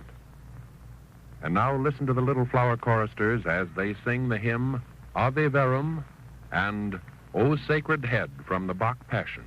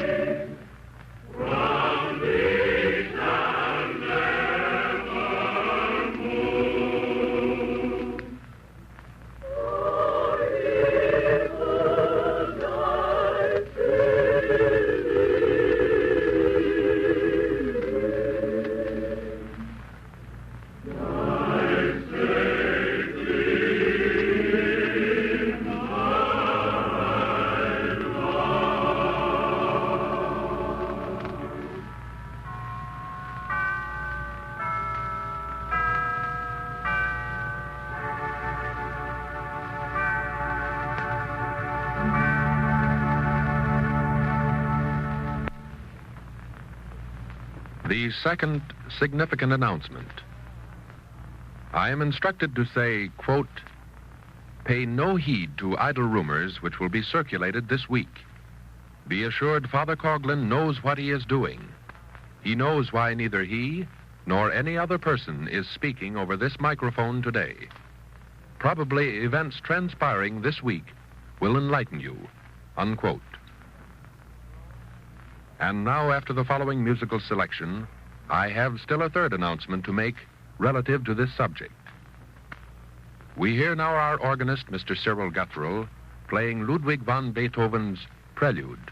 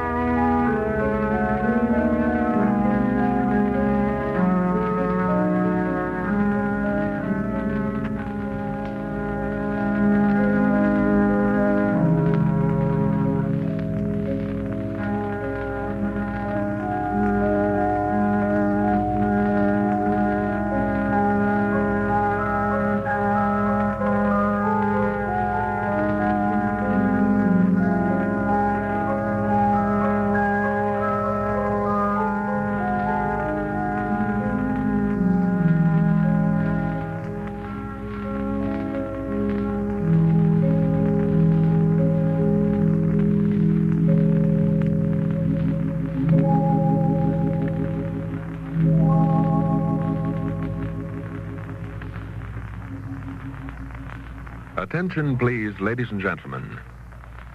Do not be alarmed.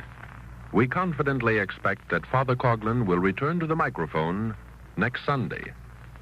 By all means, do your share to have his largest audience ready to hear his message.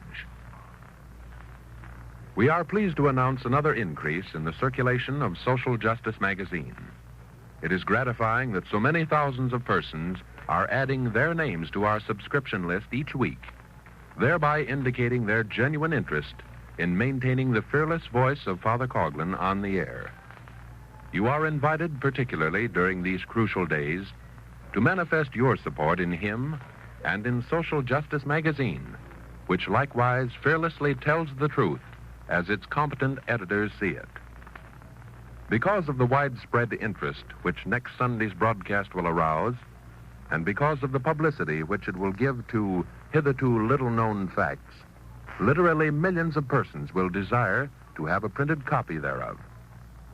Social Justice magazine will print in full the text of this speech together with added information. Arrange this week, therefore, to secure your copy of Social Justice magazine. And a warning. Be advised that Father Coughlin will not enlarge upon the announcements made today. He will not give out any information disclosing the contents of next Sunday's broadcast. Write, therefore, to him directly at Royal Oak, Michigan, not only for a copy of the informative book, The Rulers of Russia, but also for your printed copy of the address which he will deliver over these same stations and at this same hour 1 week from today. And now, ladies and gentlemen, again we hear the little flower choristers as they sing Sanctus and Benedictus from the Messe Solemn by Charles Gounod.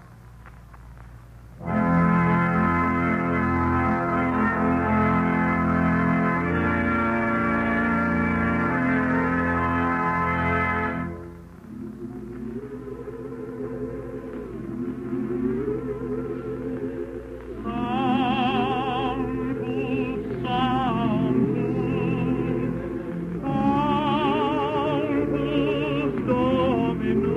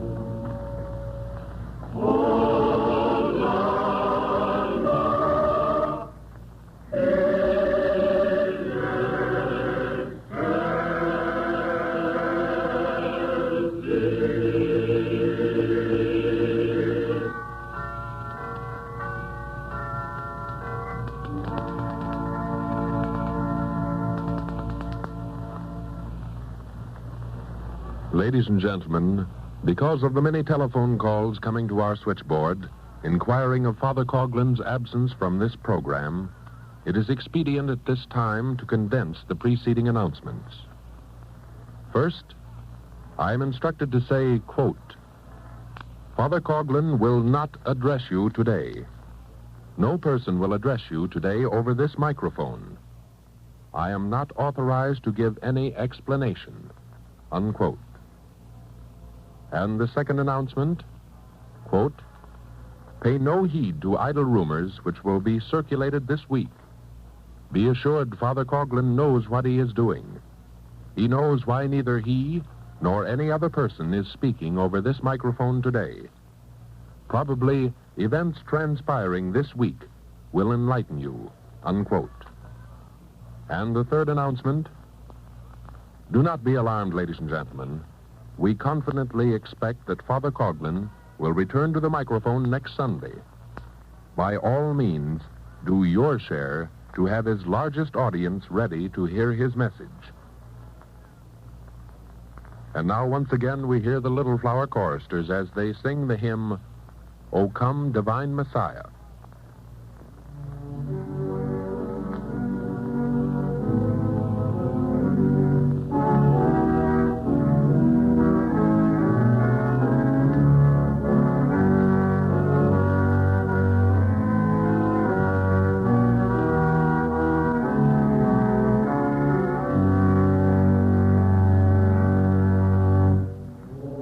Oh,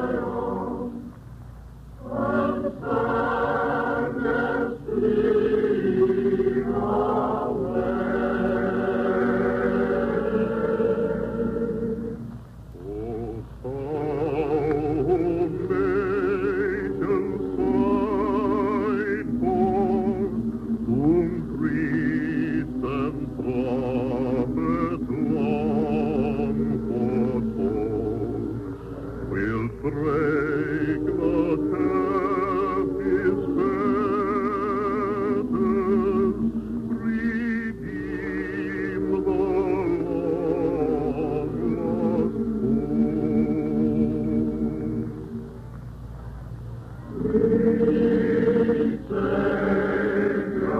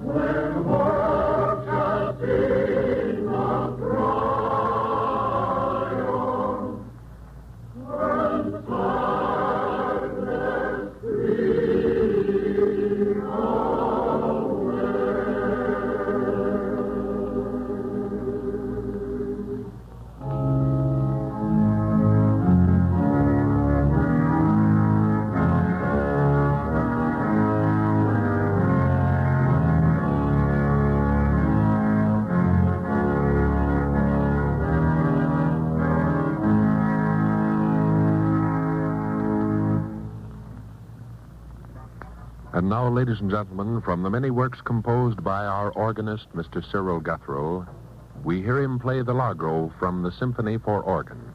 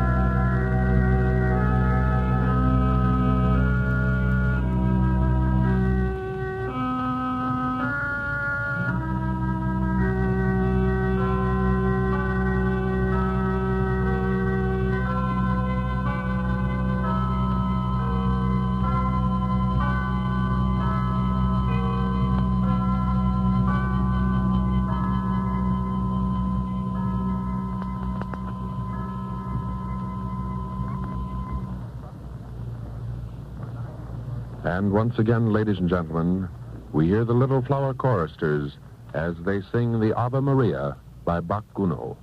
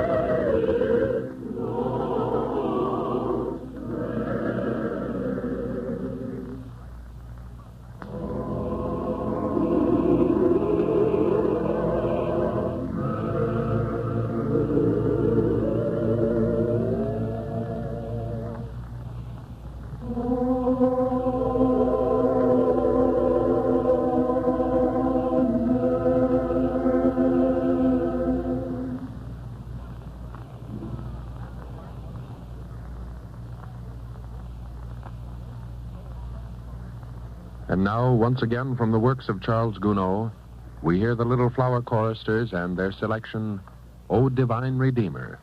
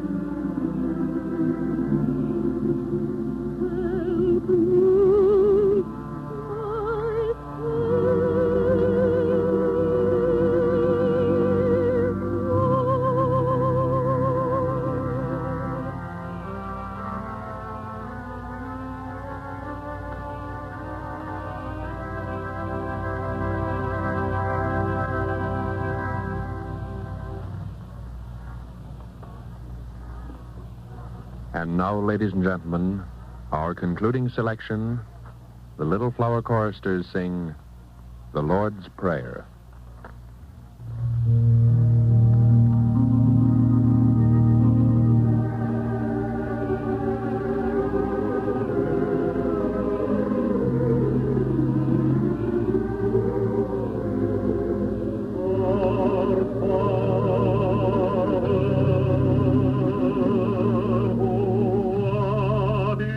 Oh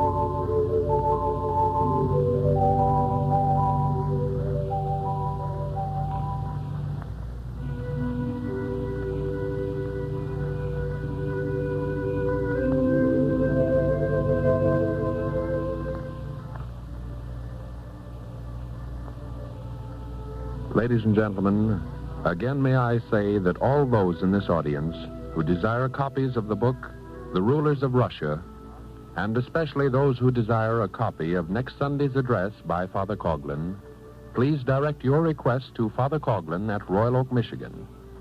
And be sure that you and your friends are with us at this same time next Sunday.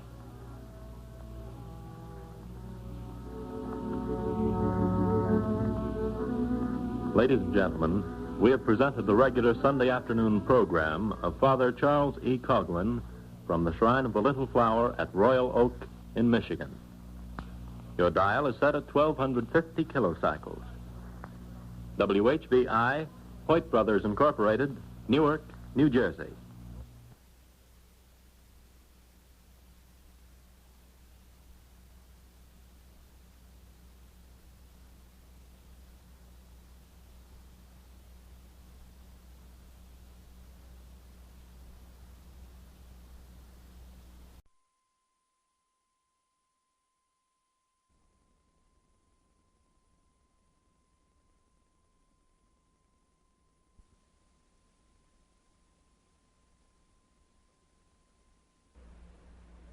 Ladies and gentlemen, we take you now by direct wire to the Shrine of the Little Flower, Royal Oak, Michigan, for the regular Sunday afternoon program of Father Charles E. Coughlin.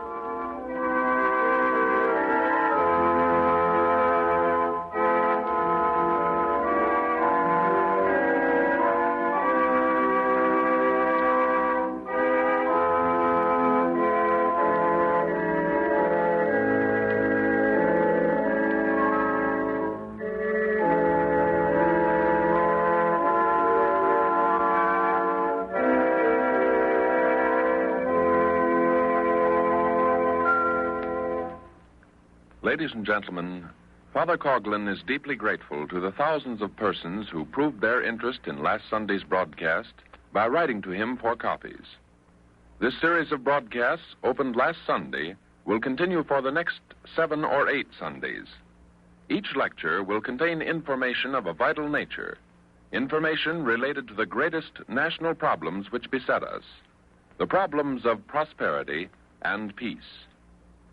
Supplementing these lectures, the editors of Social Justice magazine, under the supervision of Father Coughlin, will begin reproducing and printing information found only in government documents, information related to unemployment, debt, war, peace, and finance.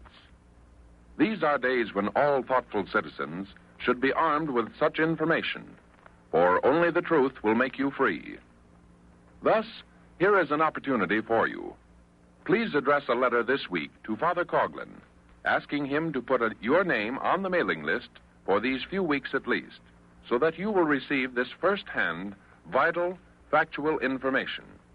Simply address your letter to him at Royal Oak, Michigan. To dispel idle rumors which are gaining some currency, This broadcast is in no wise donated. It is fully paid for at full commercial rates. Its cost is assimilated by the friends of Father Coughlin in this radio audience and by those who appreciate the information which he incorporates in his lectures.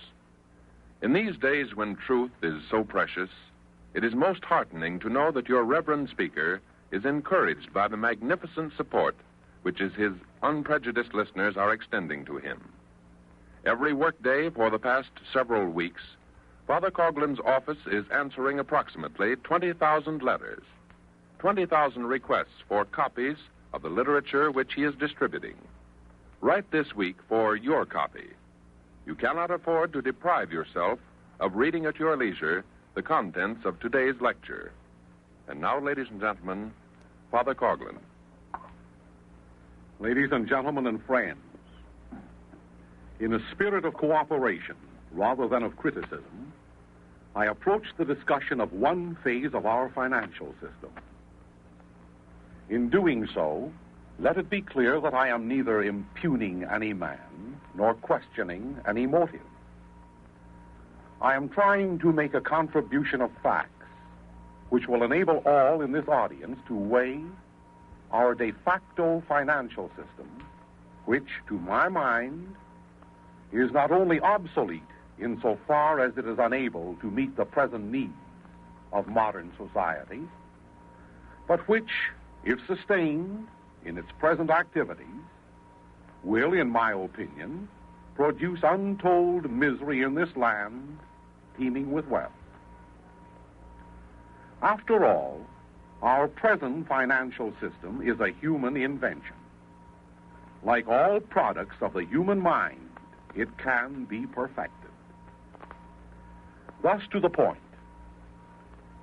Last Sunday, I brought to your attention a release made public by our Treasury Department in which was stated that our federal debt, or obligations represented in bonds, amounts to $45.4 billion as of June 30th, 1939. Now, of this vast amount, the commercial and savings banks of the nation hold $18.8 billion. In all, not counting what private individuals or non-financial corporations own, there are approximately $30 billion of these bonds held in banks, insurance companies, and other financial and quasi-financial corporations. That is a tremendous amount of money. Our question is, how did the banks and financial institutions in the first place acquire this money? To answer this question, one is constrained to inquire, how did these bonds come into existence? And what is their nature? Before engaging your attention with the discussion of the above questions, it is necessary to review some facts pertinent to the Federal Reserve Banks. On December 23rd, 1913, 27 years ago, a Federal Reserve Act was approved by the Congress of the United States. This act permitted bankers to establish a bankers' bank, or to be more precise, 12 bankers' banks, situated, one in each regional division of the United States of America. During the course of years, the original Federal Reserve Act was amended or perfected. For example, on June 1st, 1933, the amended Federal Reserve Act, according to government documents, was passed, quote, to provide for the establishment of Federal Reserve banks to furnish an elastic currency, unquote, and for other purposes. According to law, quotations, every national banking association shall be required within 30 days to subscribe to the capital stock of such Federal Reserve banks in a sum equal to 6% of the paid-up capital stock and surplus of such bank. Now, in other words, your local bank, belonging to the Federal Reserve System, and there are very few banks in the United States not belonging to it, your local bank is a part owner of the Federal Reserve banking system. The entire Federal Reserve banking system is owned by the local banks, which in turn are owned by the stockholders, who are, generally speaking, men and women living in your own community. To quote the Federal Reserve Act again, we read on page 3 of the Act, quotation, "The shareholders of every Federal Reserve bank shall be held individually responsible for all contracts, debts, and engagements of such banks to the extent of the amount of their subscriptions to the stock of the Federal Reserve Bank." In other words, the Federal Reserve banking system is a privately owned corporation. It is not a government-owned corporation, as some persons believe. As factual as is the statement that the Federal Reserve banks are privately owned corporations, not government-owned corporations, it is both amusing and alarming to learn that not only some factory workers, but also some professional men and businessmen labor under the impression that the Federal Reserve banking system is a government-owned corporation. In the official hearings previous to the passage of the Banking Act of 1935, we read on page 304 of this government document the following classic conversation, which took place between the late Senator James Couzens of Michigan, Mariner Eccles, the governor of the Federal Reserve Board, not the governor of the Federal Reserve banks, by the way, and Senator Townsend. Here is the conversation. Senator Couzens, have you ever heard of the criticism that exists among the ordinary depositors of the fact that they felt that when they saw Federal on those windows, that they felt that they were guaranteed and taken care of by the federal government? Governor Eccles, I haven't heard that. Senator Couzens, never heard that? Governor Eccles, no. Senator Couzens, I've had a number of letters to that effect. Senator Townsend, you have heard of criticism of the name of banks? For example, the United States Bank? Governor Eccles, yes, I have. I've heard that criticism, but never of the Federal Reserve System. Senator Townsend, well, there were a number of Federal Reserve systems. Governor Eccles, yes, but I've not heard of cases where people felt simply because a bank was a member of the Federal Reserve System that it was a government-owned bank. I've heard of cases where people thought that a First National Bank was government-owned, but those cases, I think, are quite remote. Unquote conversation. Governor Eccles of the Federal Reserve Board was very innocent, or else overestimated the knowledge of the American public. As a matter of fact, many persons at that time believed that the Federal Reserve banks were owned by the government. There are 3 more points relative to the Federal Reserve banks that may prove to be interesting before I transfer your attention to the subject of bonds. The first point answers the question, who makes the profits from the operations of the Federal Reserve banks? Page 14 of the Federal Reserve Act answers that question. Here it is. After all necessary expenses of a Federal Reserve bank shall have been paid or provided for, the stockholders shall be entitled to receive an annual dividend of 6% on the paid-in capital stock, which dividend shall be cumulative. After the aforesaid dividend claims have been fully met, the net earnings shall be paid into the surplus fund of the Federal Reserve Bank. The net earnings derived by the United States from the Federal Reserve Bank shall, in the discretion of the Secretary, be used to supplement the gold reserve held against outstanding United States notes, or or shall be applied to the reduction of the outstanding bonded indebtedness of the United States under regulations to be prescribed by the Secretary of the Treasury. Unquote. Next Sunday, this point will be clarified. The second point is this. Federal Reserve banks, including the capital stock and surplus therein, and the income derived therefrom, shall be exempt from federal, state, and local taxation, except taxes upon real estate. I've just quoted from the Act. In other words, this privately owned corporation, gigantic in size and in operation, is tax exempt except for real estate purposes. The third point relative to the Federal Reserve Board, not bank, but board. According to the Federal Reserve Act, a governing board is created consisting of 8 members, including the Secretary of the Treasury and the Comptroller of the Currency, and 6 private citizens appointed by the President of the United States by and with the advice and consent of the Senate. These 8 persons are the government watchdogs, as it were, whose business it is to see that the Federal Reserve banks operate legally. The salaries and expenses of 6 of the members of the board are paid by the Federal Reserve Bank.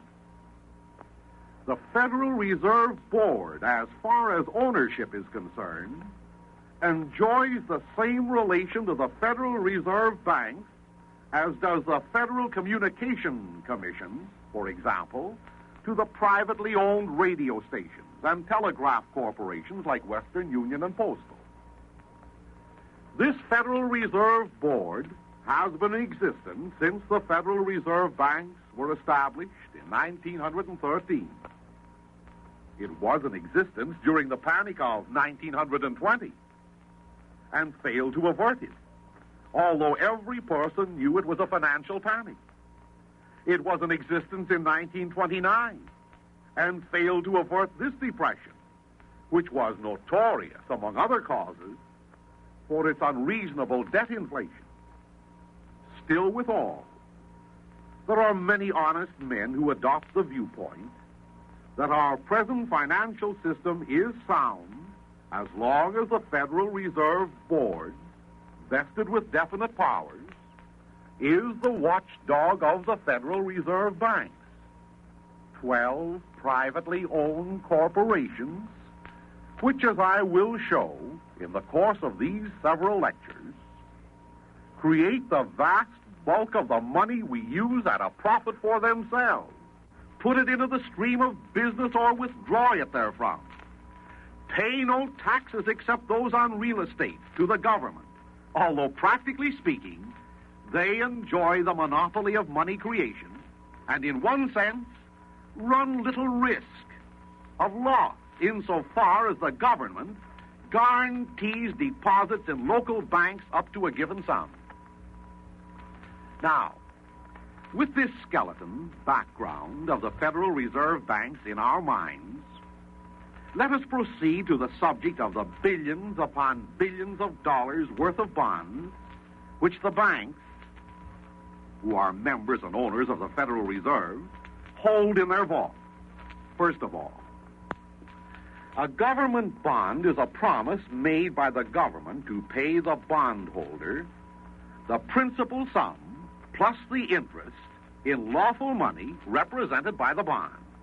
Promise to pay. It means that for every Federal Reserve bond extant, the taxpayers of the nation must surrender part of their wages or earnings to redeem that bond, which, after all, is a mortgage upon their pay envelopes, their houses, their factories, their farms, and their merchandise, and, in one sense, a mortgage upon their jobs. Federal bonds are federal debts, which all citizens must share. Debts to be liquidated either through direct taxation or through consumers' taxation, in payment of which every person must share. In other words, the $30 billion worth of bonds held by the financial institutions, the banks also that belong to the Federal Reserve and own it, really is not 30 billion wealth dollars. Do not forget that a minus sign should be placed in front of that $30 billion to describe it correctly. At this juncture, let me quote from page 306 of the Banking Act of 1935, a public document. Senator Townsend is questioning Governor Eccles of the Federal Reserve Board. The senator says, Senator Townsend, well, as a matter of fact, the bonds that we issue is inflation, is it not? Governor Eccles, to the extent that they create a deficit, unquote, quote, conversation. Now, in other words, that's the minus sign to which I refer, the deficit. Governor Eccles continues to state that when bonds are issued by the government, the banks create the money. He says, quotation, a deficit financed by government bond issues of $4 billion will add, if these bonds are taken by the banking system, $4 billion of deposits to the banking system, unquote, Governor Eccles. In other words, my friends, every time the government borrows from the banks, and do not think that I am misspeaking myself when I say this, every time the government borrows from the banks, money is added to the deposits of the banks. Borrow $4 billion, and the deposits of the banks increase $4 billion. Borrow $30 billion, and the deposits of the banks increase $30 billion. How are these billions of minus dollars put into circulation? Mr. Eccles, and if any man in all the world should know what he is talking about, it should be Mr. Eccles, the governor of the Federal Reserve Board. Mr. Eccles says, quotation, the deposits will first go to the government. The government spends the funds. They come to the banks as deposits of individuals and corporations, unquote. Now, for the important question. Where did the banks get the money to buy the bonds from the government? If you and I, private citizens, buy a government $1,000 bond, we pay $1,000 of money that we earned by our labor or enterprise. But not so with the banks. Only simple, uninformed persons think that the banks pay dollar for the bonds they receive from the government. To prove that, well, here's what Mr. Eccles says on page 308. Says he, to the extent that the public buys the government bonds, it in no way changes the volume of money. It in no way changes the volume of money in the system when the individuals and corporations buy the bonds. But when the banks buy bonds, it does make a difference. To the extent that the deposits are increased by the banks purchasing bonds, the excess reserves of the banks are reduced by, only is my own word, are reduced by 10%. In other words, if the banks buy $1 billion of government bonds, I'm still quoting Mr. Eccles, the deposits of the banks as a rule are increased by $1 billion. And the average required reserve is increased by $100 million. Therefore, if the banks have $1 billion excess reserve and then buy $1 billion worth of government bonds and increase the deposits $1 billion, their own deposits, their excess reserve is reduced to $900 million. In other words, unquote Mr. Eccles, in other words, according to the figures of Mr. Eccles, the man who should know, the Federal Reserve Bank members pay no more than $100 for a $1,000 bond, $100,000 for $1 million bond. For the $18.9 billion worth of bonds now held by the banks, they paid, according to these figures, only $1.189 billion. Now, let us pause to review what was said. I shall put it in question and answer form. What are the steps taken when the banks get government bonds for nothing? Yes, for nothing, except the cost of making bookkeeping entries and the reduction of their excess reserves equaling 1/10 the value of their bonds. Here are the steps. First, well, there's need to build battleships or feed the hungry or engage in some government project that will cost, let's say, $1 million. Congress approves the project. Congress appropriates the money. Congress instructs the Treasury to borrow it from the banks. Next, the Secretary of the Treasury then instructs the Bureau of Engraving to manufacture or print United States bonds.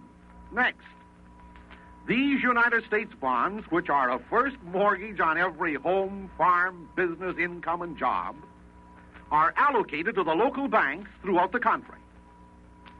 Each bank, that is, member of the Federal Reserve, each bank indicates how many bonds it wants. It will always ask for more than it hopes to get. Why not? This is something for nothing proposition, affecting the excess reserves of the bank only to the extent that its reserves are depleted 1/10 of the value of the bonds. Next, when the bonds are received by the banker, he makes a bookkeeping entry, marking down as assets $1 million of bonds, and as liabilities, $1 million of deposits. Next, then Uncle Sam obtains a check for $1 million, which the banker obtained by having decreased his reserves only by $100,000. On this point, Governor Eccles says, quotation, "In purchasing offerings of government bonds, the banking system as a whole creates new money or bank deposits. When the banks buy $1 billion of government bonds as they are offered, and you have to consider the banking system as a whole, as a unit, the banks credit the deposit account of the Treasury with $1 billion. And they debit their government bond accounts $1 billion. Or they actually create, by a bookkeeping entry, $1 billion, unquote Governor Eccles." That quotation is found in hearings before a subcommittee of the Committee on Banking and Currency, United States Senate, Senate Document 1715, and House of Representatives, House of Representatives 5357, page 399, 74th Congress, First Section, Banking Act of 1935. Now, Mr. Eccles says again, when I say credit in this connection, I mean money, because by far the largest part of money in use by the people of this country is in the form of bank credit or bank deposits. That statement is found on page 181 of the Banking Act of 1935. And again, he says, money is created in our present system by banks loaning to corporations, to individuals, and to the government. Unquote Mr. Eccles. That statement found on page 399 of the Banking Act of 1935. My friends, the statements which I have made are almost unbelievable. It is unbelievable that privately owned banks, who own the Federal Reserve Bank, create money through the process of bonds and loans. It is unbelievable that 95% of our business and money is conducted through the money that these banks create. It is unbelievable that at 3% interest, we pay these privately owned banks for creating money $900 million a year on the $30 billion of bonds that they hold. It is unbelievable that the local banks the members of the Federal Reserve Bank, are engaged not so much in lending money to small business, to small homeowners, to farmers on any large scale, as they are engaged in buying the debt of the nation. It is unbelievable that the members of the Federal Reserve Banks collect interest on at least 9/10 of the bonds which they secured without even buying them with a penny of legal tender. It is unbelievable that the more debt the government creates and the more bonds the local banks obtain, the greater is the profit for the bankers under this present system. Oh, it's a system, to my mind, that thrives on misery. I said that 95% of our business is conducted with the money created by the bankers as a result of their getting bonds from the government with $100 for a $1,000 bond. And speaking of things that are unbelievable, the Federal Reserve Board, not the Federal Reserve Bank, the Federal Reserve Board, the government watchdog, is empowered to require the Federal Reserve banks, directly and indirectly the local banks, to purchase or sell government bonds without any limitation. That's found on page 310 of the hearings of the Senate on the Banking Act of 1935. Now, this means, in my opinion, that if the financial policies now in vogue will be continued for another 3 or 6 years, necessitating more borrowing, more bonds, the vaults in the local banks will hold not $30 billion of bonds, but $60 billion. The national debt will not be $45 billion, but $90 billion. And the tax burden which the citizens are bearing will be double what they are today. Now, in concluding this portion of my lecture, I see several weaknesses in our present financial structure. And I warn you that these are my opinions based on the facts which I've just cited. Opinions which I readily admit are not shared by many economists, not sociologists. Well, first, this is a structure predicated upon debt, not upon wealth.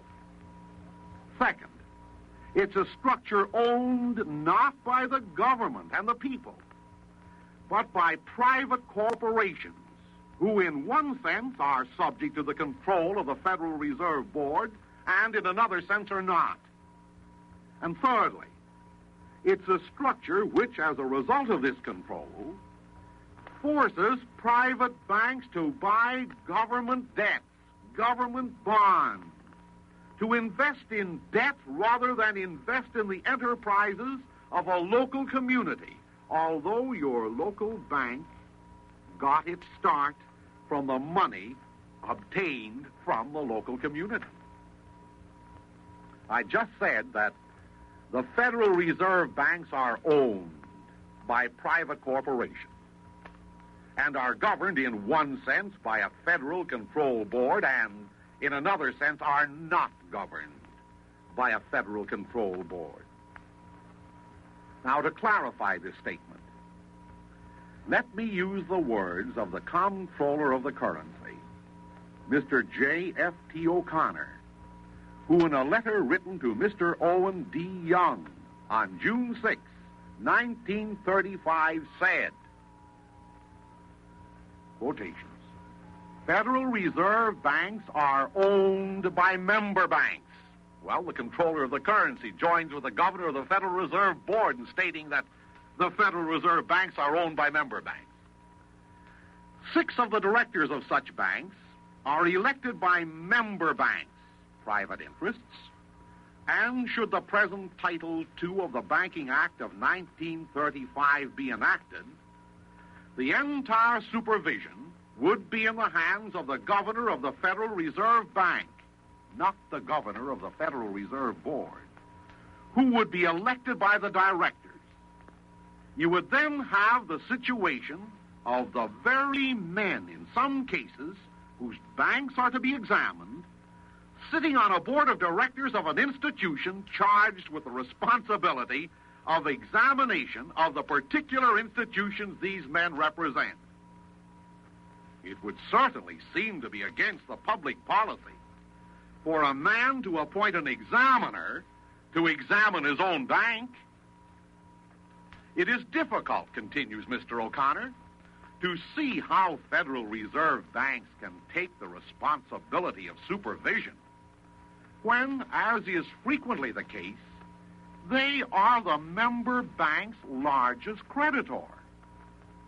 How can a Federal Reserve bank deal impartially with depositors in insolvent banks in the hands of receivers if it is responsible for the appointment of the receiver and must also collect its own debt against the bank? Unquote Mr. O'Connor.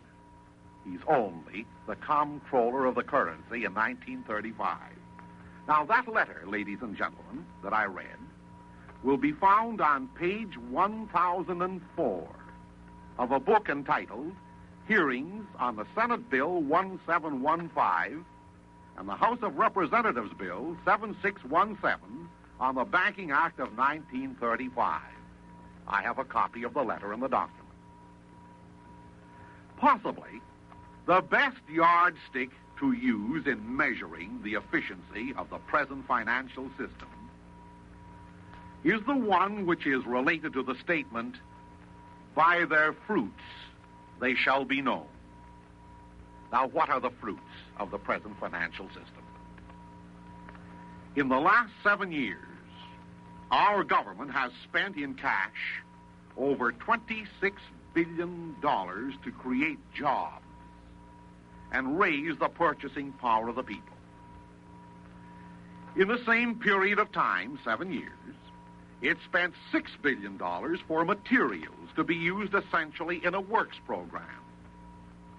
In the same period of time, it has loaned $17 billion to business to create jobs for the unemployed. Now, that makes $49 billion in 7 years, which our government has put into the channels of commerce and trade, primarily to give employment to those who sought a job in our country. Still withal, we are told that approximately 10 million persons who are seeking jobs cannot find them. We are told that 2/3 of our families are still living on an annual income of $69 a month. Last Sunday, I explained that. We are told that more than 40,000 farms have been confiscated by government, not by banks so much, but by government, as well as hundreds of thousands of homes and properties. We're told that taxation has risen abnormally. And we're told, this is a sad thing, that production is practically up to normal. In other words, $49 billion. Those are some of the fruits. Debt money has failed to filter down adequately and efficiently to the farmer, the laborer, and the unemployed. Yes, production is almost up to normal. And fewer men, both laborers and farmers, are being used in production. That's the sad part of it. But distribution, in other words, is absolutely out of gear. Production up, but no distribution that is efficient. Now, is it not true that when I mention the word distribution, we understand the movement of foodstuffs from the farm through the store to your pantry? That we understand the movement of wearing apparel from the cotton fields or the sheepfold through the mill to your clothes closet? or shelter from the forest, the quarries, the mines, through the factories, to a roof over your head that you can call your own. That's what we mean by distribution. Why haven't 2/3 of our population the food, the clothing, and the shelter they require? It's all here in America in the raw. It's all here in our wonderful factories and in our skilled men. It is not distributed because the financial system, which is the medium of distribution, has broken down. Instead of being a help to the majority of our citizens, has not our financial system, the one that I have partially described, has it not been more or less of a detriment? According to the congressional record of March 20, 1940, Mr. Eccles, the governor of the Federal Reserve Board, not the governor of the Federal Reserve Bank, I repeat, is reported to have said that we can have a debt of $100 billion.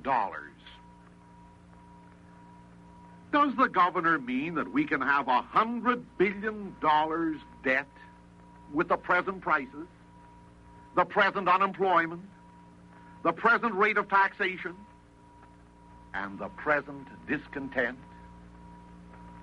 Does the governor mean that only persons who will prosper in this nation under such a system will be the owners of the debt?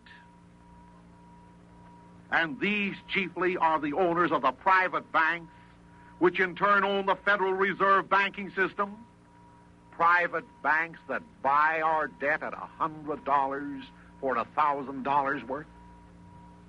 My friends, I have heard it said in financial circles of late that our national debt is money which we owe to ourselves. I have heard the question argued, why should we pay ourselves what we owe ourselves? I have heard the conclusion drawn that neither the government nor the owners of the Federal Reserve System care very much whether or not we pay the principal as long as we pay the interest. Their interest pyramided from 30 billion to 90 billion. That would mean a lot.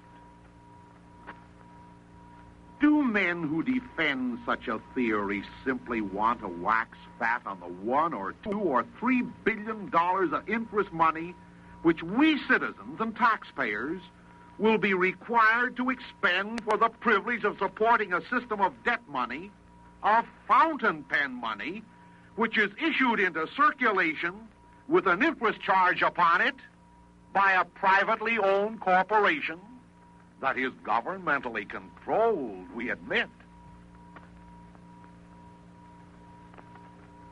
Yes, by their fruits they shall be known is not a bad yardstick to employ in judging the efficiency and the efficacy of the present financial system, which is notorious for pyramiding debts and for failing to contribute very much towards the solution of our unemployment problem, towards the solution of an annual living wage, towards the solution of production at a profit for the farmer, towards the solution of multiplying the ownership of private homes, towards the solution of discontent, towards the solution of decentralizing wealth now concentrated in the hands of a few. Now, that last point, the concentration of wealth in the hands of a few, that is part and parcel of the Federal Reserve banking system. For to my mind, be it known that the local banks, that is, the member banks of the Federal Reserve System, not only create money when they accept Federal Reserve bonds by making loans to the government, oh, indeed, they also create money when they make a loan to a private citizen. How is that, you ask?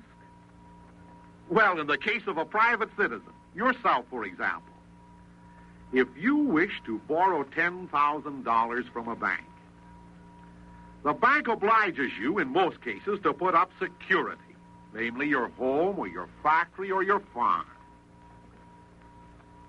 The bank then loans you $10,000, having marked on its books a $10,000 deposit. But the loan which it makes to you is only a checkbook. It doesn't loan you 10,000 actual dollars. It creates at least 9/10 of that $10,000 by a stroke of the pen.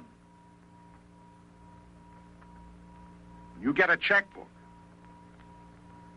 granting you the privilege of writing $10,000 worth of checks. If you fail, when overcome by ill health or by a depression, to make your payments to the bank, what happens? Your home, your farm, or your factory is seized. In the first instance, you were loaned only privately created money, more properly called debt money with a minus sign in front of it. Money that does not actually exist. And in the last instance, when you fail to meet the payment of the debt represented by fountain pen money, what happens? Your real wealth is confiscated. You lose your home or your factory or your farm. Now, I'm not impugning the men who own or who are engaged in the local banks or in the Federal Reserve banking system. I'm simply calling to your attention the unworkability of the present financial system, which to my mind is predicated upon debt. The more debt, the more prosperous it is, and which to my mind is leading this country into chaos. And incidentally, vested with this tremendous power of creating money through the medium of loans, the Federal Reserve banks and their affiliates, namely the local banks, and the Federal Reserve Board might possibly repeat in 1940 the history chronicled in 1914, 15, 16, and 17. Yes, the Federal Reserve banks were in existence then. So was the Federal Reserve Board. Now, relative to that history, back in 1914, 15, 16, and 17, let me conclude this lecture by reading to you document number 763, period, 72111-351/A, which the Secretary of the Treasury of State, William Jennings Bryan at the time, addressed to President Wilson on August 10th, 1914. Here's what the Secretary of State said to the President of the United States in an official document which I have. My dear Mr. President, I beg to communicate to you an important matter which has come before the department.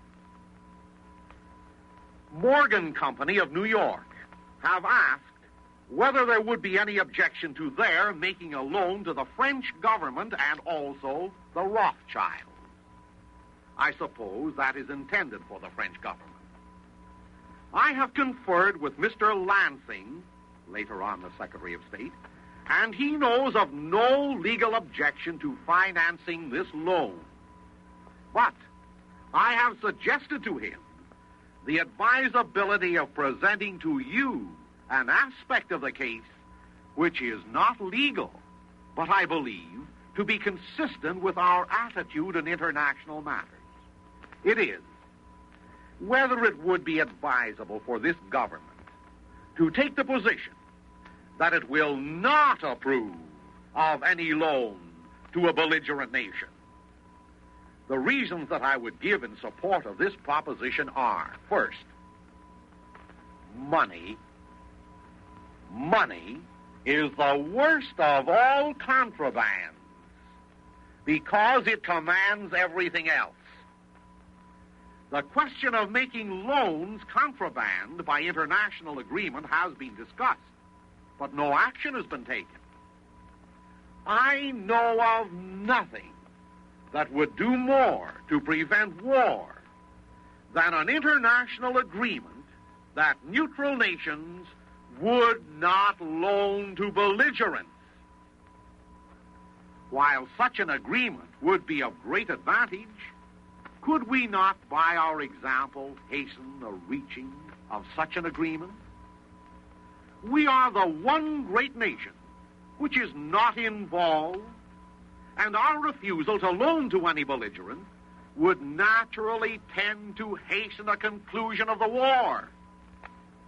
We are responsible for the use of our influence through example, and as we cannot tell what we can do until we try, the only way of testing our influence is to set the example and observe its effect.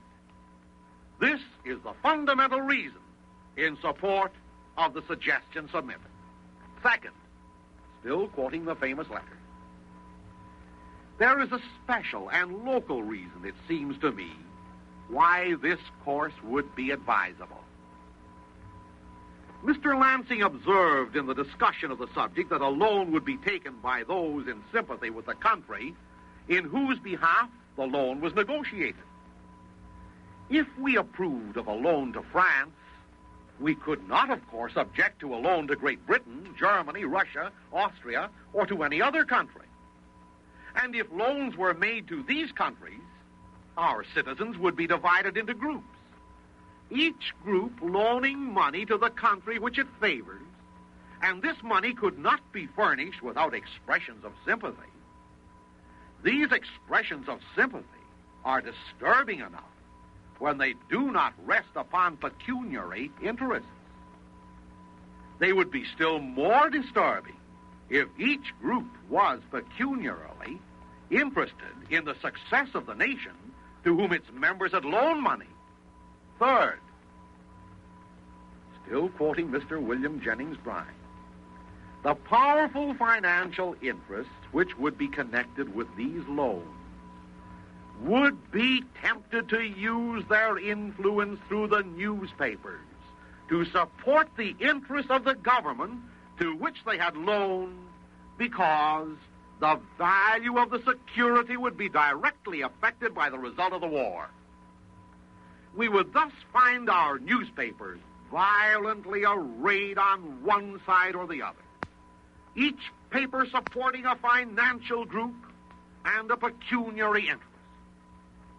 All of this influence would make it all the more difficult for us to maintain neutrality, as our action on various questions that would arise would affect one side or the other, and powerful financial interests would be thrown into the balance. I am to talk over the telephone with Mr. Davidson of the Morgan Company at 1 o'clock. But I will have him delay final action until you have time to consider this question. It grieves me to be compelled to intrude any question upon you at this time. But I'm sure you will pardon me for submitting a matter of such great importance. With assurances, etc., W.J. Bryan. Postscript. Postscript. This is important, too. Mr. Lansing calls attention to the fact that an American citizen who goes abroad and voluntarily enlists in the army of a belligerent nation loses the protection of his citizenship while so engaged. And he asks why dollars going abroad and enlisting in war should be more protected. As we cannot prevent American citizens going abroad at their own risk, so we cannot prevent dollars going abroad at the risk of the owners. But the influence of the government is used to prevent American citizens from doing this. would the government not be justified in using its influence against the enlistment of the nation's dollars in foreign wars? The Morgans say that the money would be spent here, but the floating of these loans would absorb the loanable funds and might affect our ability to borrow. That's the end of the famous letter. Before I proceed, I might say that following this letter, there are at least 40 more pages in this wonderful document which I possess, telling how from this innocent start, a request made by Morgan and Company to lend money and float bonds for the belligerents of the World War finally won out and finally got us into the war. Some of these documents I shall print in Social Justice newspaper next week. My friends, I recognize I have not been constructive in today's lecture. In the pages of Social Justice magazine, and next Sunday at the same hour, over these same stations, I hope to pursue this subject and tell you more about our financial system. But I leave this thought with you, namely, is it not possible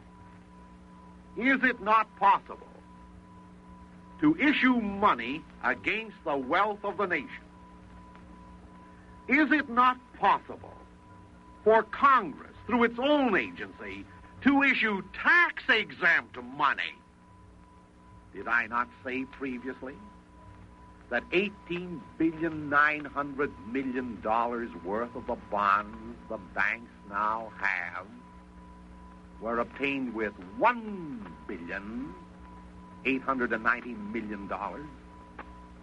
10 cents on the dollar was their purchase price. Well, is it not possible to solve the problem of distribution just as well as we have solved the problem of production? Is it not possible for Americans living in this land of plenty to enjoy the products thereof instead of being barred from enjoying them because, to my mind, we are wedded to an obsolete system of finance?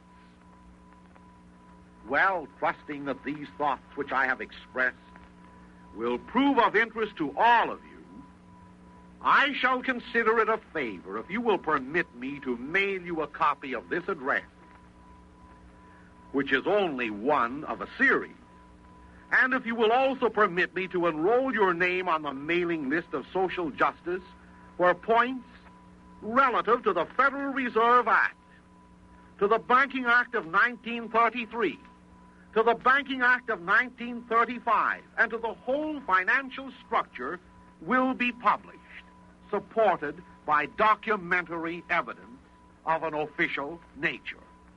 My friends, I thank you for listening to this rather abstract lecture, and I ask you, if it is not inconvenient, to listen in again next Sunday at the same hour when this subject will be discussed further. Ladies and gentlemen, possibly there are some facts contained in the lecture to which you have just listened which you did not know. Undoubtedly, the facts and figures which Father Coughlin has marshaled in the last 2 Sundays' lectures, and which he has prepared for the following 6 or 7 Sundays, will prove to be most interesting and educational to hundreds of thousands in this audience. It is my privilege to invite you to write to Father Coughlin this week, asking him to mail you a copy of these lectures, which he will print in book form. There is no charge for the book. However, to enable Father Coughlin to order the proper number of copies, please mail your requests as soon as it is convenient. Again, on behalf of Father Coughlin, I thank you most sincerely for the support which has made this broadcast possible. I thank you for the gracious letters which you have poured upon the Reverend Speaker's desk at a time when your confidence is most deeply appreciated. And now, in the remaining few moments of our broadcast, we ask you to join with us in listening to the Little Flower Choristers, transcribed at New York under the direction of Emil Cote, as they sing for us, O Sacred Heart, O Love Divine.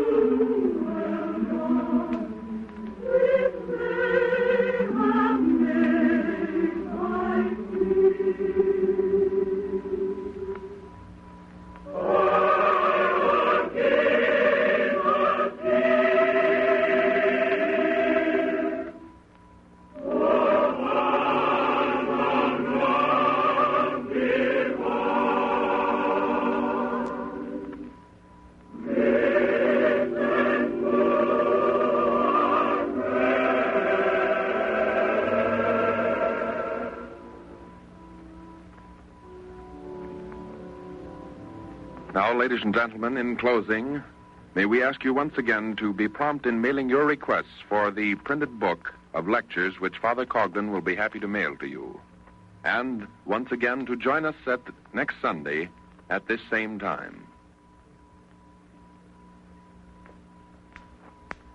We have presented the regular Sunday afternoon program of Father Charles E. Coughlin from Royal Oak, Michigan.